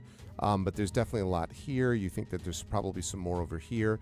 A lot of like grass and vines, not vines, grass and weeds, and like a little bit of even maybe scrub brush and stuff like that down below. So what is to the right here down this little corridor? If you go over there and take a look, what you can see down here is a passageway with more sort of green, like weeds and almost like a tufts of grass down in this area, and it seems to have grown through the door. So the door is kind of broken and open, more or less, down here. Okay. And through the door. Okay. And again, more what looks like crew area. I accidentally added a little more, but that's okay, because assuming you're going to investigate all of this, it's more or less the same thing. Everything here looks like it's been completely picked over. They're clearly looters or whoever has already come in and taken out a lot of these things. There are some smashed bits of wood and so on the ground here and there, but mostly obviously metal, and then some greenery in the south side, but not really in these rooms themselves. Not much of that. Okay, so let's go back over this way. You're saying there's a corridor down through here too. That's right. Mm-hmm. We're just gonna check out this whole space. I figured. I guess. I figured, yeah. More of the greenery. There is another small little bulb here, I will say, but there are no vines off of it. It's just like there. How about we stab it anyway? You could I was definitely about do to that. say, let's stab it anyway. So you do, and you hear there's a little like poof, and a little bit of puff of spores, but I mean not anywhere close to you, just sort of like slightly, and then you hear a why? No, I'm just kidding. I made that part up. I made that up. But yeah, so you do so, and nothing really around it moves because it was pretty small. But Is there anything south here where I still am? Like this? Do we access this? you could from get here. into it and find a lot of the green. It seems like the vines and the greenery are not as much in the center as they are around the edges of this place.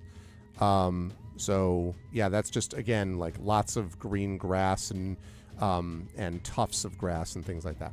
And the same with what's to the left. And that would be more, yes. The farther away you get from the green, the more it's just sort of smashed rooms. But again, reminds you a little bit of what you saw up here. Got it.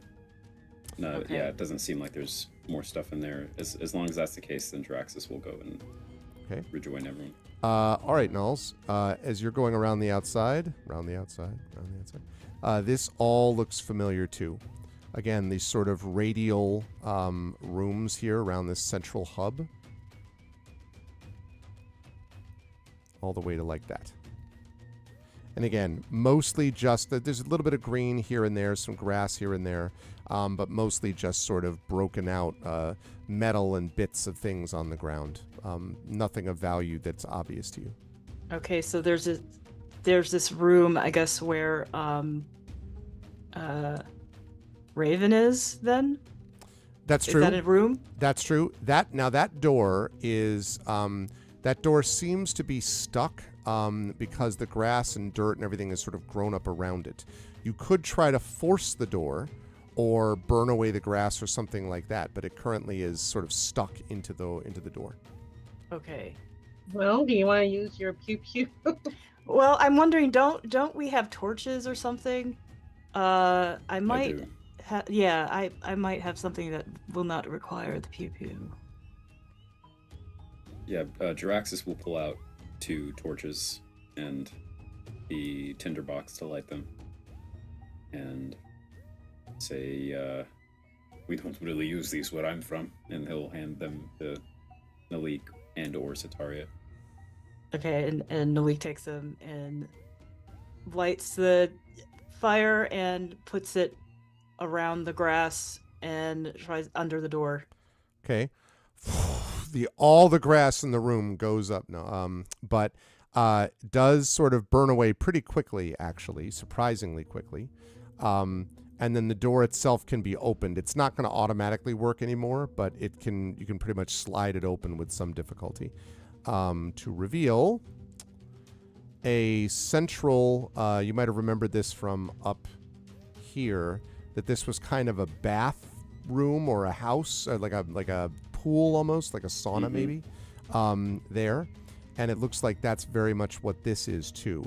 Although there is no real water here or anything like that anymore, but that's seems to have served what would have been the same function at that time.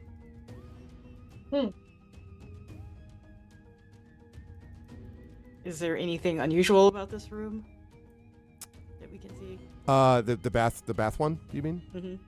Not, I mean, you could stay and sort of search around it, but it looks like the other one. Okay. And there's even less sort of like, there are no bodies, bones, anything like that. Okay, what about this black square right here? That is, I believe, accessible from where Jiraxis is. Okay. And it's just sort of a separate crew quarter. So it looks like, just like the one opposite it. All right, and continuing around. Yeah. Okay. If you continue down this way, you have another hallway here. Which basically goes there. And then it's cut off by... Actually, no, I'm sorry. There's one more door that goes like that. Yeah. Again, just like the one on the opposite side. And if you want, you could open up if you want to open up the squares to the right and the left. Yeah, I think we do. Same thing. Quarters and quarters. Nothing. Yep. Interesting. Okey-dokey. But not So- surprising. That's Yeah, so- everything. We've opened up everything. All right. So the blue key card is somewhere else. Mm-hmm. Well, Sataria, take Turbo us to the time. turbo lift. Yes. Now, which one are you going to, Sataria? Because you've got the functional one. You came through the one from the south that was sort of like a entrance, and then you have the Yeah. turbo lift east, west, and north. Yes, I have my Well, notes. West is right over there, right? So Yeah, Jiraxis will he'll replay part of the log that he recorded. Mhm. It makes sense that I'm taking all these notes. So the east and west turbolifts go to the research level. The north turbolift goes to the engineering level. And I think our theory was that research might be the more dangerous area because whatever they were researching, which caused Seems this. a little virusy. Right. Engineering, on the other hand, might have the equipment necessary to get the ship running again or to unlock other rooms. So, Good point. I'm thinking engineering myself. I'm also thinking engineering. Engineering would probably be the best place to go to. Okay. Engineering it is. All right. So let's make sure. Yes, I do. Well done, past me. I thought I had prepared that. Okay. well, is that where we wrap for the night? I was just going to say that. So, Raven, you want to move yourself up to the turbo lift up here? Oh, yep. Mm. Okay. So, when you, just as you get into the turbo lift to head down below, let me make sure that I got that there. And that's going to be over there. Yeah. Okay. The you hear this sort of as you sort of activate the lift, this kind of thrumming, and then with a bit of a lurch, the turbo lift starts to head downwards. And as it heads downwards, and you're all standing in the turbo lift, you can feel it getting warmer. And as the turbo lift kind of like chuffs to a stop, and the doors open, you see you are staring down a rather long passageway. And from the inside, down the passageway, you hear a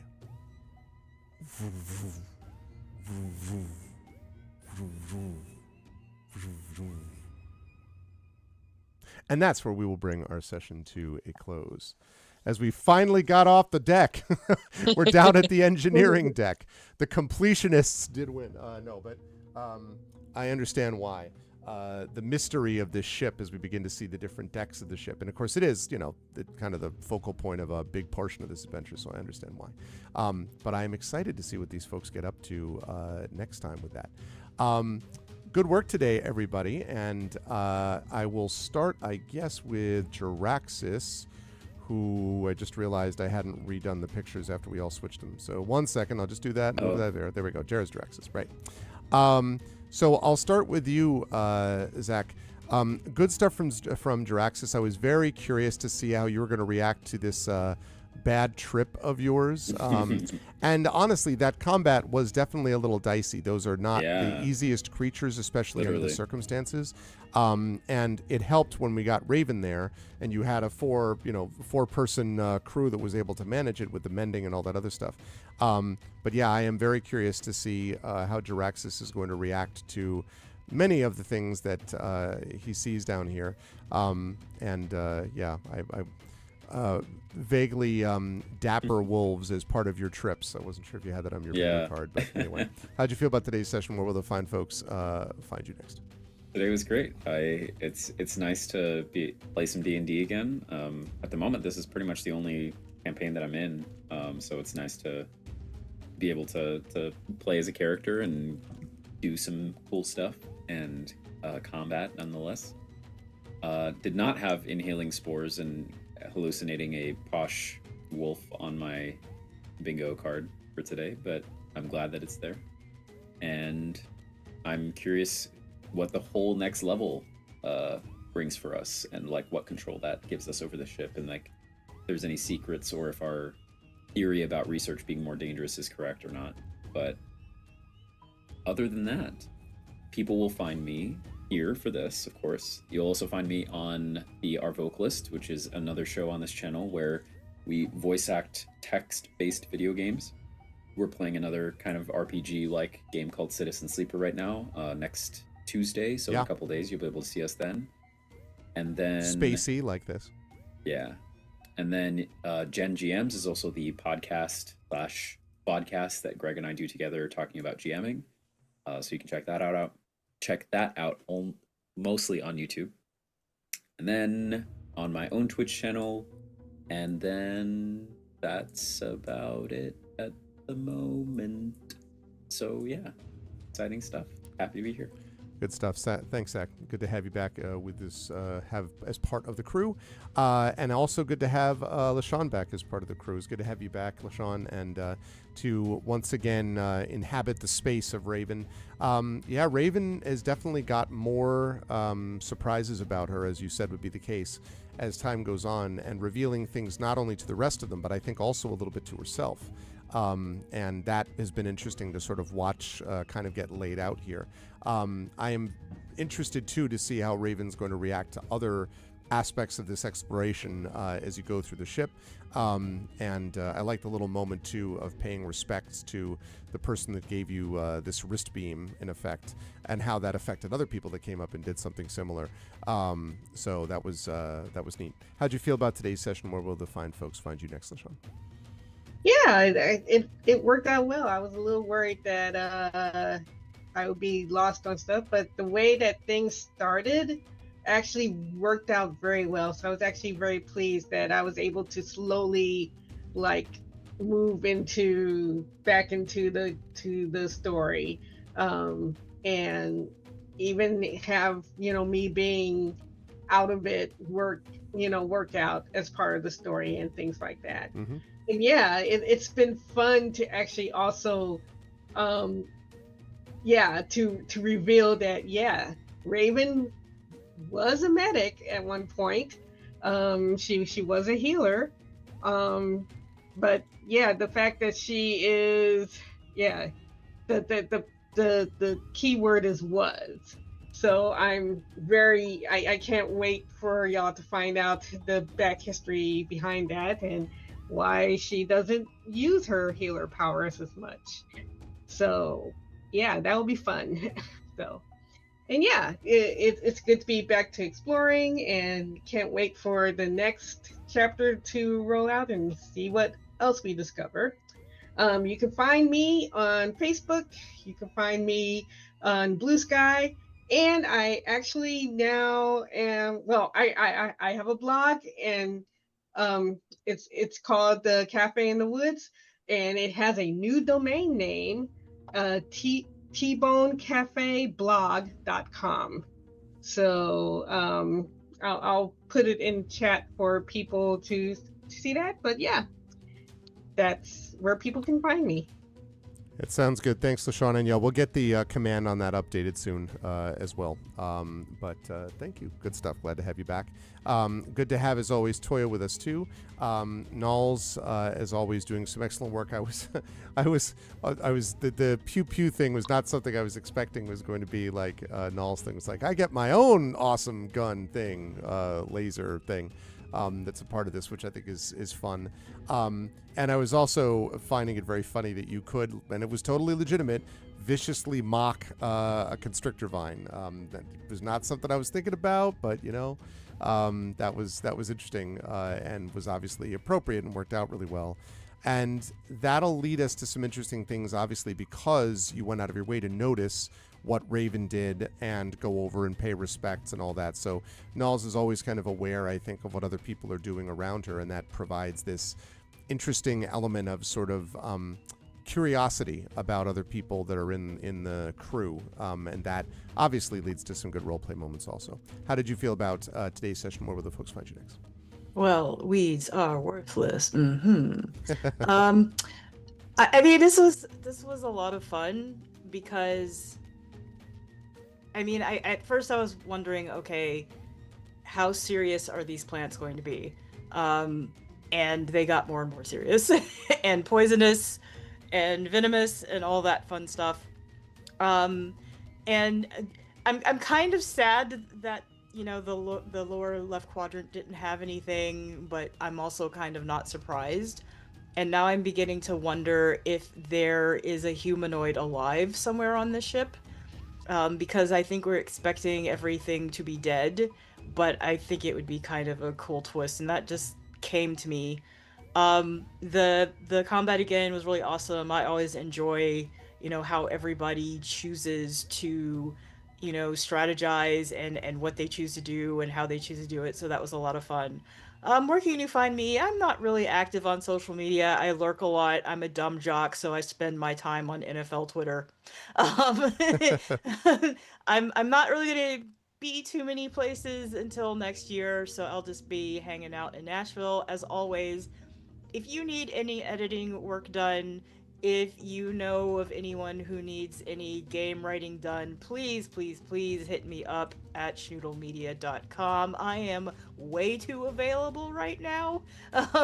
So that's best where you can find me. I might try to do the coffee thing. I have a coffee. Might actually start trying to use it soon because I have a couple of projects that I'm trying to figure out which one do I tackle. So good stuff, Toya. And just quickly to go back to LaShawn. So LaShawn, I don't know if you saw on Twitch chat, but Triffid was asking, does she need to replace the tbonecafe.wordpress with tbonecafe.blog? Like what's the new? Yeah, I sent you the link in Zoom. I'm gonna put Okay, I'm gonna put this in Twitch chat. There we go. Trivid, can you switch that up? Like just replace the word bone, word bone. Yes, exactly. The tbonecafe.wordpress with tbonecafeblog.com. But thank you, Toya, and yes, best of luck to your Titans this weekend, and we will. I'm looking forward to having you back next month. And last but certainly not least, Rhiannon, also good stuff from Sataria. I really liked the idea that I had this. I thought the visual of you was very interesting, of you falling backwards, coming to life, not immediately flailing and sort of being like, so the vines would let you go, and then looking in the other direction. And the fact that we got a new command out of you, I don't know if you noticed that, but there's a new command now that's just that Triffid put in called Verbin, which is this woman really wants to heal something. That's Toya's quote, Nall's quote. But so now we have a Verbin command. Yeah, so a lot of very good healing in there that was necessary, by the way.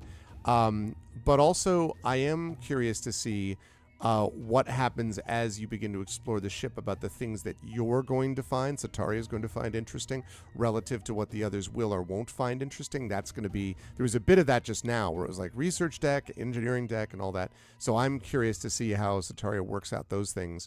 And figures out a little bit about what's going on with this strange environment as a Thalesian, but maybe a little more scientifically minded than Nalls would be. How'd you feel about today's session? Where will the folks find you next? Ton of fun. I like the opportunity. It's like when you tie your identity up in what you can do, then it's bad, because when you can't do that, or other people can also do that, then it's like a blow to your self-identity. But that was precious, by the way. When you're like doing the ha ha ha ha ha, that was great. Everyone's a healer, yay! That was very fun. At least one of the healers now has a gun to focus on. Yeah. Sataria feels a little bit better. That was really fun. So in a couple weekends, October 17 and 18, I'm going to be at the Oricon here in Portland, Oregon. The last Oricon. So if you are in the area and are thinking of come out, see it, the last one, I will be on panels. And also check out my books. Going around in a spaceship makes me think especially that you might enjoy my series of space opera novellas under RZ Held, the Amsterdam Institute series. So you can pick one of those up. It's just a novella. You can try it out. And those got lots of romance and space opera action. So check those out. Good stuff. Thanks, Rhiannon. And I didn't know that was Oricon's last one. They're done after that? Yeah, so I think some of the Concom are going to switch over and sort of try a new kind of appeal to a younger generation, different focus. I don't know if I'll be going back, because if they're not focusing on books as much, then, I won't be part of it. But interesting. Okay, I didn't know that. Well, yes, then definitely go and check that out if you were in the Oregon area, and be safe, Rhiannon. I'm sure you're following the news, and so be safe out there. It's sigh. Yeah, I mean, it's not good, but don't believe everything that people say as far as what it's actually like. Especially certain people. I think I believe none of it. But anyway, good to see you. Good to see everyone here. And thank you all as well for being indulgent and part of the subathon and helping us get over the hump there on getting over the 100 subs limits. That's great. Chat, can we get some love for the amazing crew? I'm hoping we can get 2 sessions in next month, but we'll definitely get at least one as we get moving on. And I'm glad that we're on another deck of the ship, only because there's a lot of other cool stuff to find too. But great work today from everybody. Can we get some love for the awesome and amazing Rhiannon Held, awesome and amazing Toya Krista Finley, awesome and amazing LaShawn M. Wanig, and awesome and amazing Zach Clay. Great work, crew. I will see you back here next month. Thanks, everybody. Good Bye night. Thank you, Greg. Bye. All right.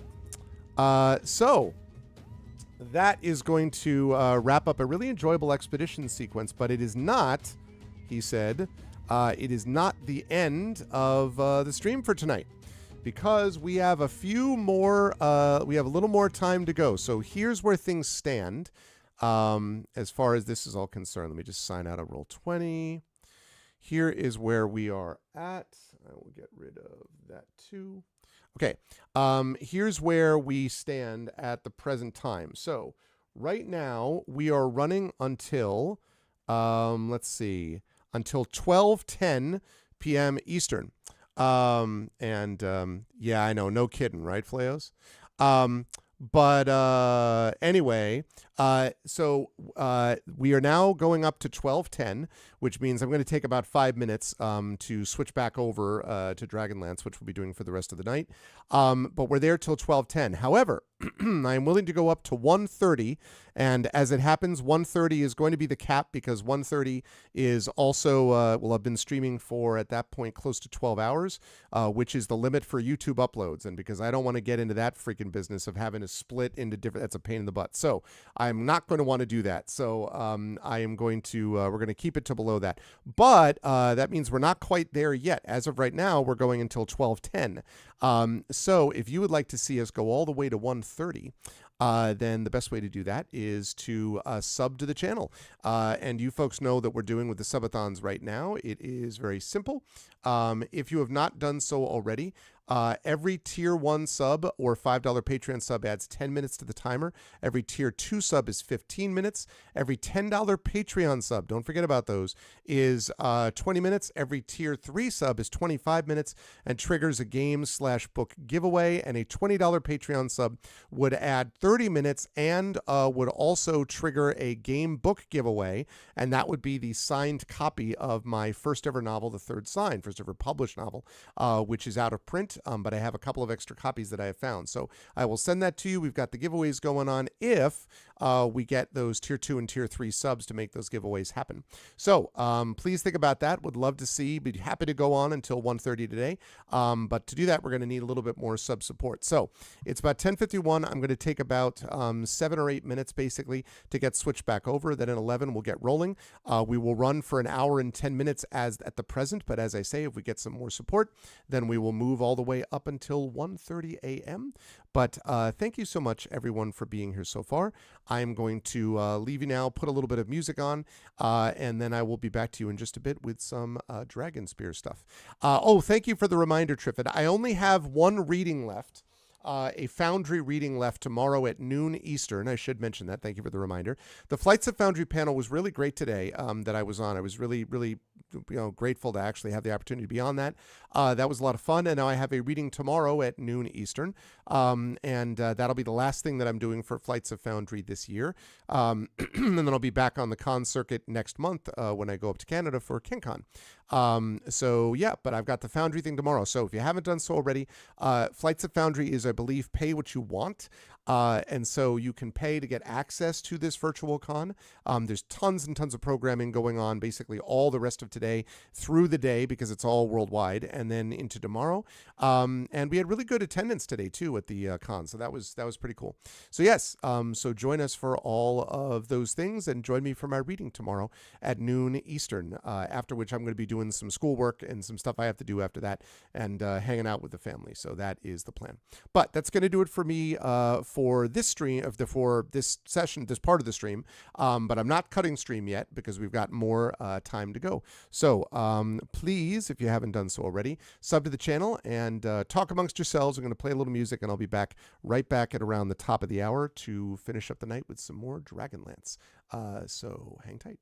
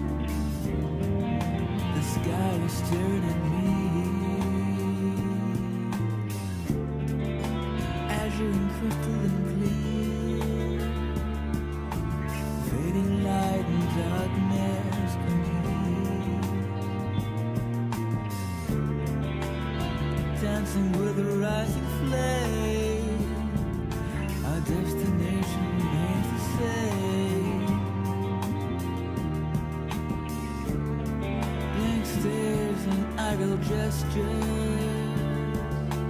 contemplating the higher pleasure.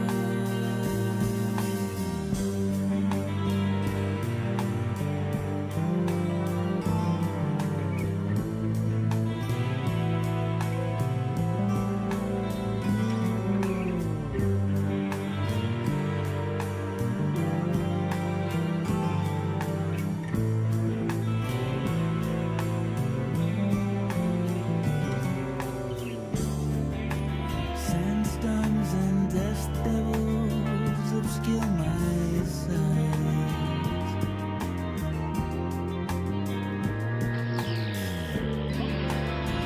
Sand burns my skin, sand suits my eye.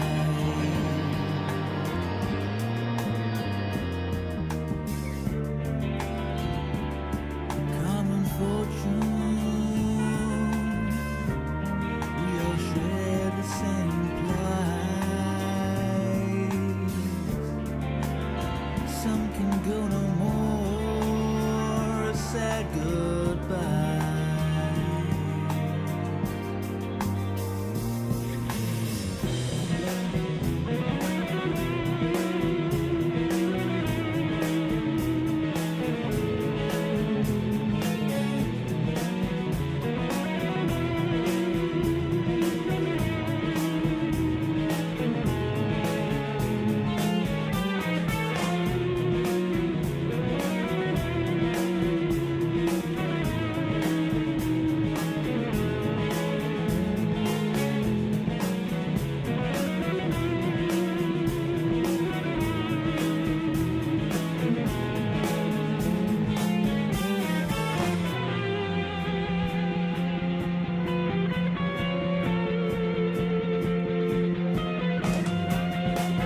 Shouts of terror, screams of horror. Run the raiders, must dodge their arrows. Shortness of breath, they seek my death. Darkness ahead, will soon be dead.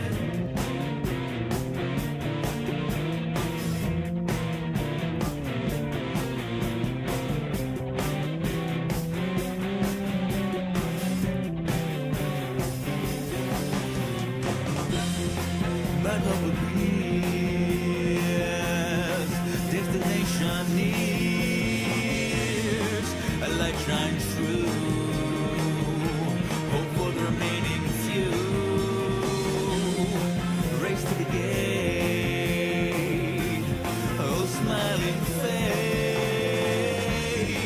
it drops behind, demons denied.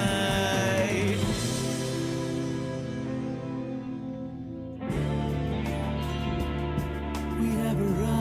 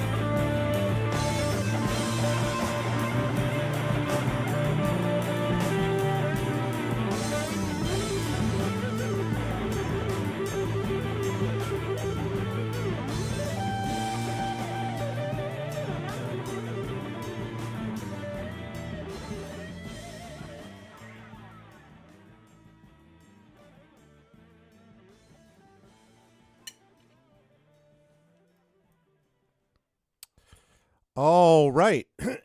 So welcome back, everybody. Thank you to Big Fatty Plus. I saw that you came in and raided while I was setting up for the next part, the final part here of the stream. So welcome back, and thank you for the raid. I appreciate it. And yes, happy to have anyone who was doing Carmageddon.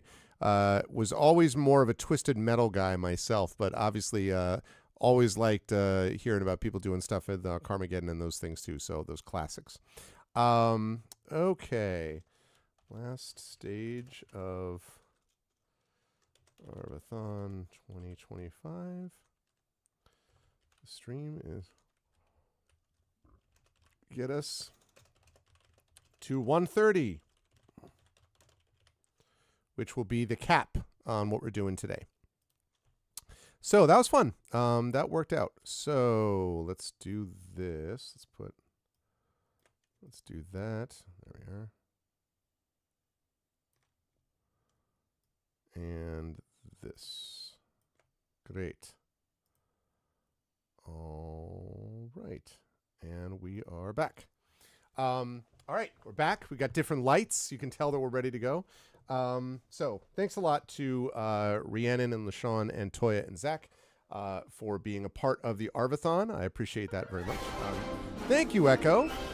Gifting a sub to Big Fatty Plus. There you go. That's the stuff I like to see. Thank you, Echo. I appreciate that. And that also means that we are, we're now at 104 out of 100. So we're also now, let's see, we are also now up to 12:20 p.m. Eastern Standard Time. So, or Eastern Daylight Savings Time. So we're up to that. Yep. So we are there. Then I can never gift any again because you're going to have the, 117. No, wait. I thought the best number was 111 though. Isn't the number that you want 111? Or are you talking about 13 of the number? Oh, because I see. Because then you will have gifted 69. Yes. I see what we did there. Yes, I get it. I'm with you. I now officially understand where we're at. Oh man. All right. Let us do this. So we are closing in on the end of Dragonlance also. So I am looking forward to that. Never played these other two. So I played Pool of Radiance, played Curse of the Azure Bonds. Never played Secret of the Silver Blades. Did not play Pools of Darkness. It's the first time I played this. I've played a lot of Unlimited Adventures. Countdown to Doomsday. One of these is the Buck Rogers thing. I'm not familiar with either of these. Countdown to Doomsday or Matrix Cubed. I don't know either one of those. So sure. What do you want me to clarify?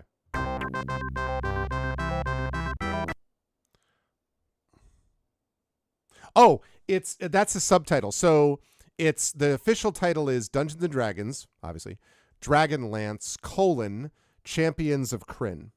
So there is Dragonlance, Death Knights of Krynn, Dragonlance, the Dark Queen of Krynn. So there's 3, and then there's a couple of other like action Dragonlance titles, which I heard aren't very good, but I don't know a whole lot about those, to be honest. We're looking at H.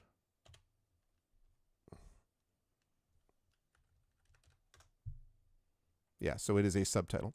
Okay, now, for those of you who want to know what we're doing here and like what the deal is with this, so we are on this flying citadel. Which is about to crash into the ground. We are going to go, I already did this, we're about to go deal with these red dragons. The problem that we've got is that we're going to have to deal with like 4 red dragons, and you'll notice that our health is not what you would define as optimal. And I don't think I have any potions left. But actually, I should check that. I don't think I have any potions left. I have 1. All right. Well, that's going to go to my healer. I mean, to my mage. Let me have her use that right now.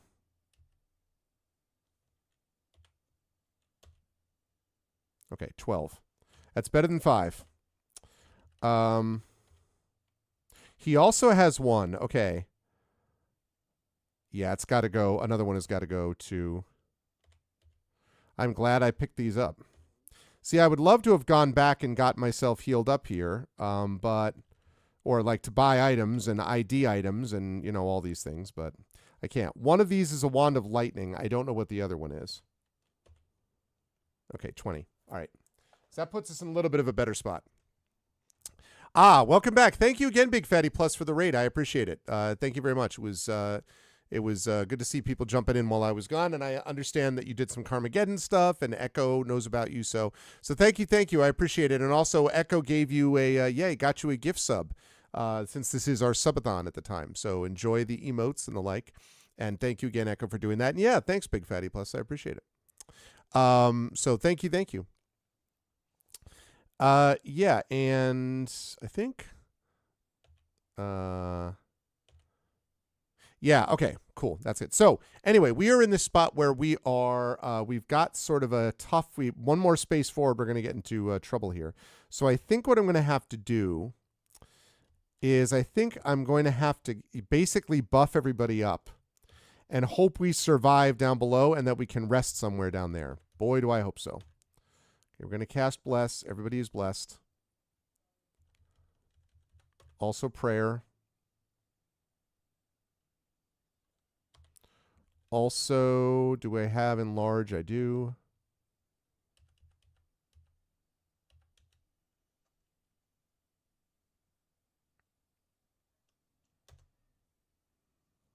Okay. All right. So now we're going to save this under... Let's save this under E for Eek. All right, here we go. So the citadels are over the middle of Krynn, sinking slowly. Bits of rock are falling steadily, wreaking havoc. Several dragons arrive and men dismount. Your only hope is to capture them and force them to take you to Krynn. Do you do this? I imagine if you say no, that's the end. So, yes. And Larvanaut. Exactly, Josiah. The men are not expecting opposition and are quickly cowed. You mount up and head toward Krynn. Krynn Square, your hostages escape, but there are dragons. Here there be dragons. Okay, so.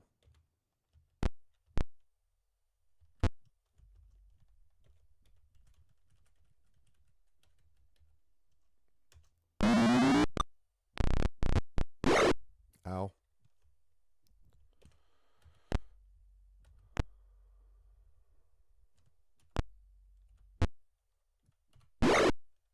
Okay.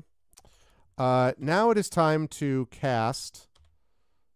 Let's see. I'm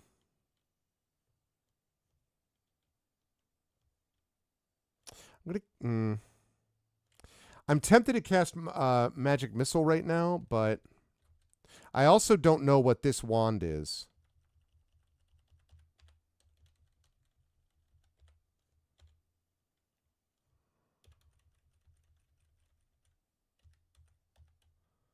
Guess we're going to find out.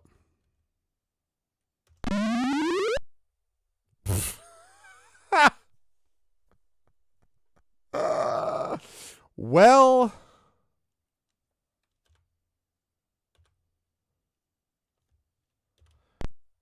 now we know what they are. Whoopsie.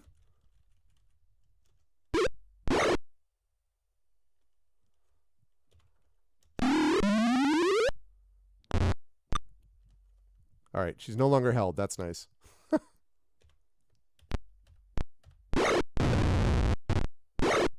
Ow.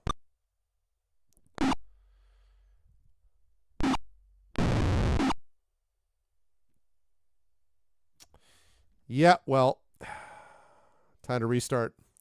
That whole thing was a mess. All right, so one of them is a wand of, like, hold person, I assume. And the other one is a wand of lightning. So, all right, now we know.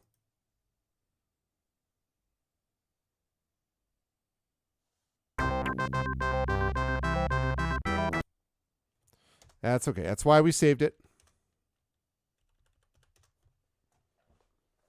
We saved it all buffed up. All right, here we are. Here we are, masters of the universe. Okay. All right. There we go down here. Let's try that again.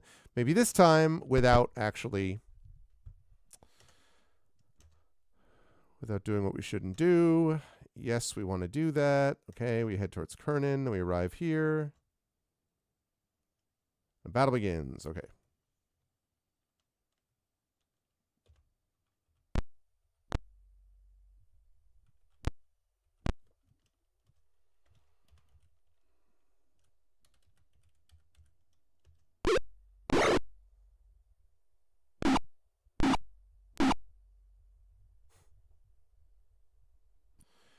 That's not a good way to start.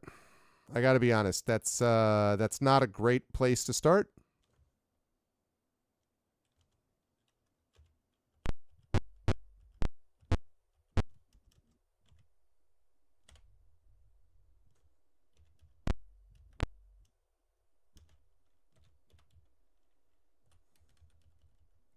It's going to be a really hard fight like this.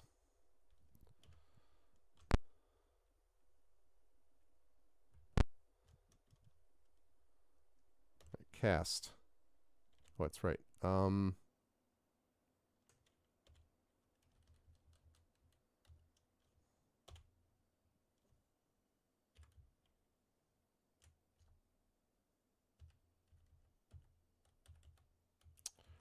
effing kidding me?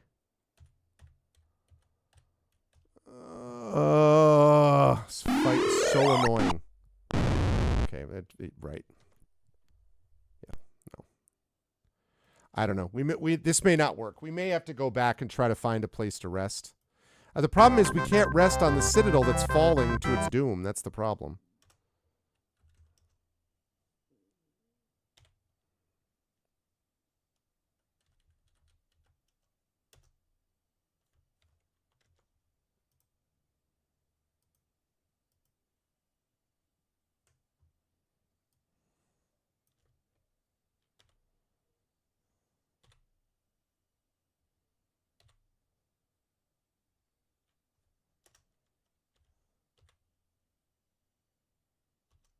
Possible to rest. Oh. Oh. Okay, okay.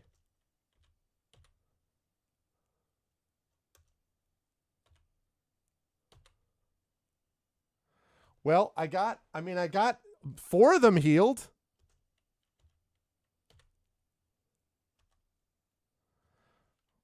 It doesn't look like anything's going to attack me. It's just going to keep telling me I can't do it. So I'm going to see if I can get like a couple of things while I'm doing this, you know?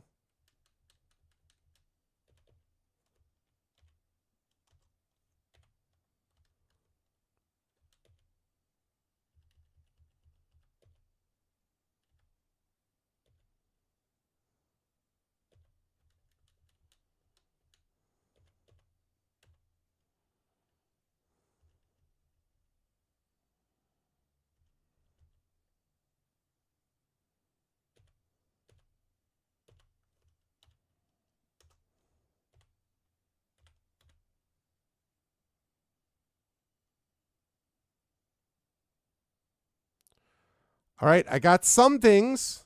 I got some things rested.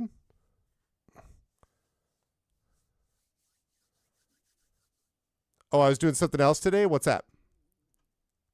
You're trying to get the last endings in the mortuary assistant, but could only get the best ending. You're trying to get the worst ending? It's really? And it wasn't working out for you, huh? That's funny.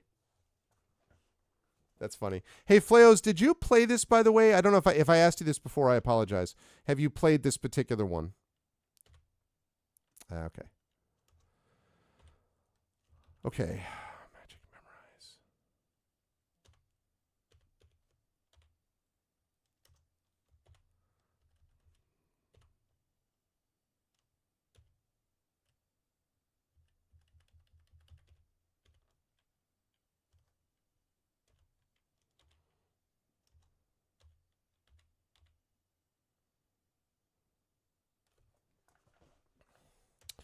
I got more of it. I got more of it done. You're trying to get all the endings, but RNG was not having it, really.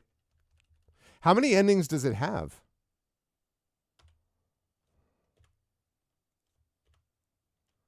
He got all of his spells back. That's huge.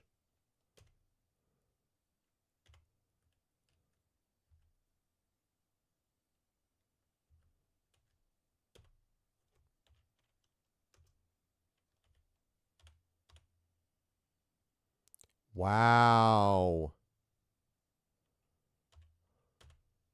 Okay.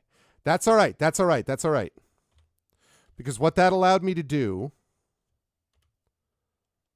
is it means I was able to cast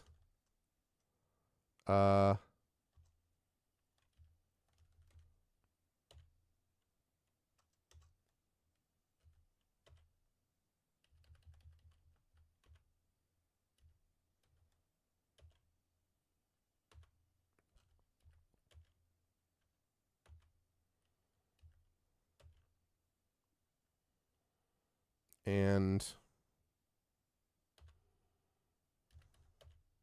okay. But that's a lot better spot than we were in. So we're going to save that under, still going to save that under E, I think. Okay. Now we're going to buff ourselves up like we did before. But this time we actually have ourselves at a much better health situation than we did previously.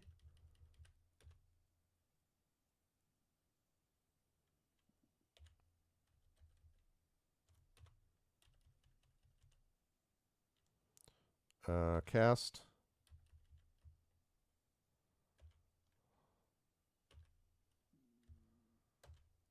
Okay.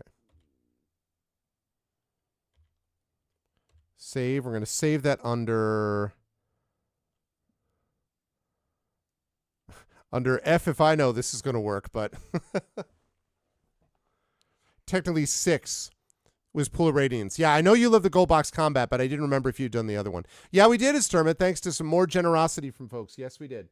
104 over 100. We're still trying to get to that triple digits in the Patreon if we can, but yep, sub stuff, we've arrived there, which is really great. So we have, right now we're running until 12, I think it's 12:20 or something like that, PM-ish.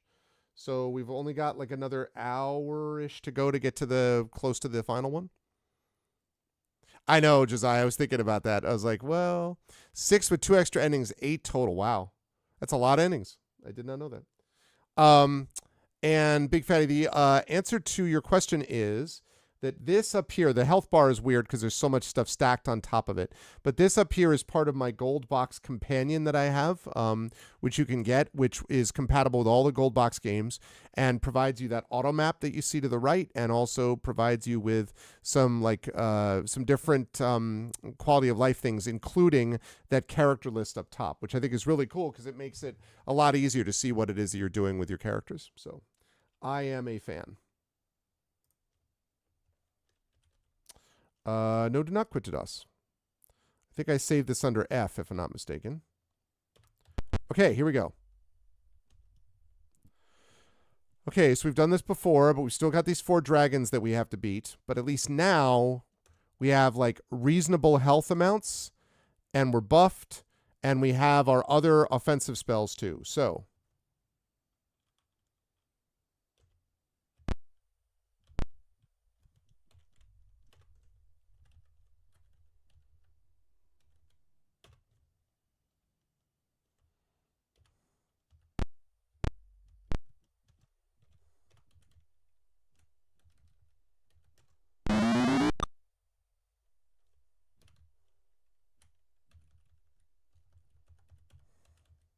all right, so I have to redo that because I can't have an ice storm that's not. It's. I wish it were a farther distance.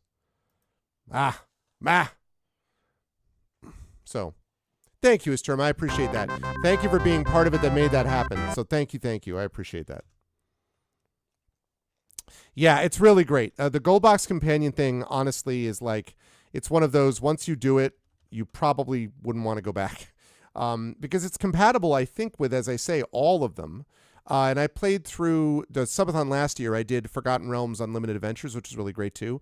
And like having this with that was really amazing. Like it really was a whole different experience. So, and better experience. All right, so here we go. Okay, here come the dragons. Okay, then we go down there. Now they arrive. Okay, right. So now, let's see.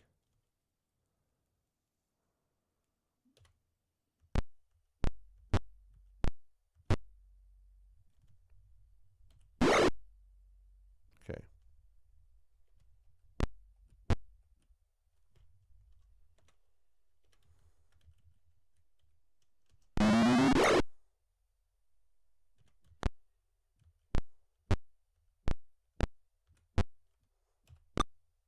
Damn it.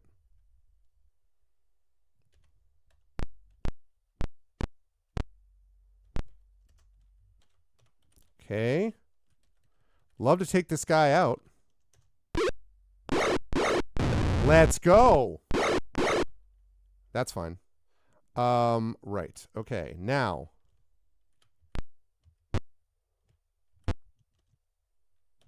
This can't run far enough away anyway. All right, we're going to do that.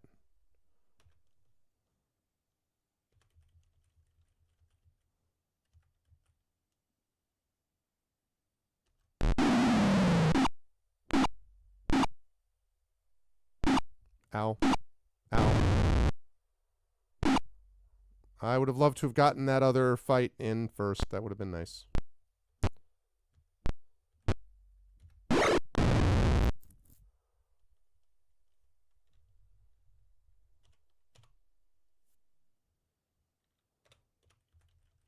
Okay.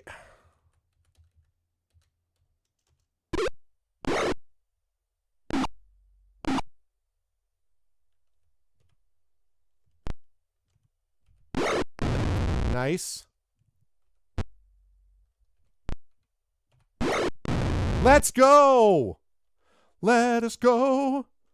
Let us go. Oh, yeah, yeah, yeah, yeah, yeah, yeah, yeah, yeah. I like to see what I'm seeing. Oh, I don't actually have any more healing spells, do I? Don't really play the games first time with mods. Yeah, that's exactly. Exactly. Because it just is so much easier to manage, honestly. All right, that went a lot better.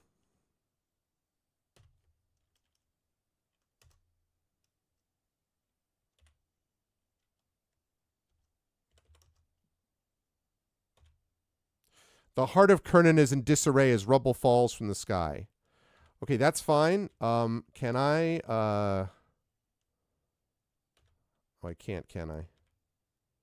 All right, let me just save it. Oh god, after this stupid thing.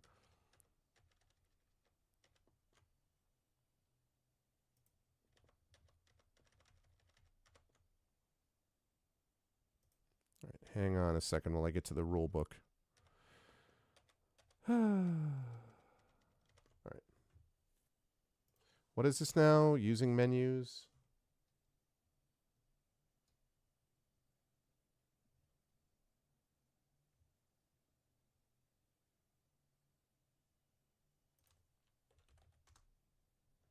Okay, we're going to save that under J. For JK, bro. Yeah, first try. Yeah, exactly.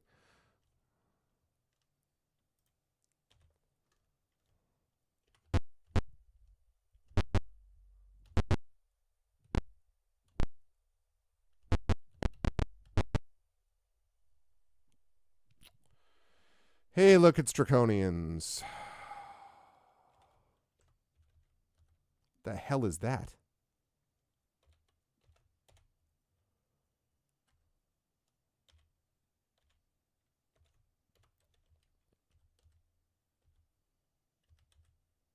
Why can't I target? Why can't I? Can't I target him?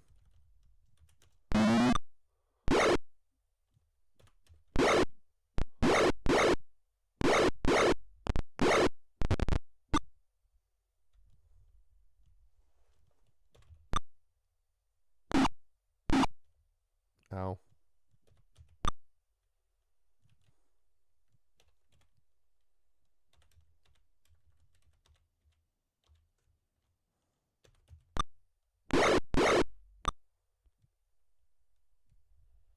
Um.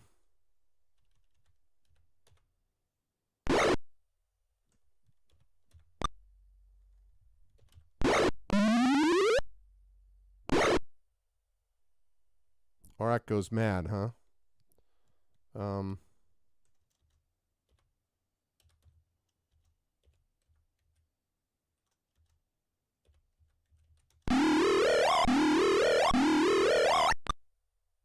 Great. Aurak arises in a new form. What the frick is this?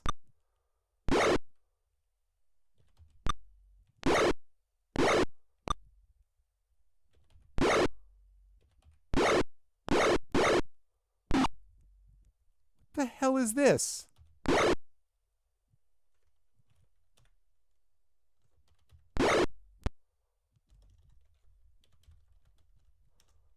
What? What?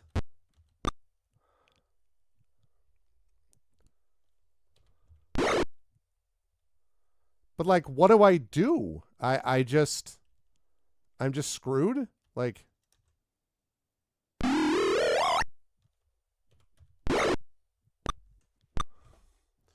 wasn't even his final form.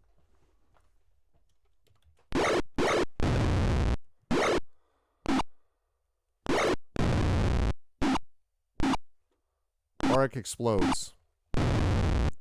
Okay. All right, well. That's funny. I mean, what I really want to do is get to a place where I can rest anyway. But Jay? I don't remember if it was Jay, actually.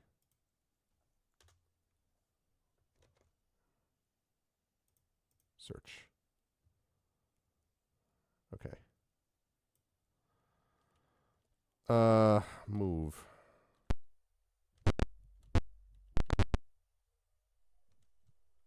You spot a group of humans deep in discussion. You record it in journal entry 53. Men discussing a rebellion. I can't believe that we're letting an Aurak dictate what we have to do. It's not right. We created them to serve us, not the other way around. At the meeting, I'm going to speak in favor of restructuring this alliance. Only their slimy blood will flow. Wow.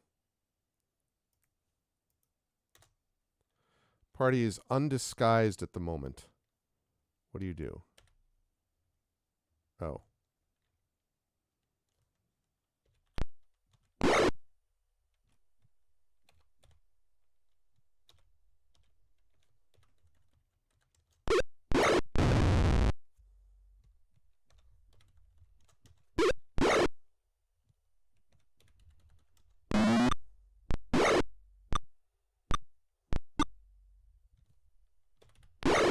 He's also enlarged.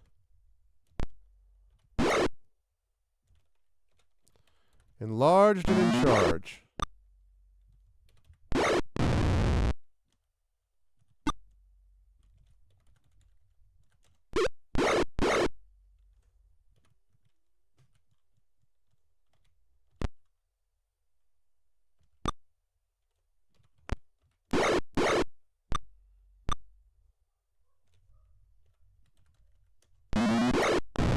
Okay.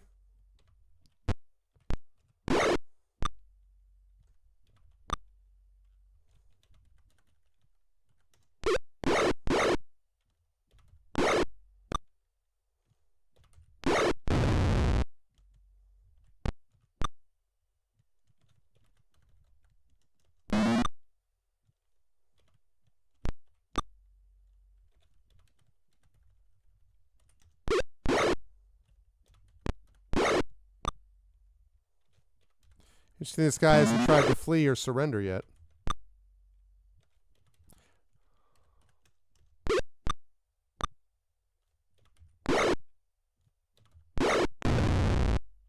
Nice. No.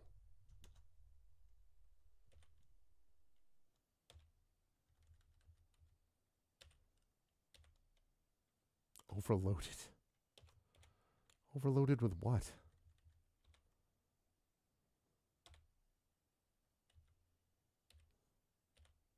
Okay. Come back and claim your treasure. No. save, and we're going to save it as don't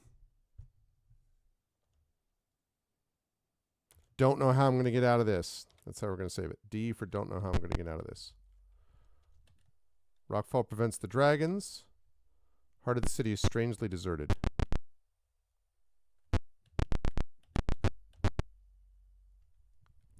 The ogres greet you and agree to help with your plan. The ogres!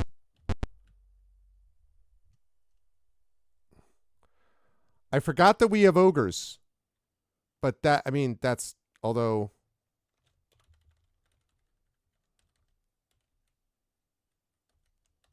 Okay, I actually don't want these guys to come up on me, so... Done guard.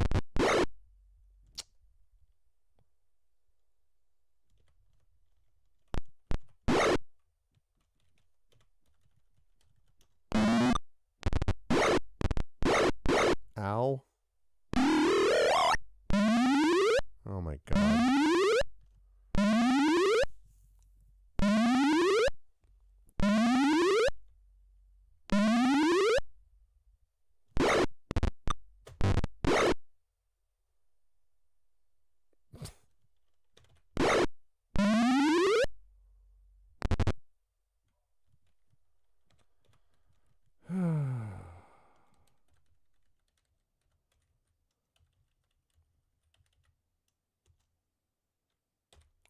Why can I not? Okay. Get rid of that.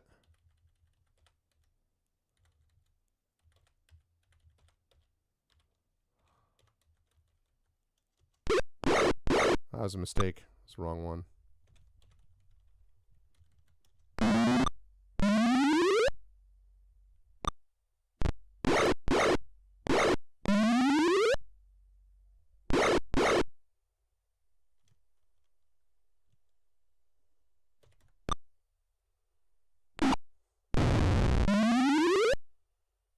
This is so weird. I'm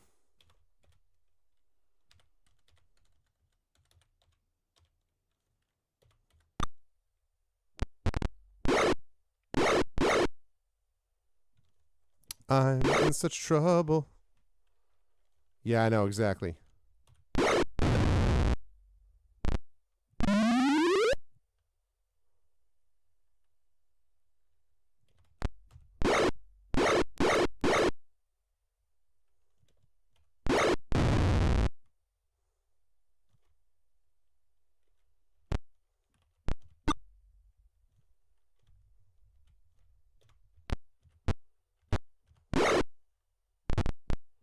Stop fleeing.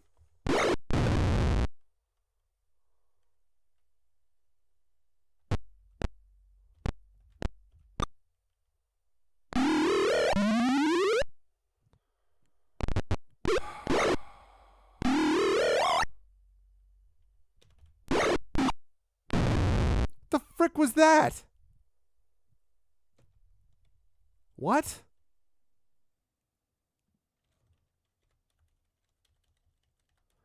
Dude, these Orax suck.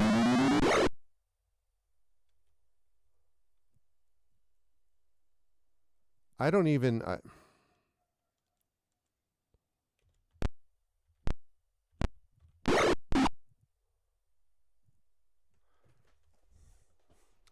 Because they've got Fire Shield?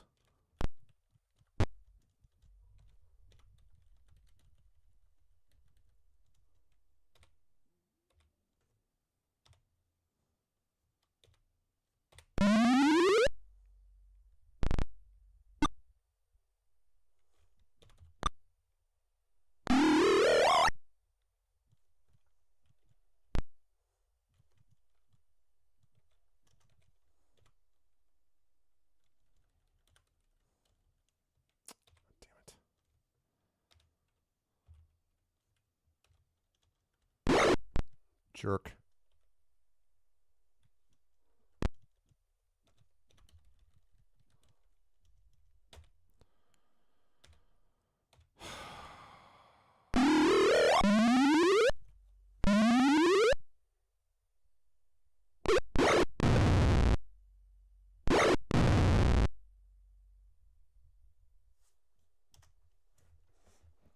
That's great.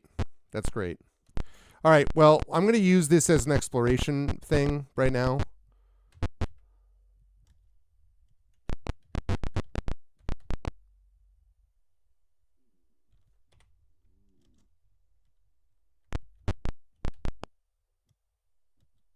Okay. All right. So no. This is very, very hard at this point. This is obviously the final city. It's because it cast Fire Shield. Yeah, yeah.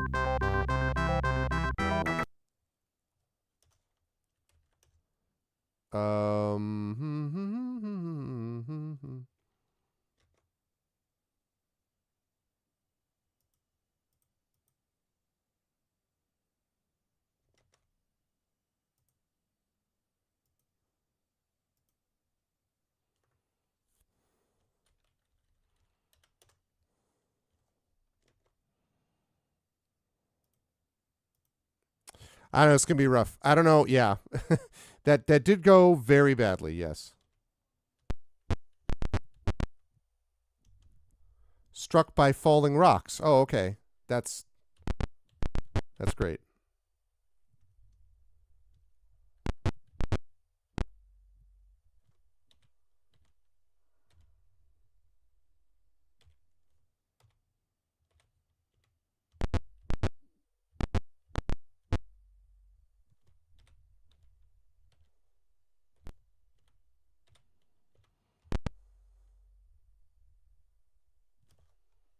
I hate to do this. I'm going to have to keep reloading. I can't go through these fights. Like, they're too difficult. The fights are too hard until I can find some place that I might be able to rest.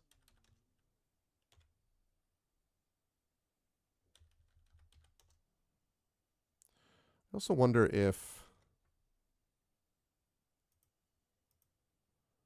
this is probably absurd, right?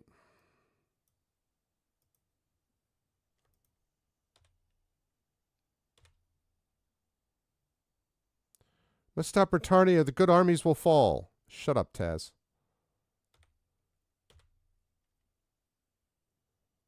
Taz wants the party to... I want you to shut the hell up.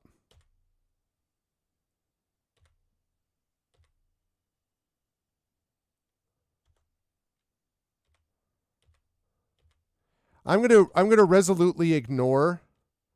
This has already gone better. I'm going to resolutely ignore Taz the way everyone else does in the books. I am 100% going to do that.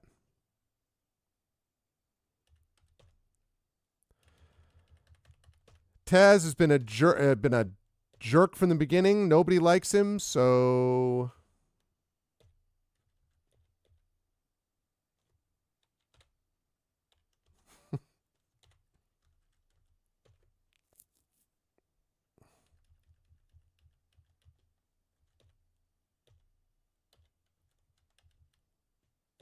okay.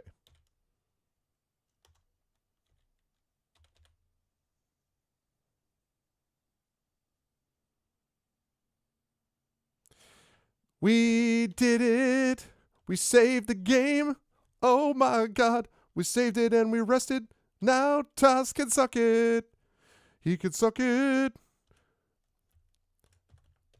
Suck it, Taz.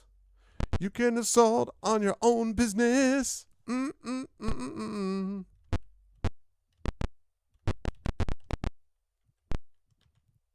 am glad that I ran into those ogres, though.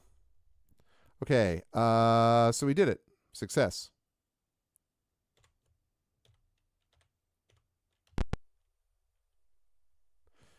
Many humans are gathered here arguing whether to replace Britannia as a low... Oh, golly. Also,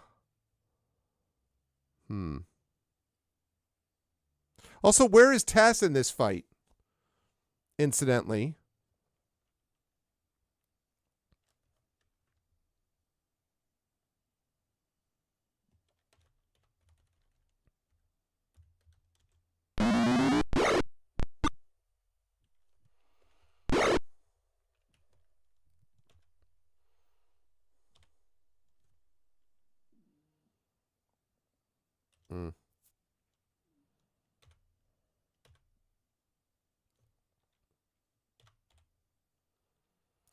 6 arrows left.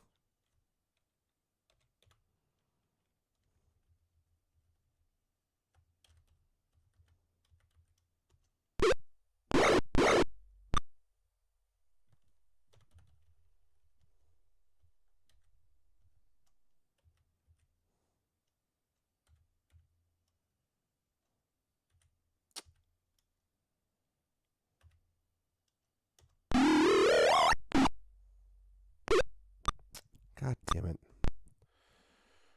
So far away from me. I just can't see.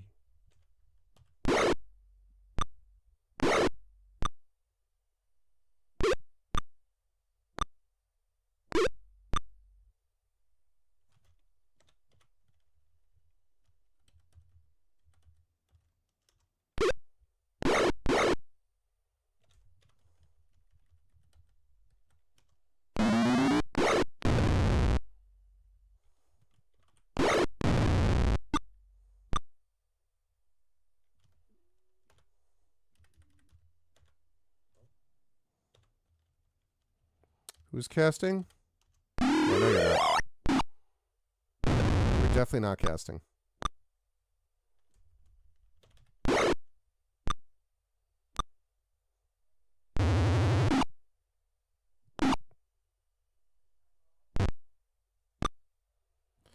That's annoying. That's a lot of enchanters. He's almost out of arrows.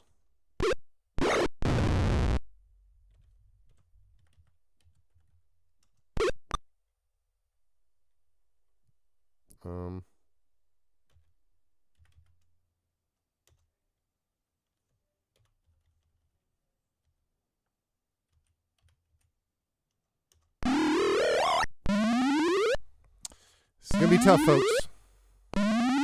But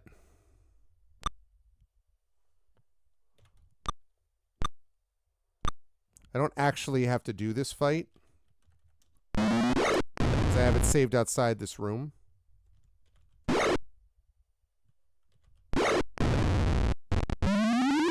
Oh, what a shame.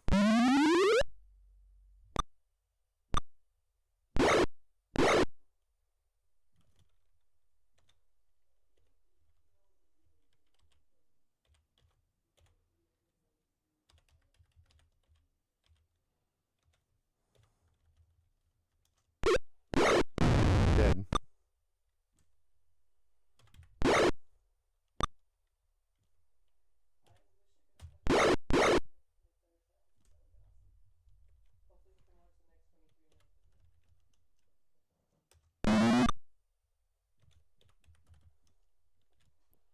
Oh, am I finally out of arrows? Yeah, I am.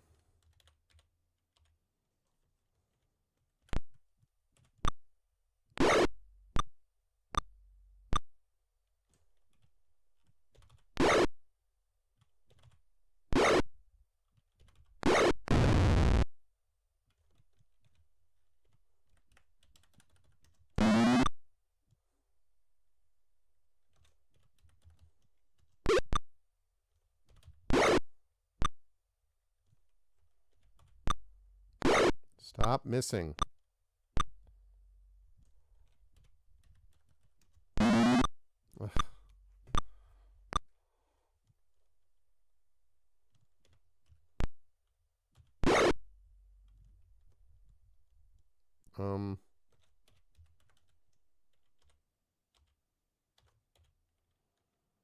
I have a wand. I don't want to use that yet.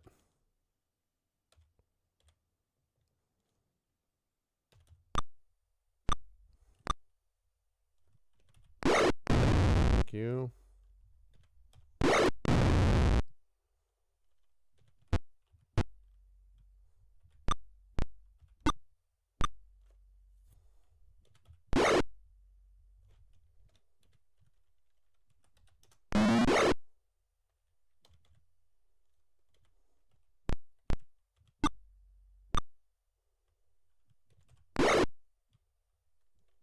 Okay. I know. Like a shove thing would be amazing. I wouldn't think it would have been that hard to program.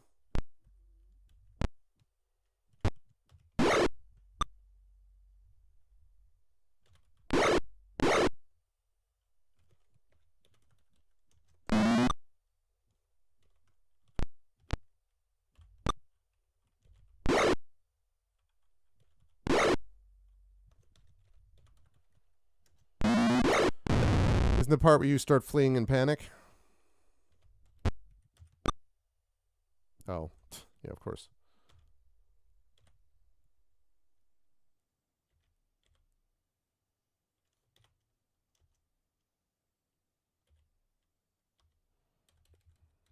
All right, I can take a dart. Overloaded. What?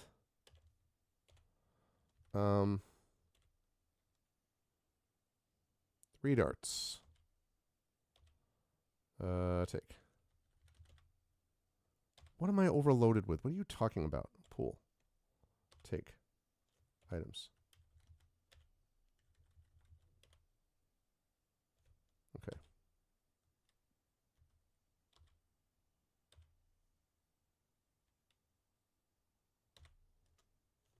Nope. View. Items. Join. Grand total of 7 darts.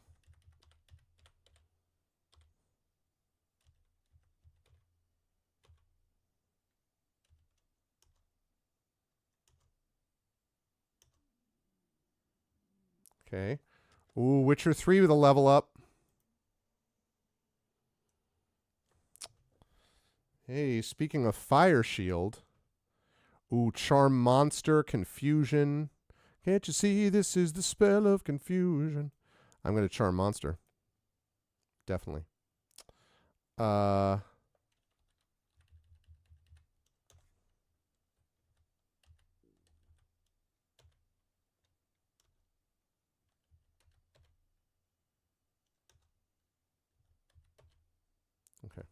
That's good. Maybe I can shoot darts out of the bow.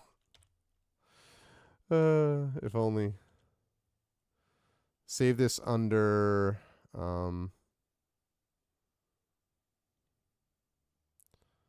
I. Save it under I.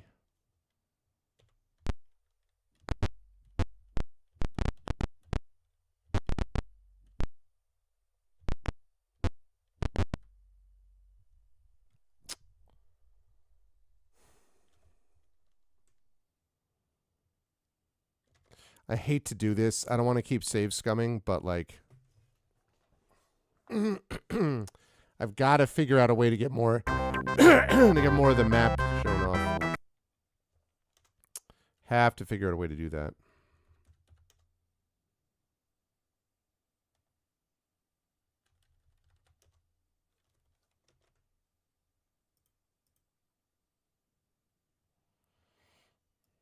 Okay.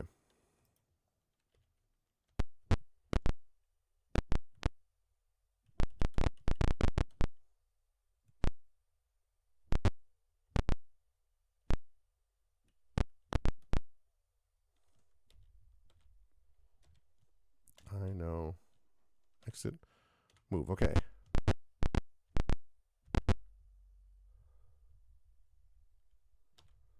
Is this the base?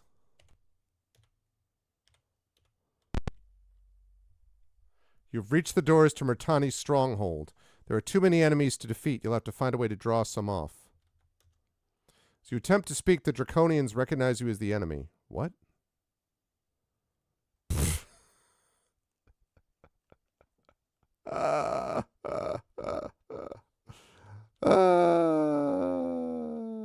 Yeah, that's sure. This seems perfectly valid. Oh yeah.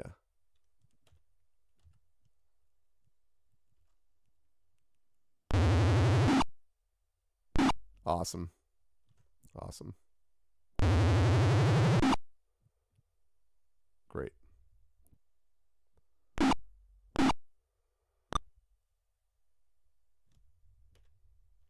Naturally.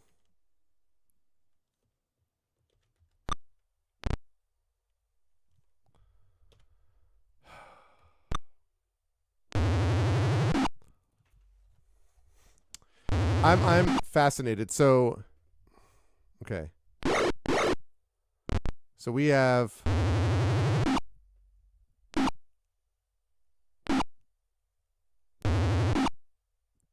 Awesome. That's great. That's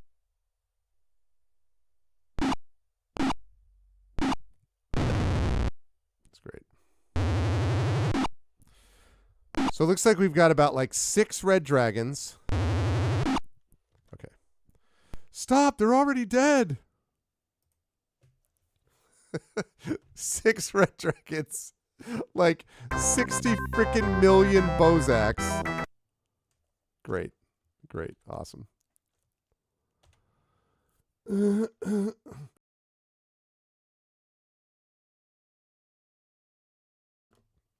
Amazing. Absolutely amazing.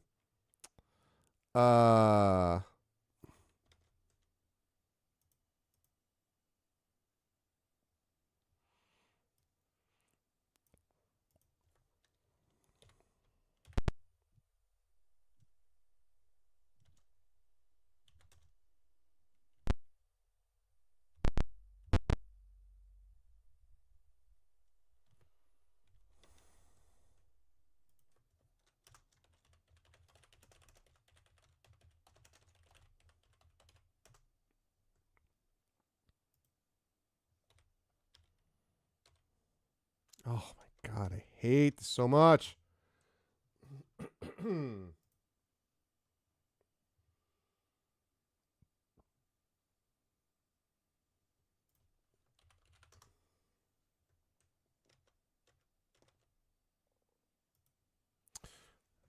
I mean, yeah.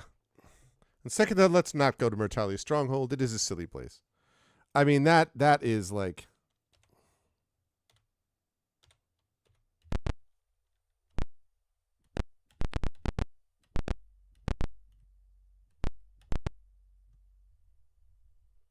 You enter a large barracks of draconians. What do? Report humans. They listen. Then their commander yells, "Go out and slay all humans but these." They rush to obey, carrying you along. Oh.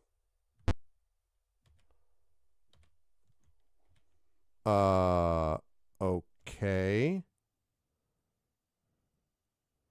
I'm going to save this under G for GG.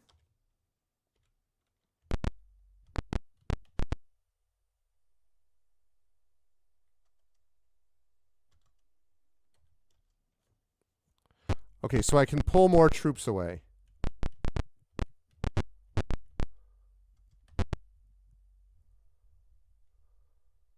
Here lies an old and battered dragon. It peers at you with rheumy eyes. What do? Greet. The dragon babbles to you in an abstracted voice, and you record it in journal entry 57. Once when I was young and my scales were sleek and smooth, I was appointed protector of the crown jewels. Beautiful they were, glistening in the torchlight. Many a tasty thief came by to admire them, but I always kept them safe. Then the city fell and the jewels were lost. Since then I've sought them everywhere. I'm sure they'll turn up so that I can watch their glittering beauty again. The crown was the prettiest piece, golden and encrusted with gems. Ah, such a wondrous time. Now, I found a crown. I wonder if...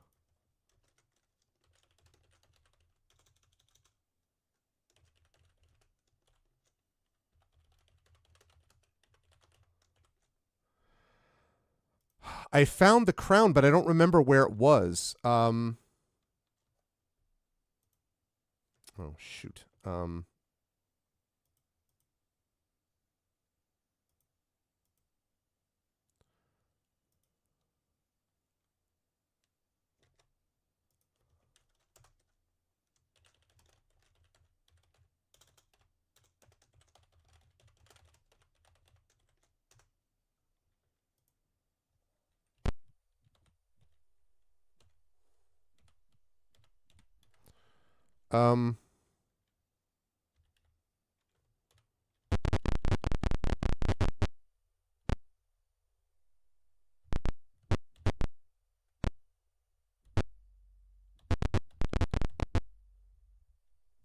That one.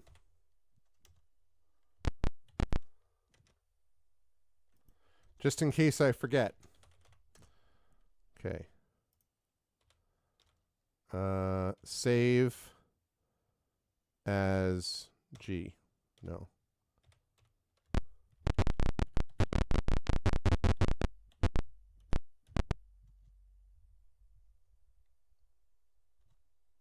The dragon perks up when he sees Tass playing with the fake crown. The crown and jewels! I must return them to the vault. He moves to grab the crown. Do you let him? He takes the crown and races over to the headquarters. The guards try to bar his way and a fight erupts. When it's over, the dragon is slain and the gate guard is weakened. Ha ha ha! Now we're starting to cook with gas, chat.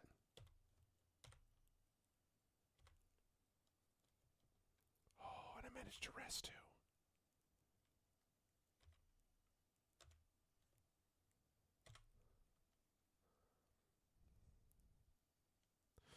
I think I'd feel worse for the dragon if I hadn't gotten my butt handed to me multiple times at this point by these things.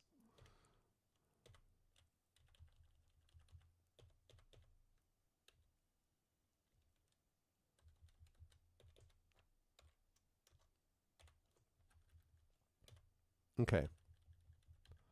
Large.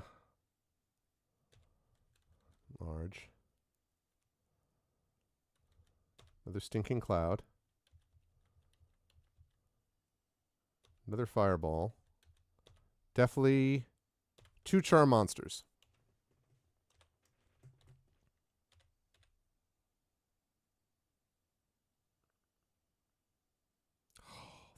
Let's go. All right. Now I think we're in a different spot. So now we can actually save this under C, which is sort of that's pretty good. Yeah, a little bit. I can see that. I hadn't thought of Ka as a character for a long time. You've reached the doors to Murtani's stronghold. There are fewer guards now. It looks like a very nasty fight now. I'm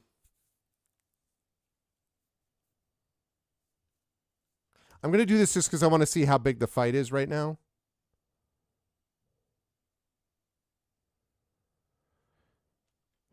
There's still 4 dragons.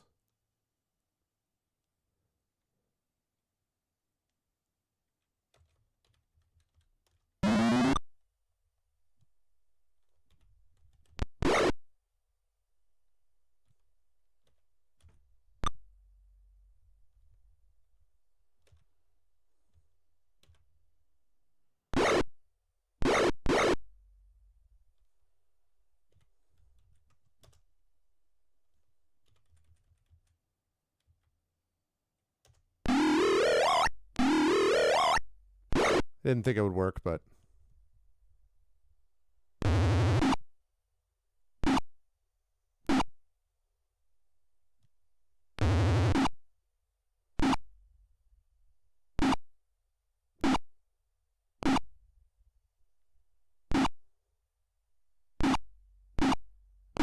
This is, I can't quite tell yet how this is working.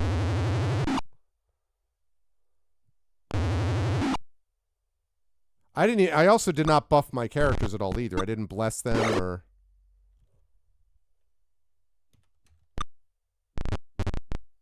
Oh, that's bad. Also, my guy's constantly missing is not great either.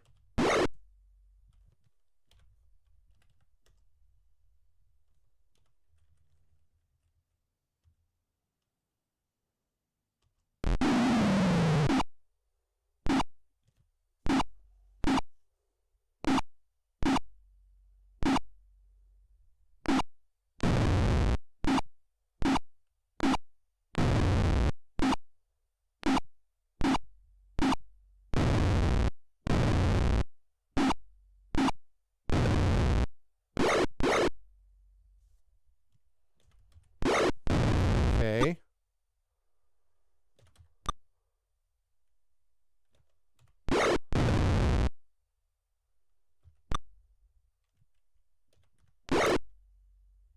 Ow. Stop missing.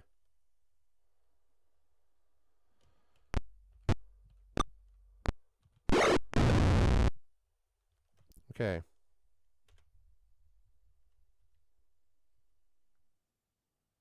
Um.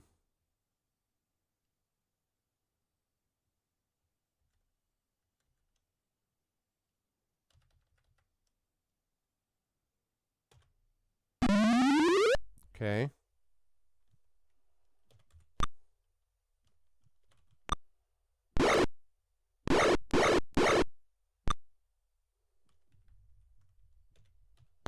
Oh, stop missing.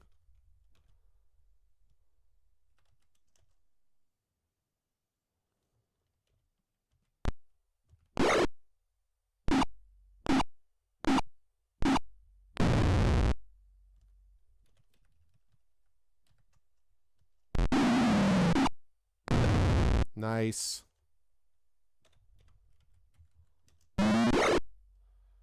Also nice.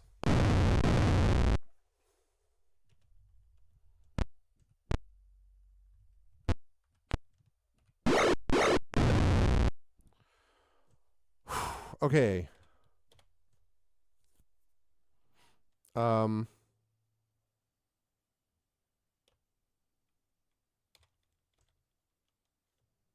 Yeah, I want to continue the battle. So I'm supposed to have the Dragonlance by this point. I wonder if I missed part of this because of the Citadel, like something in the Citadel while I was running around doing stuff, maybe.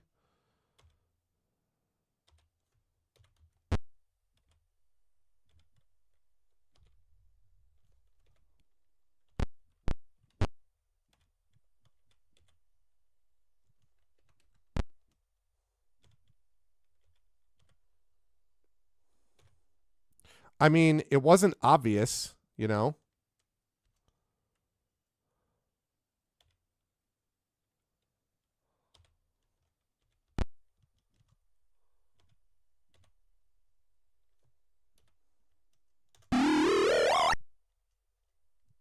No, because I need to get Arvathon up. Do I not have... Still a huge force here. Do you flee?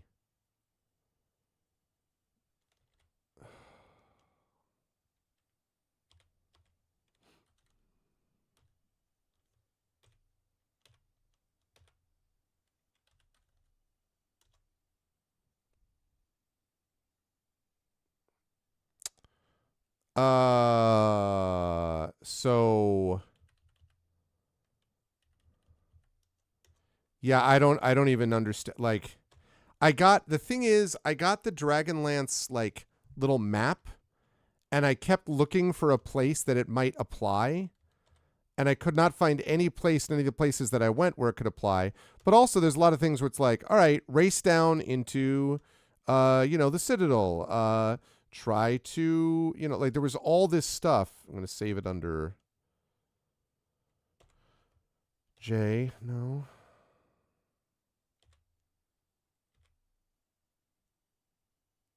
Yes, thanks, Tess. Shut up.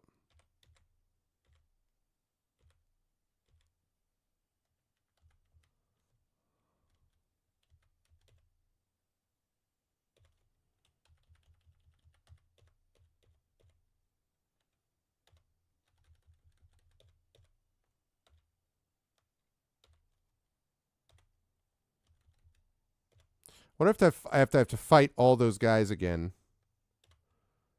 I really would hope not.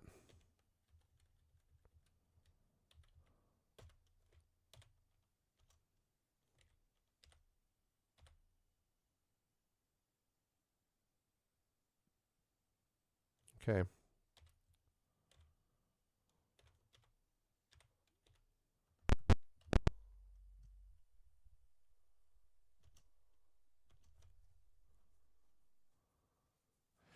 So that's lame. So you have to fight them each time? All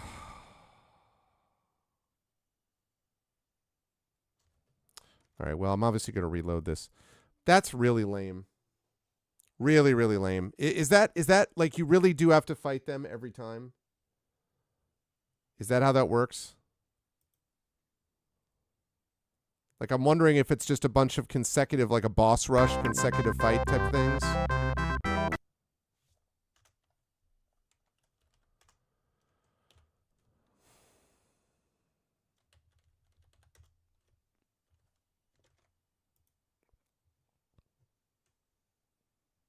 Yeah.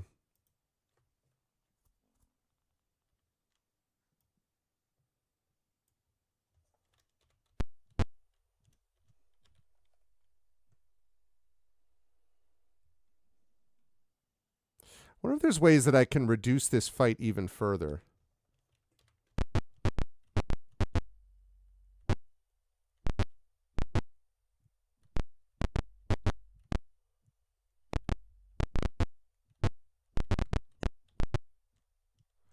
The ogres identify themselves as allies of Gravnek. How do you respond? I greet them.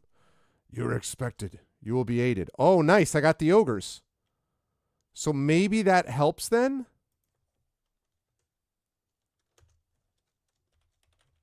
Because I helped the ogres at the ogre base.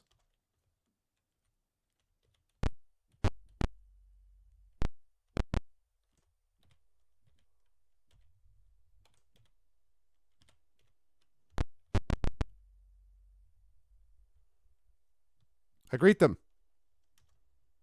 Okay.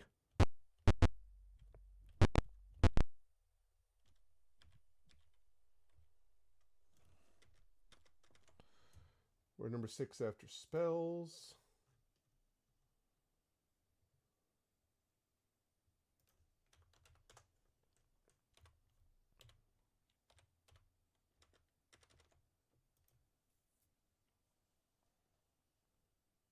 Yeah, there were at this fight, but I guess I had to like gather them together or something.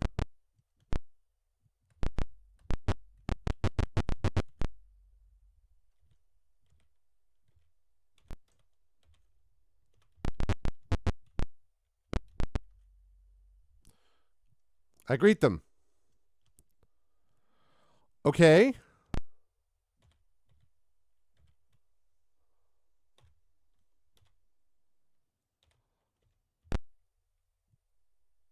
You meet the ogre leader Gravnek again. He roars, "So you've arrived. Mertani is in the headquarters. When you attack the gates, my ogres will help." He sends you away. Okay. All right. Now things are getting a little bit easier. Yeah, basically it is. It's copy protection.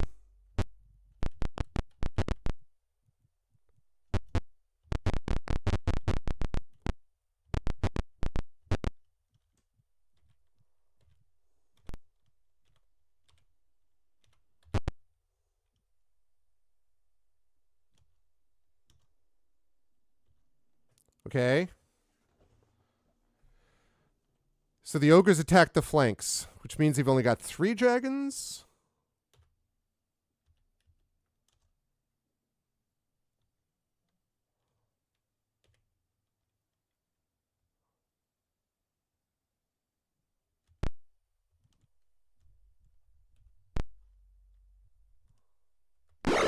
Shoot.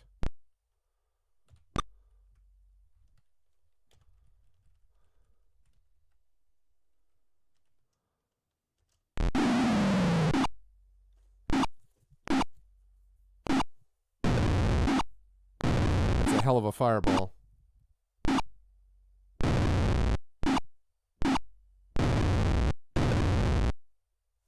That's what we call a good fireball, everybody.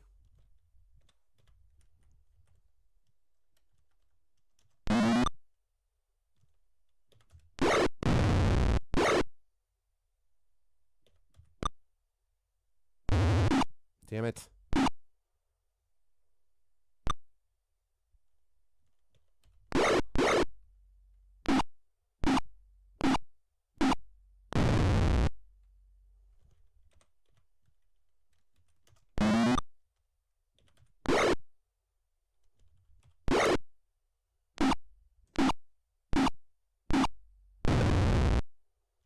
Okay.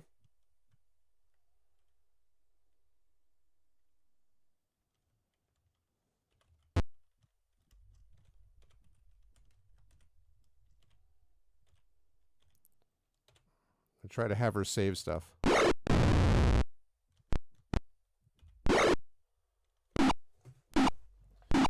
Nice work, everybody. Yes, continue the battle. That was a damn good fireball. All right.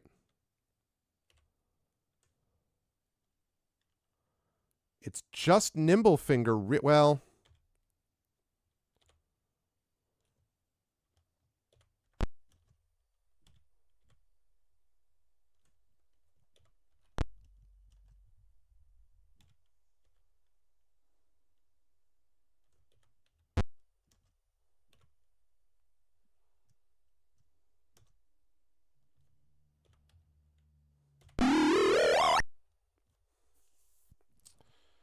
yeah, I want to do that one more time.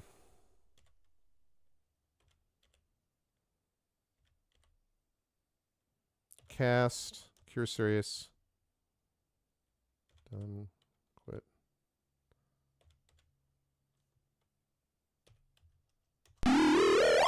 Okay. No. Gate to Murtani's base is secured. The ogres will protect you while you rest. Ho, ho, ho, ho. Let's go. My freaking ogres. That fireball was sick, by the way.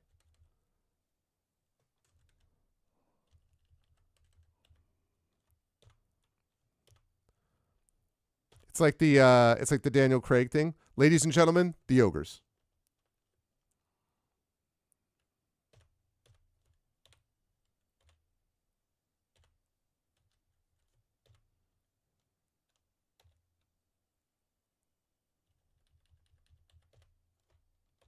That's a freaking mega fireball.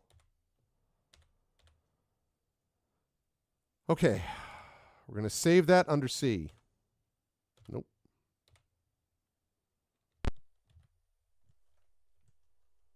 As you enter the ogres, form up in your flanks. You meet some of Murtani's personal guard. Oh, his personal guard. This game just went into ogre time. They're ogre powered. Look at my ogres. Oh, man. Okay, now.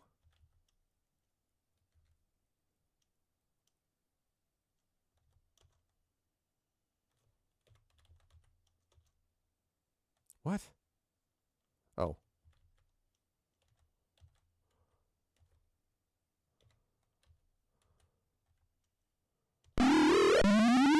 Okay.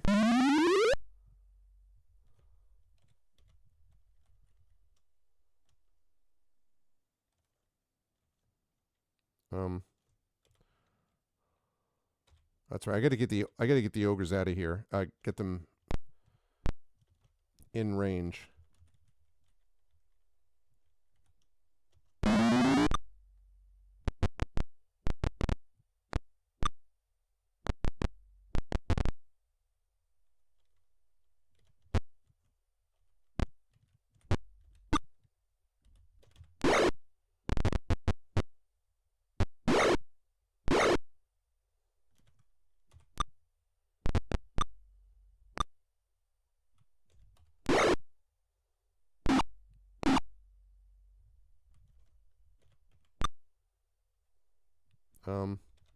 Look at my ogres fighting side by side. Ogre time. Okay.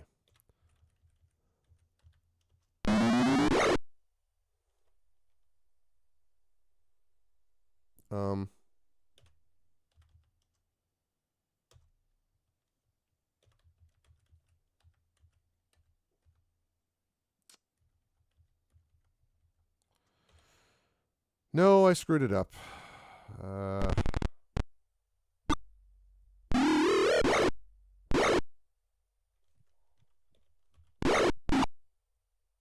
Shoot fire shield. I didn't see that he did that. All right.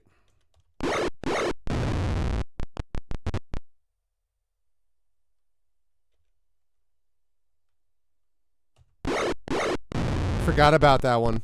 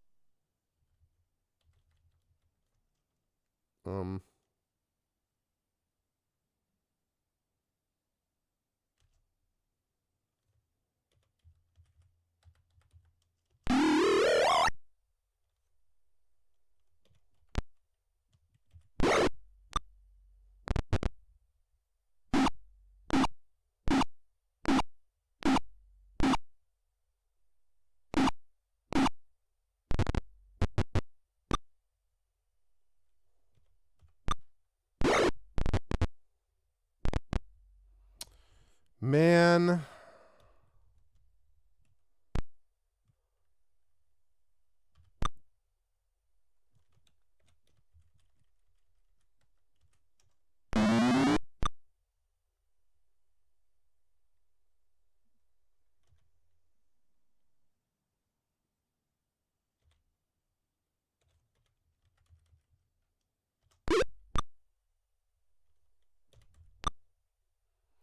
Miss, miss, miss, miss, miss, miss, miss.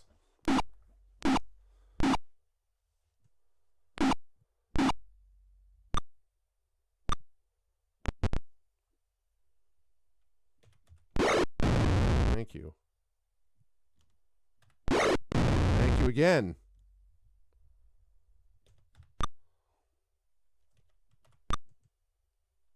Damn it. Dude is surrounded by these things.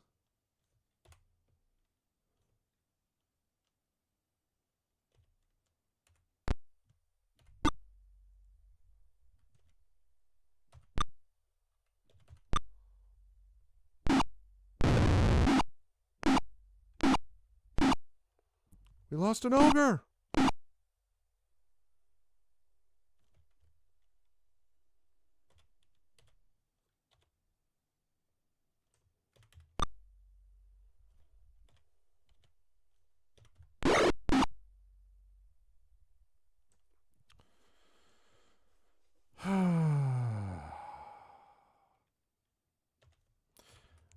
Oh, baby, it ain't ogre till it's ogre. So many tears I've cried. I gotta wait.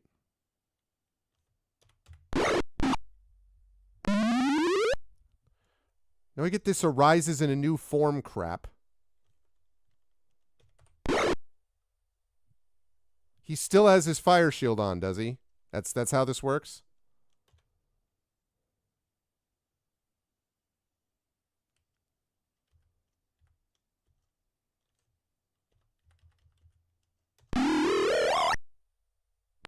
Of course, unaffected. I don't know what to do with this guy. Like, I don't know whether to just, like, wait until it wears off or something. Or just move him out of the way and let the ogres hit him a bunch. I think I'm going to have to do that. Yeah, yeah.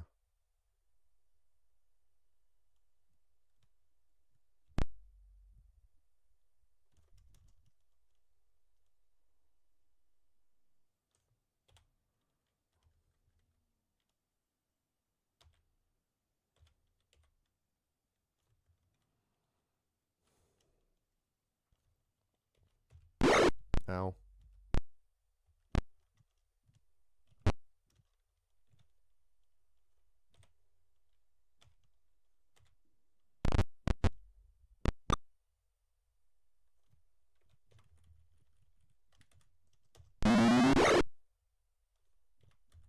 Yep, I know.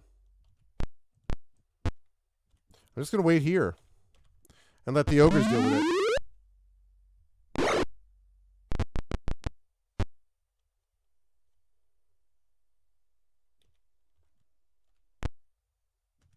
Ow.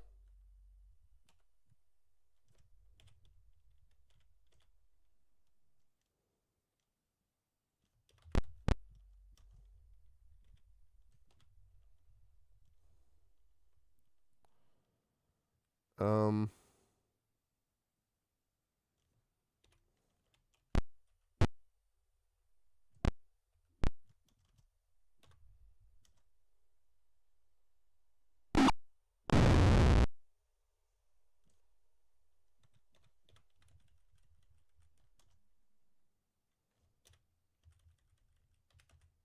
Oh, we're back to we can't target you again for some reason.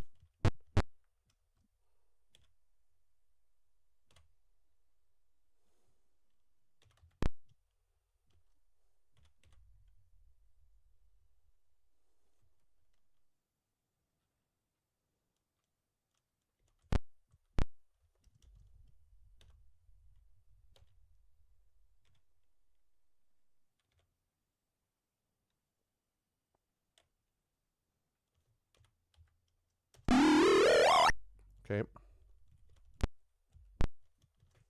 I'm just running them out of there and letting the ogres do all this work because Morak explodes. Okay, yes, continue the battle because I need you to cast Cure Serious Wounds. Jeez, those Aurochs are really strong.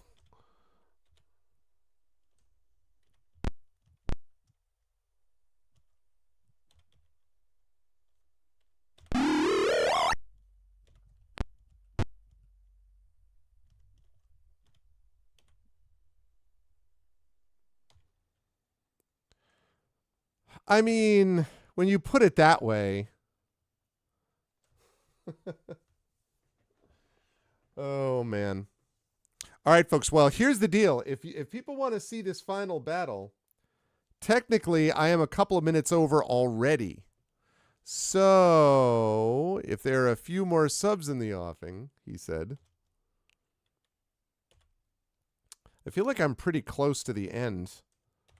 I mean, this is clearly Murtani's final, his final thing. You went into Ogre Drive. Ogre Drive! Ogre kill. All right, done. Guard. Move.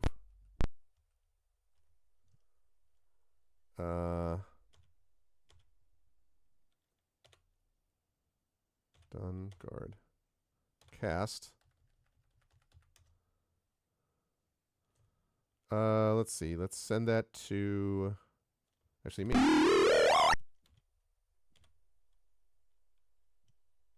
Okay.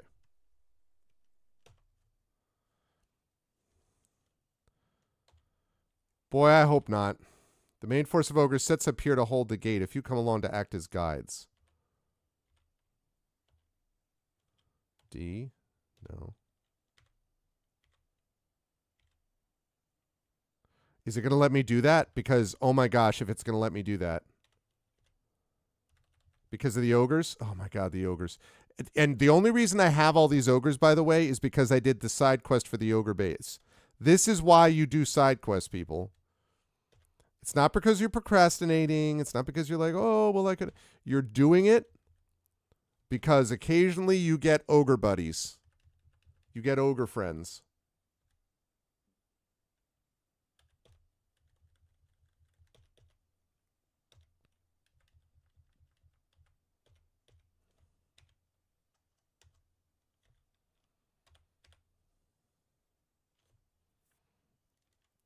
Absolutely amazing. Now, Arvin still doesn't have arrows, but otherwise...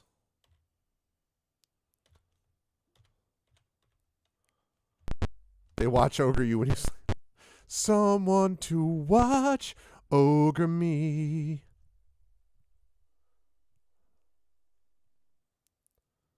Okay. Is that another one of those goddamn Oryx?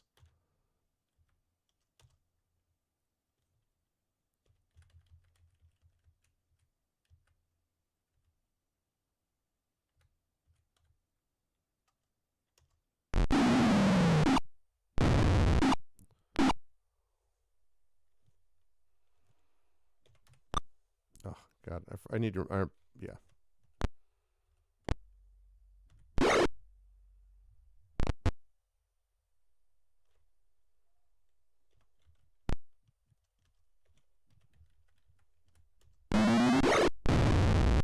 Outstanding.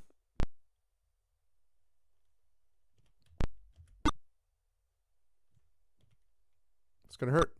Nope. Oh, God bless America. I didn't mean to do that. That's what I meant to do.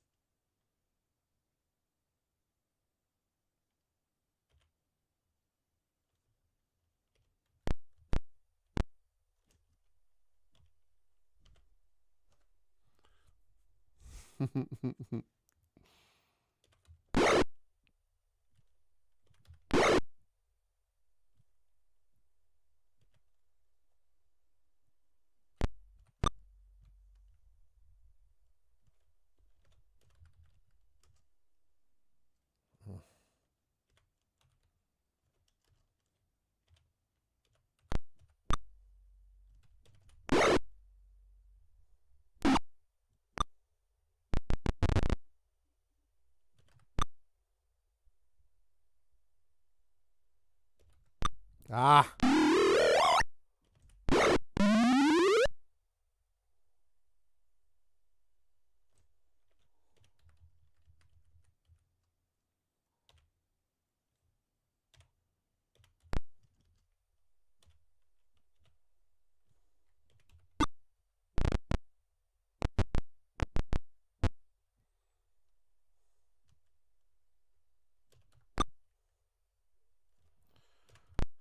From behind.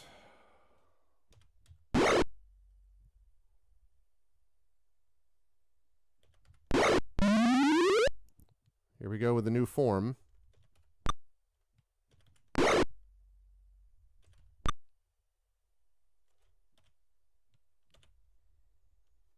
Yeah, these Oraks are...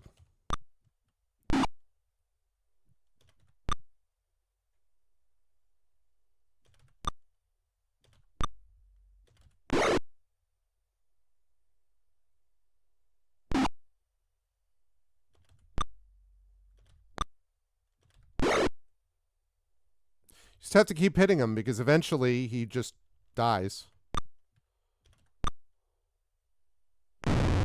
Like that.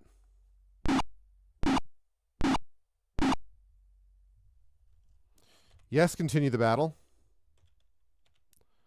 Okay. You're actually fine, so you move out of the way. If you've recently been really messed up in a fight. I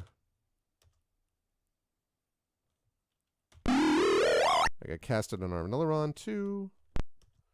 Who spent the whole game being a ranged guy, and now he's like, all right, I guess I'm going to be... I have no arrows left. No one was going to give me arrows. Nobody has any arrows ever, so...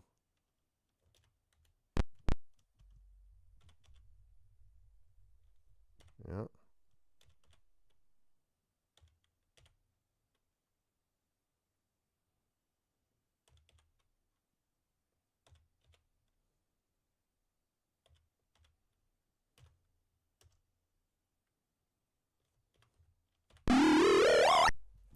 Very nice. And then can I do a light on Nimble Finger?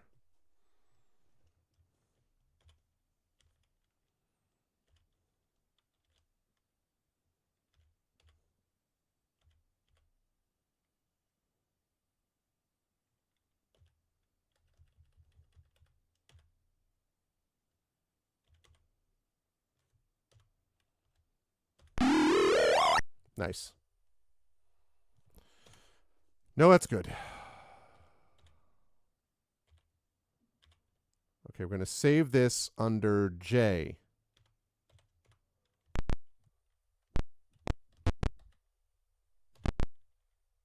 You've reached a treasure vault.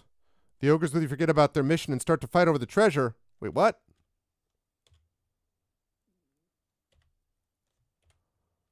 Gauntlets. Okay. Two-handed sword.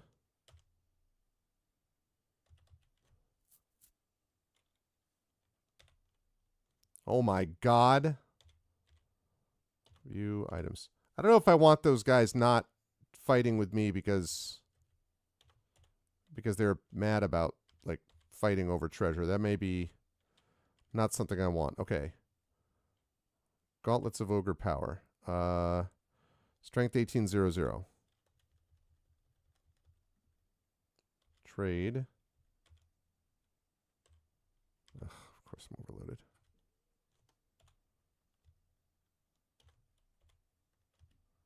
Trade. Select. Trade. Select.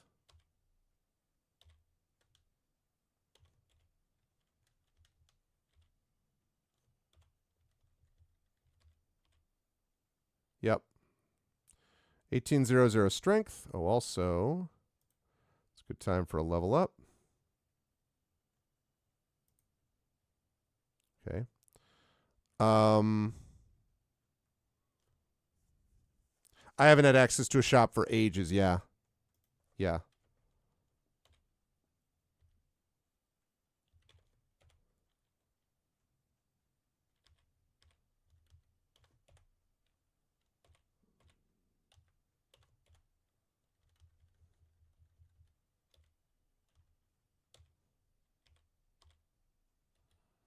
Okay, so that go 10, 1d8 plus 5.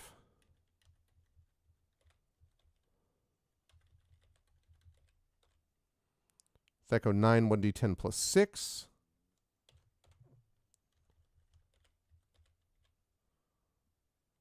D10 plus 5.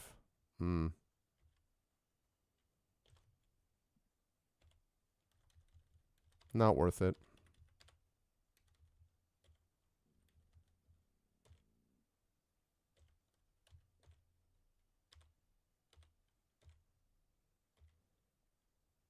Nope.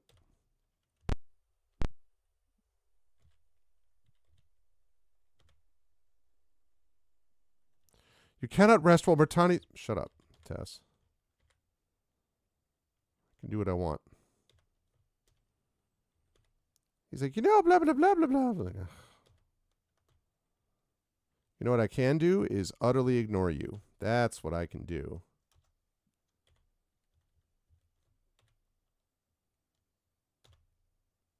Of course, this is a Telltale Games. It would be like, Tasselhoff will remember this, right?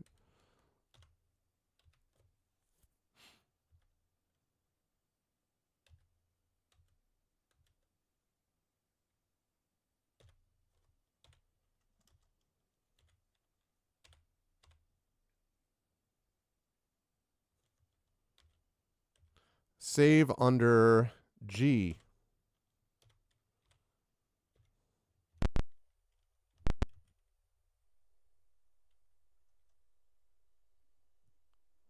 Let me try loading that again. And I'm still not sure if I want to do that. That may not be worth it to just get basically gauntlets and a bunch of money. And in fact, you know what? 1800 is great and all that, but I have 1889 strength to begin with on that guy. I think I'm not going to do that. I think I'm just going to do... Shoot, I don't remember if it's J or not.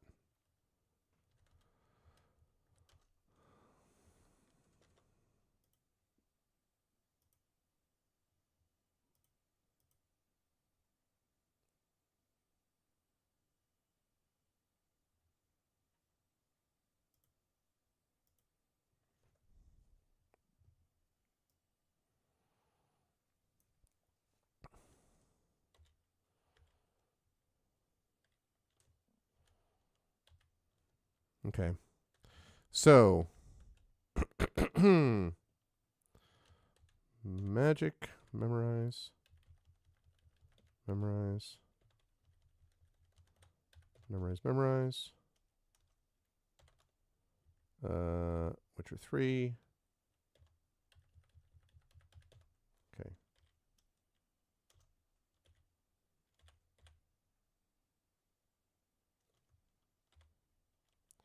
Save J. Door is held by another contingent of guards. Okay, I'm going the right way.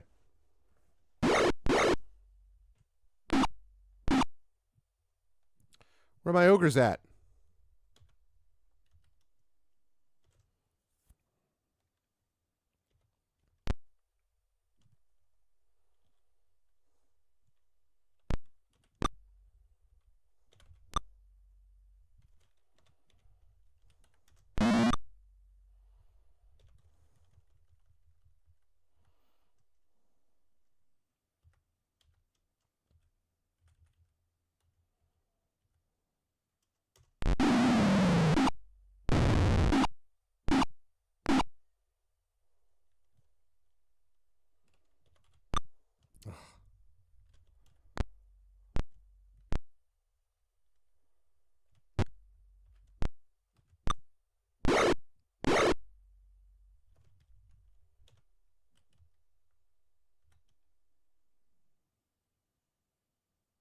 Can I charm them?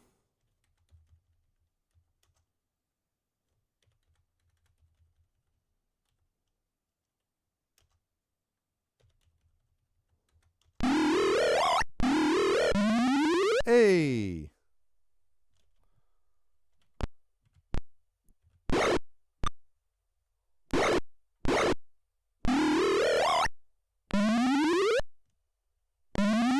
Oh, God damn it.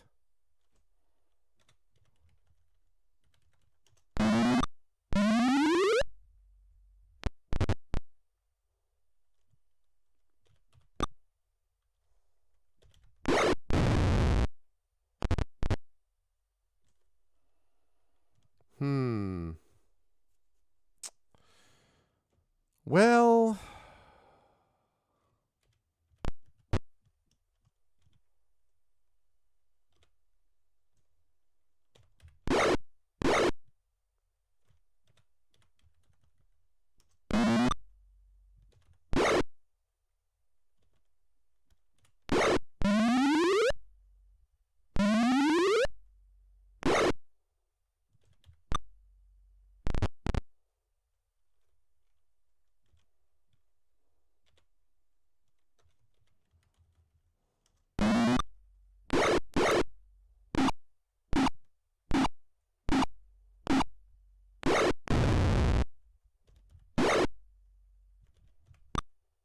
let's kill this Sivak, would you please?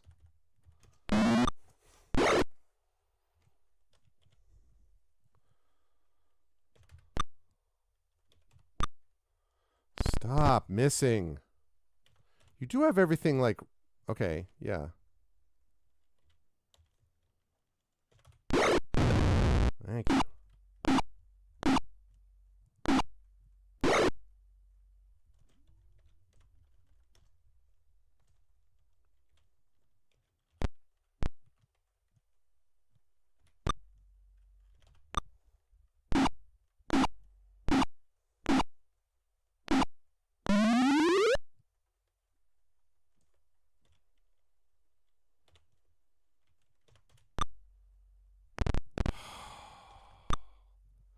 Stop missing. Oh my god, dude.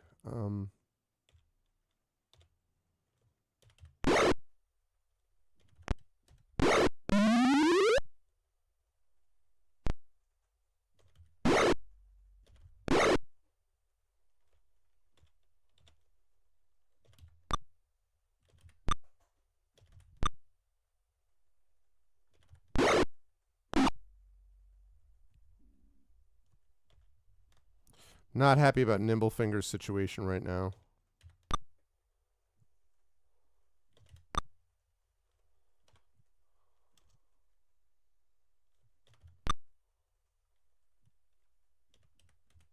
Okay.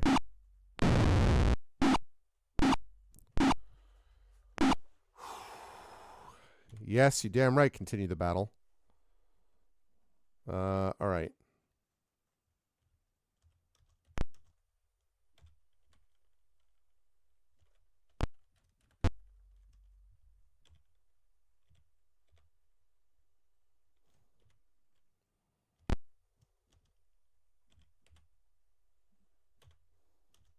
Okay.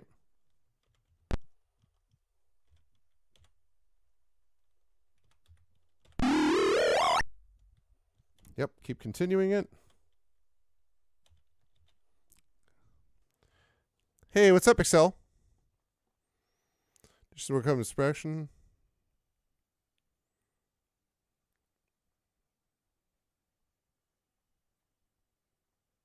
Yeah, it definitely influences it, but it's definitely a lot more prominent in what you get here in second edition. I mean, I never minded, honestly, like I never minded the whole Thaco thing. I never thought it was that complicated.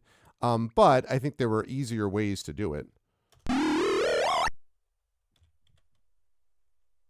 Yep. So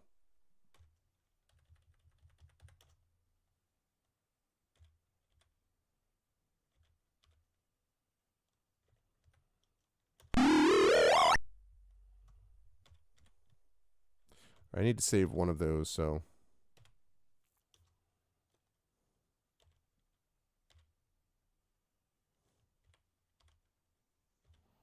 I'm going to save that under I.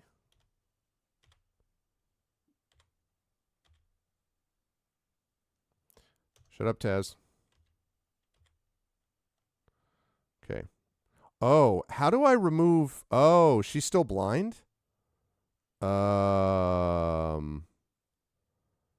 that a...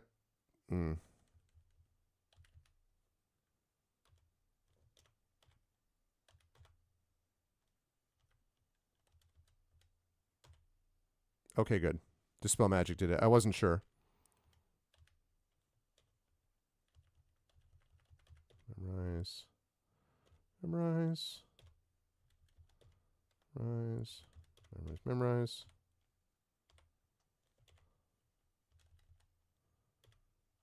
Okay. Next.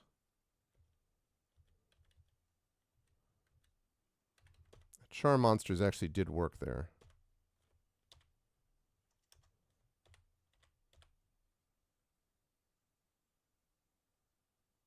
Huzzah! Swan's Kid is almost leveled up, as is Rockon, and everybody else is already max level.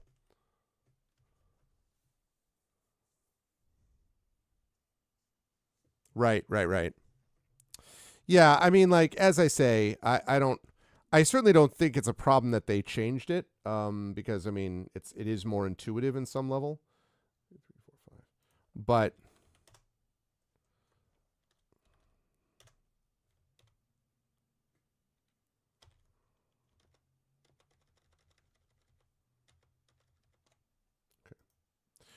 right. Okay. I am way past the time because of the sub stuff.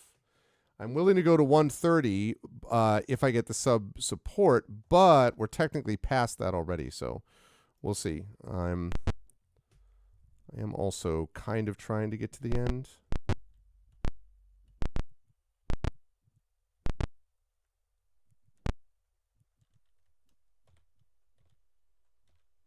Okay, save.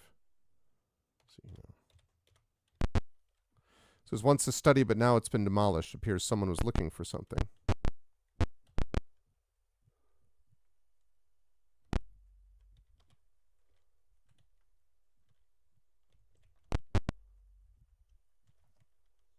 Nope. No, you don't. No, you don't spot me in attack.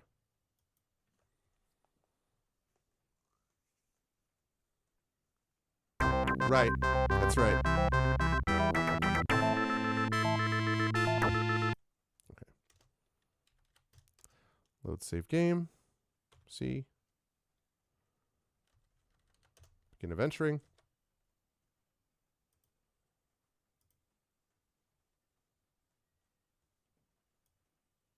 Okay. So that's a study.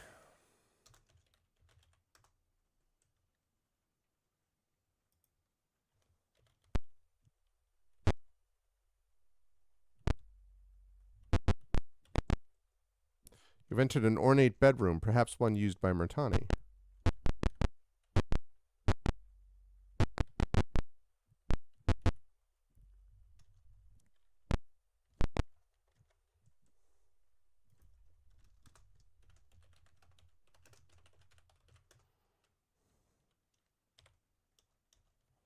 Okay.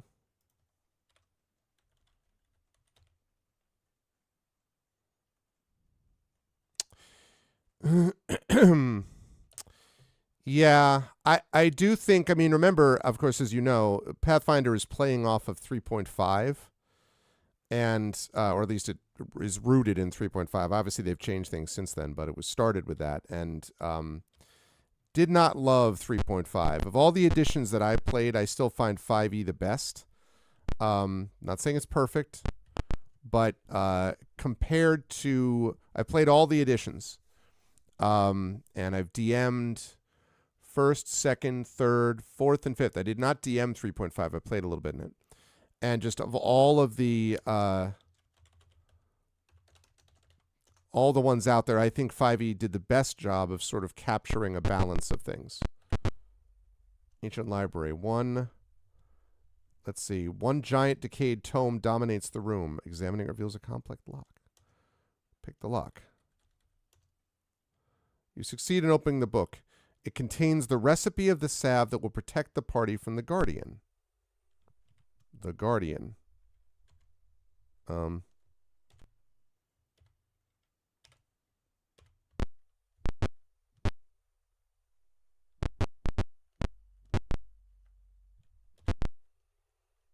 Oh, shoot. No. I didn't want to do that. Forgot I don't want them in there. You like 3.5? Yeah. That's fine. Different strokes for different folks. Not my bag.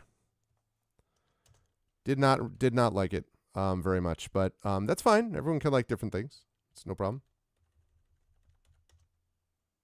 I can see why with a name like Excel, though, that you'd be interested in the math-based stuff. That seems like it tracks.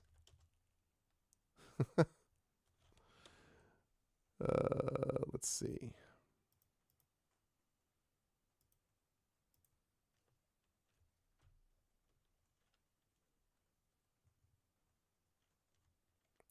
I just thought that it got very maybe my experience of it was that it just got very fiddly, I found.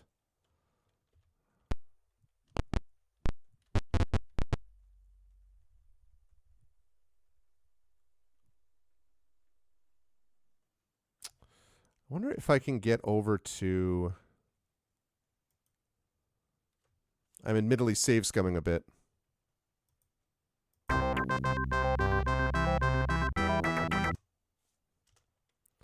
I'm so close.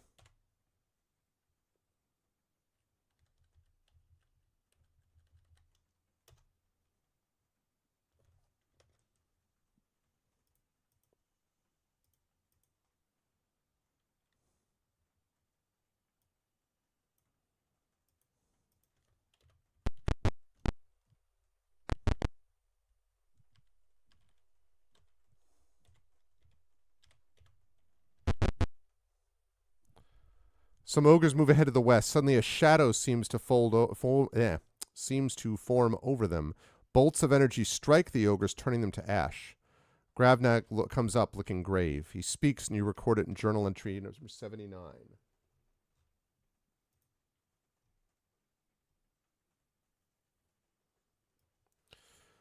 The oldest rulers of Krynn ordered the city's mages to create a deadly guardian for their castle. How they did it, no one knows. But the magicians gave this thing to the king.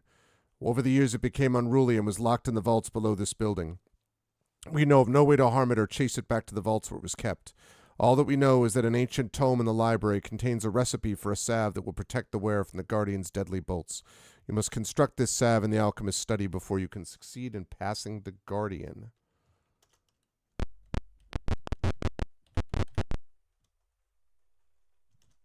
I have the recipe.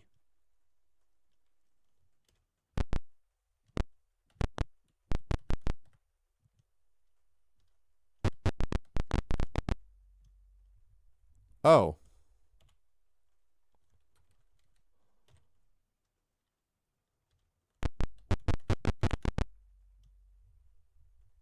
Find all the essential components to create the protective salve. After a short time, the salve is created and applied. Okay. Save. J. No. Thanks. Move. Shadow forms, little sparks arc between you and it, but you take no damage. The salve has protected you. F. No.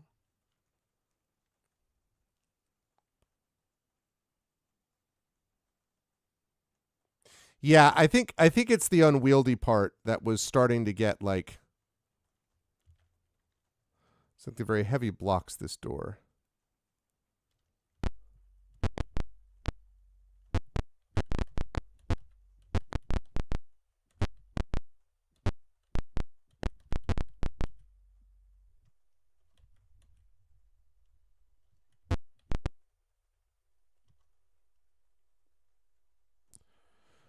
Okay, group of human guards. But we're getting there, though.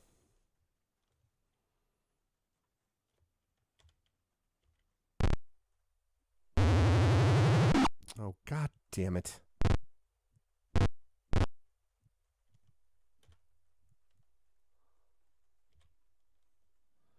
I have the necklace of missiles, right? Yeah, I do.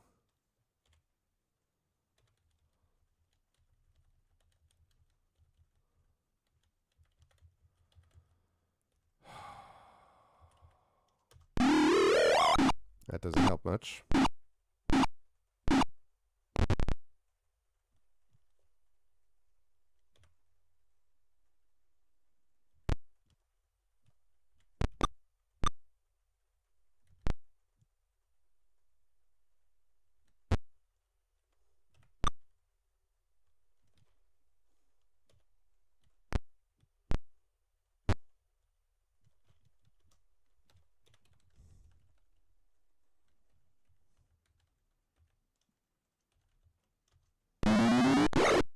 Nice. Nice try, guy.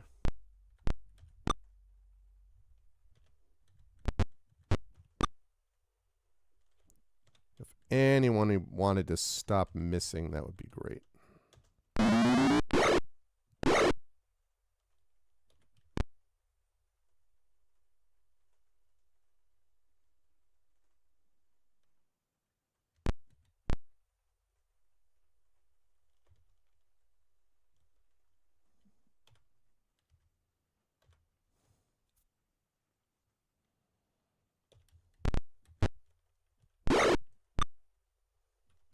Okay.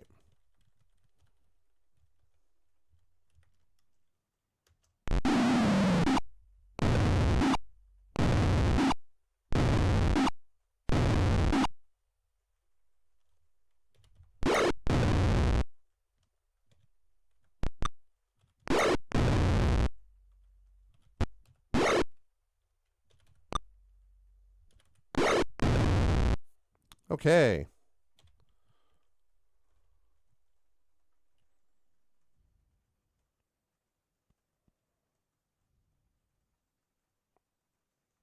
Yeah. Yeah, there was almost a little bit of character creep that you run into with MMOs sometimes where, like as time goes on it becomes harder and harder to figure out how to keep everything balanced and together. So all right, I just need for you to cast Cure Serious Wounds.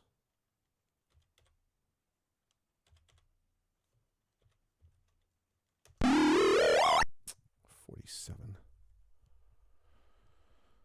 I was hoping I could, yeah, because I really want to get him a little bit higher than that.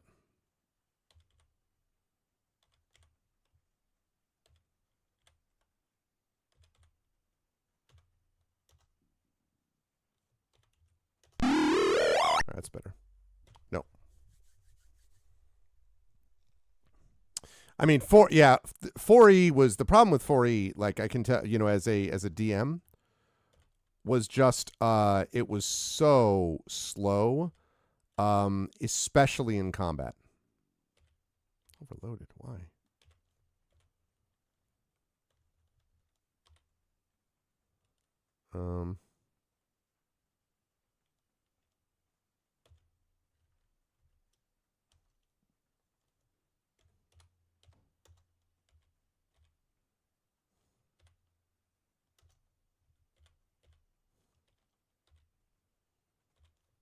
It was really slow. And it did feel a little bit like we were trying to make everybody the same kind of thing also, which was not optimal.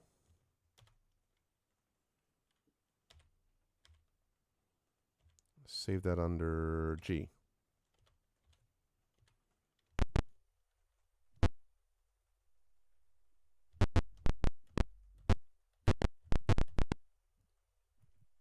Bertani's Dragon Master stands here in his full regalia. His young pupils are at his side. He speaks. I guard the entrance to my master's lair. You will go no further. Oh. He really is a Dragon Master. Okay.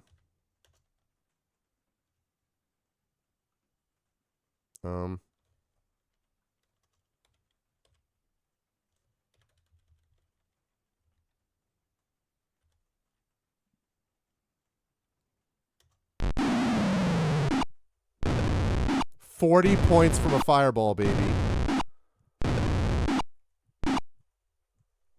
Wow.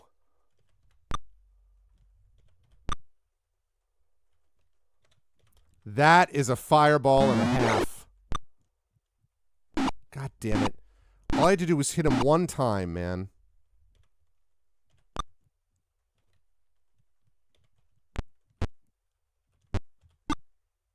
Somebody hit the freaking dragon, please.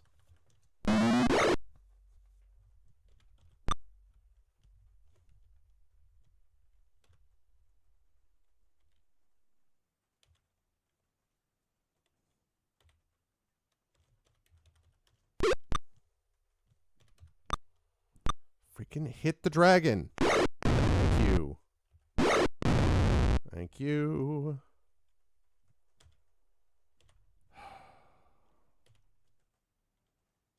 Would have been amazing if he hadn't had a chance to breathe fire. That firefall's too sick. Yeah, I mean, there were some aspects of it. It's just, I feel like it seemed sort of like more efficient in concept than it was in reality. You know, it never quite cohered for me. Oh, I'll bet that's magical.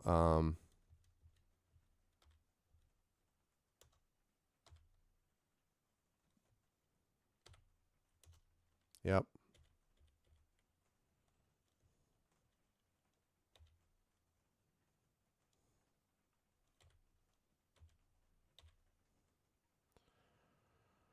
Find a passage to take a yes. Oh, Murtani is here talking with his lieutenants. He turns to you and snarls, "You've reached the heart of my domain. Also, you've got a level up coming." Good timing. Very good. I was hoping to thank you for luring the good army here for me. Points behind him. Pinned to the wall is Maya in human form. She only has enough strength to lift her head and look hopefully at you. Bertani continues, "She flew in after me, foolish creature. Now she can watch as her last hope dies with you. I'm done fencing with you through my minions. Now you face the master. Prepare for your doom." He attacks. Okay, that seems bad.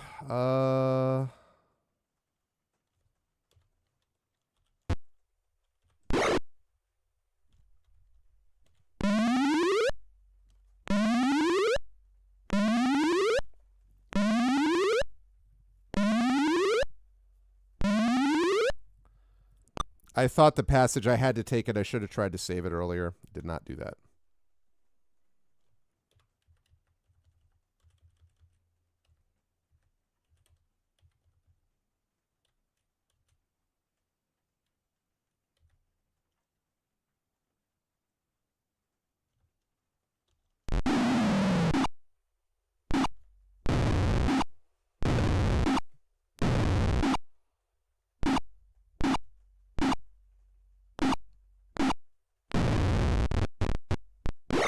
That was a good fireball.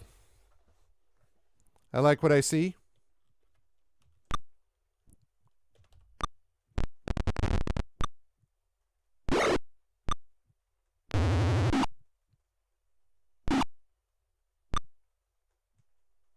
Do I have any chance of getting one of these?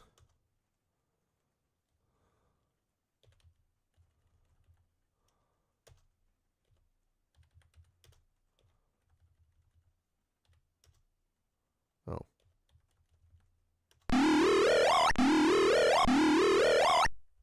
Yeah.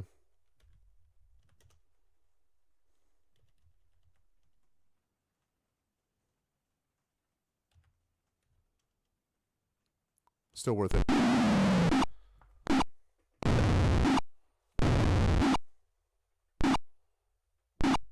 Ow.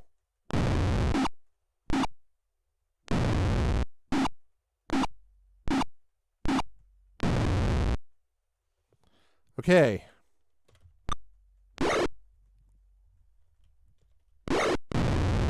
Dead.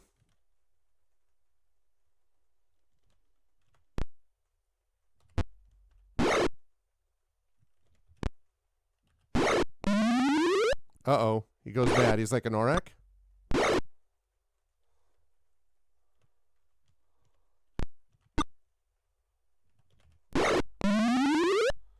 Rises in a new form. Okay.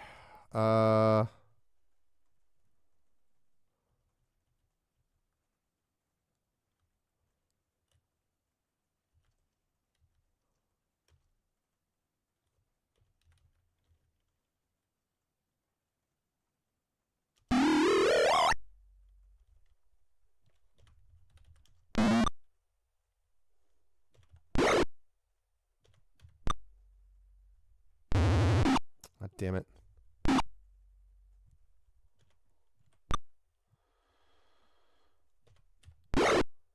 Be great if someone could kill this last freaking...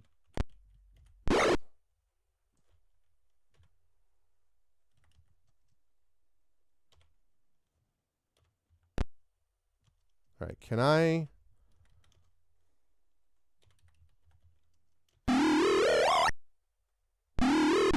Damn it.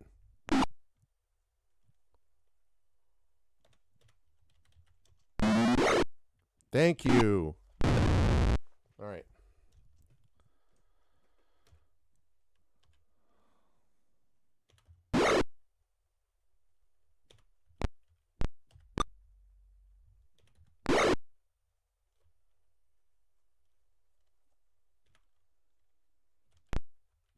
Okay. Firing my pyro ball. Sorry, I was really focused with that. Yeah. I mean, 4E was trying. I actually knew a guy who was like absolutely loved 4E. I understood the theory, but I still think that they were sort of trying to make it into an MMO when it really wasn't. Okay. I need to see who exactly is enlarged and who is not. Oh, Rockwell is large. Okay. So.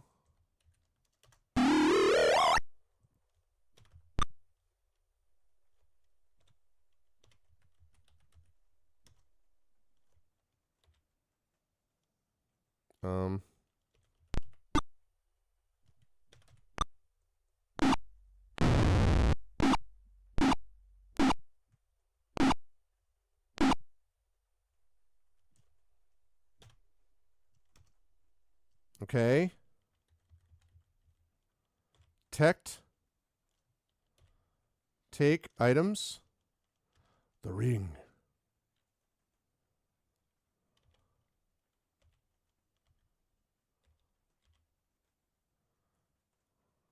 I think that's a ring of protection. Sure is.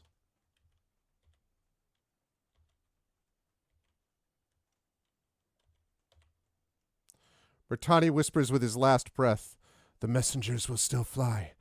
I have lost, but so has your army." Tass yells, "I hear dragon wings in the next room. We must hurry to stop them." He reaches into his bag and pulls out some potions. These look like they might fall off a shelf, so I took them for safekeeping. He hands them out and you drink them. You feel healed. Now it's after the messengers. Whoa, can I save, please? The roof has been opened to the sun. The sky is clear and the 3 dragons prepare to take flight. If you fail to stop them, then the good armies will be destroyed. Come on, I'm not even allowed to save? Oh my god. They're adult dragons, though!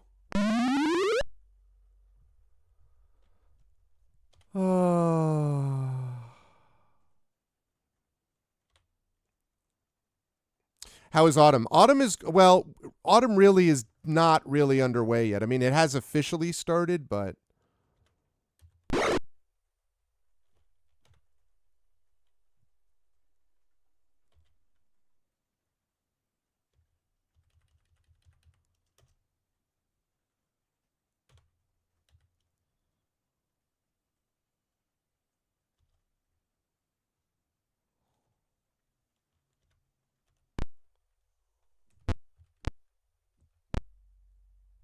Oh, shoot.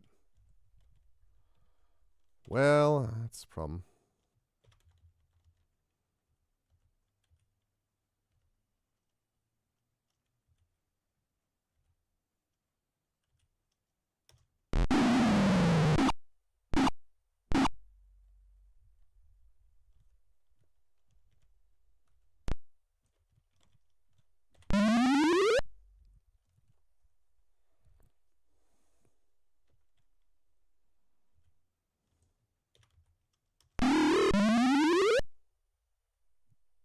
Why would it not bless every... this is very bad.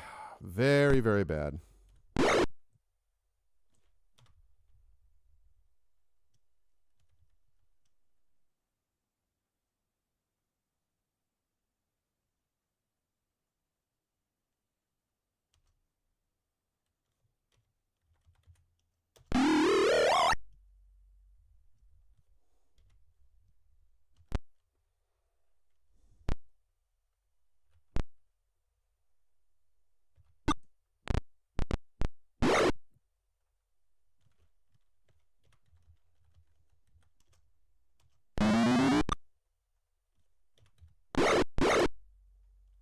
Ow. 77 points of damage. Wow.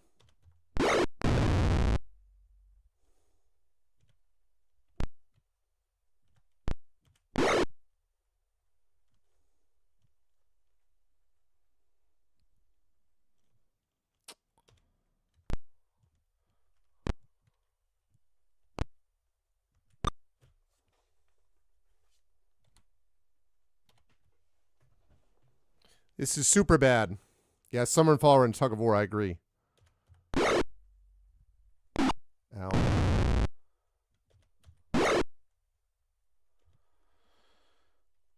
$77 points, huh? It's like every time he breathes fire, it's just instant death.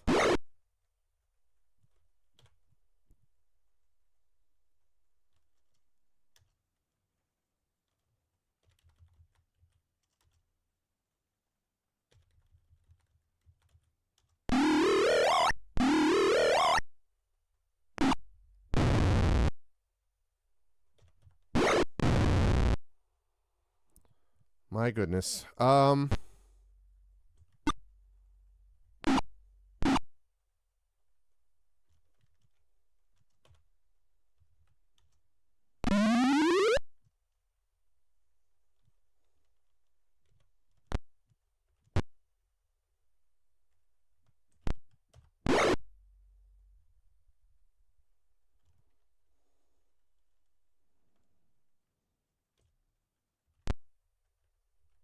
Okay.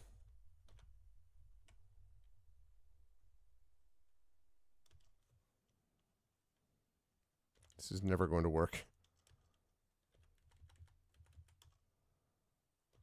I just realized.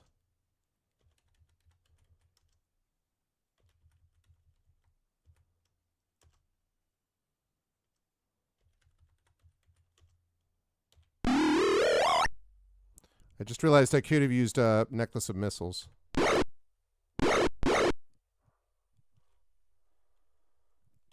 All right. Oh, and I have lightning too, but that's... All right. This is going to be tough. This is going to be tough. Yeah, thank you.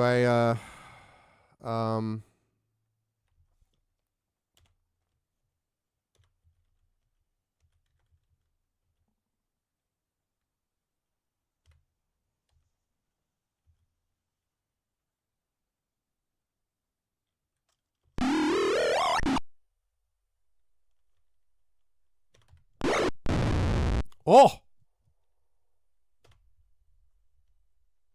Okay.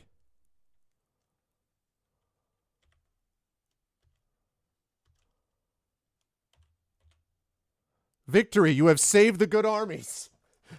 Everyone's dead or unconscious, but they can be resurrected. The Salamnic Knights arrive on Dragonback. They land and bow before you. You've prevented the destruction of our armies.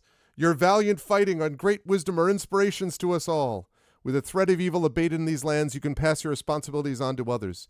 You may take a well-deserved rest. You've given us the tools needed for the fight elsewhere. You give your major items to the knights to aid them in other battles. Thank you again for your dedication to duty. You must accept these medallions. You are now members of the Special Salamnic Order of the Champions of Krynn. You will be honored in song and legend forever. Mai is helped forward. She smiles. I wanted to thank you personally for your heroism. You've honored the memory of Sir Carl. You are truly heroes. In the distance beyond the cheering crowd is a single glowering figure. A whisper comes on the wind. I'm impressed, but do not think that this will help against me. Lord Soth turns and leaves. The knights fly you back to the outpost. Hell yeah!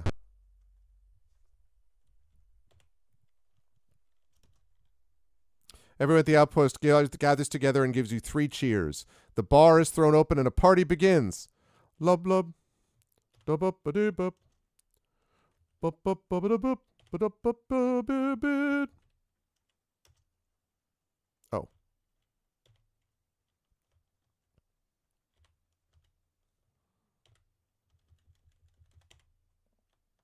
Yep. What do you mean we don't have enough money? We have nothing but money. What are you talking about? Okay. Let's do this again, please.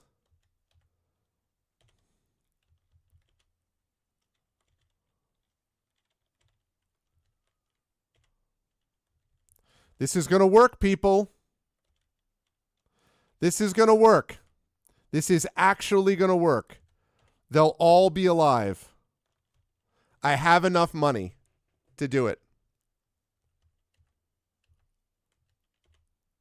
This is very satisfying because, yes, I don't know how I missed. Wait, what? No.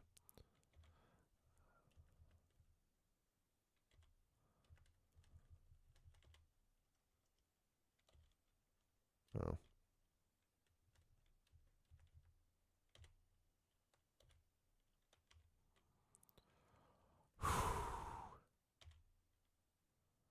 Oh, yes. Yes, I do. We're going to the inn.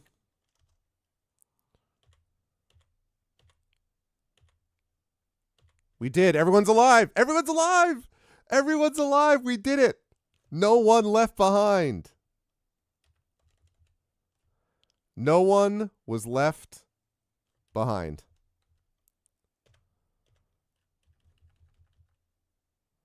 That's very cool. Yeah, because I kind of got out over my skis on that one.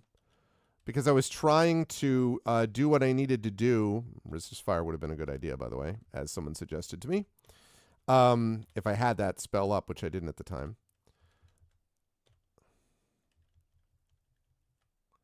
Okay, let's see. We want magic missile. Magic missile. And the enlarge really helped as well. That mirror image was clutch. Like, just her, like the Solamnic Knight. And again, that side quest that gave her all that stuff made it possible for her to do that too. Otherwise, she wouldn't have been able to stand up to it. And then Witcher 3 with that mirror image stayed alive long enough that she could use the Necklace of Missiles. And how good were her freaking fireballs at the end too, by the way.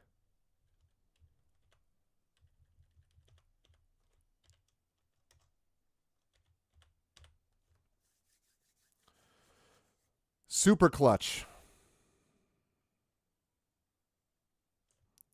Okay. Now, last thing I want to do is, just because I'm curious, I want to go to the armory and have them ID. So I did save it.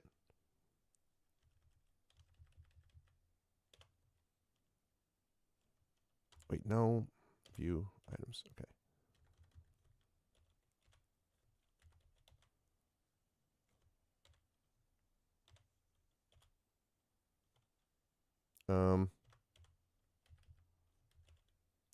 And the ogres were critical too, by the way.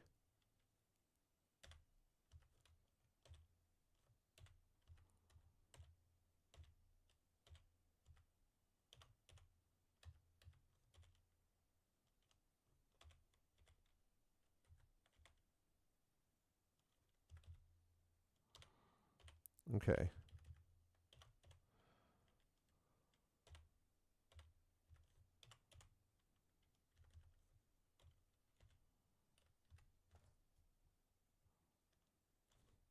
Longsword +3. Mm-hmm.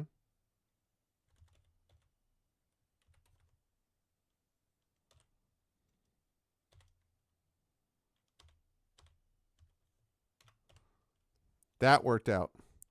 Money's no good here is what they should say. Yeah, that's true, actually. I just saved everybody.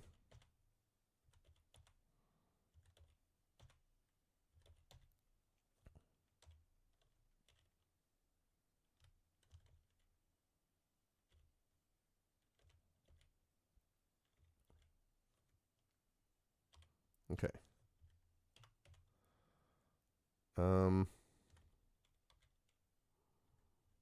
Oh, I thought he had a shield +1 and plate mail +1 also. That's a mistake because I'm pretty sure those are magical.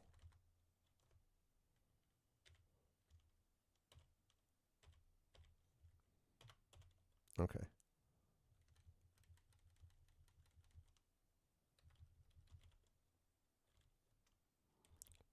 Wand of Lightning, Wand of Paralyzation.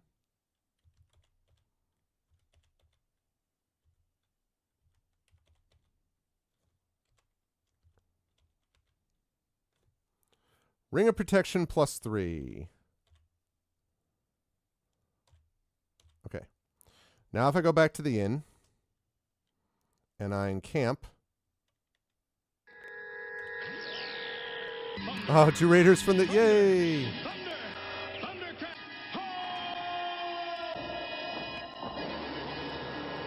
Thank you very much, Tilted. I appreciate it, man. Thank you, thank you. Good to see you, man. Welcome to the end of the subathon. Hi, Karen. And good to see everybody. We have successfully completed the subathon and completed Dragonlance.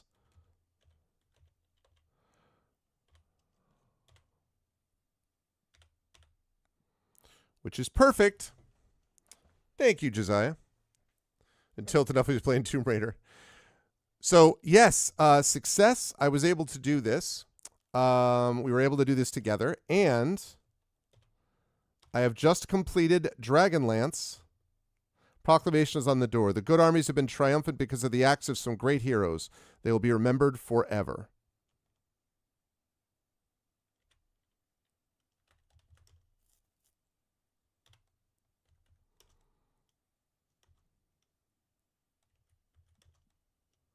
Tavern Tale 57. That'll be a good way to finish this off.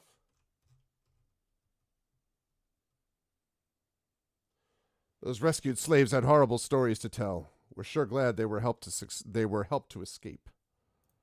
Yeah, well, I did what I could.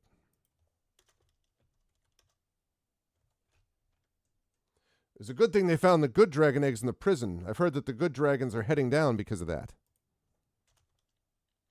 Nice. Okay, so in. Save. Thanks, I appreciate it, Tilted. Oh, appropriate, I suppose. We have to do this one last time. Rulebook, page 8. Spells. 1, 2, 3, 4, 5, 6. Okay.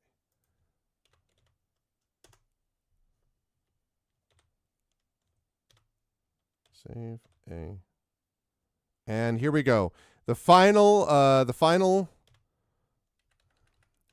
details. Lizwana Kit, level 8, who was really the MVP, kind of. Knight of the Crown.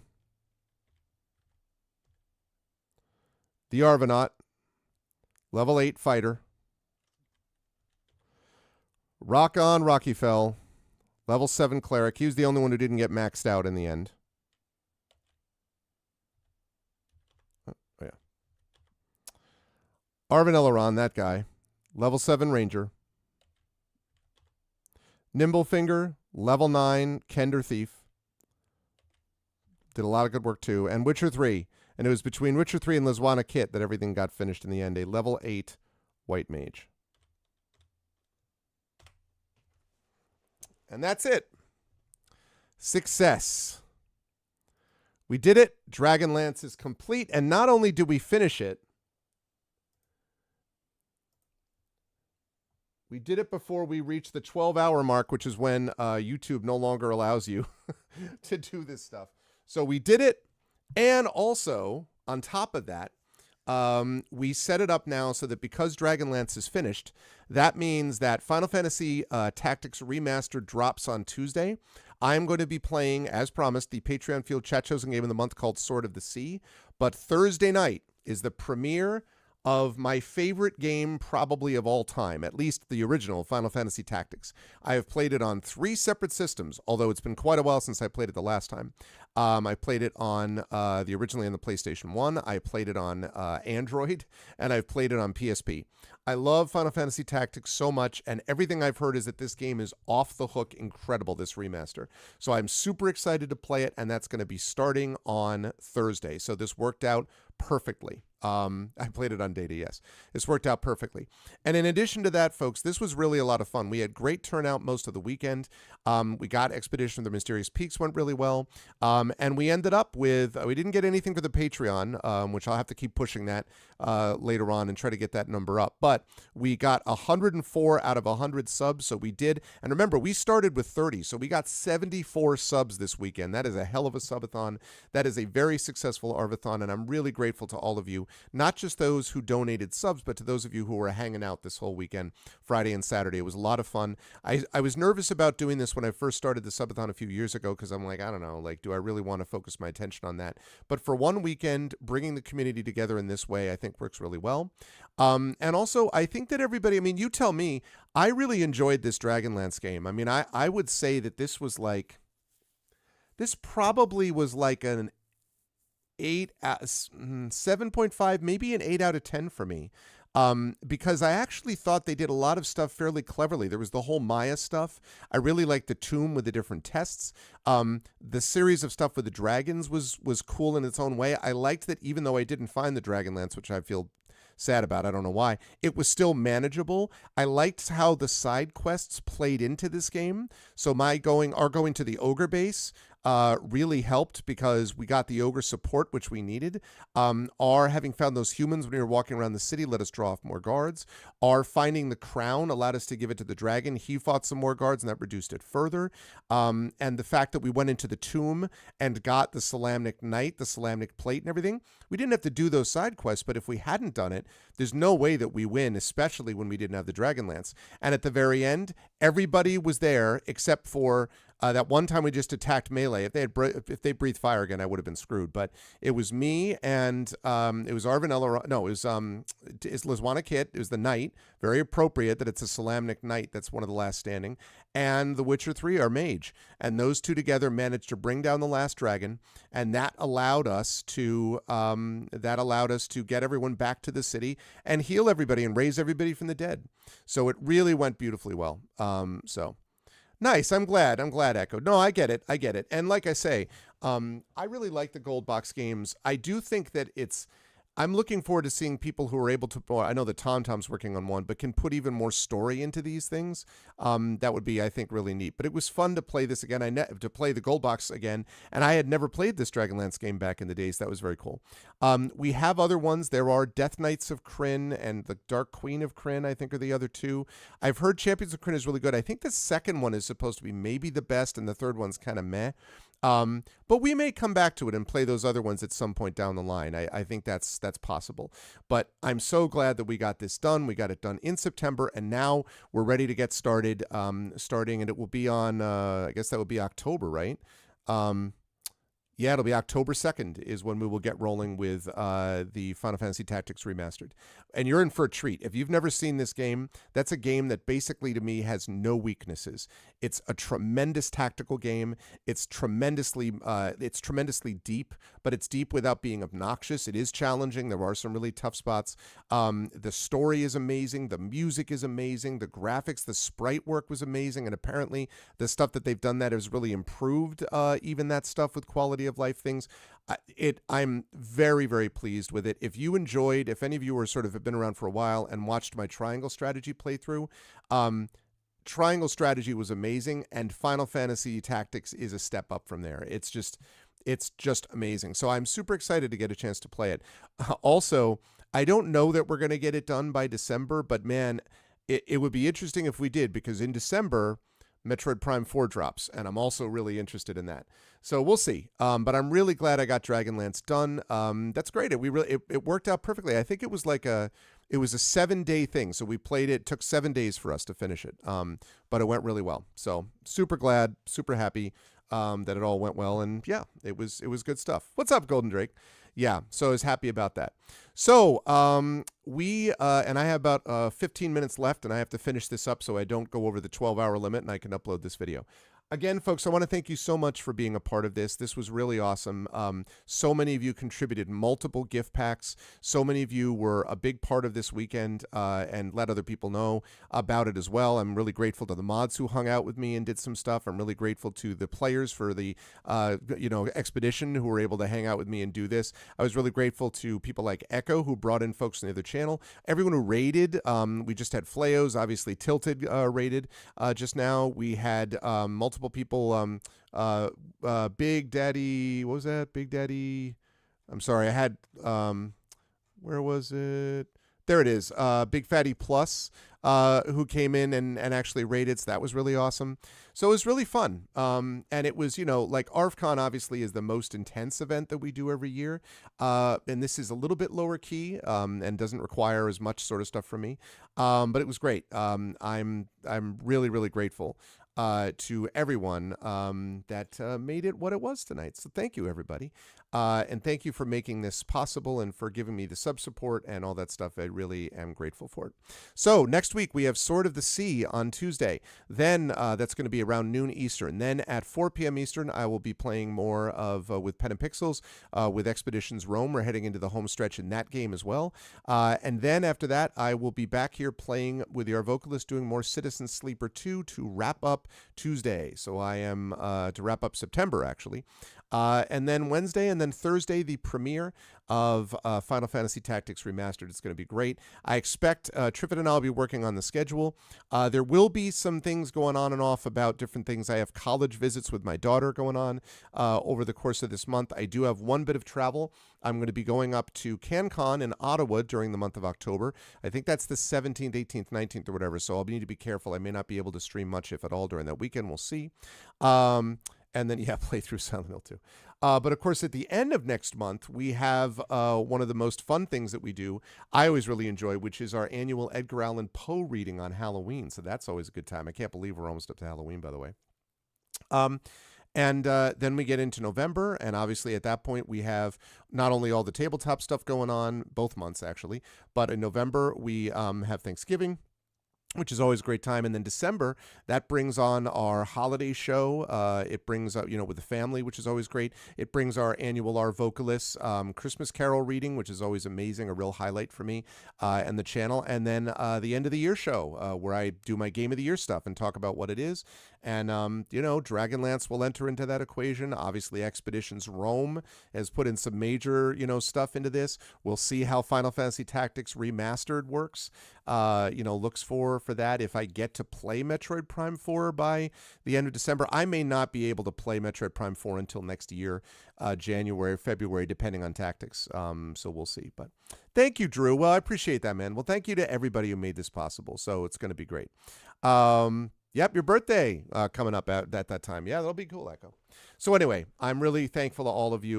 It was great. Thank you so much. And again, if you enjoyed this and you're like, this is really cool, I think we have the best community on Twitch. I hope you will spread the word and you'll talk to other folks and let them know what we do here, and bring them back. So. That said, I am going to have us do a raid today because although it is late, I want to bring on the good feeling. So I think I know who I'm going to raid. So if you're not a sub, you're going to do that. The Arvanauts have landed, followed by Twitch raid, lowercase Twitch, uppercase R, lowercase AID. If you are a sub, you're going to do that. Arvanauts have landed, Arvany Roar, Arvany Hype, Twitch raid, Arvany Switch, Arvany Love, Arvany Blown, Arvany Smug, all the Arvanys. Thank you, Big Fatty Plus. I appreciate it, man, and thank you again for the raid.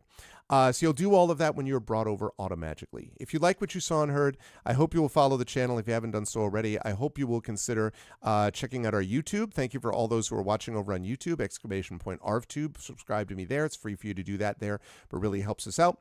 Discord, hang out with us in between streams on Discord. That is always hopping, !ArvCord for that. Blue Sky, !ArvSky. I am very happy to be on that microblogging site.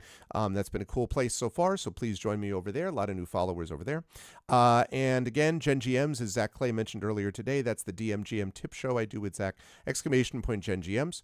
And the website for all this is arvanelaron.com. Financially, !Arv Shop, that's the merchandise area. And you already know about this. The subs, !Arv, subs, sub to the channel, that really gets you a lot of cool stuff, plus those awesome custom emotes, but you know all about that after this weekend, so thank you for that. The Patreon, I would really love to get that Patreon up because that's where the fewest fees come out of. You can get some unique stuff for you and some cool stuff for the channel, and to get us towards various channel goals. So I hope you'll consider supporting the Patreon.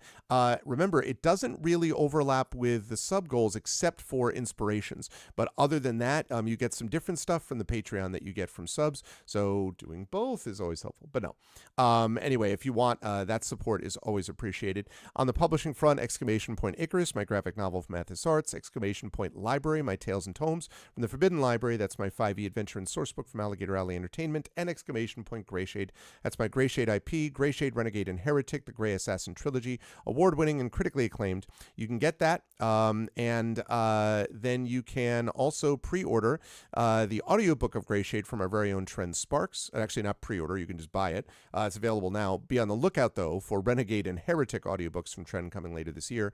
And you can pre-order, this is what I meant to say pre-order, the tabletop role-playing game of Greyshade from our very own Brandon O'Brien, coming out from Alligator Alley Entertainment. That will be out in just about a month. So that is the deal for that. I want to thank everyone who made this an awesome stream today. He said, pulling this up. Thank you to my wonderful mods. Thank you to Prince Justin, Triffity Mats. Thank you to Drew the Damager. Thank you to Coven of Lenara. It's good to see you, Coven. It's good to see everybody here. Thank you so, so much, mods. Thank you to my wonderful Patreon supporters and subscribers. Thank you to Prince Justin, to Triffid. Thank you to Drew. Thank you to Nonstop. Thank you to Echo. Thank you to Tilted, to Big Fatty Plus, to Cicero, Dr. Hugo C. Hackenbush, Fleos, Imaginary Exponents, Terma, and Josiah Firesnake. Thank you to my wonderful viewers. Thank you to Blue Phoenix RPGs, to Excel. Enjoyed that little mathematical D&D discussion, Excel. Thank you to Gaia Shield. What's up, Gaia Shield? Thank you to Golden Drake. Always a pleasure. Thank you to Hard Cats Only. Love that. Thank you to Jagtress, of course. Mrs. Dunsel, who's a sub as well, lurking in the background. Thank you to PKD Fan. Good to see you. Thank you to Shattermage, also a mod, lurking in the background. And thank you to Valorant for those bonus subs. We actually got a lot of bonus subs from that, so that's cool that they did that. Yeah, thank you, everybody, for being awesome. Please stick around for the raid, and I will see you lovely folks back here on Tuesday. Dragonlance, D&D Dragonlance, Champions of Krynn complete, and Arvathon 2025 is in the books. Huge success. Thank you, everyone who made it that way, and I will see all of you lovely folks back here on Tuesday. Until then, enjoy the rest of your weekend. Oh, tomorrow, if you're going to be hanging out at Flights of Foundry, I will be available, so please come check out Flights of Foundry at noon Eastern when I'll be doing a reading. That is an online convention. You pay what you want. I did want to make sure that I mentioned that because I'll be doing a reading tomorrow, noon Eastern, for Flights of Foundry. Okay, that's it. Thanks, everyone. Much love, and I will see you folks back here on Tuesday. Until then, everyone, please be good to each other, and have a great night.